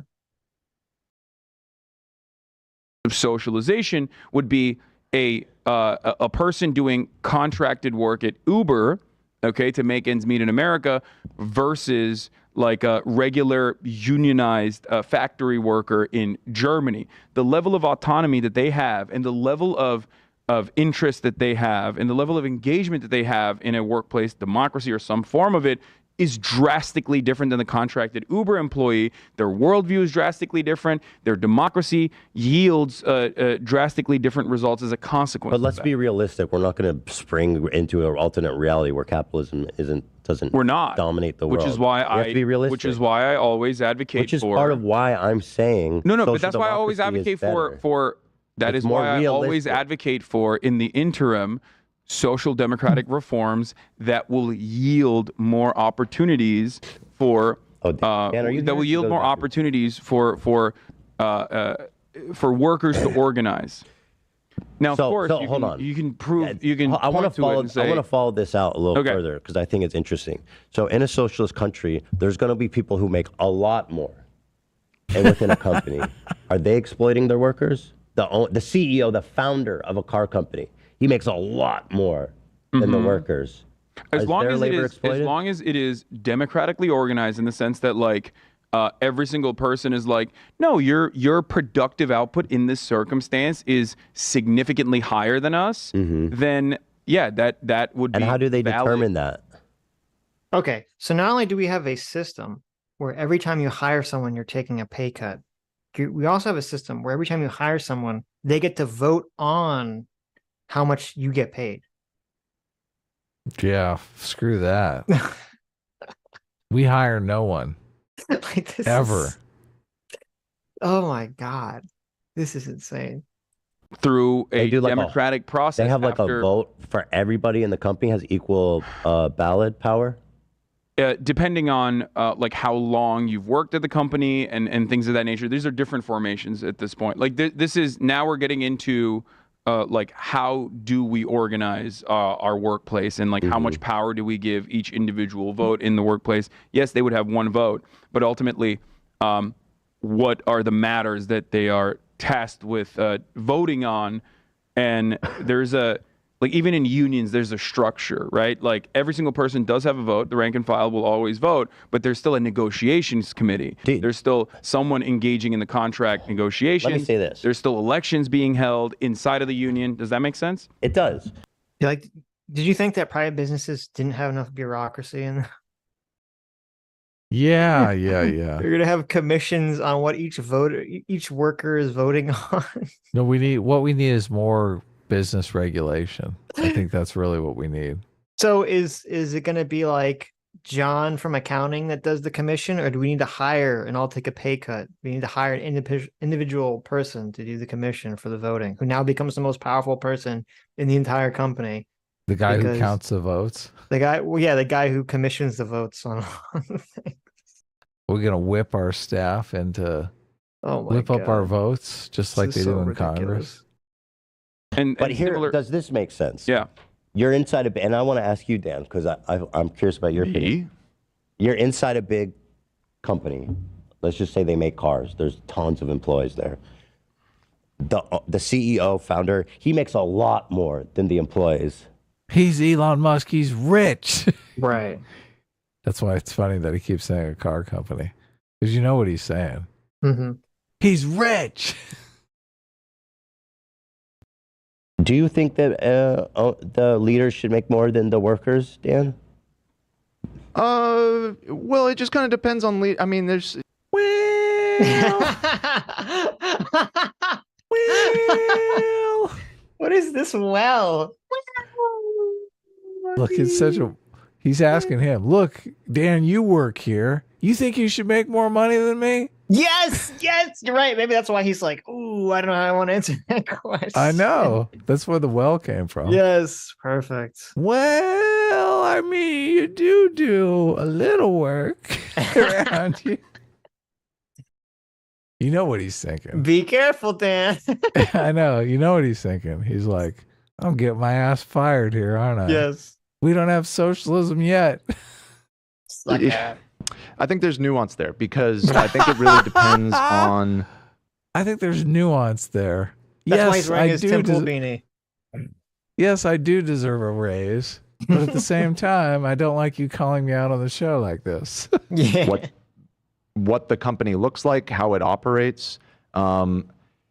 Should the CEO, who is on a day-to-day basis working and managing a company, make more money? He works the same hours as the production people. I mean, he's totally rubs it in his face. He's like, look, I mean, I get here the same time as you.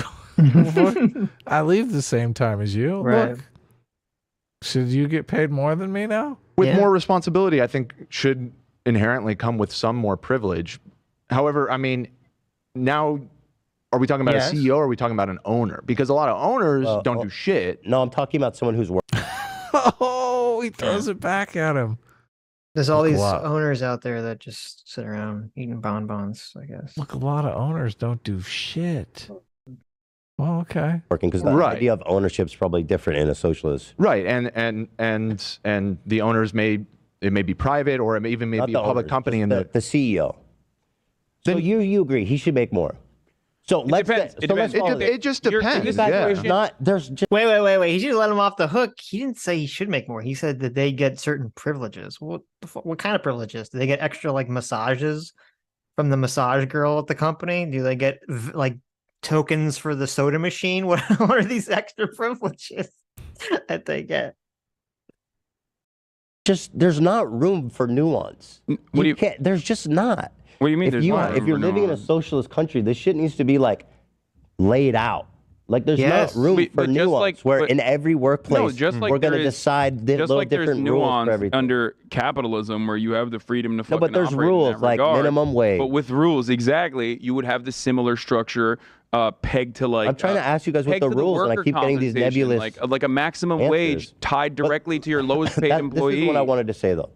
Let's say Did you hear what I said? I did. Maximum wage tied to like there could be a situation where like a maximum wage could be implemented under a socialist structure to ensure that every single workplace has at least a maximum I wage that is understand. directly tied to the lowest paid worker and their full-blown compensations and benefits package that they Okay, get. let's just go back to so the CEO, he earns more. He has more responsibility. Oh, Hasan, you said I don't agree with that either. No. I don't agree with CEOs having more responsibility or should earn more, for the record.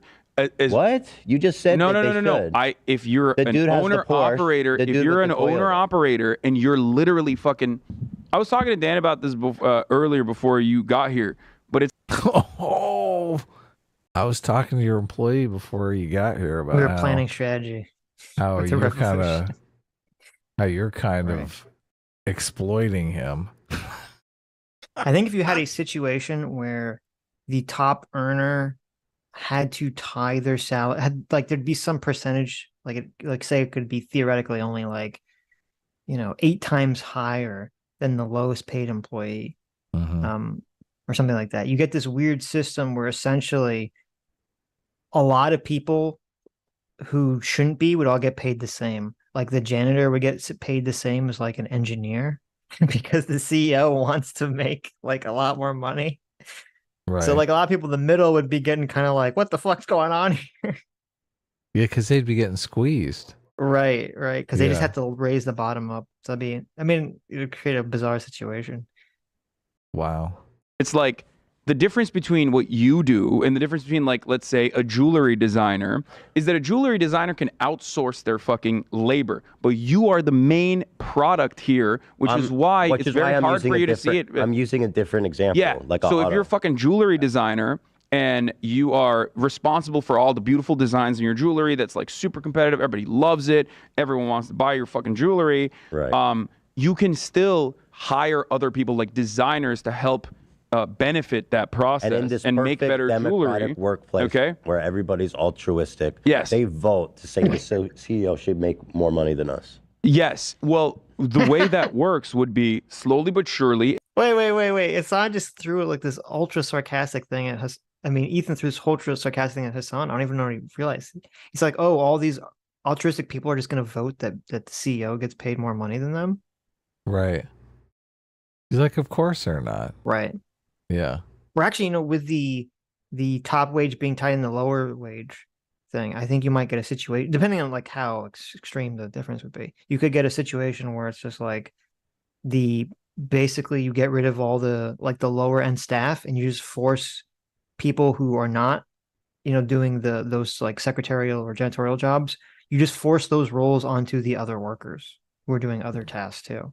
So you're just like, oh, well, you're an engineer and also you have to clean, the bathrooms. Right? Oh my God. That's hell. Yeah. I want to be an engineer. I'm going to go work at Google. Okay. I'm not cleaning no bathrooms. It's the same Look, thing at Google. What do you mean? The guy top of Google wants to make a lot of money, so they're not going to have, any low end staff. I'm moving to Low-wage staff. Germany. Okay. Enough of this Okay. socialist garbage here. Okay. That's pretty bad when you have to move to Germany to escape socialism. I know. Not a good Well, sign. that's kind of what's going on, right? Right. Well, under Oh. Hassan's hypothetical. Socialist America. Right. Yeah. As you bring on more people into your company or as you expand and you grow, okay, in a democratic capacity, you are taking away the earnings that you have right now and eroding it because you're giving it to some people that are coming in because you think that they're valuable enough to be able to paid that way, to be paid that way. But that process is being democratically voted on, and ultimately, you know that you're doing that because you're in your understanding. Later down the line, if you care about this sort of thing, you're going to make even more money. Or rather, money shouldn't be a motivator. Money should not be a motivator. You're right. Why does in my situation, why it's does not. the CEO care if his company makes more money? It's not. He's not going to make more money. No, dude, death, death blow, death. Yeah, exactly right. Look at so you get up to 100 employees. Are all those 100 employees voting on the new employees? Like, what if you got 6 candidates to choose from? Like, does everyone? Is it like a runoff election for which one you're going to hire? And how do they know? So you got to disseminate the information about each of these candidates to all 100 employees so that they can vote on who's the new guy is going to be. This is like garbage tier take here. Well, that's why, I mean, you couldn't really get a large scale efficient operation running with this sort of model. No, it's complete garbage. And I think Mondragon does like a bunch of weird tiered structure things to survive. Like there's different classes of employees that have different levels of ownership or something. It's like a really complicated system. Yeah. It's not even like this pure co-op model that Hasan's kind of laying out here. It's like a Rube Goldberg machine just to make socialism work on paper. Essentially, yeah. Yeah. No, it's in the long term, you are creating more stability this way because you understand that every expansion of your productive output, okay, every single piece of expansion on your productive output yields better long-term stability and more money if that's what you're fucking motivated by. But ultimately, wait, is he talking about like why you like expanding the business? There is going to be no expansion. That's got to be voted on. Wait. Is that what he's talking about, right? Yeah. I like zoned out for a second. He's saying hypothetically, as the business expands, all these different steps are going to create a more stable business. The business is not going to expand though. It's the opposite.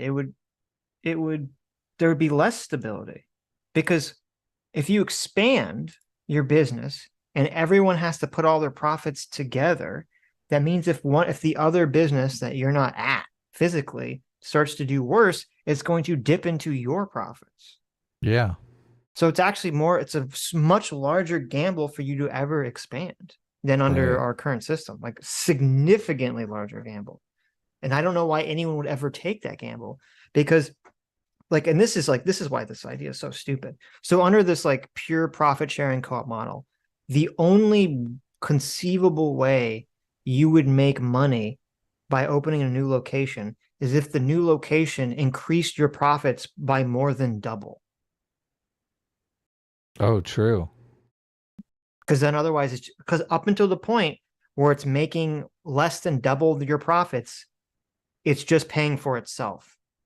Yeah. And then so you have to open a new location that does twice as good as the location you're at currently. This is the biggest problem. These kinds of things happen because there are risk takers in the world that are willing to take the risk to gamble on it. But most of the population is just not risk takers. So the idea that you're going to have a staff of people that are all going to vote in favor of taking these large risks, that's never going to happen. That's never going to happen in a million years. No, of course not. The reason why people are working at jobs is because they're not risk takers. Yeah. Right? Otherwise they'd start their own business. Yeah. There's not enough risk takers in the world to make socialism work. No. Yeah. Well, and then even Hasan is totally low risk. Like him starting his business was low risk. Yes. Yeah. And even go ahead. Well, I was gonna say, even with the like, there's a lot of people don't want to take, or not risk takers, don't want to take a lot of risks, which is fine. I mean, I'm not some big risk taker myself, but this is like actively disincentivizing risk taking substantially. This model that he's talking about. But I mean, I know people have taken out like a second mortgage and started a restaurant. Like that's just an ungodly amount of risk. I would never do that. Yeah, exactly. But this is how new restaurants open. I know. Right. That's what I'm saying. Yeah. That's what I'm saying. Like there are a limited number of people that want to have an appetite for that kind of risk. Right. But they make our economy work. And what Hasan and people like that want to come along and say is, oh, those people are pieces of shit, and like anyone could have done it if they were in their shoes. Like you read Elon Musk's autobiography or biography because some other guy wrote it, but you read that and you think, oh my God, this guy's just got an incredible appetite for risk. Like he made all of that money from PayPal, and any sane human being would be like, look, I'm cashing out. I'm going to go live on the French Riviera, right? I'm going to be sipping margaritas on the beach for the rest of my life. No, he's going to risk everything he's made on some rocket business, which, I mean, and then Twitter. Yeah, look. And then rename it to X.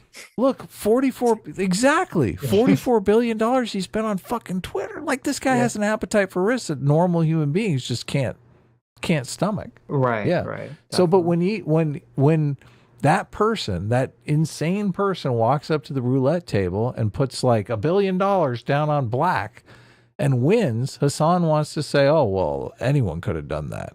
It's like, well, no, he had the balls to actually do it. Yeah, well, the balls and also the know-how. Well, and taking the risk that he could have lost it all. Right, and the problem is there's a lot of survivor's bias because they don't focus on all the people that did lose, right? Of course, yeah. It's just wacky. It's not the main motivator, and it should not be the main motivator. I think that's a horrible thing to say if you're considering socialism, that money's a motivator. That's like almost like taboo, I feel like. No, don't worry about what other people say in this situation or what you think people will perceive from what I'm saying. Let me go back because that part is irrelevant. Okay, so let's say in a world where the CEO makes more money, do you think it's a possible or even likely situation that the heads of these companies who make more money are going to want to influence the government and their workers to vote or support legislation that gives them more money or more influence? Is that a likely outcome? Wait, can you ask that again? Sorry, I saw a comment saying you were rectangular, and it fucked my brain a little bit.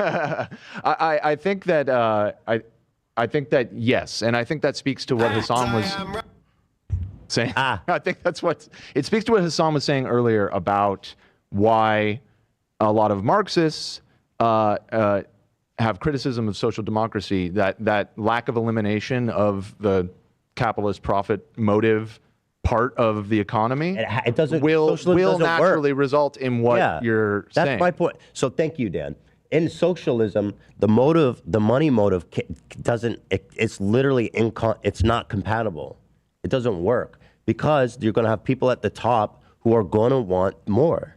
They're going to want more influence. They're going to want more power.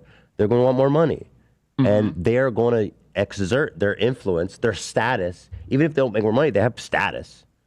Yeah, they're going to be able to influence. Socialism is not egalitarian in the sense that there's like what I'm saying, Dan, that there's equity. A problem here. Socialism does not. Socialism only exists when you remove the money motive, right? Dan? Socialism, and in the way we understand socialism, yes, the money motive is. Now we're talking about. That doesn't seem like something you want to do. It. You don't want to remove the money motive because I'm in the middle ground where I'm talking about like what's realistic. Because you're a social democrat. No, I'm not. I'm talking about. Sounds like you are. I'm talking about the realistic short-term period because I don't live in that. I don't live with that. I agree that if we lived in a listen, but I know that other people can't do that for the time being. If we could just teleport into a utopian Star Trek world where money doesn't exist and everybody's equal, yeah, everybody would love that. But let's talk about real shit. I am talking about real shit. Well, that's what. No, you're not. Look, Ethan has totally sniffed out that Hasan is full of shit, and he's completely putting the thumb screws to him. It's like you just need to stop talking about this stuff because you don't know jack shit about it or what it means or any of that stuff. It's all grift to you. But that's which all is I'm why trying to do giving too. you, which is why I'm giving you an example of like the interim period of moving towards socialization or social, a socialist transitional I state. agree with that. But the problem is when I describe that, you say, well, that's not socialism. I'm like, yeah, I know. Money being a motivator for certain people. I'm saying once you move to socialism, the system, in my opinion, falls apart. It doesn't work because it falls to the same trappings. Because people are going to want more power. They're going to want more influence. You're going to have capitalistic parties, thank you, Lena, that are going to want to influence. You're going to have these external forces that want that freedom, that want that there individualism. will always be, even in a democratic organization in the workplace, there will be people that make more, right? That's what you're saying. I believe the best that we can do is provide laws and regulations that guarantees people a fair, equitable life. Let me ask you this. Within those rules, I believe if you're operating within those rules, then you can do and make however much money as you want if you're operating the rules with a super progressive tax rate and everybody's provided for. Because if you want to move to a progressive taxes, socialist system, I don't think that system actually works. So the cultural differences differences that we see in countries that are still capitalist but social democratic versus countries like the United States of America that are hyper individualistic and have like very little social democracy is the argument that I'm making, is that with more social amenities and with higher degrees of socialization, people's attitude towards money and money making becomes drastically different. There are different motivators. Yes, status can be an important. He's just bullshitting, Sitch. That's driving me crazy. So everything he's saying is garbage. His argument, so Ethan's argument is essentially what you're saying doesn't make sense to me because we're going to reproduce all the same problem they're complaining about. Now, is this going to be reproduced under your co-op system? And he's saying, well, no, you don't understand. Under the magic socialist country, the culture is going to, and the psychology of humans is so different that it's actually not going to do that. It's actually, everyone's going to be very nice to each other and love each other. And this stuff isn't going to be a problem whatsoever. Right. You pay people to take classes on how not to be greedy. Yeah. Which, very smart. You know, I'm skeptical. Look, we can't get people to go to our classes. They keep wanting us to pay them. Right. These greedy bitches. By the end of the class, they're thinking, look, everyone will come to the class without being paid. No one shows up. Oh, I guess we failed. Important thing, but that social hierarchy, designed around status has nothing to do with the productive output and has nothing to do with like your material reality. It has the capacity to change like the way people. It does. It has everything to do with your productive output and your material reality. Look, people are rewarded more money for higher status positions for a reason.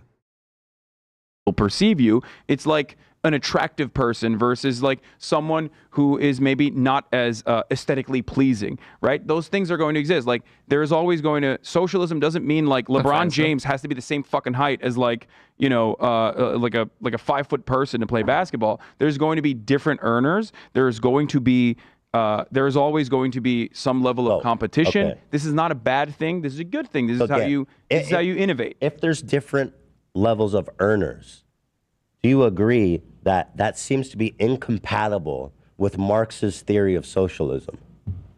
Because if no, it's absolutely not. Because all and correct me if I'm wrong, Hasan, because you're more read on this than me, but all that is being said at the end of the day is that people are entitled to the value that they create. If somebody creates more value than somebody else, then they are entitled to more value. The theory is wonderful. Yes. But, we're talking about real shit, right? Mm-hmm. So when people make more, they're going to want to influence. I'm not saying everybody, but again, this goes back to what I was saying last week. There's people who are pathological. Okay. Yes, there's always bad faith actors. And even in a socialist country, the sociopaths are probably going to float to the top just because they're willing to do everything that other people aren't, or they care about status and power where other people don't. And so these high-functioning, highly motivated sociopaths are going to want to influence government and business democracies to increase their power and influence. Like they do now under a capitalist like they do system. now. Right. And that's why I think it's not realistic to expect that not to happen. And I think the most realistic and the best way is in between. Because capitalism... Can I counter what you said? Hold on. Capitalism doesn't work. We know that. And I think socialism doesn't work for the same exact thing. Because people are going to want to... The psychopaths are going to want to move it. And I think the only realistic solution is in the middle, where you just create a sandbox that is good for everybody and operate within that sandbox, because everything else seems like a fantasy to me. Every single thing that... Ooh. It's true. Everything you said. Devastating. Devastating. It is a fantasy. Yeah. Okay. He's like, listen, Hasan, can we stop talking about fantasies on our podcast and talk about real politics, stuff that, there's election going on. They're talking about different policy proposals. Why are we talking about this fantasy? Stop LARPing. Well, let's see. Let's see what Hasan's response to all this. You've mentioned in both of these equations still revolve around human greed, turning humanity and the way people operate into capitalist little demons who are driven by profit. I do believe self-interest is a thing that happens.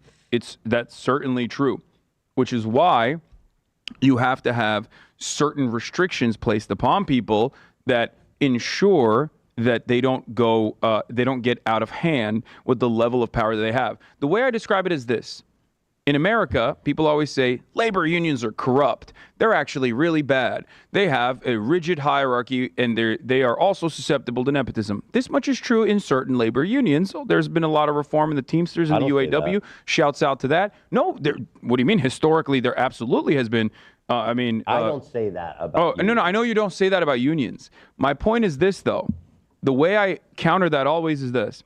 There's always going to be corruption. There's always going to be, bureaucratic red tape. There's always going to be nepotism.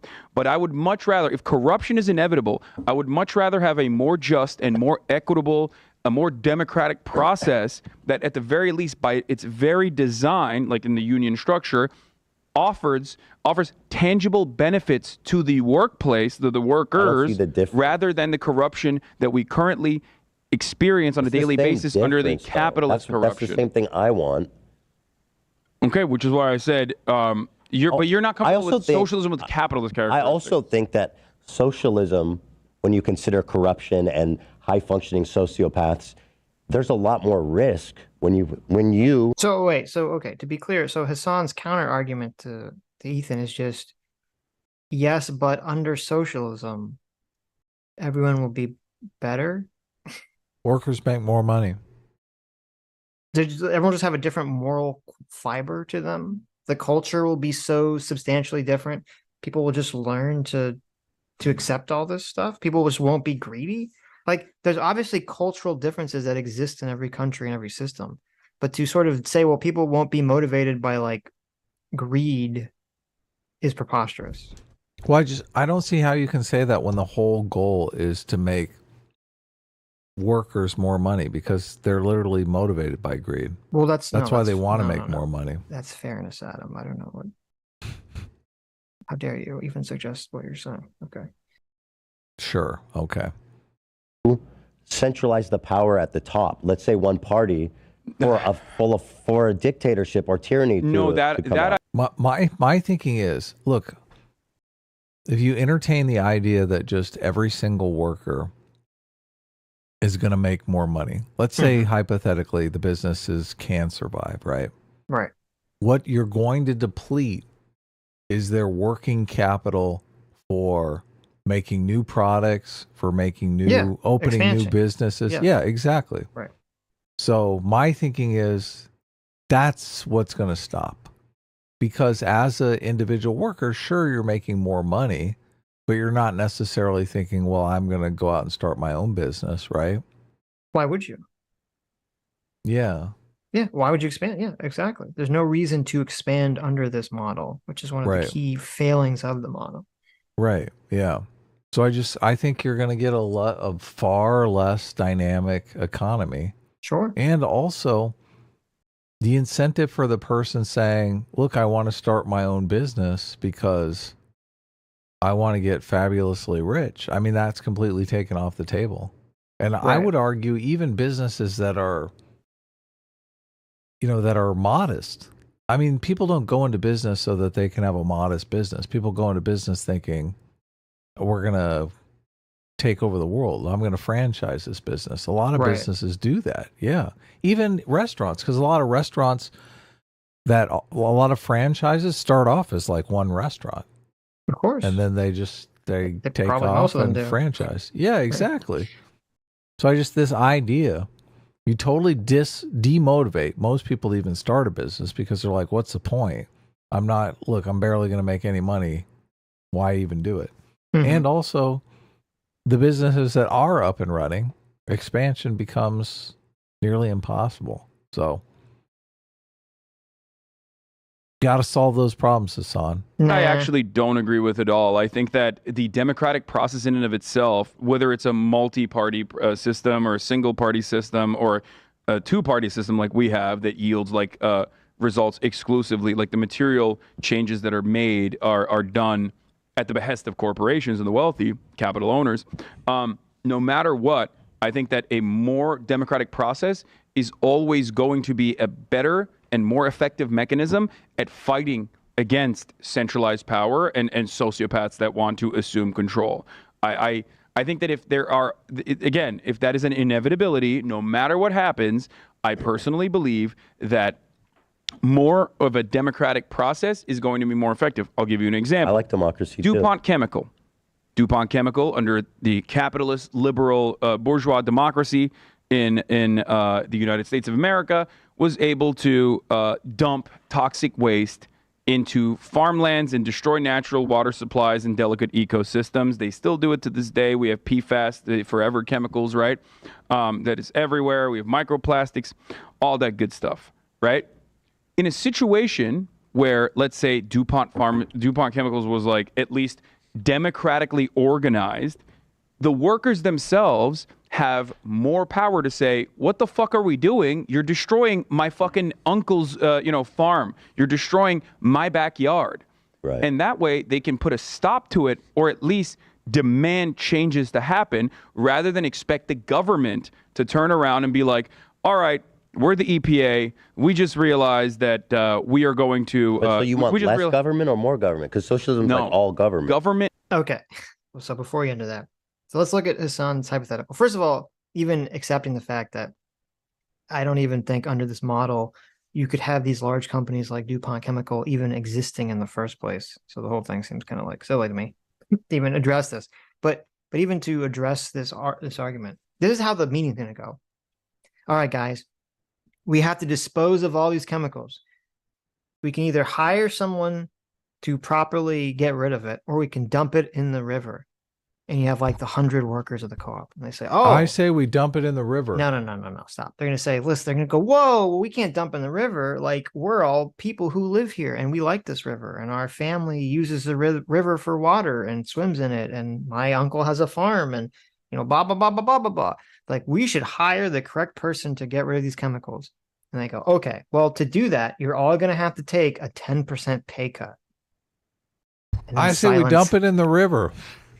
You know what? Maybe the chemicals aren't so bad. My uncle, he's kind of a dick. I don't know if he really needs that much water from the river. Like, everyone, like, this idea is insane to me. You're literally saying that if more people have a larger profit incentive to pollute, there's going to be less pollution. How does this make any fucking sense? Yeah. I wasn't against polluting in the river when I was just making minimum wage, but now that I make $400,000 a year, I say we just dump it in the river. And because here's the black pill. Okay, you know what gets companies to stop polluting? When a bunch of people who are only impacted negatively by it and have no impact positively by it force them to do it through the government. That's what gets them to stop polluting. They don't give a shit. People that are making money off of it don't give a shit. It doesn't matter whether it's a handful of people at the top of DuPont Chemical or whether everyone at DuPont Chemical is making a bunch of money. If they all have to take some big pay cut to not pollute, they're not going to want to pollute. This idea is preposterous to me. Yeah. Like, and we all know this because there's this thing that all the leftists always complain about. It's this thing called NIMBYism. Oh yeah. Not in my backyard. Yeah, you have all these good liberals. They seem, they're all so willing to go, they want to have all these progressive policies. But as soon as they have to actually deal with them, oh, well, suddenly, I don't necessarily want that, right? Yeah. We all saw the go burn it down. Wait, get away from my neighborhood. I didn't mean here. Yeah. Black Lives Matter over there. Yeah. No, that's not, Ethan. Socialism is simply giving more power to the individual in that regard. You have a government that all individualism, Sitch. Stop it. Look, you gotta admit. If Hasan agrees with you, that's a mark against your argument. Okay. No, I mean, look, Hasan is Hasan. My argument, just to be clear for those of you who don't know, the argument that Sitch and I have had is he wants to say that socialism is collectivism, and I want to say, look, all the socialists are individualists. Well, and also, what was the guy's name? Ian Shapiro, the Yale University professor, says socialism is an individualist philosophy. So I'm not saying whether the people that want to do it are individualist or not. I'm saying whether it is a collectivist philosophy versus an individualistic philosophy. That's my only. Right, and it's an individualist philosophy, obviously. No, yeah, okay. You and Hasan can take that position. None of these workers, they're not dying for the company. Are you kidding me? Look. They're just okay, Joe. What am I looking at? They're just workers. Also, look, I'm getting so beat. You can always tell. I know. We're almost into the 8th hour. It's almost time to talk about identity politics. Adam, we only have an hour and a half left of this video. Really? Did they go all the way to the end? Yes. You didn't. This goes all the way to the end. Remember I said, I don't know if we're going to make it to the end of this video, and you're like, why? That's why. We've made it through a 3-hour video before. We have. We got plenty of time. Look, okay, we have 4 hours to get through an hour and a half, Adam. Let's see if we can do it. Okay, I'm going to shut up. Bull. We're going to, the commentary he now. says immediately pausing the video. The commentary from here on out, I'm just warning you guys, is going to be Hasan level commentary. No, stop it. Maybe for you. I'm going to listen. We're not pausing. I'm in it I'm in it to win it. Okay. I'm going to get some S class today. I'm turning my camera off and I'm going to take a nap. Okay. No, I'm playing. I'm only playing. Look, he says so much dumb shit. How can I not pause? True. It's impossible. You do not have a choice. You cannot run your business this way. You cannot. Yeah, I mean, that's a stronger government than we have. That's a really but I think you want a stronger government than we have. You want a stronger. Well, I want a stronger government. You want market regulation. Yeah, but it's even stronger than the one that I want. It says, here's your workplace. You must exist in it. So you're saying on one hand, the EPA is silly. Well, the EPA, but on the other hand, DuPont, in the situation with DuPont, if you want me to finish this, because this is not a hypothetical, this is something that actually happened. EPA said, sorry, we're gutted. We don't have like enough researchers. A lot of the researchers that work at EPA also end up getting jobs at DuPont or vice versa. There's always a revolving door, tit for tat. Regulatory capture is something that these corporations do in an effort to monopolize and also improve their profit margins, as always. So in that structure, the EPA... I guess regulatory capture wouldn't be a problem when the company's actually being run by the state. Or the co-op for some reason. I don't know why. Yeah. EPA basically delegated DuPont with figuring out how toxic their pollutants were. And of course, until a journalist uncovered this entire thing, they were able to claim that these toxic pollutants weren't as bad, right? So there is no mechanism in that situation where we just, capitalism. Yeah, so we just sit there and we expect the government that is, appointing people into positions of power that literally have a material. No, listen. We expect the government to enforce certain regulations and restrictions that they do not, because the people that are placed into that position of power have no interest or need in placing said restrictions, or maybe even lack the know-how. Maybe people in the company don't want to make less money. So maybe they don't have access to all the data that the CEO the beautiful has. part about that is that, at least historically speaking, what you're describing has never happened. What I mean by that, because the system you set up has never happened. Yeah. That's never happened in my hypothetical system. Yes, in my doesn't imaginary exist. scenario, we've never actually tried. Yeah, that's true. That has never happened. I agree. It's a good argument. That is, when you look at the UAW, for example, it is supposed to be in their best interest to be anti-EV, and yet for some reason, Sean Fain and the UAW is perfectly understanding of a Well, Green there's New also Deal never been a and pushing company for that that. has a purely socialistic hierarchy where they That's make not true. less. There's cooperative Where people- corporations. Okay, where they make less. Like Mondragon is a good example And have they been levied with the task of deciding to make less money to help the environment? Yes, When? absolutely. Not Unless to purely socialist company? not to help the economy, but they My point is that saying one is Do you like that Hassan just said yes to it, and he didn't actually know? He's like, yes. Really? Well, maybe. Who knows? better Look, than the he's other. just It's placating just him at this point. Yeah. theory, you know. well, we are talking about simply theory I think because a we both strong agree that EPA capitalism doesn't work. I think a strong EPA is great. In fact, I think you'd still need an EPA in a socialist country. I don't think it eliminates the need for the EPA. Agreed, 100%. Which is what I was saying is Then why'd you in that bring your socialist example up? formation, there is actual real mechanisms of control that can put a stop to this kind of thing, rather than power accumulating in the hands of the few at the top of the corporate structure that then make these decisions, I think make these hiring practices to get theory, these it's people great. in the revolving door. In theory, what I you're think saying is in great. practice it would be great as well. I think We in are practice it'd be seeing- great, but I don't think it's possible.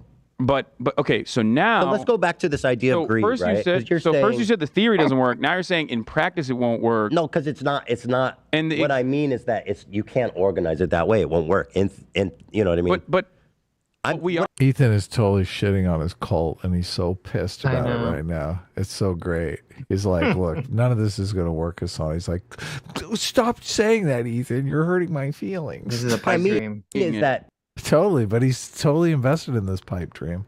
It's hilarious. He's got all these dumb kids on his live stream just cheering him on. Oh, yeah, go, go. He thinks he's like a genius or something.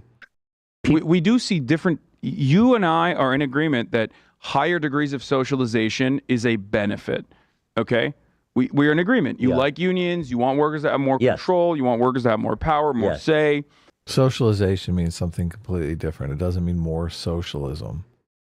Socialization is an actual word. And have more autonomy ultimately. Yeah. So you and I are absolutely in agreement on that front. So to say that that doesn't work in theory, I think betrays I'm talking about the workplace specifically? Well, yeah, in the workplace as well. That's You're a in big- agreement, no? That's a huge difference. We spend 80% Because the work- of our adult lives in the workplace. This is the most important And I place believe for it a should be political regulated. organization. Listen, we seem to have a disagreement about like greed. Like there seems to be this notion that people that live in a capitalist country, we understand greed and desire for wealth differently than an example I always see is like Native Americans. And that's part of why I can't conceive of a true socialistic country. You're saying that like primitive communism or primitive accumulation, which has been the foundation of like societal development for much longer than the Industrial Revolution or post-industrial revolution capitalism, right? I've seen a lot of people say that greed He knows all this shit, Sitch. It's crazy. Yeah, because listen, I don't know if you know this. Greed didn't exist before capitalism. Oh, yeah, yeah, of course. I don't know if you know that, right? But when back in the day, there was just like everyone living in harmony, peaceful natives, and then capitalism attacked. Oh Yeah. no. Made Okay. everyone greedy. That's what happened, right? Yeah, I think, look, greed it has always existed. Yeah. No, you're making this up. People have always wanted other people's stuff. Like, that's just, I don't believe you. that's human nature. Look, No. and then trade came along to solve this. Before, when you No. wanted other people's stuff, the only way that you could satiate that desire is to steal it from them. And then trade came along and they were like, look, why you keep stealing my shit? Just you give me something good and I'll give you something good. Mhm. We'll work it out. Yeah. And that all of a sudden made life so much better. Adam Smith came into the picture and then it was all downhill from there. The end. greed is learned. True. That if you grew up in a pure Yes. socialist society, No, they wouldn't absolutely. Self-interest is a real thing that people have. Look at Ethan is totally setting a trap for him. He's like, listen, Yeah. greed is learned. You believe that, right? You believe this thing. You don't believe this you? nonsense, right? You believe this fairy tale, right? Right. Ethan, who has like had a 2-year-old, he's like, Yeah. it's learned, right? That's a good point. They have a bunch of kids, yeah. Yeah. Look, I'm telling you, Hasan, greed is not learned. It's innate. I've seen how my kids But act. people can be taught, and people can learn that the collective aspects of societal development are far more important for self-interest than the individual, the hyper-individualistic, like, I'm going to get mine, fuck everybody else. So the point of going to this greed discussion. Okay, so to be clear, Adam, he just said that if everyone can be taught to be collectivists, then his system will work. Oh my, you're right. Got him. Got him. He said it too wordily though. It was basically buried in. Okay. Look, Sitch is hyper. We're both. Every time he says individualist, I perk up. Every time he says collectivist, Sitch perks I'm up. like, We're trying to settle our own side bet here. Right. Look, you know that he's just using each of those whenever it's convenient for the argument, though. He's got no principled stand on any of this. He's like, you want more freedom now? Look, you need less freedom here. Yeah, of course. Whichever works. I do like the trap that Ethan is setting, though. Let's see where this goes. Is to talk about like human nature, and that I believe that in a perfect society, socialist society, there'll be forces of influence of wealthy people, people with status, people with power, wanting it more for themselves. Mm-hmm. My argument I believe that that's that's innate. Yeah. If so, first of all, I don't think that there's a biological imperative. I think that, like I said, what's the difference? Self-interest can be. What's if you have a resource hoarding and greed? Yes. So how is accumulating lots of money different than resource gathering or accumulation? I will describe it to you. A society that heightens collectivist understandings, okay, as a consequence of it being directly tied to our, at this point, our means of production and how we understand it, how we generate commodities, is going to have the exact opposite opinion on collectivism versus hyper-individualism in the way that you see it under capitalism. More people will have a collective understanding that, like, we are in this together and that we're working side by side. Most, not all. Then yes, you're right. Mm-hmm. And the reality is that there will still be people who are self-interested, people who will still want to utilize the existing constructs, the existing hierarchies to their immediate advantage at the cost of others. But my point is that if that is an inevitability, which I agree, because there will be people who are sociopathic, criminals, charlatans, the lumpen pros and whatnot, okay? That will always exist. But even if that exists in the and I'm being very realistic about this, wouldn't it be better to have more mechanisms of control in the form of democracy and ensure a world in which everyone has more autonomy in a place where they spend 80% of their lives on? It would be. So yeah, then we're in agreement. So we're in agreement. As long as we can completely change the entire cultural environment and just change everyone's beliefs on everything, then this system will work. Yeah, but he kind of skipped away from the greed aspect when he was saying that it was innate. He never kind of challenged that. Well, he just said he disagreed that it wasn't innate, right. But he just keeps harping on this idea that there's some level of greed that exists culturally, which I don't necessarily, obviously cultures can change people's views about whether they view themselves as part of an individualistic society or collectivist society. Obviously, there's many examples of that, but he's essentially saying the only way to get Marxism to work is to completely restructure America, one of the most individualistically structured societies historically, to having a completely different philosophical view of itself, to be collectivist. Yeah, that's not going to work. Yeah, okay. This is one of the reasons why American government is such a mess, because we've got all those moral intuitions that are skeptical of government power or centralization of any power, really. Where other Maybe. nations don't necessarily have that. Yeah, Right. I'm convinced this is why a lot of European governments function better than America. I'm not sure they do though. You don't think so? You Yeah, I think don't know they if I have, buy like- that. Yeah. I don't buy it. Sorry. Don't they have less people that are super skeptical of government? Yeah, but that doesn't mean it's going to work better.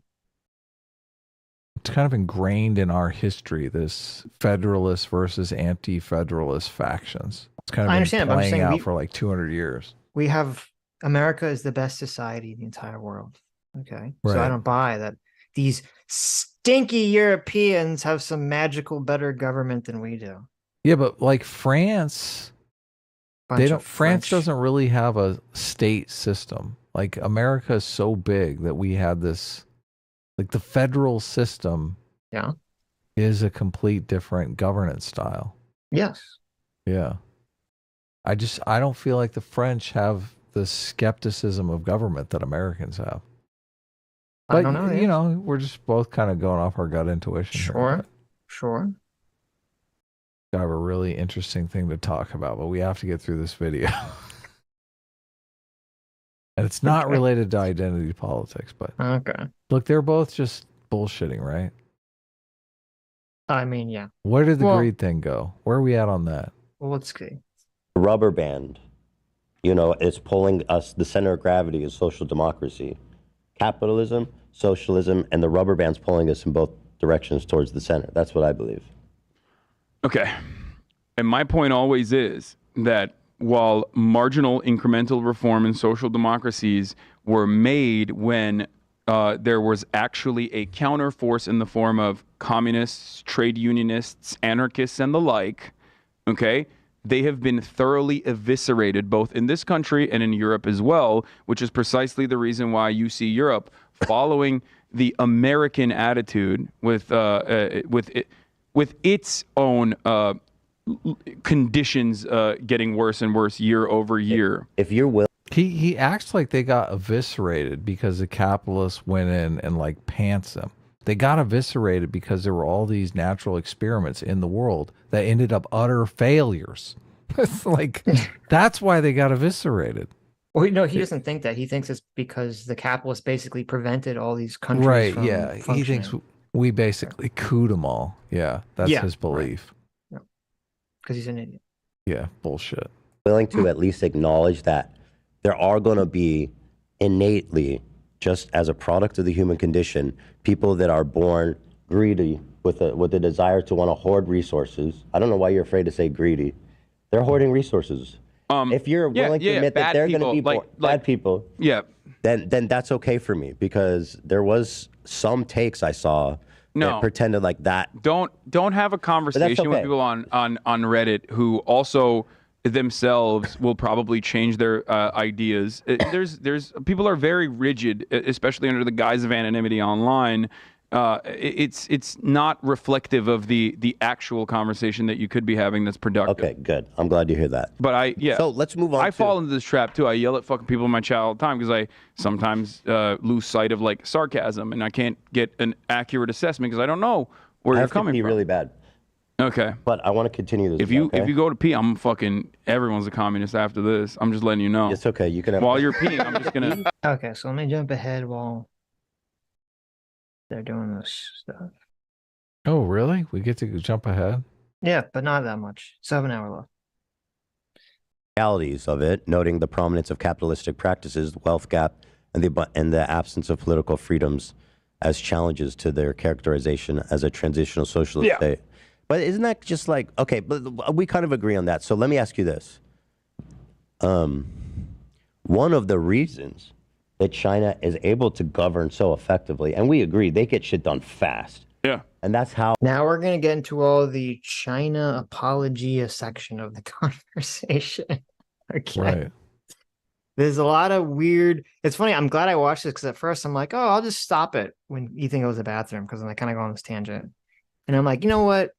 I should watch the rest, make sure nothing crazy is said. And I'm like, oh no. Yeah, I I don't get the China simping at all. A lot of China simping at the end China of this. gets shit done fast, yeah. Yeah. But China's not the most honest place, and that adds a lot of dysfunction to the situation. Like if you basically have everyone cheating as much as humanly possible, is that going to be an efficient economy, Sitch, or is that going to run? You're going to run into trouble. No. Is that going to be problematic? This is a good screen grab here. When it's like when Ethan brings up China. Hasan does have a look like, oh shit. Yeah, Ethan's like, let's talk about this, and Hasan's like, I don't know. He cashed a China paycheck. You know he's getting some money from China, right? Oh, I know. I've seen the paycheck stub. Anonymous source from the New York Times sent it to me. What do they call a Western personality that China pays to do propaganda for isn't it China? like something monkey? Yeah, what's it called? Isn't it something monkey? Yeah, what is it? I don't remember. Is it white monkey? Yeah, there you go. Okay, got it. Yeah, I knew it was like a color or some kind of racially insensitive comment. Yeah, seems a little racially insensitive. I don't know where the monkey aspect. I'm assuming the monkey aspect's not racial. I mean, like, I assume they mean monkey in terms of someone that does like a human's bidding or something. Everyone Maybe the Chinese look at all other humans as not humans. I don't know. It's a weird comment, but I've heard that Chinese are super racist against like Indian people, against Japanese Indian people. Yeah. Giant racists. Oh, yeah. I mean, I've heard that too. Yeah. Now, the Chinese people that I've met in my real life have all been nothing but swell. But then again, I don't think I've ever interacted with someone who was like a first generation Chinese person. So I met some Chinese racists. Okay. Yeah. They're all out in California. Part of, again, how their economic growth was so quick and strong. Yeah. They can act. They don't have to be bogged down by Congress and shit. Can I cut in here really quickly? That's a dangerous prospect that capitalist countries are also reckoning with, for the record. And under a capitalist country, if they want to continue consistently competing with China, for example, one of the things that the EU did recently was talk about the government-backed subsidies in the form of EVs and how Chinese development is impossible to compete with because they're offering insane subsidies that offer Chinese EVs and is like basically destroying the EV marketplace for European car manufacturers. So they want to create an investigative team and stop that from happening somehow, or possibly even implement tariffs. By the way, that in and of itself makes the Chinese centralized planning structure significantly better than capitalist ones in the form of global trade. That will create, in my opinion, a very scary future for Western liberal democracies, where how do you implement that kind of central planning, which already exists, but how do you make it worse? Fascism. Okay. And that's what I'm.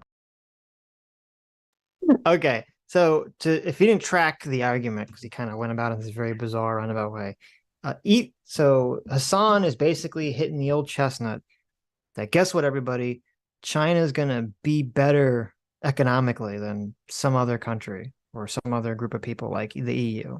Okay, and that they're going to be so much better than the EU and America and these Western countries, that the only way that these Western countries are going to be able to compete is through a command-style centralized economic planning that's going to be better for the economy, right?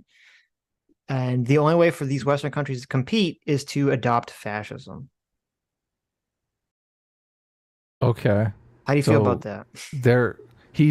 But he's worried about that? He's saying we basically need to adopt fascism to compete with China? No, he's saying he's worried that China, because they have a centralized economy, will be able to outcompete these free markets like Europe and America so well that we'll have to adopt fascism to compete. Yeah, I don't think that's going to happen. Yeah. Okay.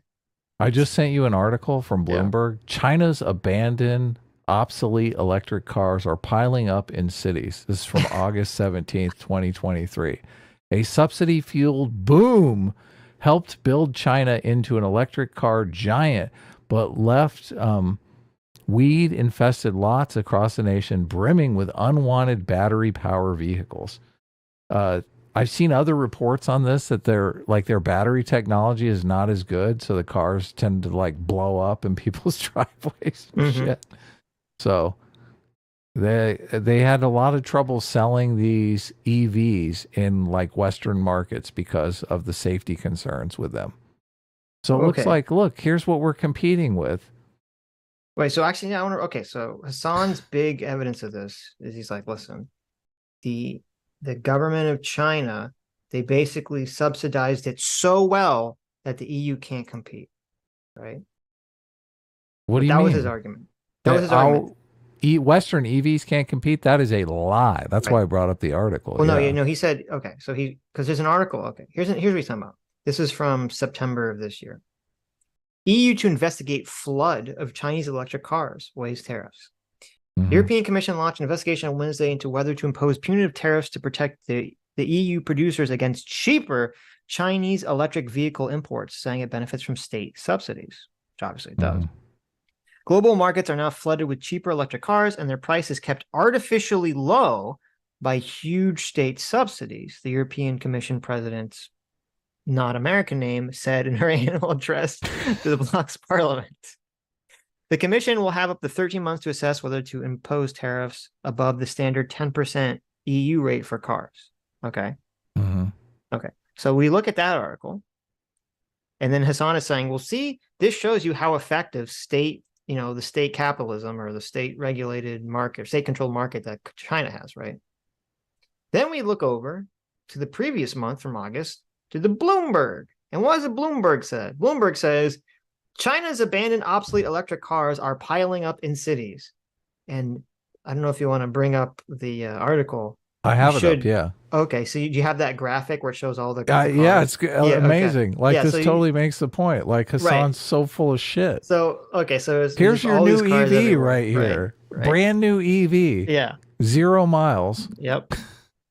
A subsidy-fueled boom helped build China into an electric car giant, but left weed-infested lots across the nation brimming with unwanted battery-powered vehicles. Gee, I wonder why they can offer these cars so low. I wonder why EU, which actually has to make cars that people want to buy, can't compete with a government that's just producing a bunch of garbage that nobody wants. Yes. Yeah, exactly. On the outskirts of the Chinese city of Hangzhou, a small dilapidated temple overlooks a graveyard of sorts, a series of fields where hundreds upon hundreds of electric cars have been abandoned among weeds and garbage. Similar pools of unwanted battery-powered vehicles have sprouted up in at least a half a dozen cities across China, though a few have been cleaned up. In Hangzhou, some cars have been left for so long the plants are sprouting from their trunks. Others were discarded in such a hurry that fluffy toys still sit on their dashboards. The scene recalled the aftermath of the nation's bike sharing crash in 2018, where tens of millions of bicycles ended up in rivers, ditches, and disused parking lots after the rise and falls of startups backed by big tech companies in China. This time, the cars were likely deserted after the ride-hailing companies that owned them failed, or because they were about to become obsolete as automakers rolled out EV after EV with even better features and longer driving ranges. So I guess are these cars, like, can they just not even give them away? Does no one even want them? Can they just not give them away for free? Like, what is the point of leaving them in these like fields? This is what's so weird about China, because China, they have a work ethic, right? Yeah. But they don't want to spend money on anything. So an economy only works because people produce things and other people buy those things. But if you have an economy where, everyone just wants to work and no one wants to spend on anything, then it fails. Like, you either have to produce something that you can sell abroad, or you're just producing cars to sit in a field somewhere, right? Right. Yeah. What's the problem? So it says essentially what happened was the government was basically subsidizing / forcing all these car companies to make these cars before the technology was really there. So they all could only run for about 62 miles on a single charge. So there you go. You have a 62-mile range for your car. 200 mile range is like what they're going for. 200 miles is, yeah. That's wild. And so the only people that bought them, it said there are very few private customers that would ever choose to buy these cars. They were bought primarily by ride sharing or ride hailing companies. Right. So like, taxis, Ubers, things of that nature. The demand helped juice an industry that had grown exponentially since.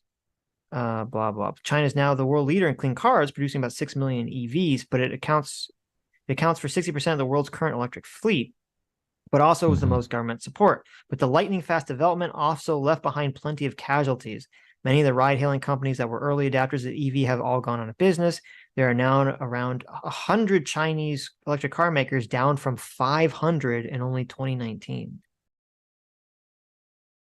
And then the graveyards are a troubling consequence of that consolidation. Not only the sites an eyesore, getting rid of the EVs so quickly reduced their climate benefits, considering there's more emission intensive to build and only produce an advantage over combustion cars after a few years. Oh my God. So oh my God. Each of the vehicle's spent batteries also contain precious ingredients like nickel, lithium, and cobalt, metals that could be recycled to make China's EV industry more environmentally friendly. So what they're saying is that all these EV cars that they made, they ended up causing net harm to the environment because apparently the production of them creates so much waste that they only become net benefits to the environment after a few years of use, which a lot of these cars didn't even get. Beyond the fact that they're sitting in a forest somewhere rotting away. Right. Oh, this is hilarious. Well, I mean, listen, Hasan, I guess, if this is a good example of the power of central planning. Right. Look, you can just make whatever mistakes you want. It doesn't matter, right? Yeah, you just build thousands of cars no one wants that sit in lots. And you have entire ghost cities created just to create fake assets for the middle class. Look, China is such a scam. When people talk about oh my God, China taking over America or China, I sleep well at night knowing China doesn't have their shit together. Right. What's this before? So I guess China's building or Tesla is building a plant in China. I don't know. For shame, Elon. For shame. Why would you do Before Tesla Inc. came to China and began making cars from its factory in Shanghai in early 2020, most EVs being produced in the world's second biggest economy were small and low quality. Oh, okay. So they brought in Tesla. They're like, listen, we totally flooped the goop. What is it? What's our saying? Floof the goof. We've totally floofed the goof here. Yeah. On our EV system, Elon. You think you can come in and fix this up for us? Mm-hmm. Anyway, we can go back to the video. Yeah, but I mean, did they just steal? I mean, I bet you they stole Tesla technology. Like, what an idiot. Well, they do that a lot, but right. You can't really steal Tesla technology when Elon Musk has made all of his patents freely available to any EV manufacturer because he wants to actually. Exactly. It's kind of weird. All the left wingers hate Elon Musk. Mm-hmm. Do they know that he's made all his patents freely available Probably to all not. the auto manufacturers just because he wants to save the planet? Right. He's like, look, we all got to make EVs. We should all be using this technology. Yeah. He's just greedy and evil. Republican. Is he? I don't know if you know this. Yeah. Look, making your patents available to your competitors strikes me as kind of the opposite of greedy, Sitch. It really does. Yeah. Some companies began cheating the subsidy program by falsifying records. For example, they could produce empty chassis that didn't contain a battery, or make cars with batteries that didn't even meet the correct specifications. The People's Daily in 2016 cited estimates that dozens of companies had fraudulent claims of more than $1.3 billion in subsidy. Hilarious. Yeah. Beijing began slashing national subsidies for all electric car purchases in 2019. Many of the ride-hailing companies were unprepared and could not survive. That's when the graveyards started to pile up. Oh, so they could buy the cars when they had some sort of government subsidy, but as soon as they had to pay what the car was actually worth, they could no longer buy cars. Well, no, so this makes it seem like it's even worse because they're saying this makes it sound like that they weren't just giving subsidies to create the electric cars. They were also probably giving subsidies to the ride-hailing companies to use them in the first place. Right. Or to That maintain is them, interesting. so, Yeah. Anyway, Just got to get free markets and incentive working. No, just Look, I listen. do. Markets need to be regulated. Like sometimes I think the free market people, they just go a little insane. But free markets work. They do. People don't make investment. They don't risk their own capital to do things like this. Governments waste money all the time because they make the money. The money comes from them. Anyway, back to the video. Let's hear about China, how amazing China is. Yeah. Genuinely afraid of. Well, I mean, barbarism. China's not that far off from it in its current state. What do you mean? With like, I mean, they have basically a all-powerful leader. Everything's owned by the government. The only difference is they're not at war. Basically, that's the only missing factor. Yeah, they are building their military. Yeah. And threatening countries like Taiwan. They're pretty close to fascism right now, I would say. They're building their military. Government rules culture. But what they've done with that military is very different than what the American military is. Okay, whatever. They don't have 800 they have a large military and they're yeah, it's much worse.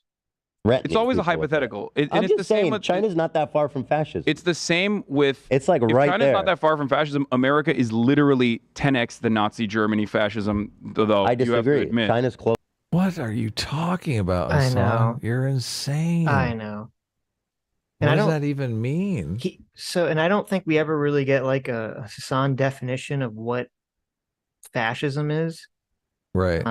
Other than something to do with capitalism. He's really sure it has something to do with capitalism. But beyond that, he doesn't really explain what fascism is. Right. And why China would not be fascistic. China is 100% authoritarian. A lot of people, when they say fascist, they mean authoritarian. I like the simple definition that fascist is white nationalist, which, I mean, the CCP is totally run by the Han Chinese. So there is an ethnic component to China. Right. Closer. Because they have They built a military, but they haven't even That's fucking not the only used thing it. I said. They have a government control of business, manufacturing, of social life, of the press. Okay. They have one strong These are leader. authoritarian. Yes, these are authoritarian constructs for sure. And then but fascism the only thing has missing from that is basically they have strong nationalism. I agree with that. And they have and the only difference basically now to go full fascist is if they were invading countries, which they're threatening to do right now. So on that same metric, you realize that the only difference in America is the simple. Oh, he was so close, Sitch. He said, but fascism is, and he got cut off. He said, it's America. We're exactly the same as America. Feeling that you are free and that you have all manner of different freedoms, whereas we do have freedoms of expression. We have freedom to say, we have freedom of I agree. Religion. We have freedom of assembly. Those are big deals. But I know you don't think you don't want to.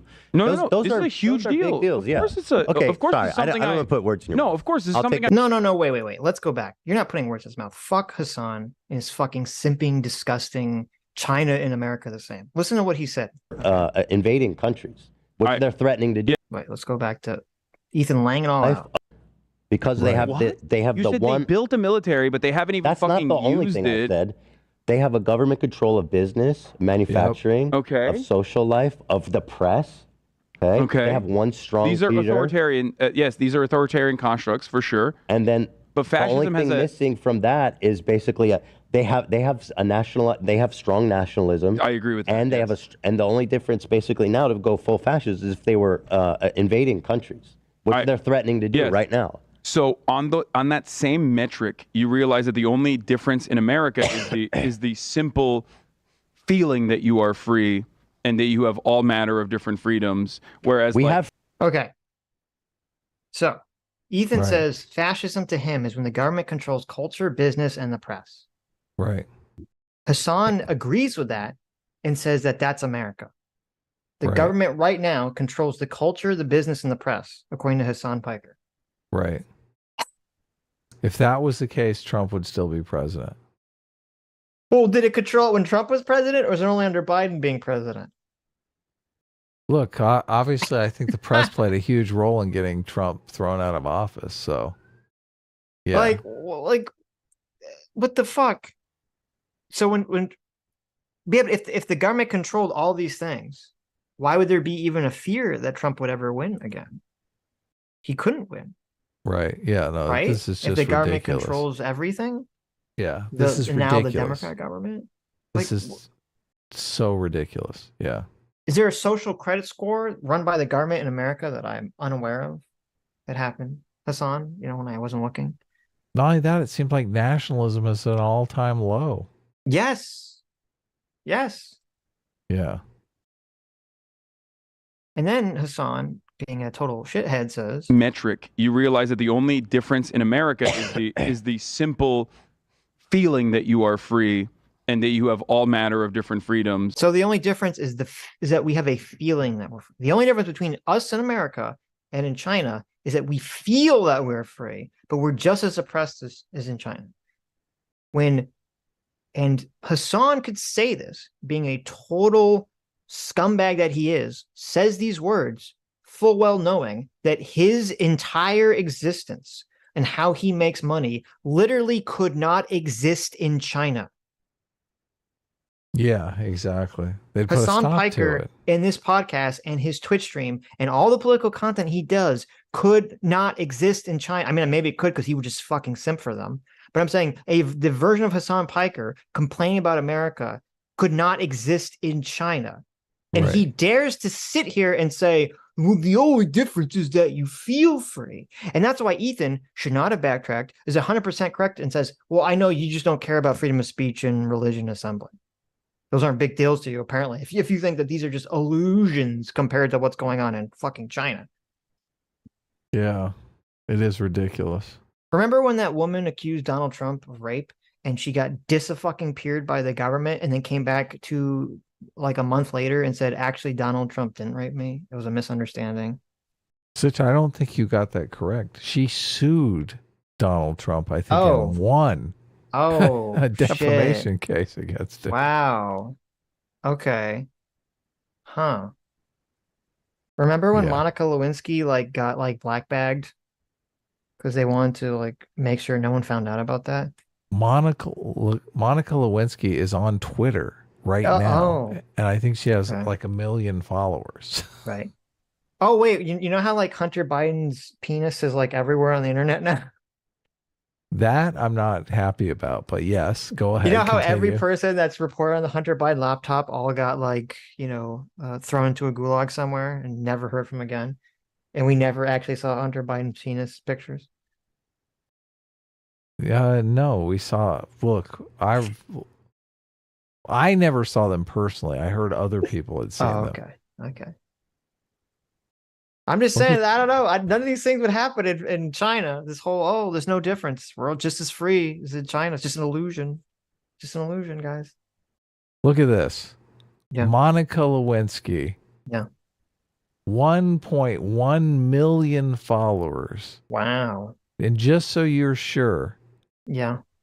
She has she, her pronouns right next to right next to her name. Oh my God, that's so hilarious. As if anyone was confused by her pronouns. Right. Just so you know. Oh no. She wants you to know. Yeah, she wants you to know. That when Bill Clinton and her were hooking up in the Oval Office, there was no. It wasn't gay. No penis down there, okay? Well, you don't know that just because she has a she, her pronoun. Oh, you're right. Never mind. Yeah. It just means he's not gay, I guess. Never mind. There you go.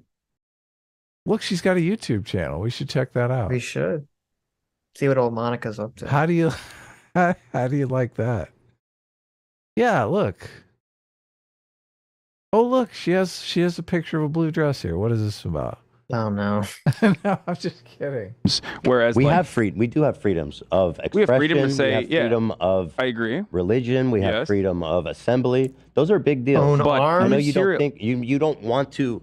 No. Those are a huge deal. Big deals. Yeah. Of course it's of course. Okay, so wait, he just went from in the span of 5 seconds saying it's an illusion of freedom to no, it's a big deal.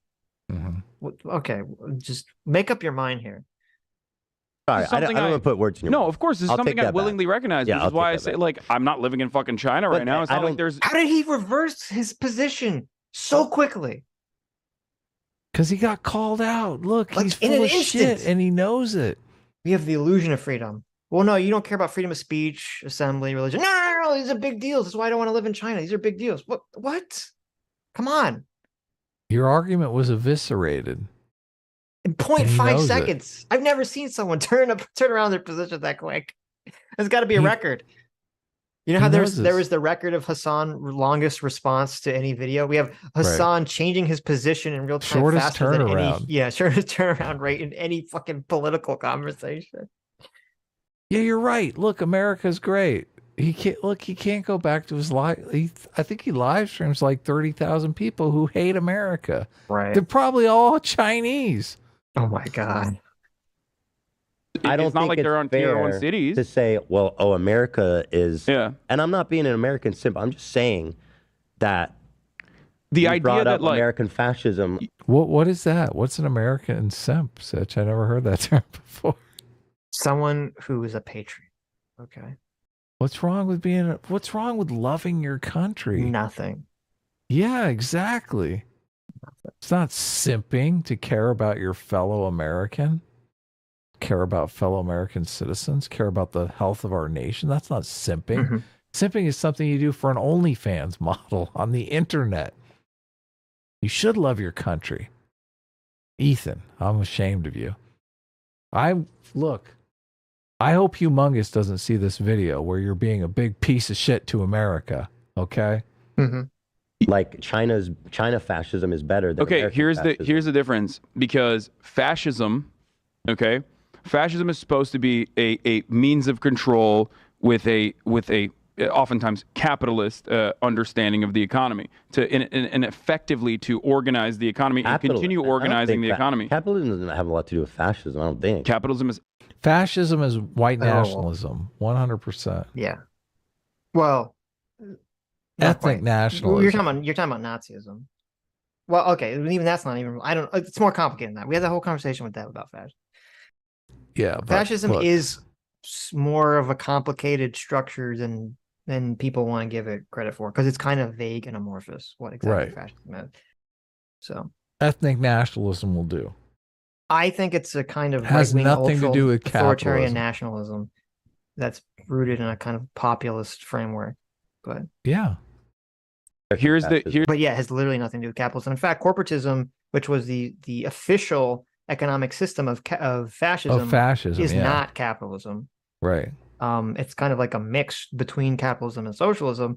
And as I made the argument, which I think is still true, at the end of the day, I don't think fascists really care about their economic system. I think they're a lot more pragmatic and just doing whatever works to enact whatever government or cultural policies, which are their primary focus. They award businesses kind of like through patronage, just to party elites. Sure. That's how all authoritarian governments work. Yep. Here's the difference, because fascism, okay, fascism is supposed to be a means of control with a oftentimes capitalist understanding of the economy. That is not true. You literally just made that up. I don't know where that derives from. Look, he hears capitalist and what he hears is fascist. He thinks they're synonymous. He just hates capitalists. Well, it's even weird because he even hedged. He didn't say all. He said often. Right. What does that mean? There are fascists that weren't capitalist. So how can it be a core part of fascism if they weren't capitalist? It's only often. And effectively to organize the economy and continue organizing the economy. Capitalism doesn't have a lot to do with fascism, I don't think. Capitalism has everything to do with fascism. Okay, so now we've gone from often to the very strong claim capitalism has everything to do with everything to do with fascism. Okay, let's hear the explanation for this. Just first of all, capitalism kind of downplays an ethnic component to society because everyone's more interested in making money than being big racist pieces of shit. So that's one point in favor of capitalism and against fascism. Well, I mean, you can't. Capitalism. You're striking on one of the biggest. Okay, to be clear, too, like before Marx coined the term capitalism, people generally referred to it as like free markets. Okay. And so, Yeah. like, you can't have free, like, literally by definition, you can't have free markets existing under an authoritarian country. Right. Definitionally, you're not going to have private property rights being recognized in capitalism under an authoritarian system, whether it's an authoritarian left or authoritarian right wing system.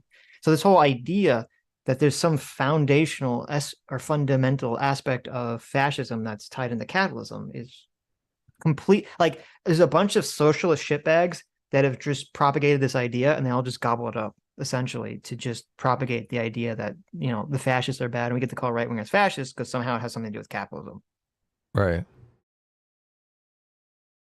Political philosophy debates of the 20th century. Fascism Okay, is restoring Right. order by I don't you think- know, Yeah, whipping the fucking masses. A lot of people define But that- fascism as capitalism in crisis. Yes. So I think about it more about like, does yeah, that maybe it's like Capitalism in crisis.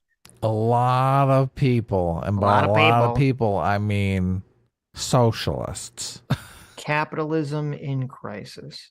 A know what's funny? If you type in lot of oh, what does it say? When I typed in capitalist in crisis, it autocorrected to Capitalistus Crisis, a book by Richard Wolff. Hilarious. Crisis theory. Oh, there's some more Marxism.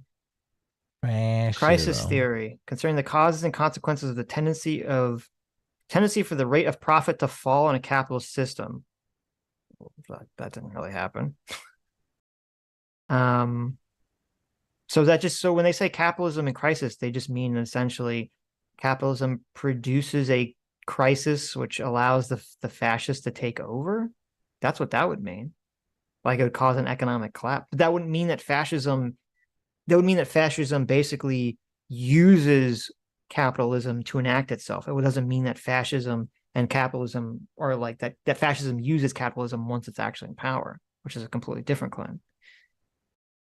I looked up fascism in Merriam-Webster's dictionary, and it says a political philosophy, movement, or regime such as that of the fascisti that exalts nation and often race above the individual, and that stands for a centralized autocratic government headed by a dictatorial leader, severe economic and social regimentation, and forcible suppression of opposition.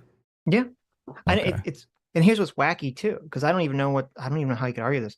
Like, would Hasan acknowledge that fascism is a insanely collectivistic society, an insanely collectivist structure, and yet he's been criticizing capitalism for being individualistic? So how can they be the same thing, or how can they be related to each other so intrinsically? Oh, you're right. Yeah, that's a total contradiction. Yeah. Nothing in this definition, though, doesn't apply to China. What in that definition doesn't apply to China? All of it does. No, yeah, China's very. That's why Ethan's critique to me was right on the money. Yeah, China totally. is far closer to fascism than any communist country is far closer to fascism than America or a liberal country. The great lie is that there's on one end of the spectrum communism, then there's all this middle ground, and then on the other end is fascism. When it's like fascism and communism are just opposite ends of the coin. Right. And liberalism and capitalism is a completely different game. It's a gold bar off in the corner, and fascism and communism is just the other flip sides of a coin, and you just flip it to see which side you're going to land on. Yep. Dangerous.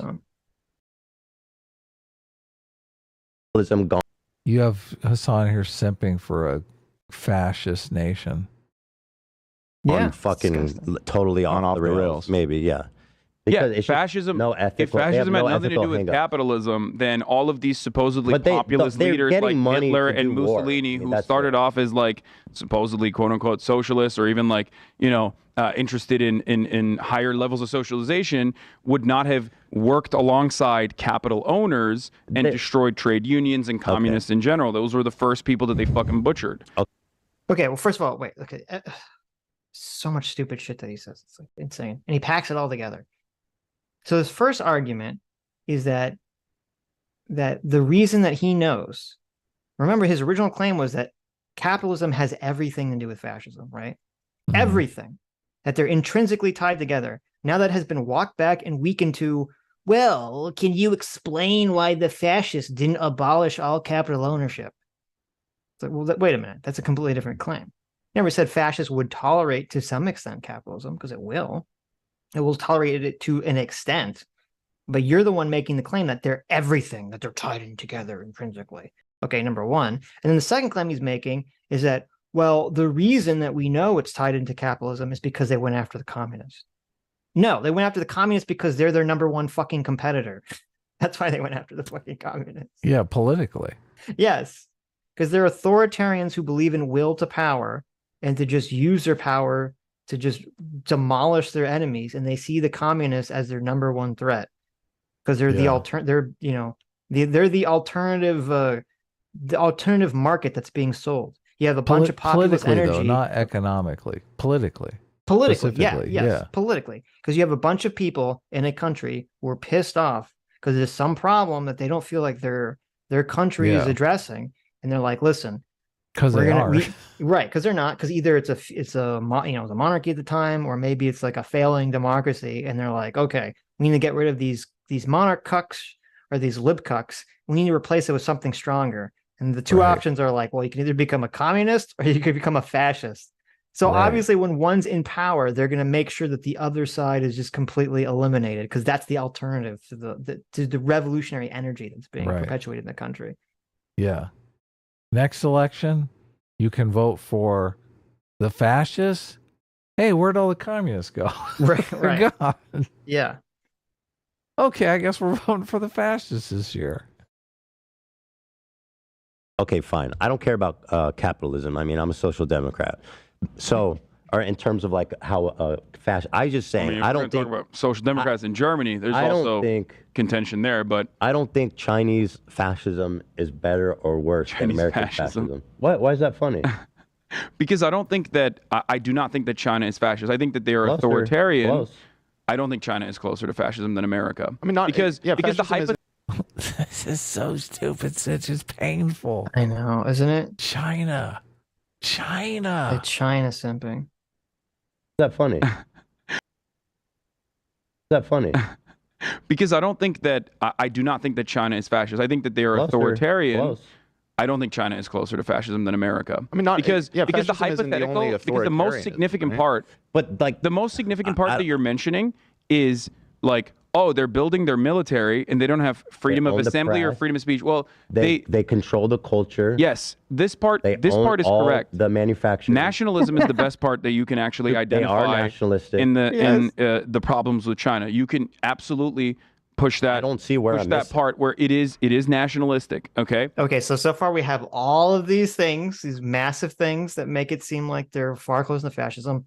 Now let's see. Will Hasan save us or save his argument now and show us why it's actually America that's closer to fascism? Okay. Yeah. However, the Chinese development and Chinese military action is either irredentist in nature, which is different than imperialism, where it's more so expansive in its own limited area, rather than global imperialism, which is China's done with the express effort with the Tibet, Taiwan. Okay. I had to look up this word. I never heard this fucking word before. Iridescent. He didn't say iridescent. That's what I thought he said. He said iridentism, iridescent. This now here's the problem, and here's why this is so sneaky. It's like internal. So this is Hasan has done a lot of reading on this shit, and it's kind of disgusting. So iridentism is a policy of advocating the restoration of a country to any territory formerly belonging to it.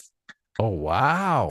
So when like he's already prepping for Taiwan. Yes. So when like China's like, okay, listen, Tibet, like the Qing dynasty or the King dynasty, however you pronounce it, the king, owned you for like 100 years in the 1800s or 1700s. Even though you've been free for 50 or 60 years, we get you now because we have to rebuild the empire. Same thing with Taiwan, right? Japan owned Taiwan for like 60 years, and they're like, well, Japan's gone now, so now we get to own you again. We need to go back to the the Qing dynasty or whatever. And it sounds like, yeah, listen, it's not imperialism, it's just irredentism. Right. It's reclaiming what is rightfully yours. Right. Look, it's there's totally no different. way. There's no way he didn't get that talking point from some CCP operative. I'm sure he did. He didn't look that up on his own. I'm sure he's read that in on. a book somewhere. Yeah, or No you're way. right. Someone told him to him. Yeah. One of the CCP people was like, "Look, we really like what you're doing on your YouTube channel. Here, look, let's give you. Right. Look, you got to help us deal with this American propaganda that they keep putting out that we're fascist. Who would think that?" Right. And he's even so far he's saying the only difference is the military. Having a military. Even if I were to adopt Hasan's strawman that America is some evil imperialist empire, having a military that goes around the world fucking shit up, that has literally nothing to do with fascism. Oh, you can have a democracy that does that. You can have an empire that does that. You can have that's why they call it imperialism. They don't call it fascism. They call it imperialism. It's not related to fascism. Colonialism, right? Was England? England was fascist. Spreading fascism around the world. Day. I don't know if you know that. Under their monarch, they were really a fascist country. We were a fascist colony originally. This whole time, America thought in 1776 that we were fighting the imperialistic empire, but we were actually fighting against the fascists. I don't think fascism came along until later in the the story, but we just didn't have a name for it. But it was still fascist. Yeah, exactly. Right.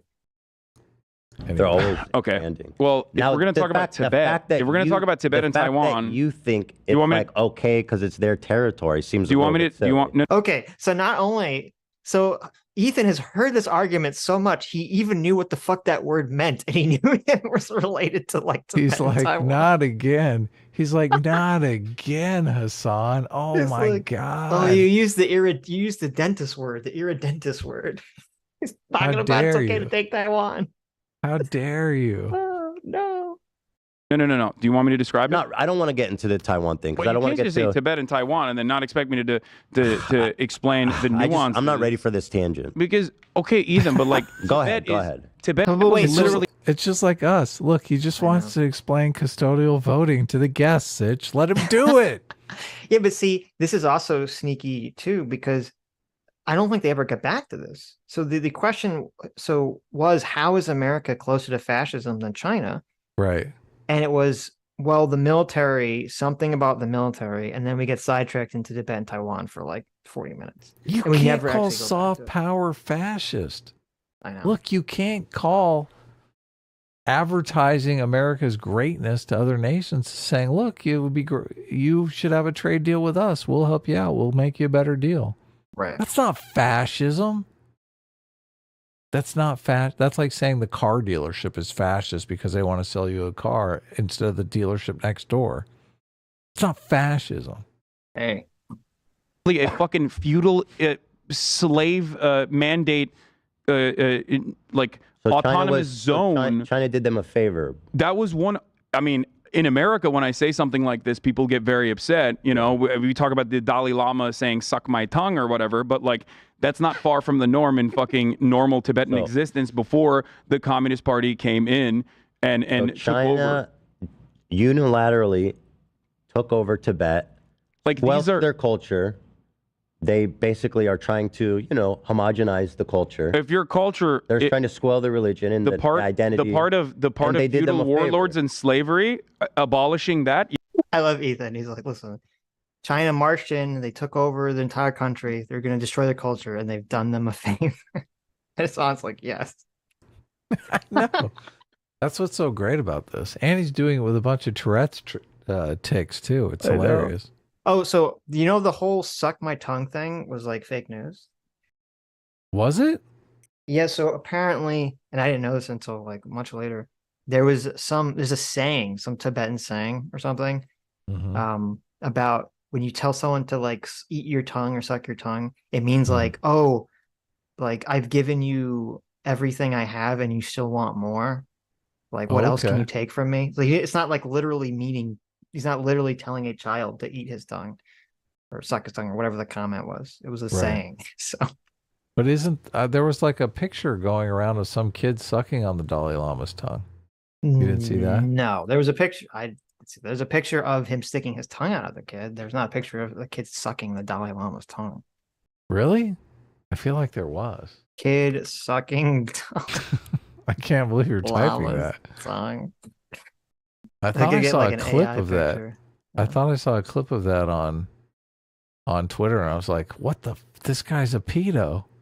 What the hell are you doing?" No. Okay, well, listen, it's still sketchy because he kisses the kid on the mouth, which I don't know. Maybe that could be some cultural thing. And he sticks his tongue out at the kid when the kid's like close to him. Right.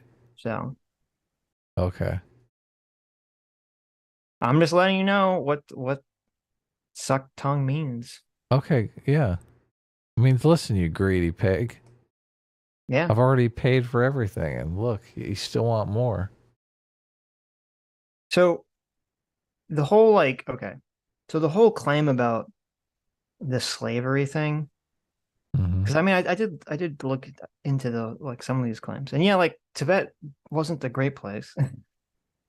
I don't deny that. Tibet definitely wasn't a great place. It was very feudalistic. They had a very feudalistic society, like caste system and everything. But the problem with Hasan's whole narrative is it's not like China was like bearing the banners of freedom. They're not like, listen, we're going to free all these feudal peasants into like some, free democratic society. It's like, no. You're going to now join Maoist communist China, where, by the way, hundreds of thousands of you are all going to die in the next famine. Like, apparently Tibet was one of the hardest hit regions by a lot of the famines under communist China too. Oh, that sucks. Yeah, so like this whole idea, it's like, okay, yeah, I mean, Tibet, feudal society was kind of crappy. I don't disagree with that, but they weren't giving them anything better. Wow.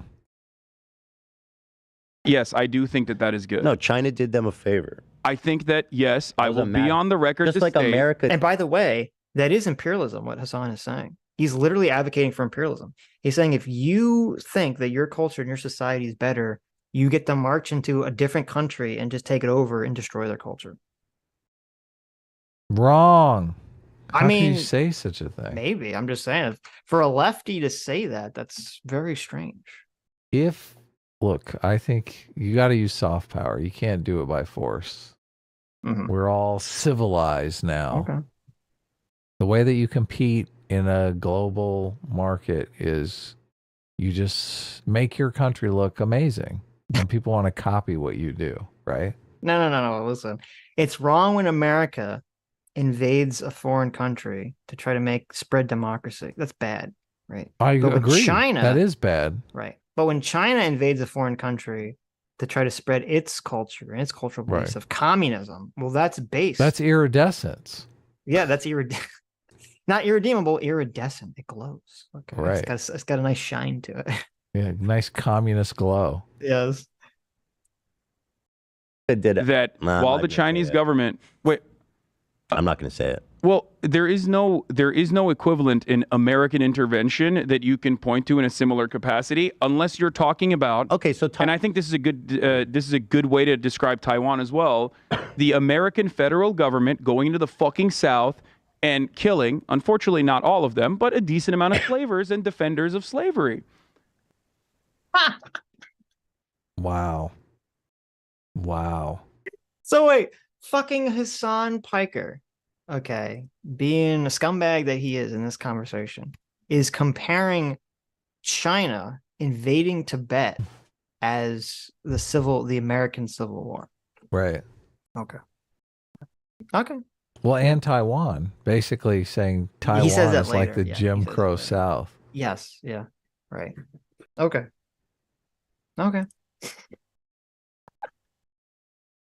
Like he's comparing the North in the Civil War to Mao, the Chinese Communist Mao, where how many millions of people died?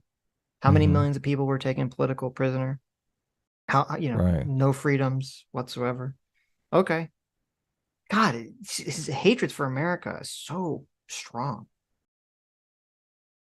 This is violent retribution from a powerful federal government Tibet was a separatist. that squashed, okay? Tibet is the South in the Civil War? Yes. Tibet in the time frame where Chinese intervention happened would be the South. Yes, So they what were was doing the, slavery. What was they the were moral feudal. aspect of the war of China? The interests are Well, okay, wait. At the time that this happened, Tibet wasn't part of China. They'd been like an independent country for like 50 years. Yeah, I'm just trying to imagine, like, if the South secedes and is its own country for 50 years, that's that's a completely different situation. Right, which actually, Ethan asked him this question. And I don't remember if we ever get an answer. He's like, well, if the South had broken off from the North for 50 years and then ended slavery on its own, do we still get to take them over? Right, yeah. And it becomes later. like a thriving, its own thriving nation. Yeah. I mean, I don't think so. It's kind of fucked up. I don't think so either. And I think actually they did if I'm not incorrect, I believe they abolished slavery before, or whatever Hassan's referring to slavery in Tibet. I believe they abolished it before China took over. Like I mean, if it's like an East-West Germany thing and both parties want to reunite, then what's different? Yeah, go for it. Right? This is not that situation. Yeah. Tibet is like, nah, pass. Like, we'll stay.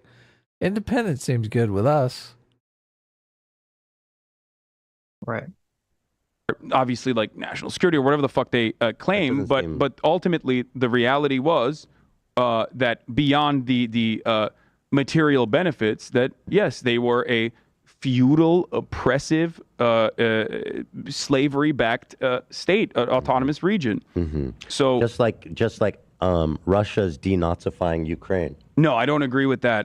For the record, I don't think that Russia is denazifying Ukraine. If anything, they will end up nazifying Ukraine in the long run. Mm-hmm. If you want to point to a modern country that you could probably fairly characterize as fascist, I would point to Russia before I agree 100%. I think that Russia is a significantly better example of a fascist nation state, given its modern Russia, contemporary Russia, being a capitalist nation state built by oligarchs that were anti-Soviet and anti-communist. That and every free market libertarian is going to re at you if you say Russia is a capitalist country. You know. Okay. Oh yeah. Made deals with Western bankers and Westerners originally, leading up to the dissolution of the USSR, so they could literally pick apart the entire country. Vladimir Putin being another primary example of this. Okay, good. They're fascists. I would agree that Russia's interests are significantly more fascist than the outcomes are, because their interests do not lie around improving their productive forces or the abolition of like what Russia's doing in Ukraine is no different than what America has done in Iraq. Like, oh, we're bringing democracy. Like, they're not denazifying Ukraine. It's fucking bullshit. Mm-hmm. Whereas I will not say the same thing about like Tibet. Like, no, I'm not saying I think it would be a disservice. I think it'd be a disservice to Ukraine to make a comparison between like modern Ukraine and feudal Tibet. You can create a pretense to take anything you want, you know. Yeah, but there are also. But you agree, like for example, the. So wait. So under this framework that Hasan is laying out here, does that mean that as long as there is slavery or serfdom, because I think it's really like a feudal system of serfs in Tibet, as long as there's something of that level or there's some immoral system that exists in a country, that justifies another country to invade it and take it over and destroy its culture? That's Hasan's position in this argument. All right, then we got no problems with Iraq. We're in the clear. Yeah, so how can Hasan be against the Iraq war or the Afghanistan war? Yeah. Or any fucking war where America invades some country that has a dictator? How can he be against any of that? Based. Look, you just want full neocon. Okay. Hasan, the neocon. Has a nice ring to it, right? Yeah, I like it. Federal government in the Civil War did the right thing, right? It was very violent, but they did the right thing? Yeah. Would you agree with that? Yes. Okay, good. So let's talk about Taiwan then. Okay, wait. Does he understand that okay, does he understand that the federal government in the Civil War didn't invade the South because they were doing the evil slavery? Does he understand that? They did it because the South seceded from the country, Yeah. which was illegal. They're trying to trying break to the break country in up. half. Yeah. Yeah. Now the South was doing it for slavery primarily, but I don't think there's ever been a peaceful secession. They always end in civil war. shockingly, yeah, Yeah. shockingly. Because Taiwan in its formation is created by the KMT, or KMT General Chiang Kai-shek. I'm butchering his name, I think that was close. but I think it's the closest I can get to that. See, they are sitting very close to one another. And why is think- there like a magic mask in front that like phases things out of reality? I don't even know how I don't even know how it works. I think what was going on there was Right. that they had to set the tissue box on the table. Yes. And everyone was like, don't put that tissue box in there. Mask over it. So I don't want to see the tissue box in the shot. So they took a still of the shot and they basically were masking out the tissue box with a still. I think that's what was happening. That in its formation, it was a military dictatorship. Oh, I'd have to go back and look at it. I mean, you're probably right because that's the only thing that makes sense. But I feel like that would Because he cause just a- reached over and picked the cup up and took a drink and put it back down again. Right, right. I'm just saying, I feel like that would cause a visual distortion that we would see. Because I mean, what you're saying is the only thing that makes any logical sense. It would be the easiest Right. thing to do. The Right. tissue box was sitting right in front of the cup, but they took it off now and Right. the mask is gone. Yeah. Right. Okay. Yeah, maybe that's That what was happened. fascist, openly nationalist, and there was no surprise there that the American government was backing them, right? In its entire Wait. Hold on. Sorry, I got distracted by the tissues. All Chiang look, Kai-shek. I'm butchering his name, I think that was close. but I think it's the closest I can get to that. this whole conversation is so frustrating because the only goal of this is to say that America is fascist. Like that's the whole purpose. Yeah, or of that this we're worse than conversation. China somehow. Yeah. That somehow Which we're is worse than just China. stupid on the Right. face of it. That in its formation, it was a military dictatorship that was fascist, openly fascist. Wait, who is he talking about? Is he talking about Tibet or is he talking about China? I don't Pre- know. His name, I think that Who was cares? formation, the Civil War did the right thing, right? It was very violent, but they did the right thing. Yeah. Would you agree with that? Yes. Okay, good. So let's talk about Taiwan then, Oh, because Taiwan. Taiwan in its formation is created by the KMT, or KMT General Chiang Kai-shek. I'm butchering his name, I think that was close. but I think it's the closest I can get to that. And its formation, it was a military dictatorship that was fascist, openly nationalist, and there was no surprise there that the American government was backing them, right? In its entire inception. I'll Taiwan admit, I don't now is know. So okay, so yes and no. Like the government of China that was fighting against the commies that he's talking about, which ended up becoming Taiwan before the Taiwan became like democratic. Yeah, they weren't great. I believe they were very authoritarian, but him calling them fascist, I think he just made that up. I don't know where that I have no clue where that claim comes from whatsoever that they were fascist. While So- Taiwan may be described as predominantly Han Chinese society with more than 95% of the population claiming Han ancestry, the heritage is actually more complex. Well, I Mhm. mean, are they saying only 5% is something else? I just look. CCP is Han Chinese, Taiwan is Han Chinese. So I don't know how there's an ethnic component here. Sure. Well, I just like, what is fascist about it? But we don't know because he never described fascism. Somehow America's closer to fascism than China, but the subject got changed, so he never had to define how that's even possible. Taiwan is currently a democracy from what Yes. I know. Right.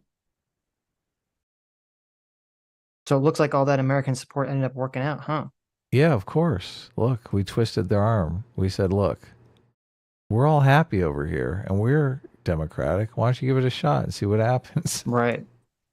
We made him democracy curious. And the next thing you know, very different than that. Yeah, I don't know a lot about But it. this is very important in the Taiwan context of like now- talking about Taiwan. So should they be invaded for how they were Absolutely founded? not. Right. Absolutely not. Because hey, guess Okay. what? Well, Everybody that's was good. When founded on America shaky America ground. builds you up to be a nation as a counterbalance or as the real China, as we did originally. That's why we were in support of Taiwan, because they were nationalist, fascist, military dictatorship that was brutal.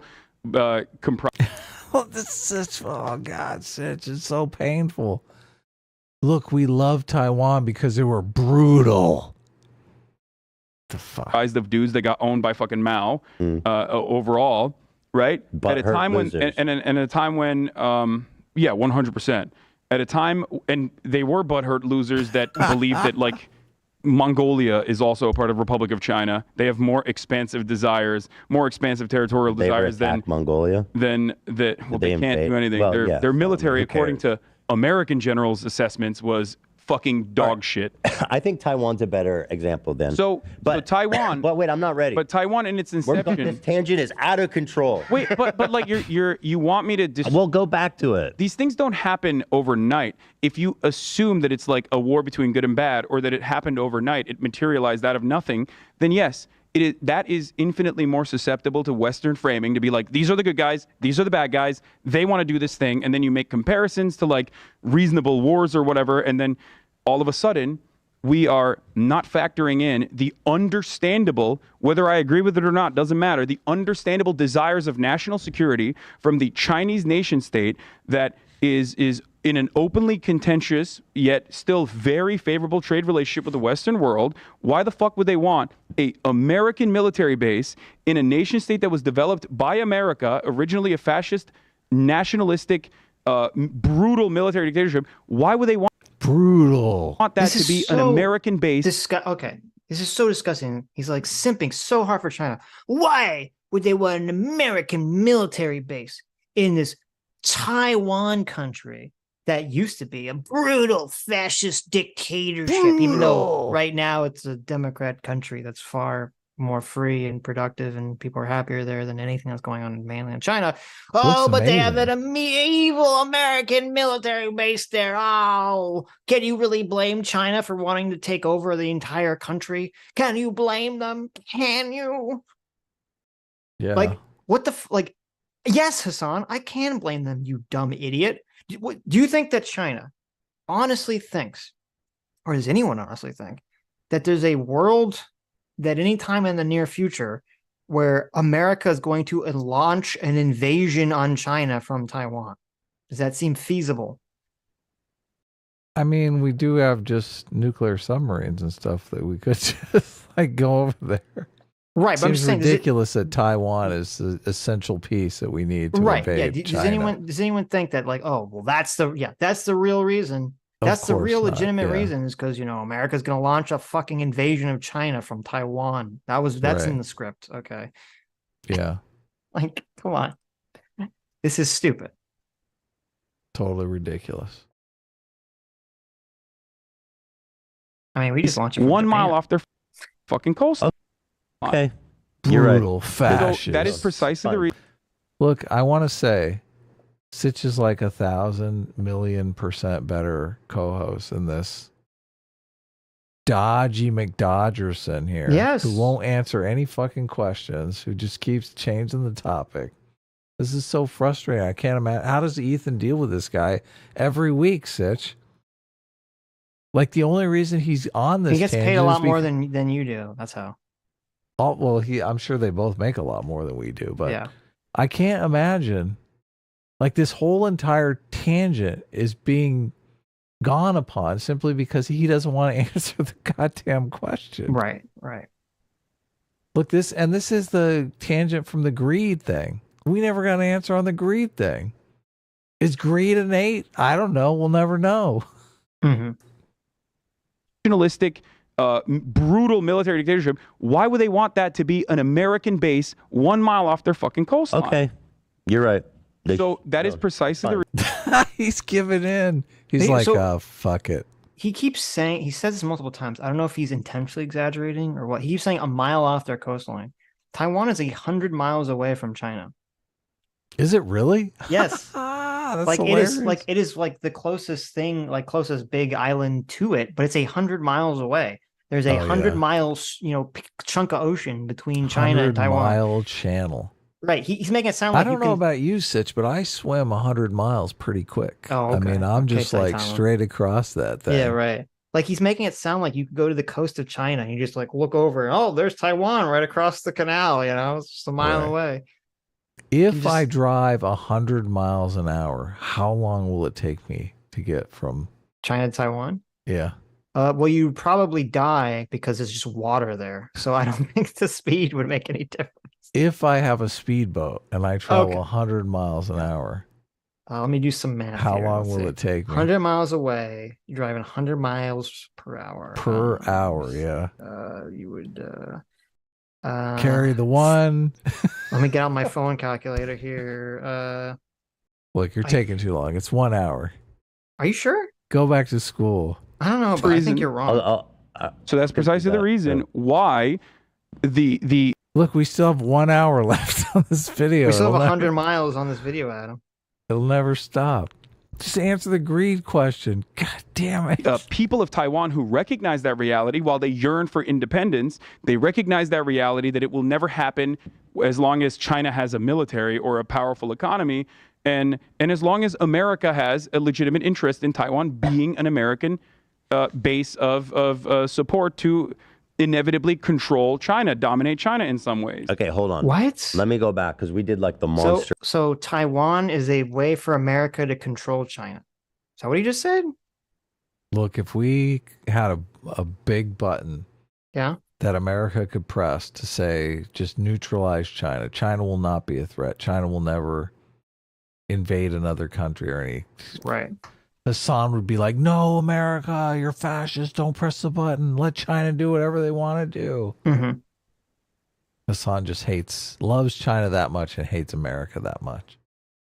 He said, as long as America has a legitimate interest in Taiwan being an America base of support to inevitably control China, To dominate control China, in yeah. some was okay.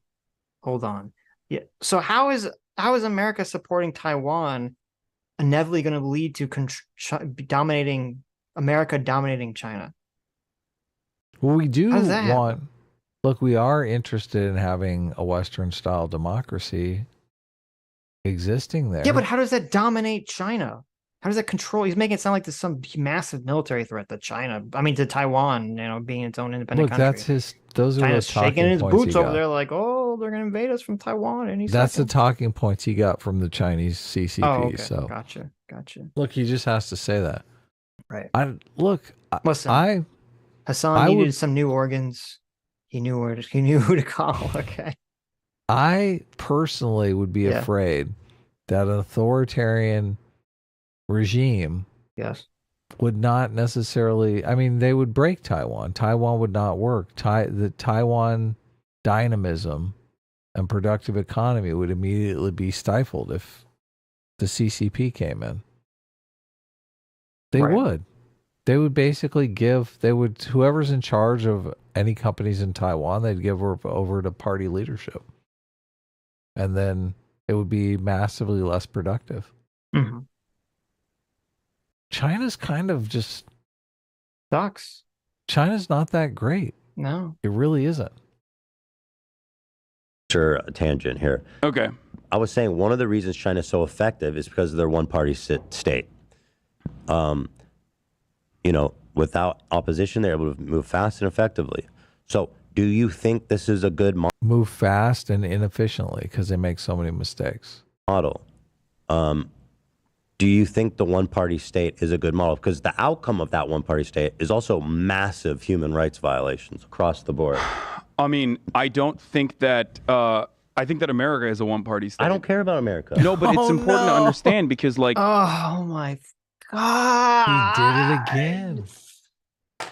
He won't stop with the America bad stuff. He just can't let it go. But did you know that America's actually a one-party state too, just like China? God, shut China's the amazing, fuck up. but it's just like America, which sucks. Yeah. This is some crack logic you got going here, guy. Ah, it's disgusting. Like the one-party state is an inevitability under any kind of formation of the government. The government is going to What? yield results that are either positive for the people or negative for the people. Even if Some it's of those marginal, there social is still a difference. Even if it's marginal. So okay, so his argument is anytime you have a government, it's going to become a one-party state. Period. So stop complaining about China having a one-party system, because any government's going to create a one-party system under Hasan's framework here. Wow, that's a juicy rationalization to explain why it's okay to have authoritarian one-party communism.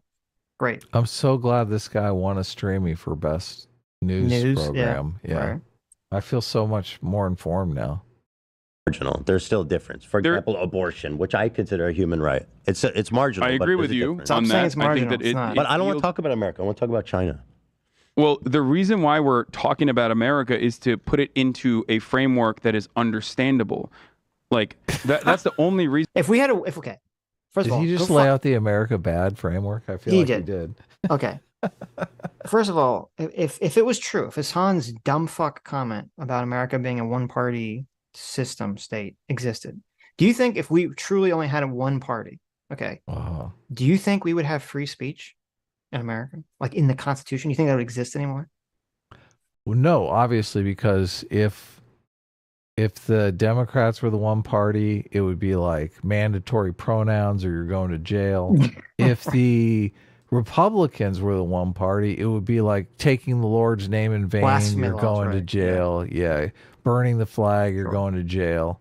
Like there'd be all these things. Look, burn the American flag, Republicans go to jail. Burn the pride flag, Democrats go to jail. Right, Like right. there's going to be no free speech at all. Yeah. Okay. Okay. Yeah. So please go fuck off, Hasan. For this. We live under one party because we don't have a communist party. That means it's only one party. Boo hoo hoo. Reason why I always we say, Hasan, your only assessment on the situation is America bad. True. Whoa! Those people are fucking true. Look at this. That's why they know. They They know I know. got your number. They do. Yeah. Look, and he knows it too. He's like, listen, he's winking. America bad, guys. You know That's it. the face. That's the face when your number got gotted right there. Ethan, I think, has a little bit of I love America in him. I do think so. Yeah, he's not He's a fucking getting pissed commie. off. He's getting pissed off sitting next to this commie every day. He's like, listen, It's like, what the comparing fuck? America to China is like insane. Yeah. It's so dishonest. It's so wildly dishonest. And this is what disgusts me. Everyone that does it, they know they're, I feel, okay, my intuition, my elephant gut tells me they know they're bullshitting. There's no fucking way. Because in one breath, Hasan says it's the same. And then the next breath, he says, well, yeah, they have a lot more freedoms in America. Yeah, blah, blah, blah, blah, blah. And then the next breath, he's back to, no, it's the same. It's the same thing. Like, Yeah. how can you have that position unless you know you're bullshitting? Or you're He's just bipolar. Or yeah, he's just operating in like levels of massive cognitive bias beyond like human comprehension. Yeah. It's significantly more nuanced than that. The reason why I always not. go back to America is to help Americans or Yeah, I Westerners understand Chinese governance I and how understand it's what you're not all that saying. different. You say they don't just pretend to have two parties. Yeah. Now, The Turkish immigrant came to America to explain China to us. Oh, I feel so And blessed. America to Americans, I know. right? Yeah. I thank feel you. so blessed. Thank you. I This is- disagree with that. I don't think it's like This is from Mr. America Deserved 9/11 Hasan PIKER. I know. Really, yeah. Thank you. English Hasan. is my second language, so maybe I just got misunderstood. Right, Yeah. right. Thank you. Thank you. You're God's gift to international Yeah. explanations here. Jesus.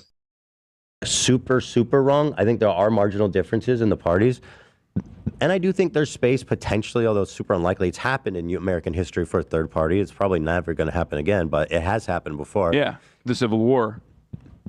And so, but like the consequence the of greatest hold on. material differences. Okay. Okay, but the greatest material differences were ever I shouldn't do represented in that. American history was during the Civil. Did you see that? He just fucking totally interrupted him in the middle of what he was talking. So He said I shouldn't do that. he should, but he should, because he just fucking interrupted him. And he was literally in the middle of speaking. He just interrupted him. But he understands, like, sometimes you end up looking worse than anything. So Why don't you just say, listen, fuckhead. Let me finish my statement. You communist Chinese cuck. He needs one of those. He needs one of those Steven Crowder. Shut the fuck up lights. Yeah, there you Shut the fuck up. Right. Civil War. I take back the la la la la la. Okay. Don't take it back. Ethan. The greatest material difference Don't take it back. Slap him in the face. They have a bell. Throw his is drink like in his genuine face. material differences in the form of how to produce cheap commodities like cotton. Okay. Well, in the northern states, they backed the abolition of slavery. Southern states didn't. That was a major point of contention. That was probably one of the last times where there was like a real and significant difference in an agreement, I guess, a difference in opinion that led to a very violent. What a how? Fuck you fucking buffoon, you dumb fuck idiot. How can anyone take this fucking idiot seriously on any topics about politics or history of culture if he thinks the only time in American history there was a substantive difference between the two parties was over slavery? That's it? That was the only time there was a substantive difference in our fucking country. It was over slavery. Is he for fucking real? Yeah, we were just talking about FDR. What the fuck? The Republican Party totally represented. Oh my God. Represented business interest to the point that they were locked out of political power for like 60 years. If you look at, no, but they're the same. If you know anything from like looking into American history, you'll find that there's been two parties and their names have changed for most of American history. And they've been at each other's throats from the beginning. Okay. Of course. From the beginning. When it was just the Federalists and the Anti-Federalists, they've been at each other's throats from the beginning with very different ideas. They all believed in liberalism, but they had very different ideas of how the government should run and function under liberalism. And our country and our economy and our government policies have vacillated wildly over the hundreds of years that we've been a country based on these issues and who's been in power and how the parties have operated. And even the parties themselves have changed over the decades and hundreds of years that they've been around. And this idea that the only time there's real difference was over slavery, like, go fuck yourself. You know absolutely nothing about anything. You understand nothing about politics if you think the only time there was a difference was during the Civil fucking War. Like, this is insanely fucking stupid. Yeah. Yes. Why don't you wait a minute. Hasan knows he's lying. He knows he's lying. Okay. You know how I know he knows he's lying? Because he's all out here like, don't vote for Donald Trump. Don't vote for the Republicans. Hey, you're right. Yeah. Why do you say that? Push for AOC. There's a whole thing saying, listen, Ethan, I think we got to push for these kind of like lesser social democratic changes. I'm in favor of people voting for the Democrats. I think it's exactly the same as the evil fascist Republicans, right? So every time that Hasan says that the Republicans are fascists and Donald Trump's a fascist, he's actually saying the Democrats are also fascists because they're the same and there's no difference. And then when he tells people to vote for the Democrats, he's telling people to vote for fascists because there's no difference and they're the same. Yeah. Doesn't make a whole hell of a lot of sense. Okay. God, what a fucking piece of shit. Conquest of the South that wanted to secede and was forced to not. The one-party system in China does result in a lot of human rights violations. Does the ends justify the means in that case? I don't think so. Control. I don't think it does. Okay. I think that in Cuba, which also has a certain restrictions on civil liberties, for example, there is a better argument to be made that the ends justify the means in Cuba, because Cuba is an island that has been under embargo, and since its inception, since the Cuban Revolution, after we backed Batista and wanted to ensure that Cuba was still a tourism destination and sugar plantations with slavery, and then lost, we immediately said, okay, fuck this shit, Cuba, we are going to do everything in our power to stop you from developing. In that situation, because it's a tiny island nation that is in the ass cheeks of the largest imperialist superpower on the planet, it's understandable to have certain restrictions on civil liberties. Whereas Or not. And by the way, ironically, Cuba is like way better on abortion. Look, if Cuba was stuck between my ass cheeks, I'd take it out. So What a fucking cuck. He's like, listen, your civil liberties and rights are highly dependent on, you know, whether you live next to an evil foreign power. right.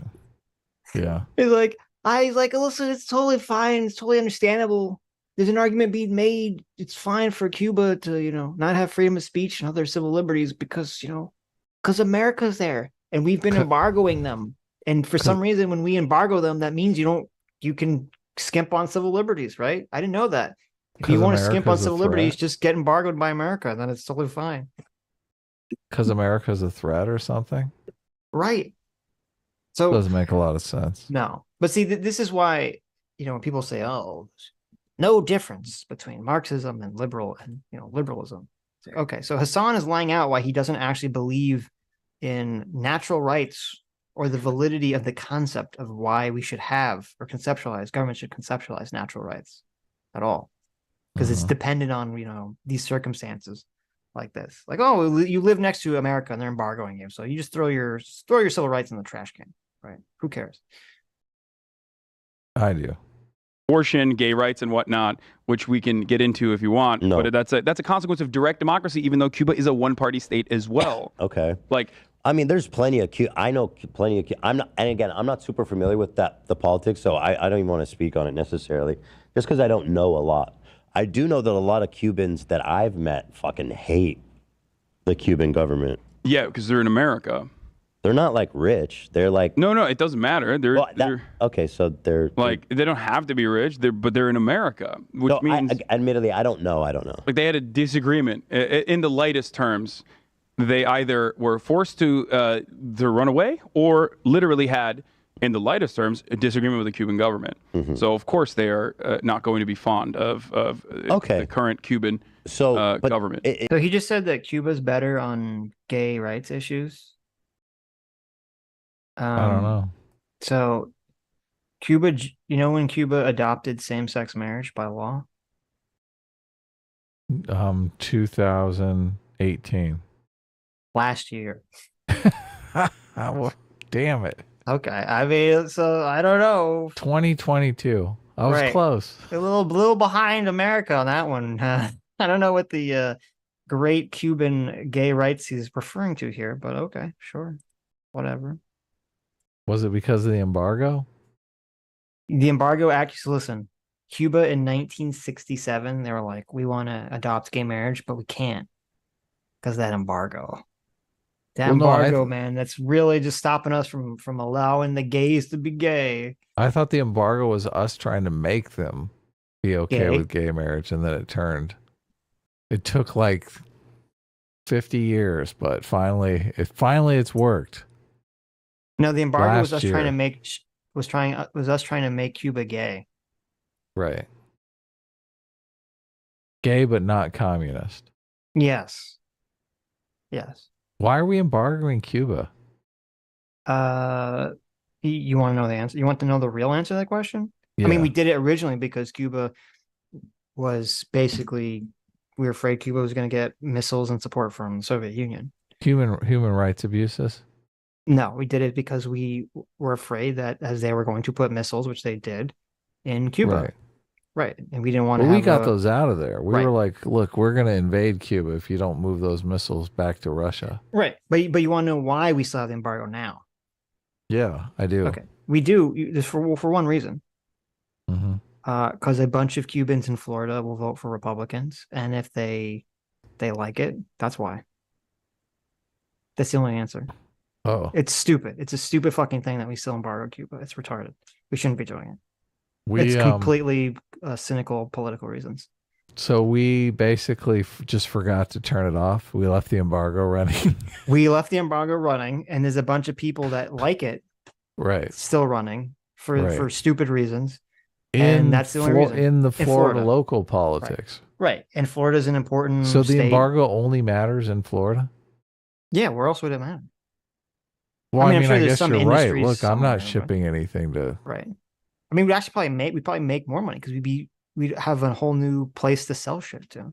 That's like close by. In fact, Florida economically would probably benefit because we'd be selling shit to Cuba. But no, there's a bunch of Republican voters, a lot of Cuban voters in Florida who like it. And that's the only reason why we have it. Well, are they like Cubans that made it to America and they're like, neener, you guys are stuck in Cuba? Is that why they're voting for this? Well, they just don't like communism. Yeah, they don't like communism. Right. They're like, look, we got rid of those commies, those leftist commies. They're all in Cuba and we want to keep them there. Yeah. Okay. There's look, no they're worried about the legitimate Florida reason. state turning blue. They don't want the commies coming to Florida. Yeah. Maybe it's for the best. Okay. Okay, good. Isn't there, when you're looking at a country like China, who's able to act so efficiently, and if you're looking for some democratization or like some equality of outcome in terms of income for the lowest people, it seems like a potential and almost like inevitable outcome is some of the stuff that you see in China, like one cultural identity, one religion or non-religion, like this need to be homogenous so that people are compliant and they live that way. This is state development 101. Every nation state does so the some reason form of this. the reason that has happened. It's actually nation building. It's not state craft. In China is why all these mass human rights violations are able to exist.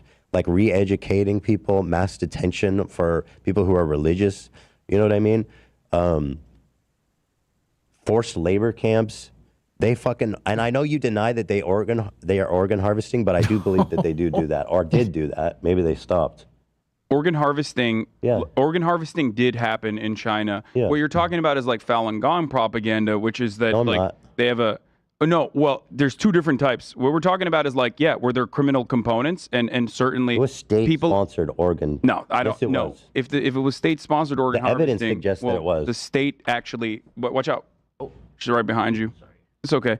If it was state-sponsored, the state would not have cracked down on it inevitably. Well, they did. They realize how bad it looks. It was the evidence Why that would I've they? seen But if is they're that authoritarian, the state was why would they involved. care about how bad it looks? You said that they No, have they labor care. camps. China doesn't care about appearance. Well, they do to But it. if they're Of course they do. authoritarian, why would they care? Because they still have to compete on the global stage, Hasan. And the rest of the world doesn't look too kindly when it finds out that you're removing prisoners' organs by force. That's kind of a really hyper fucked up thing. You got a bunch of companies over there like Apple that have their manufacturing done. You think you want a bunch of Americans selling Apple stock because of this harvest? Yeah. When it comes harvesting? Yeah, that's exactly it. When it comes out that China is the Chinese government is sanctioning the forcible removal of prisoners and Uyghurs' organs. Okay. Do you think that how do you think America and the rest of the world are going to respond? Do you think they're going to keep buying shit from China? And they're like, oh my God. Yeah. Like, what the fuck? This is insane. Like, the fuck? Of course. And by the way, so I did look into this claim. There's some British organization that did a bunch of research in this. And they wrote up full reports on it. I don't know if it's true or not, but I mean, they make pretty strong claims and claim to have pretty strong evidence that not only was China doing this and is still doing this, but that it was state sanctioned and allowed. So, I mean, they have labor camps, you said, which is, by the way, ironic because America still has a much higher prisoner density than any other nation on the planet, and slavery is not abolished in America. We can criticize The 13th America Amendment is all we slavery. want, man. yeah, so I don't know if you know this, but like a person who commits a crime and goes to jail is the same thing as someone who's put into a I don't know, a work camp because they practice a different religion or they're part of a different ethnic group. That's the same thing in Hasan's worldview. I feel like this is Whataboutism, the podcast. It is. This is worse than whataboutism. How the fuck can you compare jail in America, okay, to the Uyghur fucking genocide in China, where people are put into re-education camps or arrested or even raped because of their ethnicity or their religion? You can. It's not pretty, though. Oh, it's not the same. Oh, okay. It's different. Yeah. Oh, but there's more prisoners in America because we all know that China is very open and honest with its statistics, right?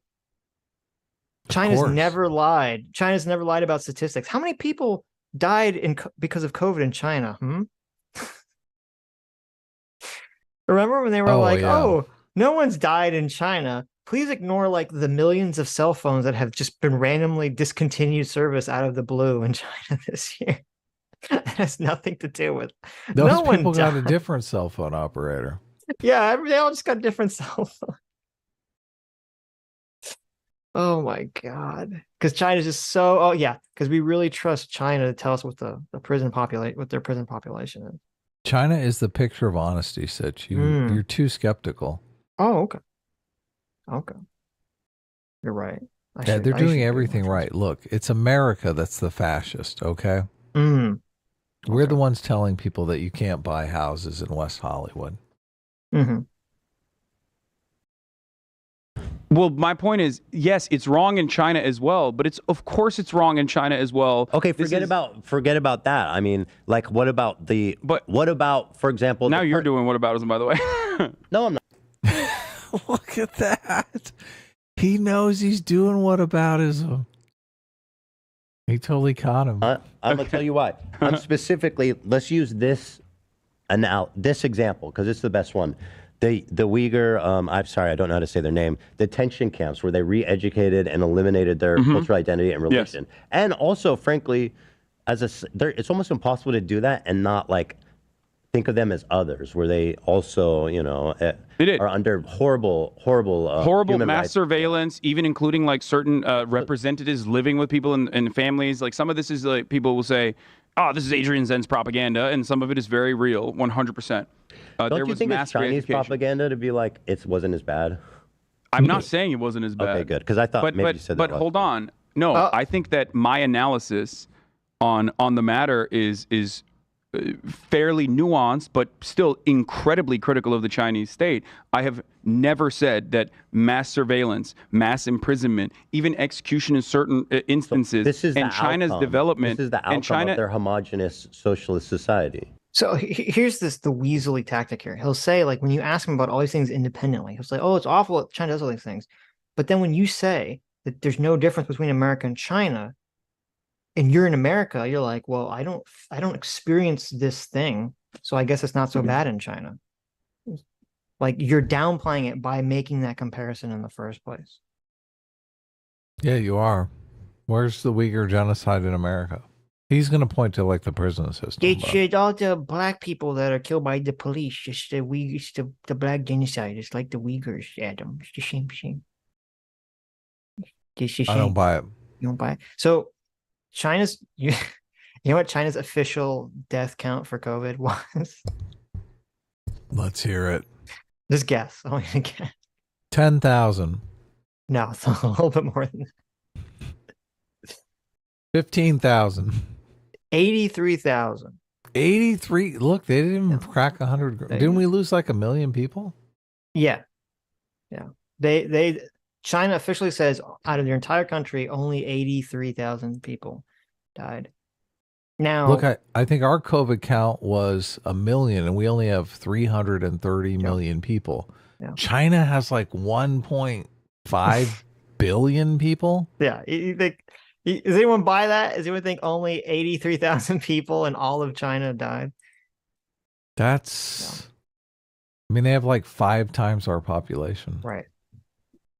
So just these are because no one knows because they're lying. People just estimate that's at least like 1.6 million people died based on whatever research they're doing to make these estimations. How many did we lose? Do you know? About 1 million or 1.1. I think it was like 1.1 million.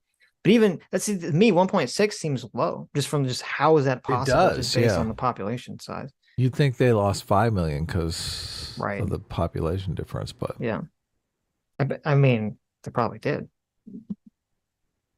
It's ridiculous. Yeah. But no, China is a trustworthy source of information. How come China has to lie about, how come in America, the accusation in America was, oh, America is pumping up its COVID death numbers, right? And yet in China, they're hiding it by magnitudes, by orders of magnitudes. They're lowering the number. Well, that could be the situation. They could have pumped up our numbers, and that's why we lost 1 million, but maybe we only lost. Oh, half I a see. So million. China really okay. So with the reality is only like 10,000 people in America died from COVID. Is that the reality? I do think they pumped up the numbers a bit. Obviously, They did, but I don't think they somebody pumped it up died substantially. Well, somebody died of like a stroke or a heart attack, but they had COVID at the time, so they're like, "Oh, this is a COVID death." Well, it can be difficult to parse out. Would they have still died from that thing if not for COVID? So, but is it right to say that they died of COVID? Whatever. But even if we got rid of all that, I don't think we would probably lose more than 200,000 of those deaths. I don't know. Yeah. Definitely not in the 83,000 range for China. Well, COVID tried to kill me. I remember it. That's true. And you said, not today, bitch. For like a month, I said that. That's true. Not today, barely. Okay, I made it. I lived. That's good. The reason that look, we got to finish this video, Sitch. Okay, you're pausing too much. Wow. I mean, it's true. Let's read some super chats. Oh, another Curb said it's up to 2 million excessive deaths in China for COVID. Yeah. So I would go like 5 million. Probably. Supposedly Russia got totally eviscerated. And I heard, it might have been a Peter Zahan video, that he was saying 60% of the country now is in their 40s or something, which just is like demographic suicide. In Russia?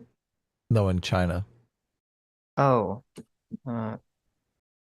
Might have I know, been more. Because I looked at it the other day. The demographics in, I don't know what the website was, for Japan is fucked too. Because their birth rate not only sucks, and everyone's like, everyone's like really old. It's like, oh, ouch. Yeah. You gotta like have young people. But can you imagine raising kids in these crazy authoritarian regimes? You don't even know if the country's going to be around in 20 years. Like, that's not kind of the situation you want to bring children into. So like, Russia you're thinking, oh, look, I'm going to see my children suffer in front of me. That's exciting. Yeah. Russia has a population of 143 million. Well, before the war, they had 143 million. That's oh man. And they have the deaths were 400,000 from COVID. Right. So, which actually, isn't that like almost the same ratio as us? Seems like it. Yeah. So about half the population, about half the deaths. No, they have what? American population is more than half. 330 million. You said 140 million. I mean, 165 million. Oh, okay. I guess never mind. Half. Right. Yeah. Well, so no, because it'd be 280. It's less than half. Right. 280? What are you talking about? 140 plus 165. Oh yeah. 165 would be half. Right. Whatever. Don't worry about it. Read some super chats. Okay. Look, Hasan is boring me now. He just keeps simping. What aboutism, the podcast?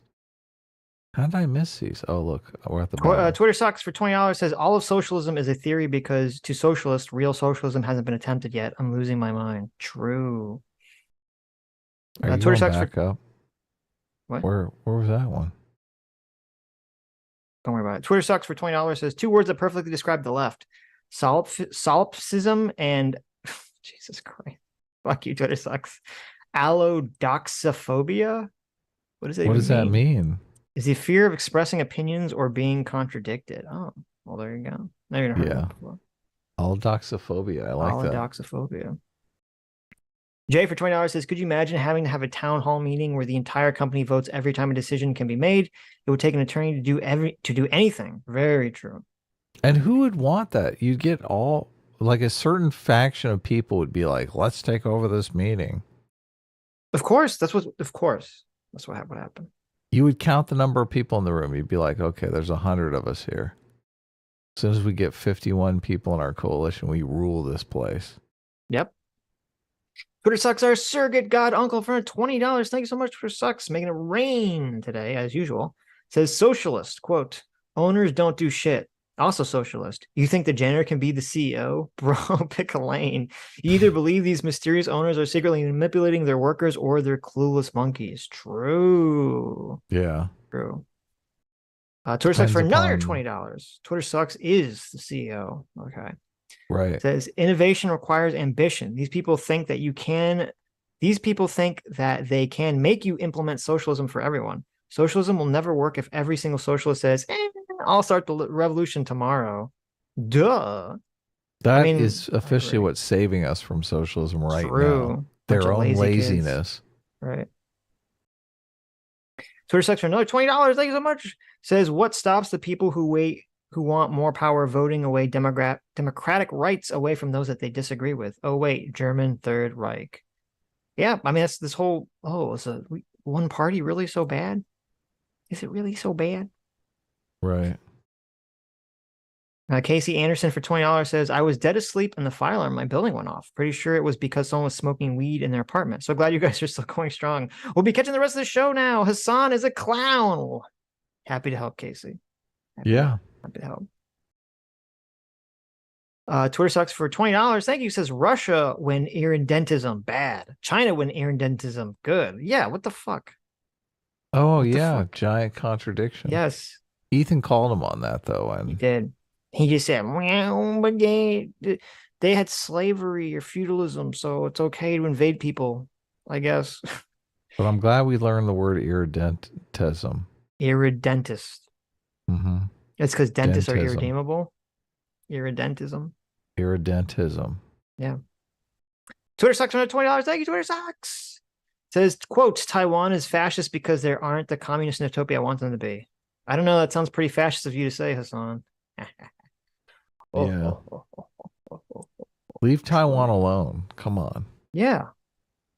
Leave Taiwan alone. America's so fascist. All we're doing is bossing Taiwan around. Keximus Maximus for $20 says, hi, longtime viewer. Rarely get to watch live as I'm on the wrong side of the world. Never thought I'd find my little corner of the internet with a Biden voting Florida man and a junkie from California. Just kidding, of course. The A-team is life. There you go. Nice. Look at that. An There you A-team. go. Plus, we're global here, okay? We vibe with everyone and anyone We do. who's cool. I hope you're not in an authoritarian regime. I hope you're not in China. Sounds like maybe you're in Australia. What was True. the money denomination? It was dollars. Oh, okay. Nice. But I don't know. Actually, we'll know it was on Streamlabs. Did they tell you how much? I don't have to open it up to see. I don't think it tells you on what I'm looking at, what the currency was. Oh, really? Yeah, there's some Huh. way to see it, I think, on your end. But anyway, let's Interesting. get back into it. Back into the video? Yeah. You're all press play. for Chinese us. nation state claims they did this, and Xi Jinping famously even, I forget when he said this was a while back, but basically said something along the lines of like, we learned how to deal with Islamic terror from the American nation state. Okay. And that is why we had to deal with the Uyghurs. I don't agree with what they did. I think my that it's fucking God. bullshit. Do you think it's necessary to maintain their socialist homogeny? It's not a socialist homogeny. Now we're talking about cultural homogeny, right? That's what you're saying. Right, but it's all, yeah, 'Cause but it's connected in my mind. The separatist movement within Xinjiang and some of the aspects of that did include, knife attacks and the like. They don't have a lot of guns in China, luckily. Mhm. This Just another freedom they don't have in China. the criminal component of that should have been dealt with on an individual basis rather than dragnets and collective punishment for the entirety of Xinjiang, which is what China did, and re-education camps and mass surveillance, which exists still to this day. Xinjiang, or any kind of separatist movement in Xinjiang, has now been absolutely squashed, destroyed, eviscerated, and not only have they done that, but also on top of that, they've basically softened, like you said, or I guess the term that Westerners will use is Hanified Xinjiang, and have now and now use their like their cultural output as like an export. Even like you could just go to Xinjiang and see how wonderful everything is, that kind of thing. Oh, here. Oh, you found it. God damn. So he acknowledges that it's all bad, but then he says in the same breath that America is just the same as that. Who did we do that to America? When did that happen in America? Yeah. I mean, they That's basically frustrating. have one ethnicity that's completely taken over. Right. Han supremacy, right? Right. But that's not fascist. Well, yeah.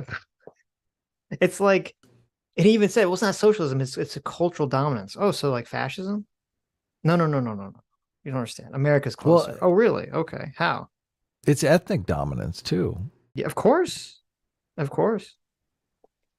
It's funny to me that's like, that the narrative leftists think is happening to black people in America is actually happening to Uyghurs in China.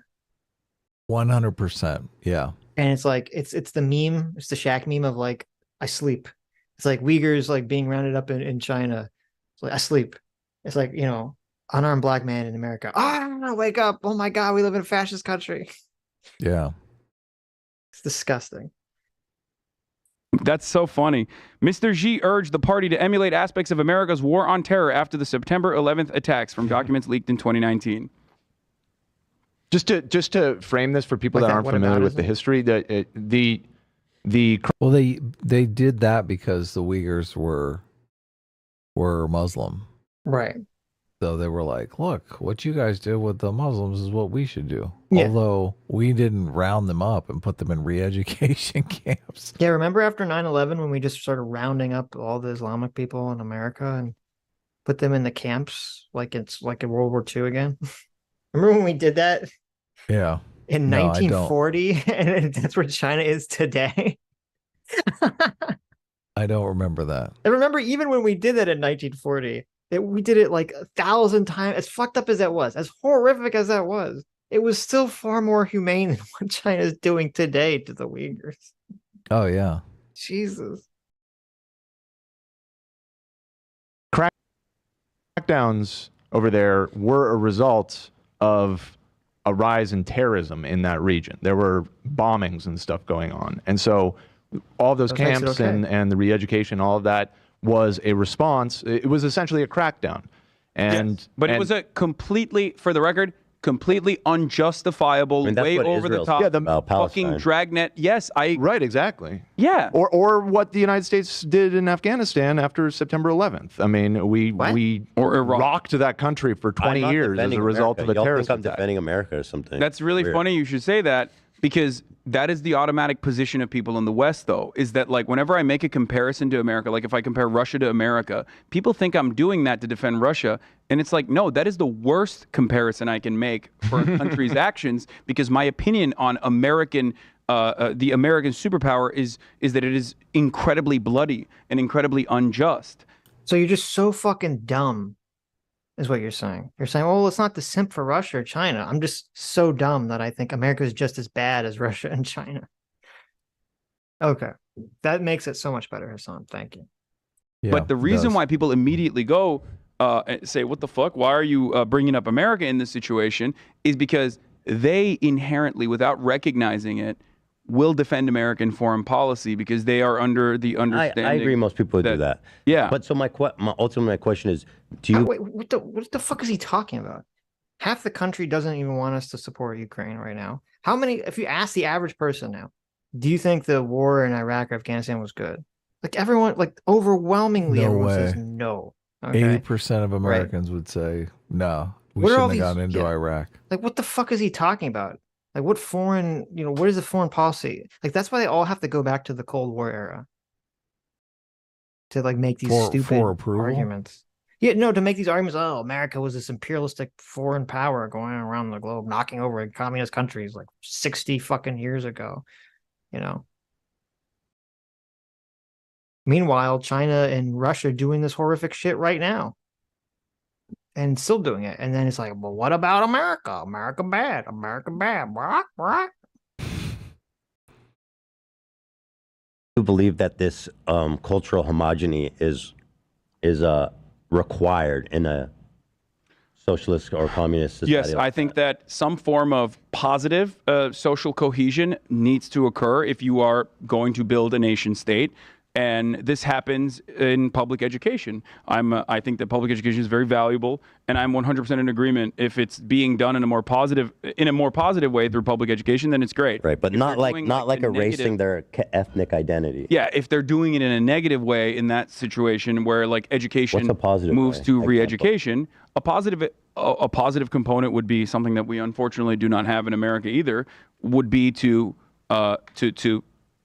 have regions that still have their own ethnic identities preserved through their own board of education and are allowed to exist. This is a major problem with. Wait, what? What the fuck is he advocating for? He said through public education, regions of the country should have their own boards of education to preserve their ethnic identities. What does that even mean? Not sure. I was looking up a opinion poll of Iraq, and I totally nailed it. I was right on the money. Right now, 80% of American population views the Iraq war as unfavorable. Right. Look, nailed it. Go ahead. What were we talking about? Listen to what Hasan says here, because I can't decode this. Positive component would be something that we unfortunately do not have in America either. Would be to have regions that still have their own ethnic identities preserved through their own board of education and are allowed to exist. This is a major. What the fuck? What does that even fucking mean? What the fuck? Did he just advocate for like white supremacy in Mississippi or something? Is this a separate but equal? Does he want every ethnic area in the country to like maintain its own schools? Does he want to bring back equal policy? Jim Crow? Like, what's going on here? What is this? What does this mean? Look, I don't know. This doesn't sound good. The problem with the USSR as well. This happened in the USSR where there was a Russification of all the nation states that were under the banner of the USSR, which ended up creating a fuck ton of division, and also like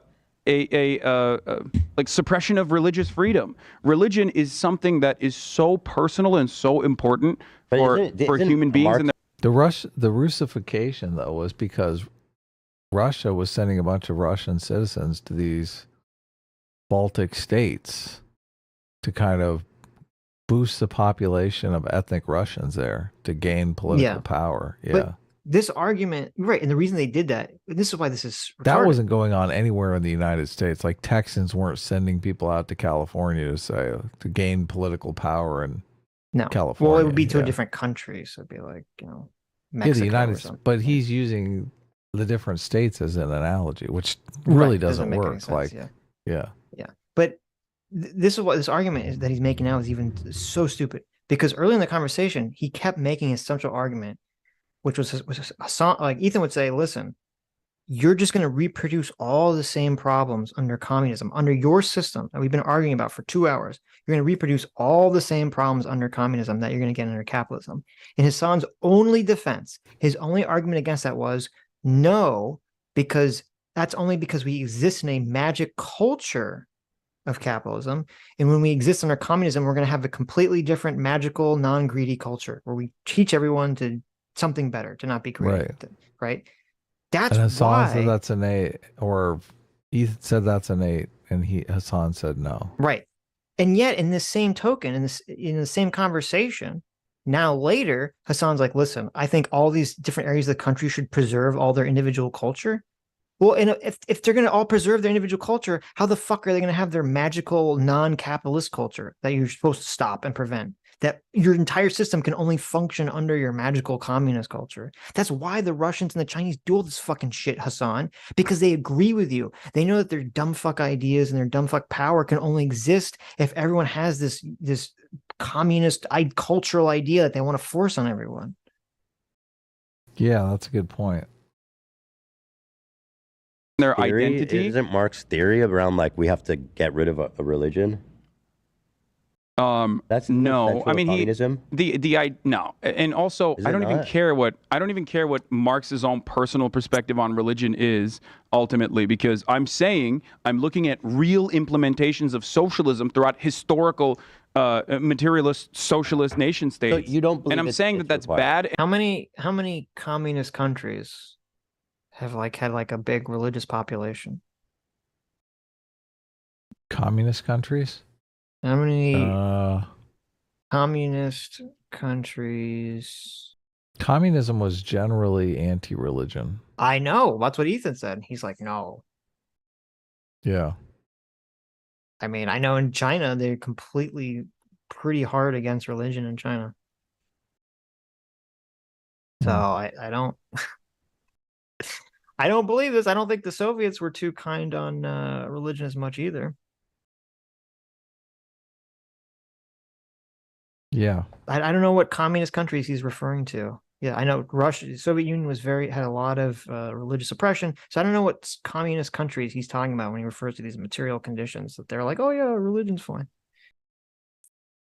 And wrong. It is extremely bad. It was bad in Afghanistan. It was bad in the USSR, and it's certainly bad when China does the same exact shit. So you're saying yes, it's required, but nothing different than what you see in countries today. That's considered good. By Yes, people. allowing people to have a national identity. Allowing people to have a national identity while simultaneously reinforcing their ethnic differences or their diversity of culture is absolutely a necessity for nation state development if you want this nation state to succeed. And I'm giving an example of why it didn't work in I got you. in the USSR. By the way, I would urge. How are we not doing that in America, Hasan? I mean, you want to compare everything to America. I'm curious. You said we're not doing that in America. What is happening in America Enforcing that's culture? Look, that's restricting individuals' cultural development? I mean, that's un-American to like force a culture on people. I do think there's like a Southern culture, there's a New England culture, there's a California culture. Of course. But he's saying that we don't have this in America. He's saying that he's made it sound like we do have some aspect that's similar to like some kind of government enforcing. I mean, he said the government controls culture.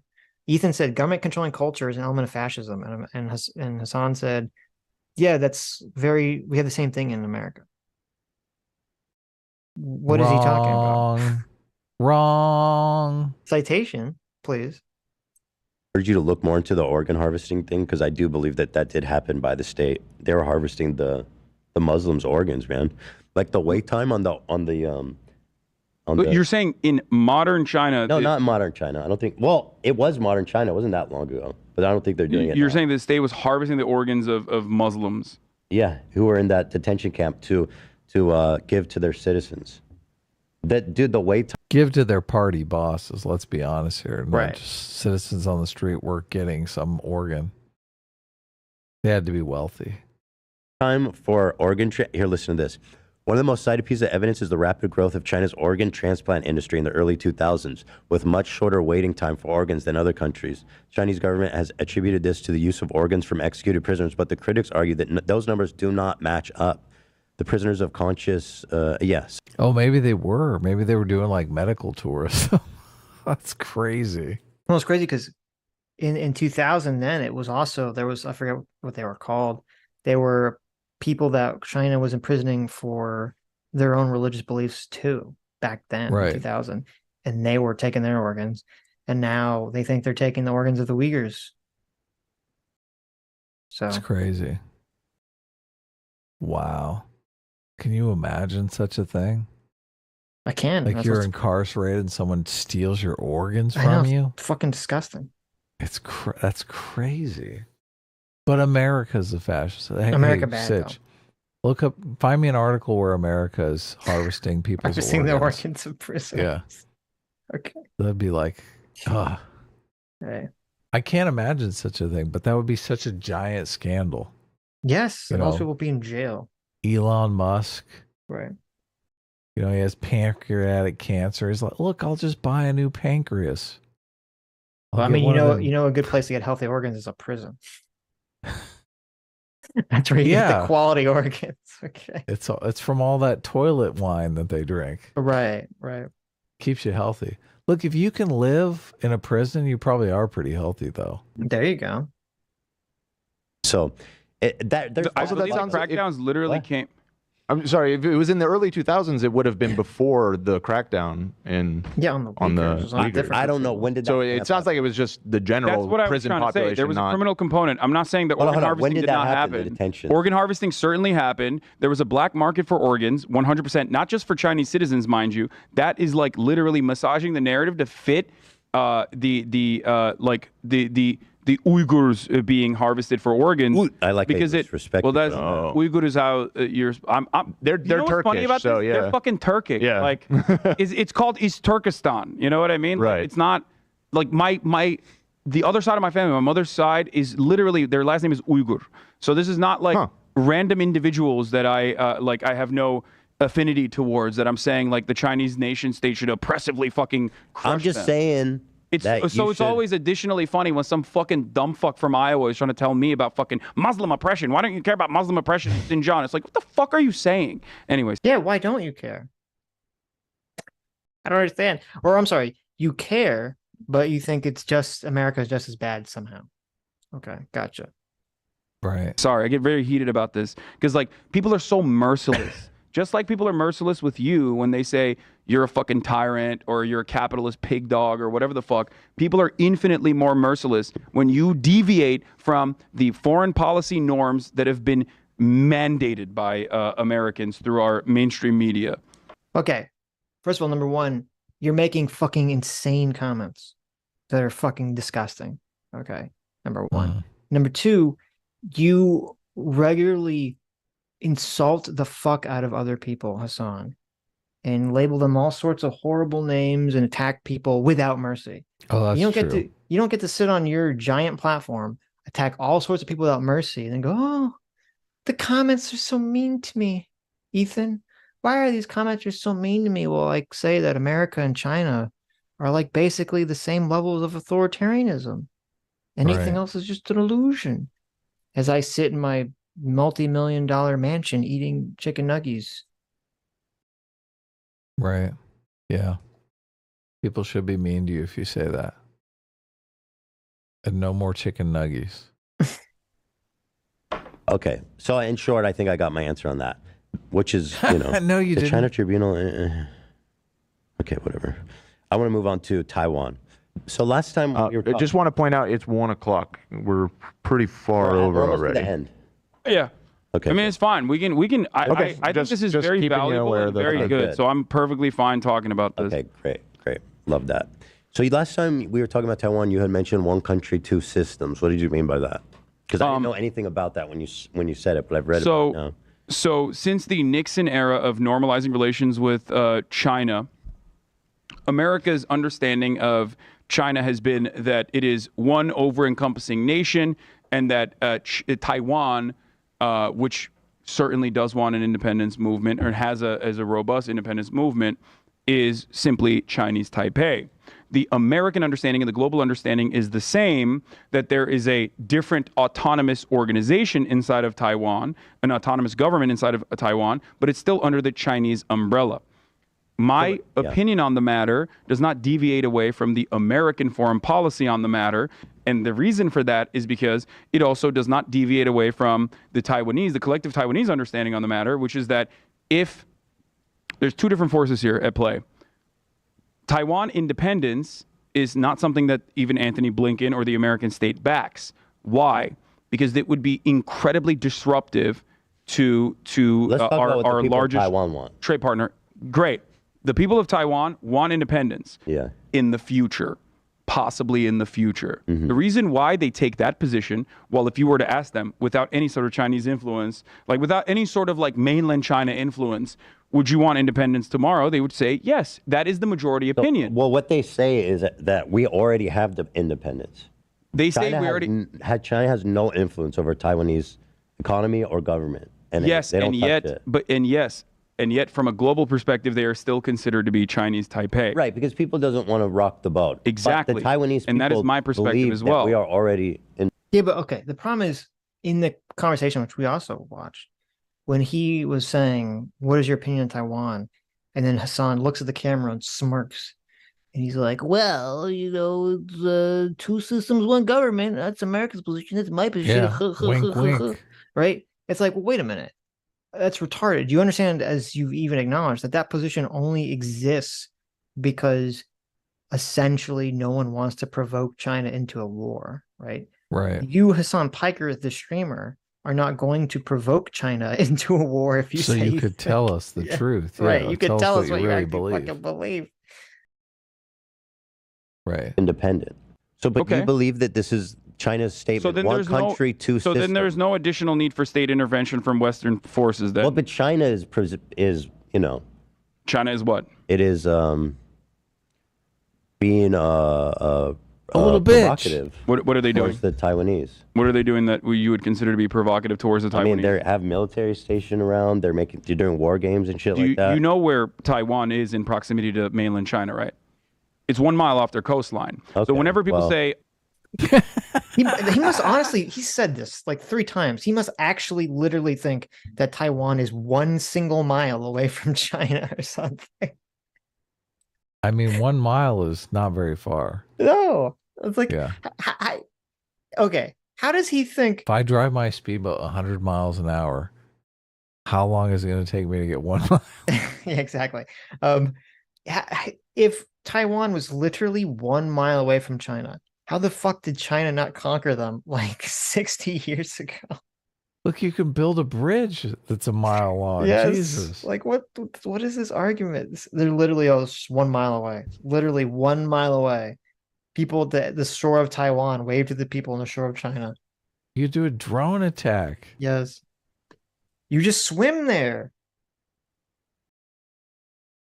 China Pretty is obvious though. China is violating their Listen, airspace. We know what China says it. China, the government even says it, that we're gonna fucking take Taiwan if y'all don't play ball. Yes, So we don't need to because- pretend like they're because not doing it. China, no Thank matter you, if I agree with this or not, right? Because I want autonomy for the people of Taiwan. I want them to do whatever the Oh, fuck they want, self-governance, right? Oh my god. So I Finally. understand that. And I also simultaneously understand, one, the history of the Taiwanese nation state being propped up and why it was propped up. And more importantly than that, I understand that the Chinese government, which is a different government than ours, right? They are human beings over there that have their own concerns, is not going to want a fucking American military base 1 mile off of their coastline. Oh my god, this is so disgusting. How does in one breath he's like, yes, I think Taiwan should be like its own country. You're like, oh, good. But I also understand that China's like, oh, we don't want you to have an American military base. You know why? It's so simple. You know why there's an American military base in Taiwan? There doesn't have to be. It's 100% China's fault. 100%. Okay. If China made a public declaration, they said, listen, Taiwan, we acknowledge that you're an independent country. We want to open, positive trade negotiations, positive, just positive negotiations overall, positive relationship between you as a completely independent country. Okay. And then going forward, they spent the next 10, 20 years just treating Taiwan like a normal fucking country. Do you think Taiwan would be like, oh my God, we need to have this American military base here, right? Maybe they'd be like, okay, maybe we don't necessarily need you. Maybe going forward, we can actually maybe trust China to not fucking invade us. Right. Yeah. But They could just fix it. Right. So no. So fuck you. This is why it's like the same thing with the people are like, oh my God, why doesn't it's America's fault that Russia and Ukraine don't just hammer out a peace deal? Oh, okay, really? Russia's just really begging to come to the table with Ukraine. Yeah, here's the peace deal. We're going to give you everything. We're going to leave the country and give you everything you want, Ukraine. Please just accept our peace deal. It's no, this is insane. No, Russia wants the entire country. Yeah, or they want something that fucking Ukraine's not willing to give them. Yeah. They're going to say, oh, well, you can't have a military anymore after we've invaded you twice. That's smart. Oh, that's Yeah. a good idea. No Yeah. more military. Yeah. It's oh, okay. Yeah, China, if China doesn't want American military base in Taiwan, maybe they shouldn't have been threatening them for the last 50, 60 years that they're going to take them over. Just a thought. Just a thought, maybe. I know it's shocking. And then for like, do you think Hasan does any of this bending over backwards? Like, well, if you think of it from the Chinese perspective, they're humans like us. Do you think he's ever said anything like that regarding America? I mean, maybe in the Cuba situation, he did bring up Cuba. Yeah, but he wasn't bending over backwards to defend America. He literally brought up Cuba to defend Cuba cracking down on civil rights. Oh, you're right. Yeah. That's what he brought up Cuba. Unrelated. Never mind. Yes. He didn't bring up America to say, well, listen, maybe America is justified in not wanting Russia to put a bunch of, this not even Russia, the Soviet fucking Union to put a bunch of missiles there when, by the way, the threat of them being used was real. No one thinks that America is going to invade China from Taiwan. They probably do think that, though. Nobody thinks that. China doesn't think that. Why would we even? How much fucking money in trade do we get with China? You think we're gonna like fucking start a land war with China for some fucking reason? Yeah, that's ridiculous. You're right. When we invaded Iraq, it's not like we had half of our iPhones manufactured there. Exactly. Yes, right. It's kind of ridiculous to think. Yeah, we're gonna start a land war with China. With China, yeah. The nuclear power of China, yes. Nuclear power, and they produce a lot of our stuff. Yes.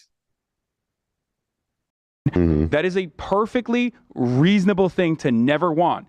And given the historical reasons as to how Taiwan has been created as a separate nation state with its own expansionist interest in the Republic of China, the entire mainland China, including Mongolia, that's like its founding mandate, that it is understandable for China to not want that to happen, which is why they constantly counter American saber rattling with their own version of saber rattling.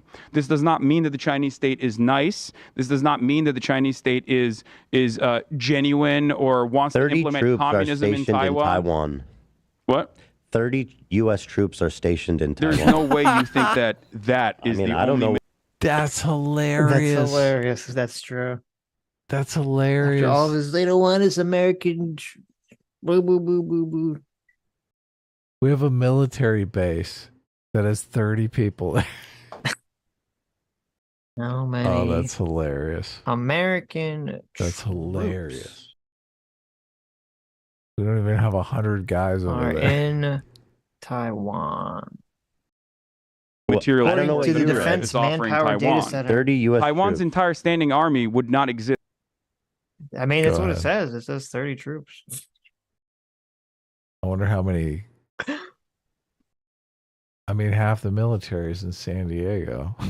Okay, now so it says there's somewhere between 20 and 40 troops, but there's roughly 200 military instructors at various training facilities around Taiwan. But that's not true. Right, we're training their military. Yeah, right. Yeah, right. We're like, if the Chinese come, well, we got you covered. Yeah. U.S. military presence is largest in Japan and Germany, where 31% and 21% of active duty troops are permanently assigned, respectively. I mean, that's the thing. We have a bunch of fuck ton of people in Japan, not in Taiwan. You know, we got a nuclear sub in that channel, man. Probably not in the channel, but on the other side Those Taiwan subs probably wants us to have a nuclear sub on the other side, ready to enter the channel. Those subs go wherever they want, man. They're like virtually undetectable. Is that true? Yeah, that's true. Look, you can pick up all kinds of flights and stuff on radar. That underwater stuff, no, you can't. There's no like way to scan the oceans for submarines. I don't know enough about. I mean, you can see an aircraft carrier. Obviously, aircraft carriers on the surface. The subs are where it's at, man. Mm-hmm. We send those nuclear subs out, and it's just like over. They can launch nuclear missiles from the. I understand. I'm assuming China has some too, though. Fuck no. We don't let them have nuclear subs. We encounter a Chinese nuclear sub and we shoot it down. We really? Drop it to the bottom of the ocean. Yeah. Right. Okay. I don't think this is true. You just made this up. Look, we make it look like a crash, though. We make it look like it crashed the sub into blew a itself rock. up, right? Yeah. And the sub fell down a flight of stairs. Exactly. Right. That's exactly what we do. Yeah. We slap an Ocean Gate sticker on there and we like nuke that thing. This is an article from 2021. When Australia decided to buy a fleet, see, China's worried about Australia too. When Australia decided to buy a fleet of new nuclear-powered attack subs earlier this month, it sparked international outrage. China labeled it a Cold War zero-sum mentality. That's right. Look, Australia knows. They're like, give us some of those cool-ass subs. The deal will cost Australia $100 billion. Look, thank you, Australia. Worth every penny. They bought them from us in the UK. Yeah. So there you go. Thank you. Look, they're right over there. They know what's going on. They got like 6 subs in that channel. There's been no real submarine combat since 1982. Okay. Shame. That was Hunt during for the Red Falklands. October was an excellent movie. Okay. They should do way more sub conflict.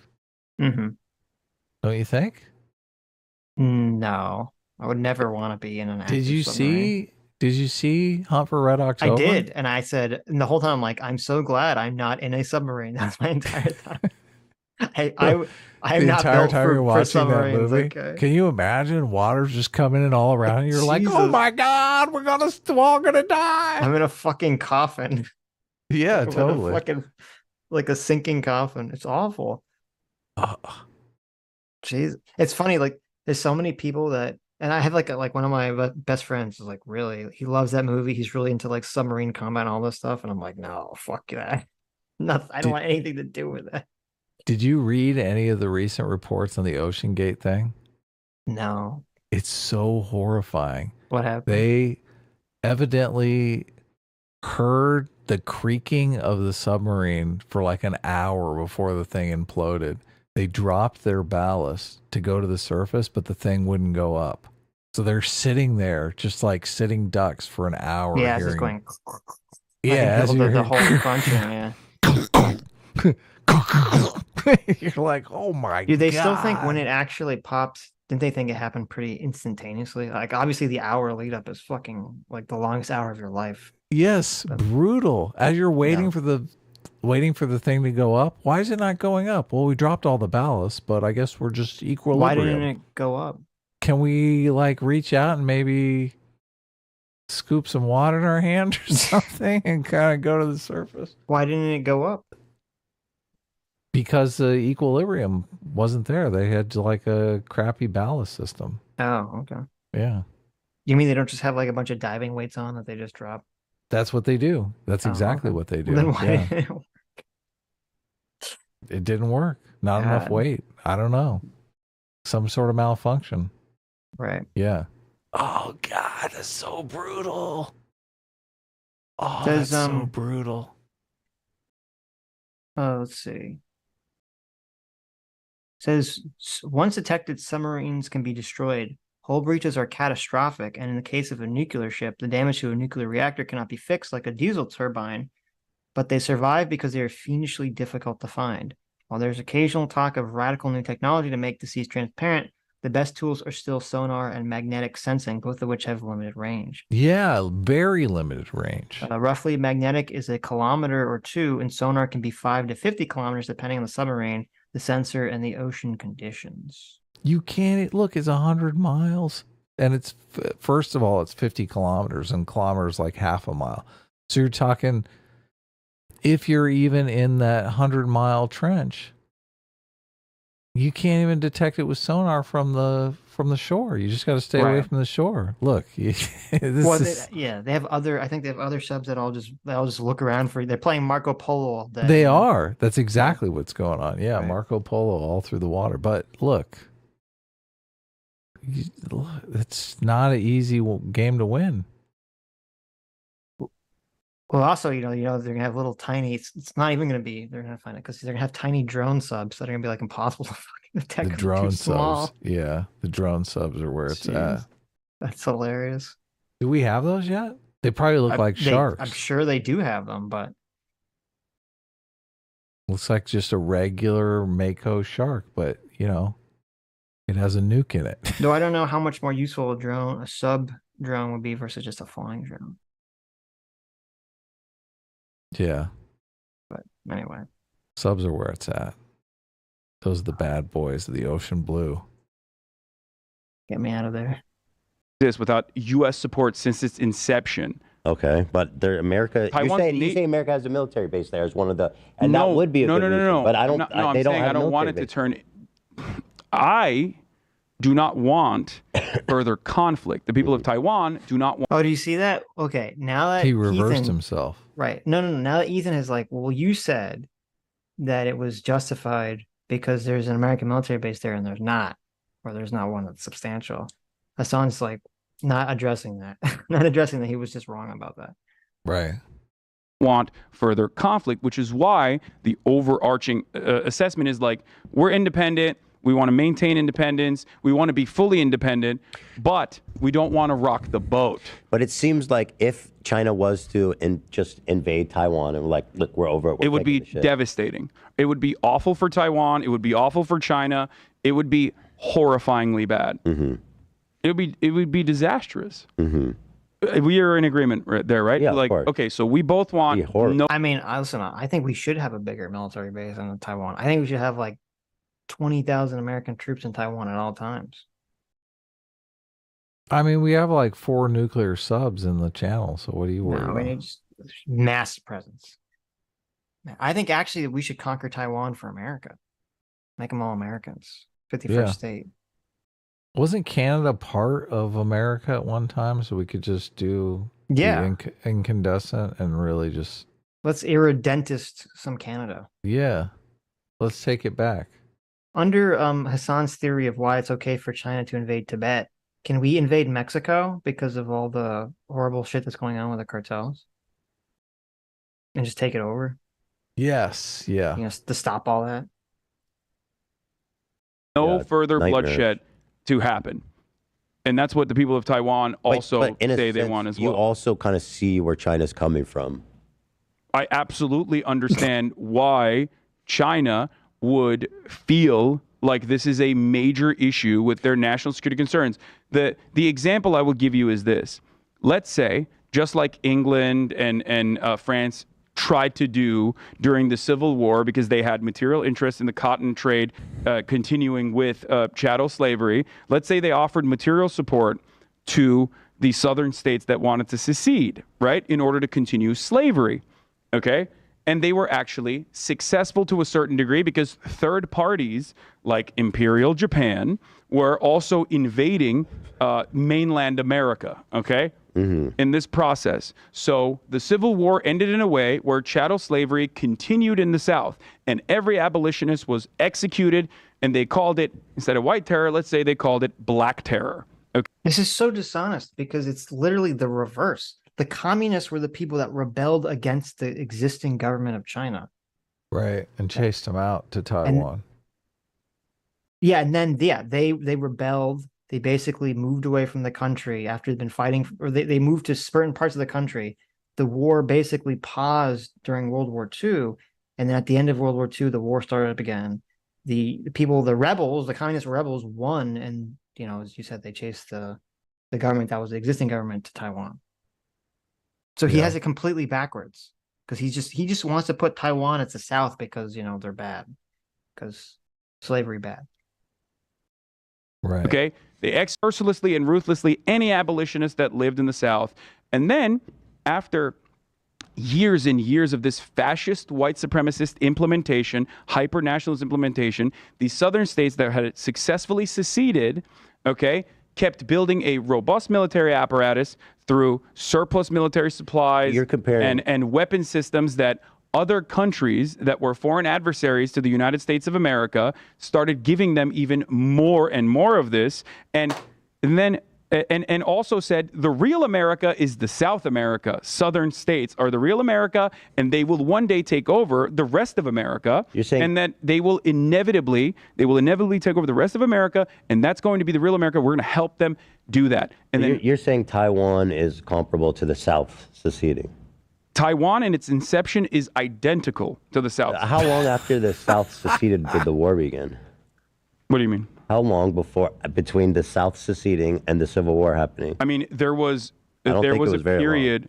There was a period of time. No, there was a period of time leading up to that where there were abolitionist movements that happened. That's why people say that John Brown's like execution.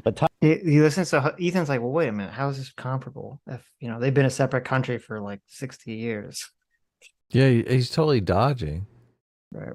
Taiwan was independent like a lot pivotal longer. point. I mean, they've been separate for a long. Look, the Underground Railroad started like 15 years earlier. So, yeah, but when did they secede?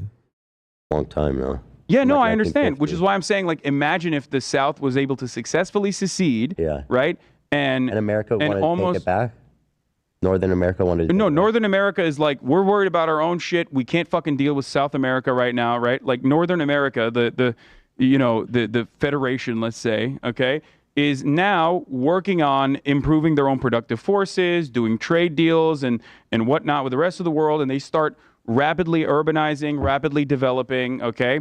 And, the New Deal only happens there or whatever the fuck. Meanwhile, the southern states are entirely propped up by a foreign adversary, okay, that is infinitely more powerful than Northern America.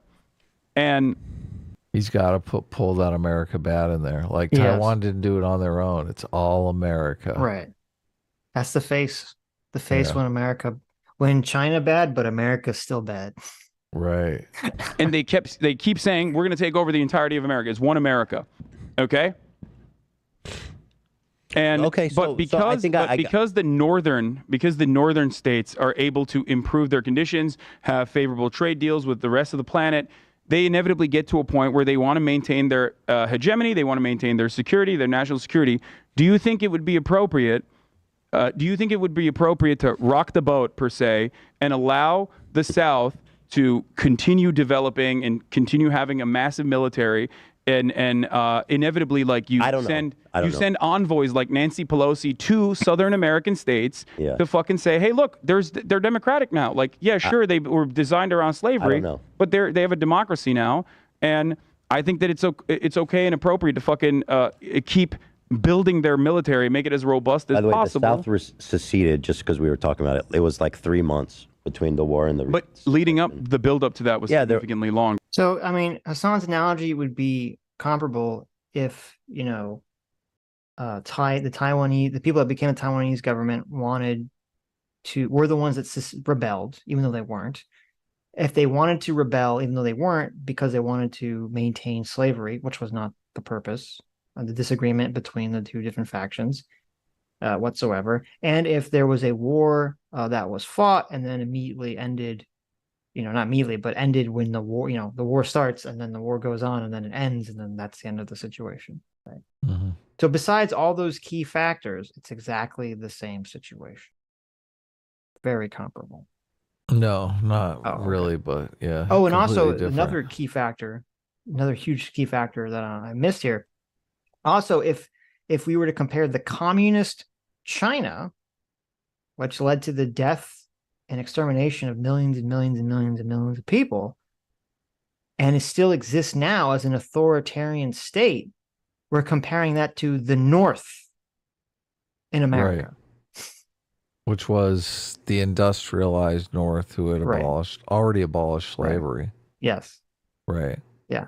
If all those things were similar, then this analogy or metaphor would make sense. But thank you. Yeah. Thank you, Hasan. Yeah. Okay. So I understand your position on Taiwan. I get all that. But I don't. The one living country, two in system California thing is silly though, because but living in California, you personally understand it, right? Like living in a blue state, you understand why that would be like genuinely like you would understand how blue states in America would have security concerns if like southern states had seceded successfully I agree. And kept saying like, no, the rest of America is ours. Mm-hmm. After they fucking lost too. Well, I mean, this was 70 years ago that Taiwan, Taiwan now is not a fucking fascist nationalist military state. I don't think that how it was founded matters at all. 70 years is not significant in development. That's my point. No, it's.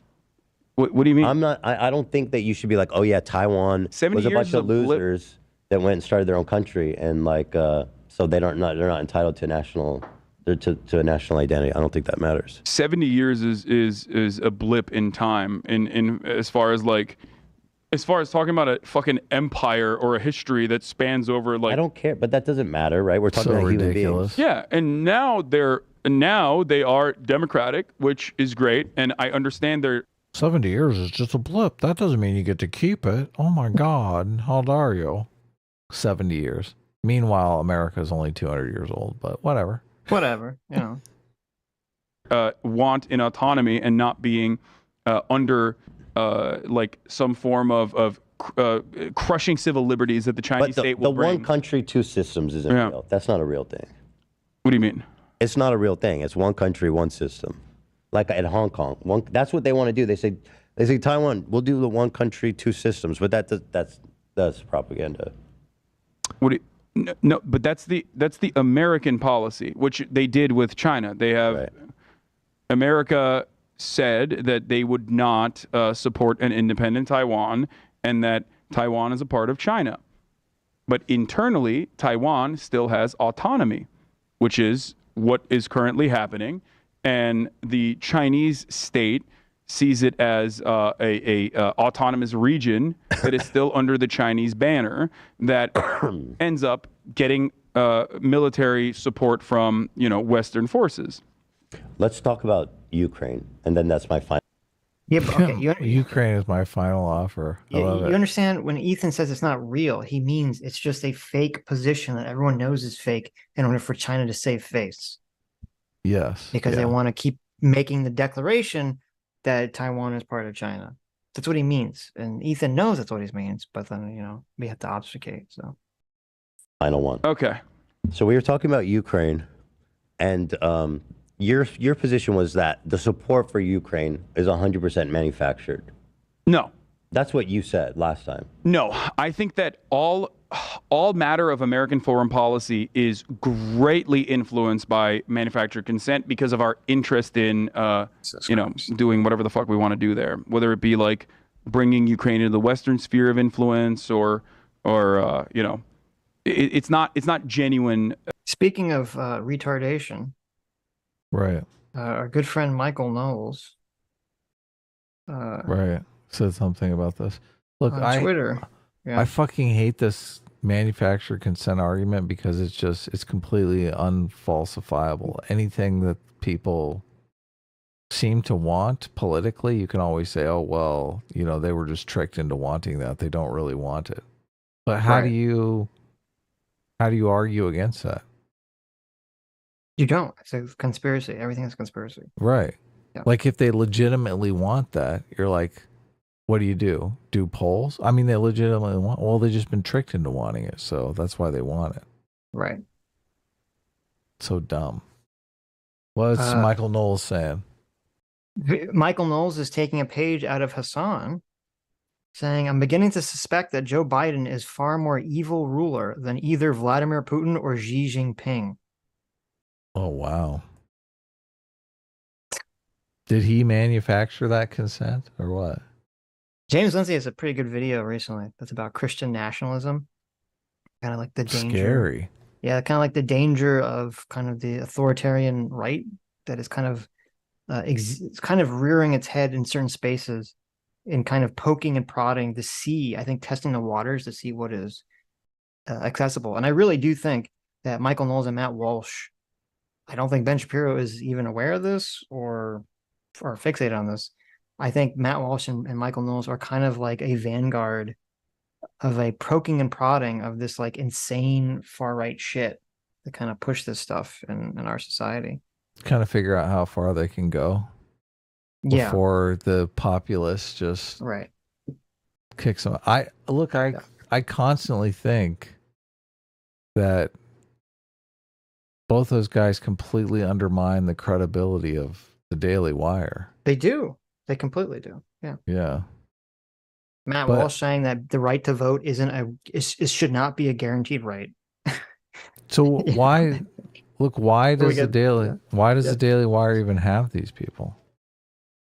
I don't, because they're probably popular, I imagine. Yeah. Is it just like a money making thing? I don't know. I mean, I would hope Ben Shapiro's on board with this insane shit. But I mean, who knows? So it's on his new Discourses channel. I got to check it out. I haven't seen it. It's pretty long. It takes a while to Resilience and get going, but it finally gets to it. You're like, oh, okay. What is it? What's the name of the video? It's just Christian nationalism. Oh, I don't see it. It's not for sure. Resilience and woke brainwashing. Maybe it was an older video. Someone just sent it to me. I assumed it was. What the fuck? What the? Oh, it's 3 hours long. Okay. Yeah, I told you it's long. WTA is Christian nationalism. Yes. I gotcha. So start at the midpoint. Sure. I guess you can see what's going on in the middle of it. Look, I'll check it out. Okay. Because they want like genuine emancipation for Ukrainians. So last time you guys compared it, you said, well, nobody gives a fuck about Georgia when that got invaded. Therefore, the fact that anyone cares about Ukraine feels like manufactured. It's not even just Georgia. Look, he's totally malding over the last conversation they had. He's got notes and everything. Like last time you said a bunch of shit. Who I'm is very Ethan pissed or about Hasan? Ethan. Oh, yeah, because he said a bunch of shit that's like crazy. Right. How's that molding? We Like, you gotta said a bunch of iron- crazy shit, and I went and looked it up, and everything you said was wrong. We gotta iron this shit out. Right. You guys know It's that, but you guys realize there's like a massive. I didn't know anything about the Georgian War. I learned about it. There's a huge difference. You guys understand? Well, that. I mean, the scale it was a 5-day war. Yeah, it was 5 They days expected Ukraine to versus- drop in 5 days, and if it did, we probably wouldn't be talking about it. Because that's true. That's true. So, like, what happened was Ukraine mounted this miraculous defense, and they've got Russia, a fascist country, on the back foot. And we all like when fascism. I don't think Russia is on the back foot. I think it's just like extending the harm. And only furthering we conflict. inflicted so much, and I stand with the Ukrainian people because I think Ukraine is a force for good in the world. They're on. Can I just stop you for a second? Because you said 100% manufacturer consent. Like that's what you said. Nothing is genuine. I said 100% manufacturing consent is a leading role in this. If you want to amend and the reason why the reason why I take issue with this is because it's like stating like I don't give a fuck about Ukraine. Of course I give a fuck about people in Ukraine. I want the war and the bloodshed, the unnecessary bloodshed to end. Okay.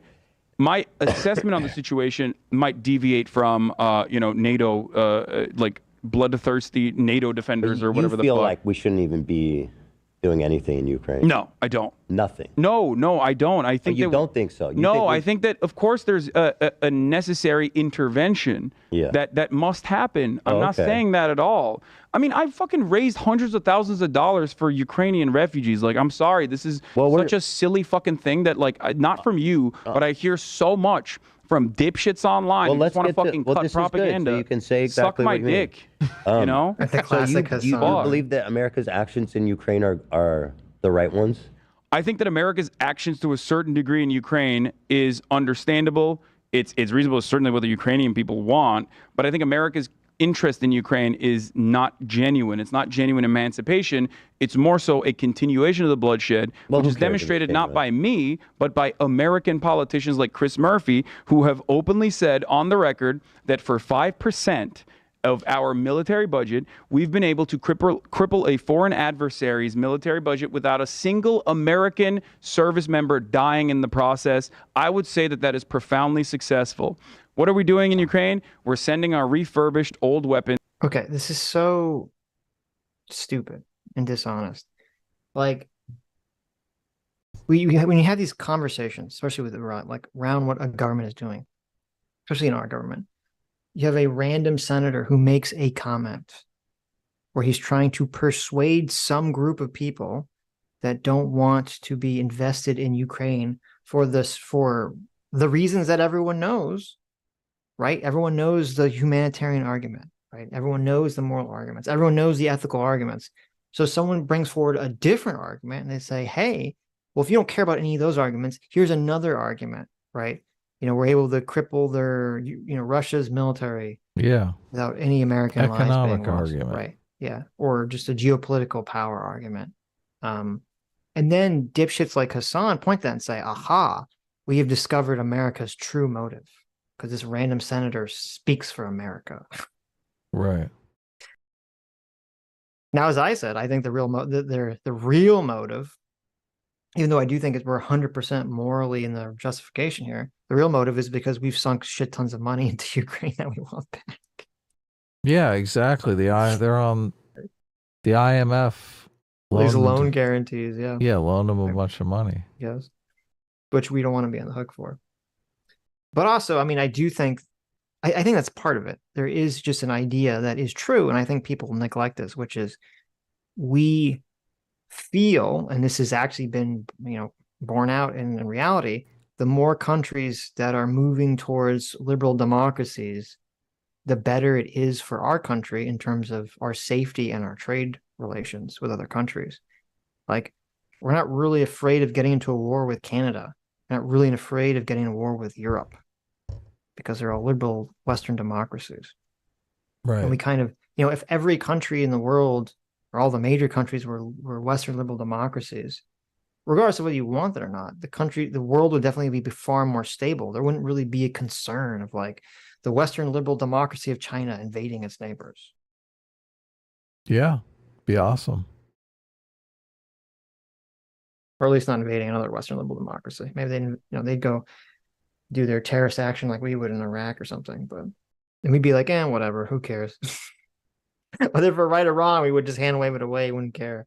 So and weapon systems to Ukraine. We have to replenish those weapon systems. It's a never-ending cycle. Okay, because the reason I ask is because there seems to be a somewhat of a sentiment in the left circles or social. I don't know how to even describe it now. I don't know, but that the proxy war people say in Ukraine is unjustified. It is a proxy war. No, I know, but they're saying we shouldn't be supporting Ukraine and the whole thing. Yeah, Russia should just take Ukraine. And no, I can't speak for other. I can't speak for other leftists. I don't know what the fuck they say, but plenty of those people also despise me and say that I'm like not pushing Z or whatever. So it doesn't fucking matter. I thought I heard Richard Wolff have some kind of thing like that.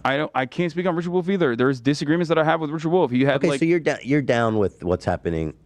Down with what's happening. I'm not down with what's happening in Ukraine because I want the bloodshed to end, and the only way to do that is by bringing China to the table, bringing America to the table. The real actors here. You think Ukraine should make some secessions to Russia? I think the original 6-point plan that was a continuation of the Minsk Accords that were tried twice and failed twice. Did he say bring China to the table? Like, yeah. So we're in a proxy war with China, and China is doing it through Russia? Who knows? I don't know what the argument is here. It's ridiculous. Yeah. That's ridiculous. I mean, China and Russia are allies, but... Sort of. If China... Yeah, look, I'm sure China was like, really? You want to invade Ukraine? Maybe not. Like, that would make us... like, I'm sure China was not down with the invasion. Actually, I think I soft disagree. Because I could definitely China's like, listen, somewhere along the line, we want to invade Taiwan. Right. And they're like, Russia's like, we want to invade Ukraine. We're going to do that. And China's like, if they invade Ukraine, that will give us a good sense, maybe, of how the West would react to us invading Taiwan. Yeah, no, that's a good theory. That's totally a good theory. So they're like just kicking back going, how's this going? Yeah, so maybe not very good. Maybe Xi's like, listen, you fucking go. Maybe Putin's like, I'm not so sure about this whole invading Ukraine thing. Maybe Xi Jinping is like, you should go for it. Those fucking Ukrainians, man, the West isn't gonna do shit. Yeah. I saw Zelensky. He said that he talked to me the other day. He called me up. He said, Putin's got a tiny dick. Right. He was laughing at you. He was laughing at it. And I was like, you shouldn't laugh at my good friend Putin like that. Maybe that could be. And now that it's gone so horribly wrong, he's like, maybe I'll postpone my Taiwan invasion for a couple years here. I don't think it's a coincidence that Russia basically waited for the Olympics to be over in China before they invaded Ukraine. Yeah. Oh, yeah, that's the case. Like, as soon as the Olympics ends, they invade Ukraine. No, you've convinced me. You've convinced me. They probably were goading Russia into it. Mm-hmm. But I don't think it's like a proxy war. No. Yeah. Would be a far preferable situation than like endless bloodshed over, inches of territory where, people are being fucking slaughtered I don't endlessly. think the Ukrainians would describe it as inches of territory. Wait, what do you mean? Well, you're saying they're fighting over inches of territory. I don't. He's just saying in the context of how stagnated the war has become, like the back and forth is pretty much ground to a halt at this point, and this is what I mean. It's like a very cynical interpretation of what I'm trying to say. It is inches of territory physically when we speak about it. But I guess I think Ukrainian people get angry when they hear you talk about it because they. That's understandable. I mean, they I get feel it. like you're. They want full-throated support. Russian They want and expect full-throated support, right? They understandably want that. And they want more than that. They also wanted Article 5. They wanted full NATO protections. That's not why people get mad at Hasan. They get mad because Hasan is on it's America's fault position, number one. But then number two, he was sort of softly on the position of like this, when people make the argument that like we should just make Ukraine and Russia like have peace. Like, what does that even mean? How do we make them have peace? Because if we just stop supporting Ukraine, then I guess they just lose. So we're not really making them have peace with Russia. Yeah, like then they'll just lose. A Russian vassal state. Right. But most of the people, at least the political pundits that make this argument, they don't want to say that. So they say, no, we just make them come to the peace table. It's like, okay, we call up Zelensky and we say, hey, we want you to negotiate with Russia. Zelensky says, okay. So he negotiates with Russia, and Russia doesn't agree to anything. Yeah, Russia's like, listen, how about you take off and let us take over Kiev? Right. It's like, okay, well, then what? What happens then? You leave. Yeah, no, it's ridiculous. So China put out a statement this year. They actually want Russia to respect the sovereignty of all countries and cease the hostilities and resume peace talks. So there you go. Russia wants that? China wants that. Oh, okay. They also want Europe to abandon the Cold War mentality. So it sounds like they're asking to stop the whole NATO situation. Did you see this video? Ukraine is under attack by Russian cruise missiles and suicide drones. No. Looks pretty crazy. Looks like Star Wars and shit.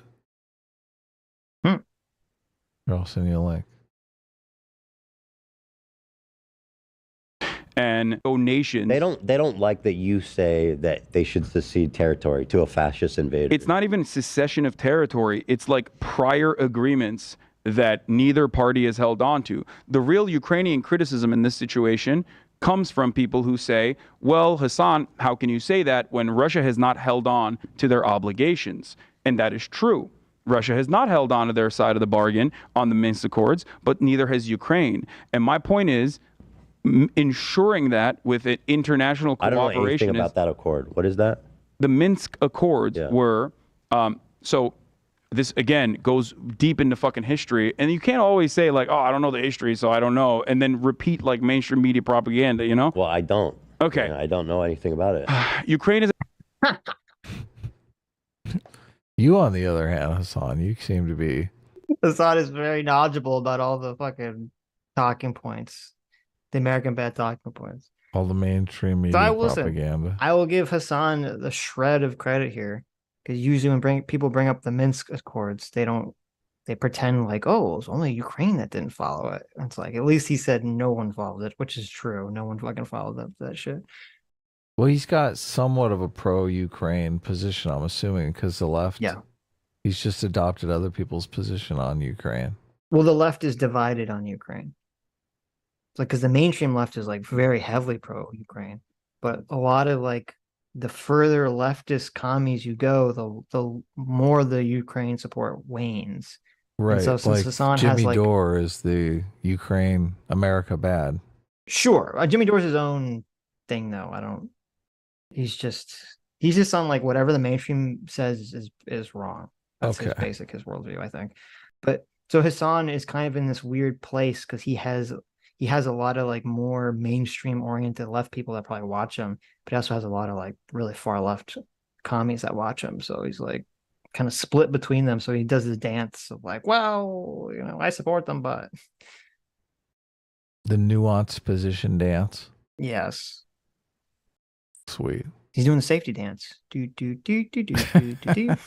I The know that nation one. state has even predated, or some form of like Ukraine has predated even the Russian nation state, or the Russian Empire, I guess. I guess that's through the Minsk And its Accords. nation state development project has always hinged on excising Russian influence. However, under the USSR, Ukraine, which was called the Ukraine originally, which just means like the border, okay, was seen as, had plenty of Russian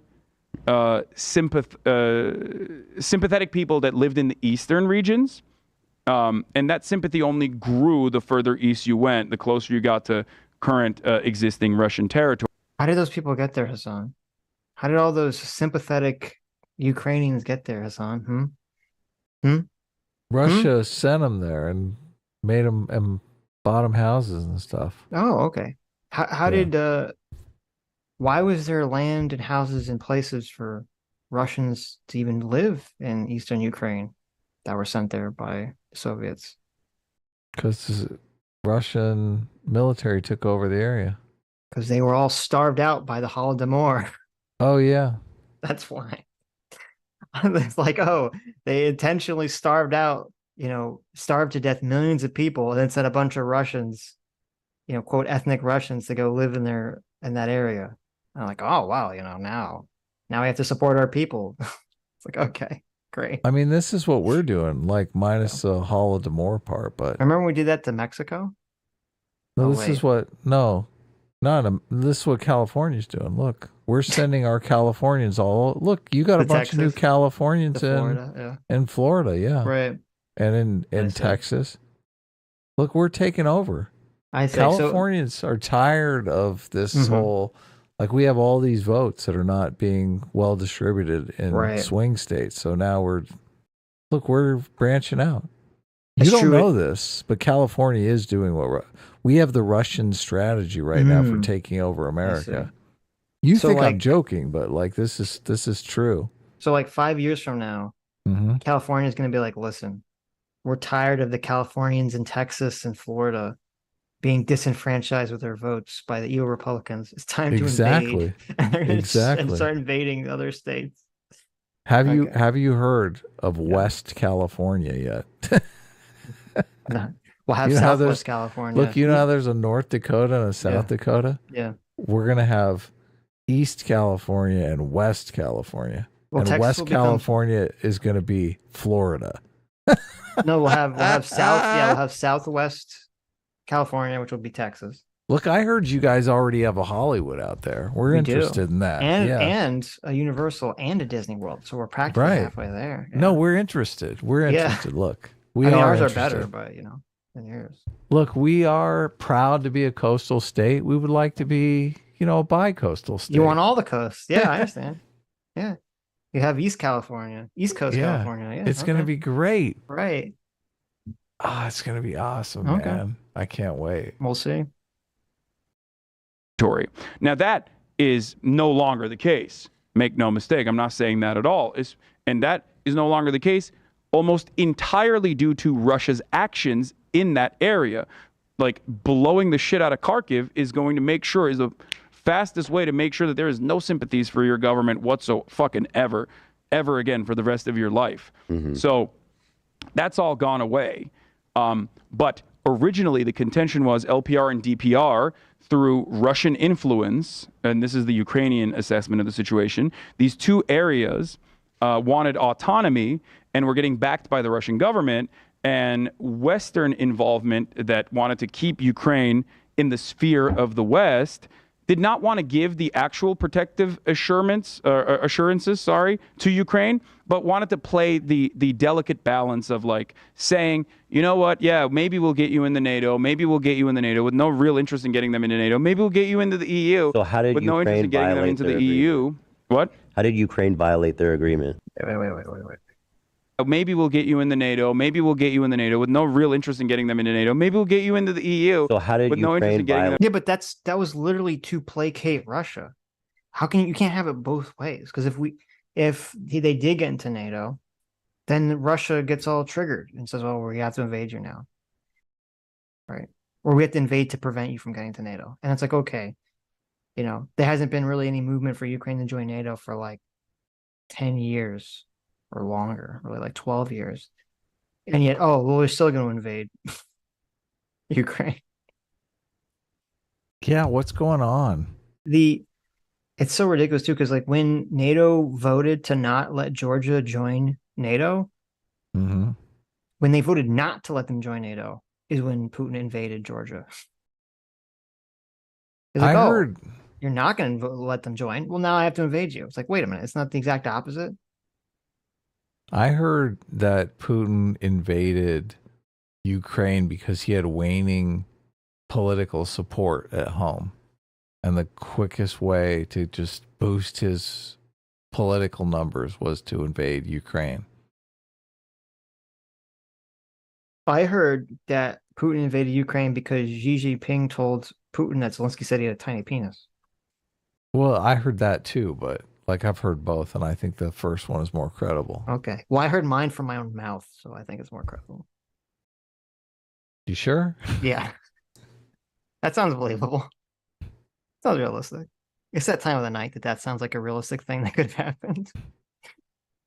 I mean, it has increased his support at home greatly. Has it? Yeah, totally.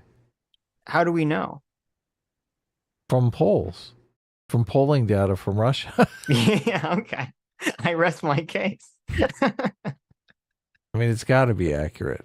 Look, it was a Russia Today poll. Okay.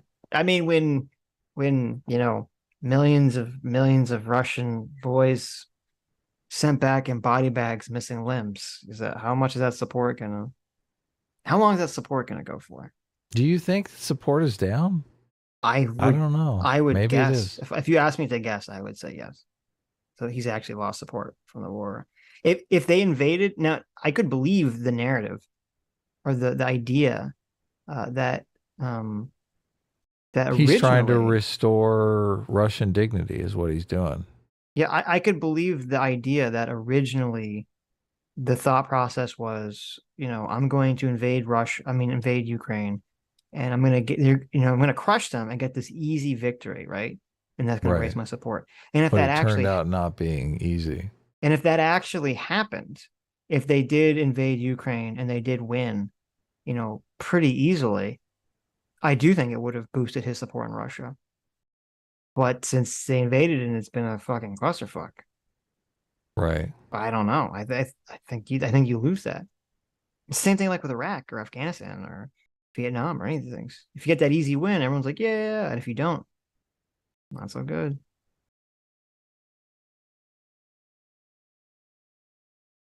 What's this article from Modern War Institute? What much of the world sees as unprovoked Russian aggression in Ukraine, many Russians see as a heroic defense of the Russian nation and even Russian identity, almost as if they're watching completely different war. Yeah, that's where I heard the thing about. Yeah, I mean, I would be honestly curious, and we would never be able to figure this out probably. Like how much if of it's propaganda or not. Yeah. Yeah, like how much of the Russian people, I could believe a lot of Russian people, like the majority of Russian people, believing that first. Mm-hmm. But I'm just saying, as the war goes on, if your kid's coming back in a body bag, obviously you're not going to be in favor of it. But I mean, and how many Americans died in Iraq? Yeah. How many Americans? I think it's like 4,000 died in Iraq. It says 7,000. 7,000. Okay. 7,000. Oh, no, sorry. It's just, well, no, it says 4,000. So I don't know. Oh, somewhere in the 4,000 to 7,000 range. Okay. Look, I said 4,000 first. I'm sticking with it. Right. Okay. How many Russians have died so far in Ukraine? Oh, it's like 100,000. Yeah. It's crazy. Yeah. And Iraq was over what, 7 years? 4,000. Yeah. Yeah. 4,000 is still awful. We Right. shouldn't have lost one No, I soldier. agree, but yeah. But- and Russia is in the I think in the hundreds of thousands.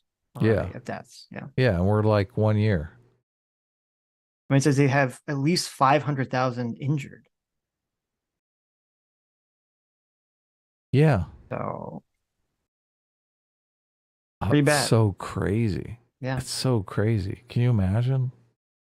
Yeah. It's insane. I mean, I can't, but yeah. It's when you get to a situation where like everyone knows someone who's either died in Ukraine or been injured in Ukraine, I think it's going to change. It changes the population's view of things, especially when you started the war in the first place. Mhm. How did Ukraine violate their agreement? There was mass shelling on both sides, like back Are and you talking forth about the current shelling. war? No, back and forth shelling that has been happening since 2004. Okay. So it was a with non-aggressive 13 or agreement? 14,000 people dying. Okay, so I don't know anything in about that totality. either. So that is so at the time there was a agreement called the Minsk agreements. There were two versions of this, which neither side agreed upon, which meant that LPR and DPR would still remain under Ukraine, but would have autonomy. Okay. And Ukraine understandably did not want this because that would mean that Russia would have an outsized control on Ukrainian affairs and Ukraine politics, which it already did through Russian loyalist leadership that they had. That was obviously squashed because there's always been this back and forth between Western influence in Ukraine, wanting to move them into the Western sphere of influence, and Eastern influence, Russian influence in Ukraine, which wanted to maintain Ukraine's status and wanted to change Ukrainian affairs. Wrong. They just want to hang out with us because we're cool. Like, we're not trying to force anything on them. Russia is the big, like, oh, you got to be with us, or Well, yeah. I mean, it's over. There were these. I mean, those factions existed in Ukrainian politics. That is accurate. But and yeah, both sides are trying to pull Ukraine into their sphere of influence. You know, you have the EU side trying to pull Ukraine into the EU, and Russia trying to pull into Russia. So, but the people voted and chose the EU of their free volition, and Russia said, "We're going to veto that vote by invading you." Right, totally. Well, no, I just pictured it's more like, oh, America, you're so cool. Can you come hang out with us? It's not like but I mean, it's America's not even, over there like, we'll tell you how to do things. Look, America's here. Listen, I'm fine with listen, as an American, I know that America is the greatest country on earth. I'm saying this as a fact, not because of my ego. I understand that every country secretly yearns to be America. Okay. Right. They're all that Dexter meme. Dexter opens the locker and he's got the picture of America there. That's every country in the world that's not America. They all want to be us. I get it. Every male country wants to be America, and every female country wants to fuck America. Okay, I get it. Right. I understand. Okay. But I do think it is part of the Russian framing to frame it as like Russia versus America. Because in reality, it was really Europe versus Russia. It was the EU versus Russia. That's what started the whole conflict. And the reason that they want to push the America versus Russia narrative is because you say, well, Russia's right there and America's very far away. So what justification does America have? When in reality, it was the EU versus Russia. They don't want to push that narrative because the EU is right there. They're shared. That's on the other side of Ukraine. So it seems like it's more justified. But if they can say it's this America, it says, oh, it's this far away foreign power of America, right? It seems less justified. Right. So. Okay, so they were both attacking each other, and you think the attacks were equally provocative? And again, I don't know anything about it. I think that this was another instance of proxy war, 100%. Okay. Like, there are people who wanted to be a part of Russia, and at the end of the day, though, like, the reaction from the Ukrainian government to that was understandable. They wanted to protect their own interests. They wanted to protect their own borders. They wanted to protect their hegemony and national security interests. But there's a difference between like what they did in Crimea, for example, and what they did with LPR and DPR. What did they do in Crimea? There was a referendum. People say it was bullshit referendum. It was under gunpoint, which is understandable to say that because that is what happened in Crimea. Yeah. But Yeah, Russian look at territorial this. claims to Crimea Russian territorial claims that Crimea had more historical prescience and the highest level of support for Russian expansionist policies in Crimea specifically because of its military base that the Russian military operated out of. Okay, and what did Ukraine do in that situation? They cut the water supply. They immediately fucking broke a dam, a USSR era dam that was offering supply like water for the Crimean citizens that they said they, cared about. You're talking about that recently? That happened? No, that dam has been destroyed when Russia invaded Ukraine. But essentially, I wanted to clarify. Like they cut Crimea off and not in the same way that they wanted to deal with LPR and DPR. I wanted to clarify. Okay, wait. Hasan this is knows stupid. quite a bit about this already. No, but he does, but it's all at the behest of stupidity. Okay. Because first of all, number one, why would you ever criticize Ukraine? Obviously, Ukraine's going to cut off water to Crimea when Russia takes it over. Like, what Right. Get your own water, yeah, Russia. yeah. Like, what the fuck? Okay, number one. So it's preposterous. He's like saying it's like it's a bad thing. But number two, he's kind of making it like, well, Ukraine reacted differently to Russia with Crimea versus the eastern Ukraine. It's like, well, wait a minute. You understand it's because Russia literally marched into Crimea and just said, this is ours now. And Ukraine didn't have the military or the capacity to fight back. If Russia had done the exact same thing to eastern Ukraine, guess what? They would have They fought would have back. had that area of the country. Yeah. They would have 100% had that area of the country. Russia didn't do that. Russia instead was like, yeah, eastern Ukraine, we're going to just give you guns and some weapons and tell you to like revolt. Now, you might say, well, wait a minute. Why did Russia do that? Now, the cynical person might say, well, maybe Russia, did the thing that all the communists are accusing America of doing. Maybe Russia intentionally wanted this conflict to just exist for as long as possible in the eastern Ukraine in order that they'd always have this card if they wanted to choose to do it. This like, well, we need to invade Ukraine to protect the Russians in eastern Ukraine. Mm-hmm. Right? If they can keep the conflict going in eastern Ukraine, then they always have this excuse to invade Ukraine at any time. Yeah, that's a good excuse. So I would argue that's why they did that, because otherwise, why would they not have just conquered that area as well and just said, this is ours now? Right. Well, they didn't need it. Yeah, because they just wanted to always have that option available open to them in the future. So at least that'd be my guess. Makes sense. Makes logical sense. Yes. Because it seems like there's a lot of confusion, so it's good to clarify. You do support... This will not clarify my position. In the eyes of people who want to say that I'm like anti-Ukraine, people are still going to fucking yell at me. But you said that you believe what America's doing in Ukraine is right. I believe that Ukraine has a right to emancipation. What America should do in Ukraine is offer security commitments and assurances, and you can only get that by arriving at a table where you don't fucking destroy the bargaining chips and instead allow the original security commitments to continue. I don't know what you mean by that. You mean so at the table? Ukrainian envoys and Russian envoys got together in Antalya and put a 15-point security plan together as they were negotiating the terms of a ceasefire agreement. And Russia, we need to get them, and I mean that it's not that easy, I would assume.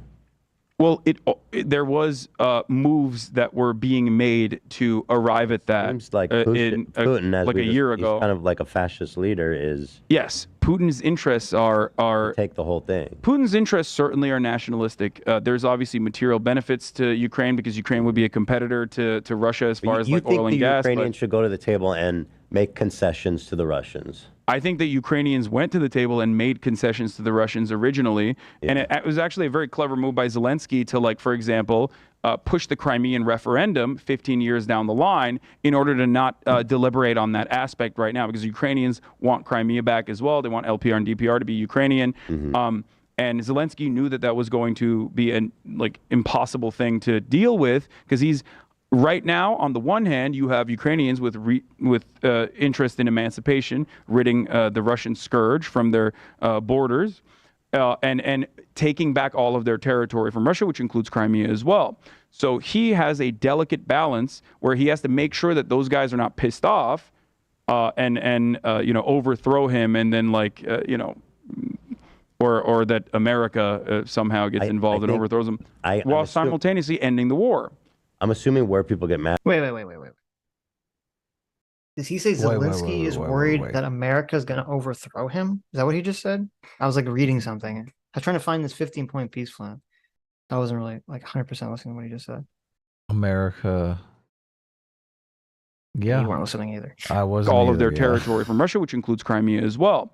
So he has a delicate balance where he has to make sure that those guys are not pissed off and overthrow him, and then or that America somehow gets involved and overthrows him, while simultaneously ending the war. Okay. He just kind of throws it in there, though. It's not like he's whatever. Whatever. America might he's overthrow babbling. Zelensky, Yeah. He's babbling. He's reaching. I'm assuming where people get mad at you. Well, I'm surprised, because usually people reach for the Boris Johnson talking point. So I'm kind of shocked that he didn't do it. What's that talking point? America and Russia. I mean, Ukraine and Russia. There you go. There's a Freudian slip. Ukraine and Russia, they had the peace agreement, Adam. They had it all worked out. Peace was going to be made. But then the evil American empire sent Boris Johnson to go and sabotage it. Boris Johnson is the UK guy, right? Yeah. He was the prime minister of the UK. Is he still the prime minister? Yeah. Okay. Oh, interesting. I didn't know. Well, he's not anymore. I don't know if he was at the time that this happened. But it's not really real anyway, right? This is just like a fake thing. Oh, it's just a speculation.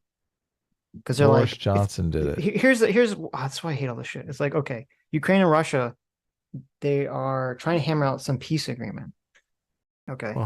And Boris Johnson very publicly says that he's against Ukraine agreeing to peace with Russia at the time. He says this publicly.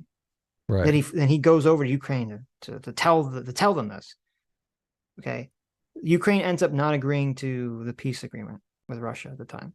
So people automatically assume, well, Boris Johnson made this public thing. Boris Johnson is, he's from Britbong land, so therefore he must represent the voice of America. So therefore, America must have sent Boris Johnson to sabotage the peace talks and must have been successful, because they actually didn't go through with it. Right. And there was some guy who apparently was involved in negotiations who kind of made this vague claim, even though he specifically said maybe. He didn't even fucking know. He just said, maybe. He also said, which everyone cuts out whenever they point to this, to say, oh, Boris Johnson was sent by America to do this. They just make this fucking declarative statement with no fucking proof whatsoever. It's just very annoying. But Boris didn't deny this, though? Well, no, he publicly said he was against Ukraine, going with a deal. I don't know if Boris Johnson's ever asked, were you sent as an envoy of America to sabotage Ukrainian peace talks? Right. I don't think he's ever been asked that question. Dave Smith should ask him that. But the guy, the ambassador guy, who I think was Israeli or something, who was kind of involved with peace talks, he also said, which they all cut out, they all leave out from the conversation. He also says, well, this was also around the time where Russia basically massacred an entire city in Ukraine and killed 400 civilians. Because if you remember, this is pretty early into the war. This is April. I think it was a couple months after the war started. Remember, it was all over media.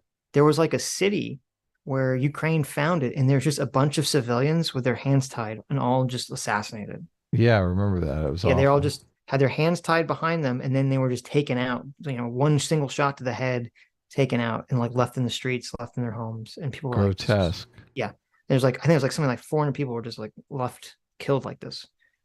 That happened the exact same time that Ukraine and Russia are supposed to make their peace plan. As this comes out that Russian forces did this. Do you think that had any effect on Ukraine's willingness to go make peace with Russia? It would have a giant effect. Obviously, okay. if we were in a similar situation and we knew 400 Americans were brutally murdered by some foreign power, we'd be to civilians. Yes. Yeah. Yeah. Just What'd I say? assassinated. I said Americans. Yeah, but it's even worse because it's they're American civilians in their own homes. Yeah, For no, no reason. They're look, just killed. September Yeah. 11th was the same thing. Obviously, right. September 11th was 3,000 Americans that were civilians. Yeah. Right. And what did we do? We invaded 2 countries and raised hell for Right. 20 years. Right. Yeah. And so just like the idea that like, oh, well, you think that had a big factor on whether Ukraine accepted peace or not? Or you think Not a that giant was a bigger factor. factor or Boris Johnson? Look, I don't know, you tell me. it was Boris Johnson, obviously. Okay, obviously. He It's Boris said- Johnson, yeah. He put his foot down. He said, listen, just ignore those 400 Ukrainian citizens that were brutally murdered. No. He did the opposite. He had he blew up. He had a bunch of pictures of them, Hmm. and he was wearing like a big poster board with all the deaths on each side. And he walks into Zelensky's office and he's like, "How dare you think of these people? You must get revenge on them against Russia. I know that you, president of Ukraine, don't give a shit about all these people that died in your country. Right. So let me, Boris Johnson, tell you why it's important." It's like, okay. As a politician, like, if you're just like, we need to suck it up, there's no way you're getting reelected. No, I know. And well, it's also funny too, because again, this kind of goes back to our favorites, the Newland phone call. In the Newland phone call, we find out that the US and the EU have conflicting goals of what they want to be accomplished in Ukraine. The Right. EU seemed to be more in favor of getting rid of Yukanovic and having a completely new government, and the US seemed to be more in favor of allowing Yukanovic to continue to be president in order to maintain stability in the region. Yeah, that's And my it- favorite line in the Newland phone call when she says, and fuck the EU. Right. And yet, for some reason, we're supposed to believe that Boris Johnson is magically the voice of all of the EU, even though he's not in the EU anymore, and in America, just because I guess he's a white guy or something. Right. I don't know. Well, it's convenient. It was on Right. his schedule for the date that they need to fill in Right. for their right. timeline. It's like, okay. We're so close. The suggestion that Ukraine should make concessions to an aggressive fascist invader. Because, as we know, European fascist invaders, people often wonder, They don't stop. if we didn't make concessions to Hitler, would the war have happened? People wonder that. Yeah, there's a difference of there's a difference of talking pre-World War II and post-World War II because we do have mutually assured nuclear destruction. I was about to say it's So that is unfortunately different. the nukes change all the calculus with that. So that's the difference there, and that's a very significant one because Article 5 dictates that any kind of NATO nation that Russia tries to attack, okay, because NATO was developed against Russia, USSR, communism, it was an anti-communist institution in of itself, immediately means that all other nations, according to Article 5, are drawn into war with a nuclear superpower like Russia. Right. So there's a difference. Plus, one other aspect of this is that Russia kind of showed its ass and its capabilities and where those capabilities end as far as ground war goes, which is the reason why you see Finland and Sweden, which previously had long-held neutrality, not like direct agreements, but long-held neutrality. I wouldn't say treaties because it's not an official treaty, but just didn't join NATO An understanding. immediately join NATO. Why? Because they realized they don't have any fucking power. What are they going to do? Go to Finland? Get the fuck out of here. They can't take over Ukraine. They said it was going to be a day. They suck. They don't have the power. So also, Wait. What he just said makes no sense. He just contradicts himself. He said the reason Finland joined NATO was because they realized that Russia couldn't invade them and didn't have any power. Finland just joined NATO Yeah, but after the invasion. yeah, because they were afraid because they saw them invade Ukraine. He said the opposite. Yes. Listen. Realized war goes, which is the reason why you see Finland and Sweden, which previously had long-held neutrality, not like direct agreements, but long-held neutrality. I wouldn't say treaties because it's not an official treaty, but just didn't join NATO. An understanding. Immediately join NATO. Why? Because they realized they don't have any fucking power. What are they going to do? Go to Finland? Get the fuck out of here. They can't take over Ukraine. They said it was going to be a day. They suck. They don't have the power. so also, It's the reverse. I don't. Okay. Maybe it's late, so I'm getting delusional. But that Finland makes no decided fucking not. sense. Did he just say Finland decided not to join NATO No, because? no, stop. He said they did join NATO, but he said they Right. joined NATO because they realized Russia was too weak to invade them, which makes no fucking sense. That does make no sense. It's They backwards. joined NATO because they were worried. Right. I don't know the exact name of it, but I know Ukraine surrendered their nuclear weapons, which is one of the best things you can hope. Worst things you could do. Never give up the nukes. But like in terms of like a humanistic, a political move, it's bad. But like as a humanistic thing, that's Yeah, I mean, obviously, we Some should get say- rid of nukes. Yeah. Some say Ukraine had no way of utilizing those nukes because like the control mechanism was in the USSR, so in Moscow. But but you still shouldn't have given your nuclear stockpile. So your point is that they should never have done that. No. I think we'd be looking at a very different world if, for Ukrainians at least, if we didn't. With the benefit of hindsight, how could you say that? I mean, I don't. Yeah. Okay. Fucking idiot. Look, Dan's simping for his son so much. It's Of course disgusting. he is. He's keeping him in the game here. Oh, with the benefit of hindsight. Well, yeah, obviously, dumbass. With the benefit of hindsight, sure. Okay.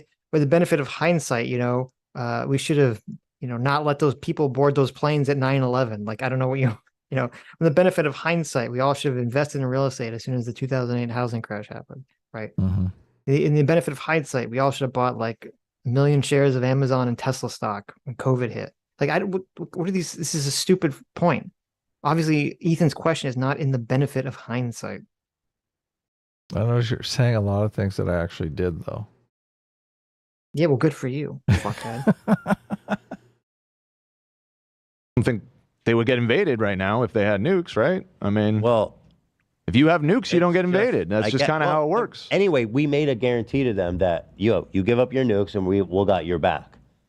And so I don't know why that myth started, because that's just not true. There was That's no not what happened. Yeah. There's literally zero security guarantees by anyone when they gave up their nukes. We promised. A big part of giving them up was because they were economically strapped and the nukes would be expensive to maintain. Yes, yeah, sure. That was probably the real reason, not whatever this control reason that Hasan said. I'm pretty sure you could change whatever the controls were for the nukes in Ukraine. Sure. But yeah, the real reason probably was not economically feasible. And they were getting pressure from everyone because everyone wants, they want the to whole cut down on world nuclear was- proliferation. Yeah, it was big into nuclear deproliferation. Yeah, but I have non-proliferation. That's what it is. But I have no clue where this myth stemmed from. I mean, it's a very short document. You can read it if you look it up. The Budapest Memorandum. There is no security guarantee by anyone in that document whatsoever. America and Russia pinky promise swear to not invade Ukraine, but there's no guarantee that if they do, that someone's gonna get their back. I do feel like that's a pretty important agreement to uphold. I mean, what? You're talking about American promises to Ukraine in exchange for surrendering their nukes. Yeah, America never actually followed through on any of their promises. America's still not following technically their promises of defending Ukraine. They're just giving Ukrainians weapons. Ukraine is currently sitting. It's even Hasan doesn't know that it's not true, but he still warped it around to somehow make America look bad. Yeah, of course. It's You hilarious. like that? I Look, love it. America never promised, but they did promise, and they broke that promise. If America this is why this is weird. If America had actually promised, okay, America had actually promised, hey, we have a fucking treaty with Ukraine, where if Russia invades Ukraine, we are obligated to defend them. Russia would not have invaded Ukraine. Yeah, because that's effectively the same thing as them being it's literally the same thing as them being in NATO. Yeah, it's like ridiculous. Why would Russia, if we had if we had a peace treaty with Ukraine that made us have to defend them if they get invaded by Russia, why would Russia care if they join NATO? Because it's literally the same thing. There's no difference. They would definitely lose that excuse. Yeah. In a very unique position that I see happen in the same cycle of violence in the Middle East all the fucking time. America goes to a militant group and says, hey, we're going to give you weapons, you want autonomy, specifically Kurds, right? You think every country should have a nuclear bomb? I think every country citizen should in have this one. current Every citizen of America. Yeah, That's Tim Pool's. I think That's in the Tim current Pool's position. formation, if you have a nation state, you have to have a fucking nuke. Otherwise, America will come and fuck you up. So you think every nation. I like how we're talking about how Russia invaded Ukraine and somehow it's like, well, no, everyone should have a nuke so America doesn't come and fuck. Okay, thank you, Hasan. Nation should have a nuclear. I think program. either every nation has a nuke or none of them have it. And I would obviously want none of the nations to have it. But less Which is is why I better. was in support of the This is Iranian so denuclearization stupid. agreement. I thought that was good, which, you know, Donald Trump fucked up. Wait a minute. Why do you think that was good? You just said everyone should have a nuke. Now you're saying it was good that Iran lost their nukes. He said everyone should have a nuke or no one should have a nuke. Yeah, but obviously the major powers that have nukes are not going to give up their nukes. That's just not Right. realistic. So that means Okay. everyone should. Right. Yeah. So then why was he in favor of Iran nuclear deal? Because he's inconsistent. Oh, okay. Oops. I believe an individual citizen in this country has a right to own. You a believe every nuclear person should weapon. have a nuclear bomb. That's Yes. the socialist vision. Yes, of, I think everyone America. should. That was a bad take from Tim. That was a horrendously bad take from Tim. No way. That's a great take. What are you talking about? Every citizen, but he thinks the Second Amendment guarantees that every citizen has the right to own a nuke. It's like ridiculous. Have a nuclear bomb. I mean, that's the only equality that. Now I understand. To not show him Tim, he's not saying he thinks that's the way it should be. His argument was he thinks the law says it does, and therefore we should amend the Constitution to fix that. But I think that's ridiculous. How about every family that has 2 kids, no Yep. taxes? No. We can really. Everyone should have a nuclear silo in their garage. So, okay. In short, you support Ukraine. What the Allied powers are doing to support them is right. No, because America's interest in Ukraine is not one that is genuine. America's interest in Ukraine is just I don't fucking care about withering. the interest. I don't No, but that's care about America's important interest. I'm because- asking what you think. Because no, America's interest in Ukraine is It's got incredibly nothing- important. What do you think is the right thing to do in Ukraine? I told you what I think the right But thing to do. then I is. asked to clarify, Instead of and you said fucking up the no. deal, instead of fucking up the deal that Ukraine had with Russia by Boris Johnson fucking showing up at the Bingo. He did go to the Boris Johnson. Yahtzee. We got it. We You got the nailed Boris it. Johnson. Okay. Look, he's got all the NPC talking points. Yes. I feel like I'm playing Grand Theft Auto here. Just Right. give me the mission details already.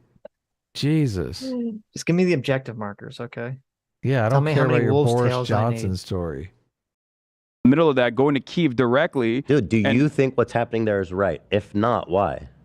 Do I think what's And the happening? Allied You ask me a power- question, I answer it, and then you move on to something No, different. because I asked you. I'm telling you what I do want. the Allied powers is what they're doing there right? You said no, but I just got done having this whole conversation where you said yeah. I think what the Allied powers are doing, as far as giving weapons to Ukraine with no end in sight, because they see it as a great way to great way to continue the harm done to a weak Russia that they can simultaneously claim is like really fucking powerful, is only going to continue this war rather than try to fucking implement security commitments and get to a unilateral agreement or a bilateral agreement where and not just fucking Russia and Ukraine, but like bring China to the table and put an end, like do a ceasefire and put an end to this war is infinitely better for Ukraine, in Ukrainian development, Ukrainian economy, Ukrainian citizens not fucking dying senselessly under a artillery shelling campaign that's literally happening. You know what's really fucking insane about this? Russia is getting artillery shells from North Korea, and America's telling South Korea to give artillery shells to Ukraine. It's fucking nuts. Both sides are just fucking shelling each other. Listen, I think that America, Russia, Ukraine, and China shall get around a big table, a big circular table. Okay. And they say, America says, okay, Ukraine, we want you to sit behind Russia. We want you to braid Russia's hair with some flowers. Okay. And then when you're done, Ukraine, you turn around and Russia's going to braid your hair with Right. flowers. Okay. Yeah, nice. You're all braided up. Right. And then China over here, you're going to provide some tasty dim sum for us to eat. Right. And we're going to jump up on the table and start singing karaoke to support Right, Japan in I here. like it. And we're all going to get wasted and then then we're just going to hammer out a peace deal because that's how peace works. Yeah, Right. drink some sake and just go to town. Yep. Peace, love, and understanding. Yeah. Yeah. I have a very bold take here. I wish that Ukraine and Russia would stop fighting and would come to a peace agreement. That is my bold take on the Ukraine situation. My shockingly bold take on the situation. If they could both end up with braided hairdos in the end of it, it would be awesome. Yeah. Here's my spicy take. I want Ukraine and Russia to stop fighting each other and come to a peace agreement. Oh, yeah. Please clap. Please clap. Can we sing Imagine at that karaoke? Yes. That, I mean, you have to. You have to by law. That's part of the treaty. It says you have to sing every day, every year on that day. All the people. It becomes the national anthem of Ukraine. Yeah. Yeah. Living in harmony. Shells. But it's so stupid. Who's gonna Ukraine make is the now shells? also using depleted uranium as well on its own fucking soil. Okay, so that is your, going to have your damaging position implications. is that That's the going to have Allies damaging. helping Ukraine is good, but that Ukraine needs to be more willing to make concessions to Not just Russia. Ukraine. Allies need to be more willing to some in certain instances even push Ukraine to make understandable concessions because like the giving idea up land. What? Like giving up land. Not giving That- up like land. No, it's not giving up land. But That's what- pushing a that's what Putin referendum wants. 15 years into the future for Crimea is a really solid middle of the ground approach that Zelensky's own team actually put forward, which I thought was great. Do you think Zelensky's a provocateur? No. What? Oh shit! I have a doctor's appointment. What the fuck? Oh, I'm just asking because that's a position. I'm not saying that you ever said that. What? You This said it like ends I've said it. No. I was just getting your opinion on it. Just because. This ends because Ethan has a doctor's appointment. Because I've heard people say that, and I was just doing. I was just checking your opinion on it. No, I What think time is it at, Lena? it's at 2. That's my last part, though. Basically, No, I don't think Zelensky is a provocateur. What? like a bad faith actor. No, I think Zelensky is certainly a self-interested politician who definitely wants emancipation. Self-interest, literally. Yeah, meaning his. Well, anyway. Yeah, no, he wants Russia to no longer have control over Ukrainian territories, which is perfectly reasonable. He also has to strike a delicate balance because, as I correctly pointed out when the invasion first happened, Remember when Hasan, like someone else, very, very, very, very stupidly said there's absolutely no way Russia is going to invade Ukraine? Mm-hmm. Remember when he made that really bad prediction? I do remember. Yeah, Yeah. you made the same prediction. Shh. Oh, sorry. I'm not supposed to say that. Damn it. I messed up. Sorry, man. Let out my deep, dark secret that I publicly made. Ever an irredentist or imperialist power Okay, irredentist. makes a move He did on it again. another nation, you embolden some of the most reactionary forces, and they are seen as liberators because in that moment they are the liberators. The ones who have the violent means to push back are going to be seen as protectors. That only grows. Okay, whatever. Or the thing cuts out. Let's read our $20 super chats and our members, and then we'll have to read the rest on Tuesday because we're almost at the part where At the stream- cutoff point. the cutoff point. So, okay. So we got through it. I'm gonna say that we got through it. We did Yes. easily. What are you talking about? Twitter sucks for $20 says, so here's the audio of the submarine collapsing if you want to end the stream on nightmare fuel. No, thank you. How do they have that? No, thank you. I guess I don't know. So they transmitted the audio back to the thing. Did they transmit or did they find it like in the wreckage? Well, Recorded no, I think they somewhere? were talking. I think they had communications with the main thing. Oh, I thought they didn't have communications with it. Yeah. I don't know. Whatever. Fondue for $20 says, keep in mind for his system to work, we need to change our economy to change the culture, but also his economy can only work if everyone in it already has adopted the same culture. So implementation is actually impossible. True. Very true. Twitter sucks for $20 says, Unfortunately. the quote equality, quote individual rights, quote socialist advocating for segregation. I've literally seen it all. The fuck is happening?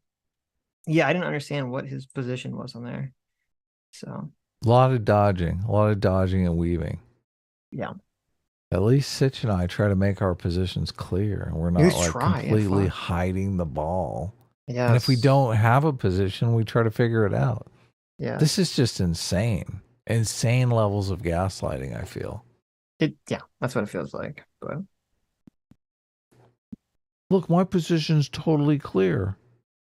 So then he articulates a position he just made, and he goes, "No, that's totally wrong. Here, this is my position." It's like, dude, make up your mind. yeah, if the stream goes over 12 hours, YouTube automatically, it won't play what happens afterwards on the replay. On the It's replay, yeah. lost, yeah. So, okay. Caleb the Cynic, thanks so much for joining the Free Will Seekers. Loser Doberman, thanks so much for being 18 months. Loser Doberman says, how come Phil comes on whenever I'm cooking a huge family dinner? He's my favorite communist. Not cool. Well, first of all, he hates being called a communist, but yeah, it's recorded, so you can watch back later. Yes. Thank you for the 18 months. That's for Crack Rock Steady, thanks so much for the 18 months. Says, for being disciplined equals freedom. Our favorite Ninja Turtle supervillain. Says, Hasan, the world top political streamer, has been pushing socialism for years. Ethan asks a simple question against socialism. Hasan flounders the whole damn time. What a joke. S-Class. It's S-Class. It is such a joke. Like, yes. You don't even have a competent answer for that? What a fraud. Yes. For years, that's such a great point. He's been pushing this garbage for years, and he can't even answer the question of how to hire someone and what to pay them under his. That means it's such a scam. Like, you haven't even really thought about it. I've been thinking about the UBI stuff for years, but I have answers to all that shit now. You haven't even been thinking about it. You've been thinking of UBI for far less time than Hasan has been pushing communism.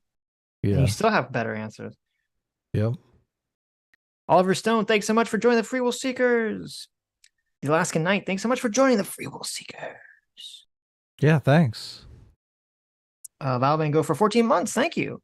Says, thoughts on Dennis Prager's challenge to Pac-Man. Quote, if Trump is a neo-fascist threat, wouldn't it be the left's moral duty to cheat in the election? I mean, I agree. I mean, I think that's a fair point to bring up. I definitely think that's a fair, and that's part of why. Did you watch that interview? No. Look, David Pac-Man dodged on this question, and it was totally fucking disgusting. David Pac-Man is such a weasel. Yeah. Of course he's gonna dodge. What is it? There's no way to answer that question. Well, I mean, this was the question I asked Sam. I said, Sam, if fascism right around the corner, how can you not justify using violence to prevent it?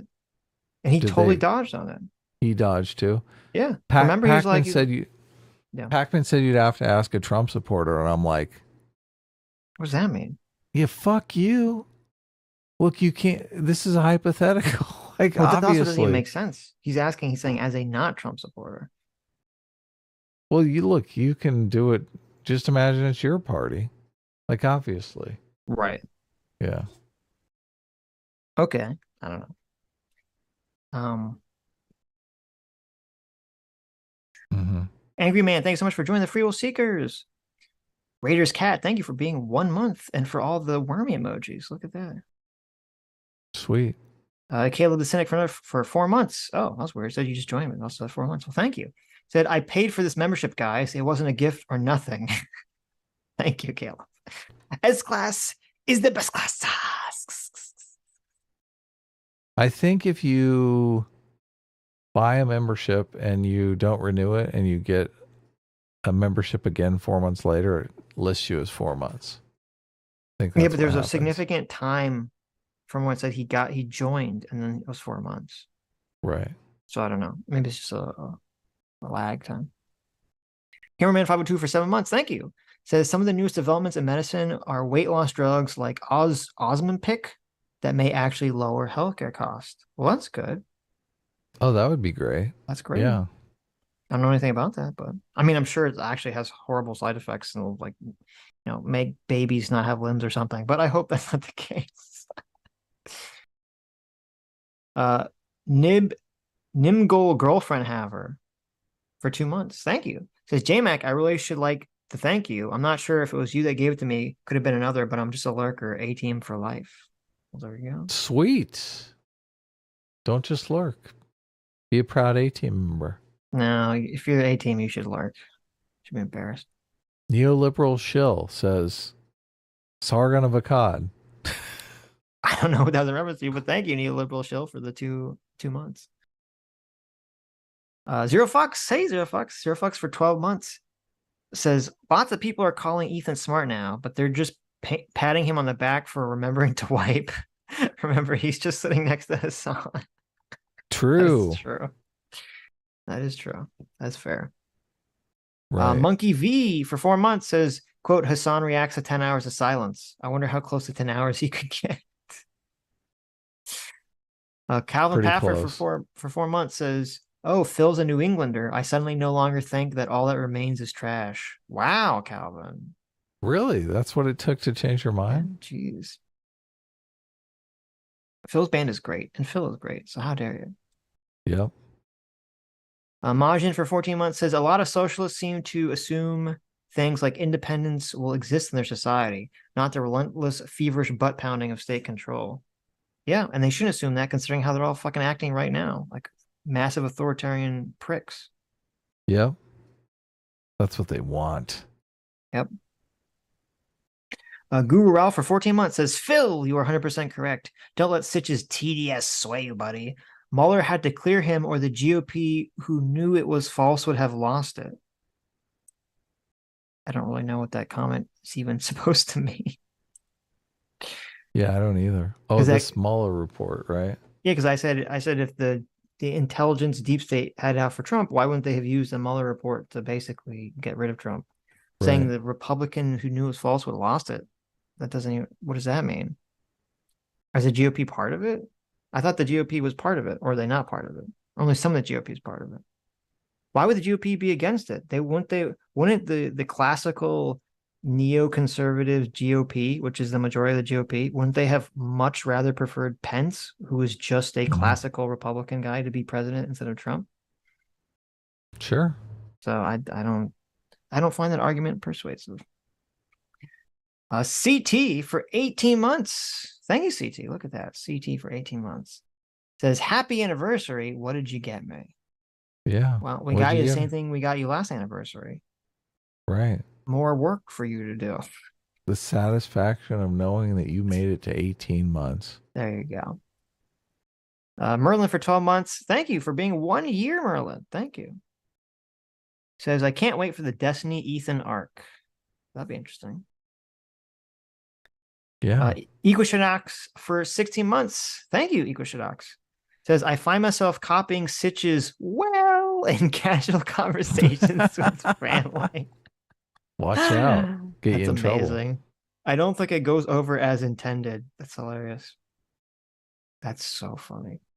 World of Warcraft is better than monetary theory. Yeah, WoW is better than MT, but Chopper's for the win. So there you go. Look at that. There you go. He's like some chopsticks. Very Dead Horse for 13 months says, still catching up at 2 times speed, but Phil is based on FDR and Woodrow Wilson being awful and fashy. Him croaking in term 4 almost makes me believe in divine intervention. Look at that. Yeah. Everyone hates FDR. Right. Angry Man, except for me, he's the best president. Angry Man for 14 months says, today I learned that Vsauce has a public subscription to FD Signifier, which I'm not really entirely sure how I feel about. There you go. Look, he's got a virtue signal somehow. That's true. I gotta watch his last video. I have it up in a tab, and I'm like, I gotta watch this, so see if we cover it, and I just can't bring myself to care. Really? What is it? It's called Fuck the Police. Oh, and okay. the thumbnail is a pig in a police uniform. Oh, look. And it's 2 hours long. Oh. Ugh. Yeah. I guarantee you it's about the police starting off as white slave catchers or whatever. Yeah. That's basically Here are the chapters.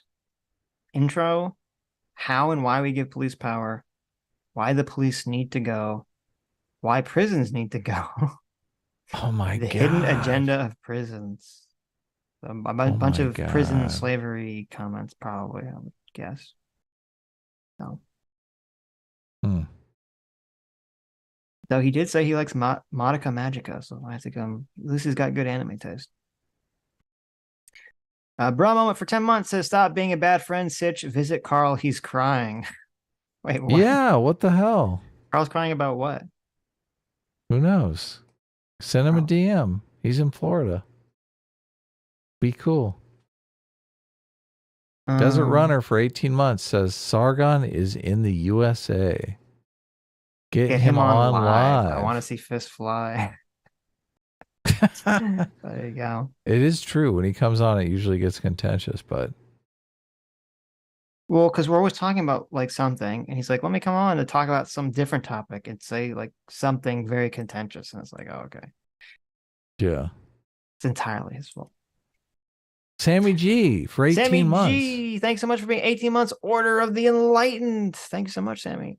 Says, one of these days I should come on and Sammy-splain about obesity, LOL, because y'all are missing some key things. And if you understand the root problem, a lot of other healthcare, food, body positivity, nonsense reaction makes more sense. Sure. I mean, I feel like, look, I know the root problem. Fatty, stop eating. That's what the root problem is. There you go. Yeah, I'm pretty sure that at least 2 times that you've been on, you have explained obesity. And we go, and then like the next day we're like, fatty gotta stop eating. Yeah, look. You got your way to explain it, we got our way. Right. It's just, yeah, I understand this is all these complicated sciences. Okay, but I'm just a humble idiot on the internet. I don't know these things. We are in the danger zone for being cut off. I don't know how much more super chats we have. I'm just reading the members. Okay. Rich Jammer for 18 months. Thanks so much, Rich. 18 months. Says the co-op model just seems like there would be way more nepotism. Also, thanks for more streams, but I miss them because your streams 2 hours before I wake up. That's okay. We record them for you. Okay, they're recorded, but you're welcome. And yeah, I agree. It would be more nepotism. Ace, thanks so much for joining the Free Will Seekers. Ace. Also Joey from Yu-Gi-Oh! Sashman for 10 months says, sup boys, if you want to see where socialism leads, have me on to talk about South Africa and the Banana Republic. LOL. Also, hi Adam. Hi. And I guess we'll do the rest of them on Tuesday. Yeah, because we're about to run out of time.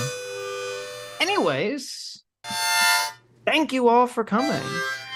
Thank you all for your incredibly generous donations. Thank you both. Think Before You Sleep, Sean, and Phil always, for coming on. You guys are very cool. I enjoy talking to you a lot.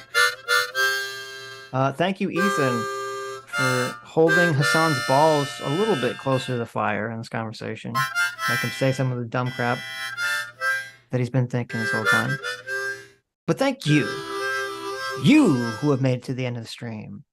You are the true Free Will Seekers. You are the true fans. You are the true superheroes. You are the true protagonists of reality.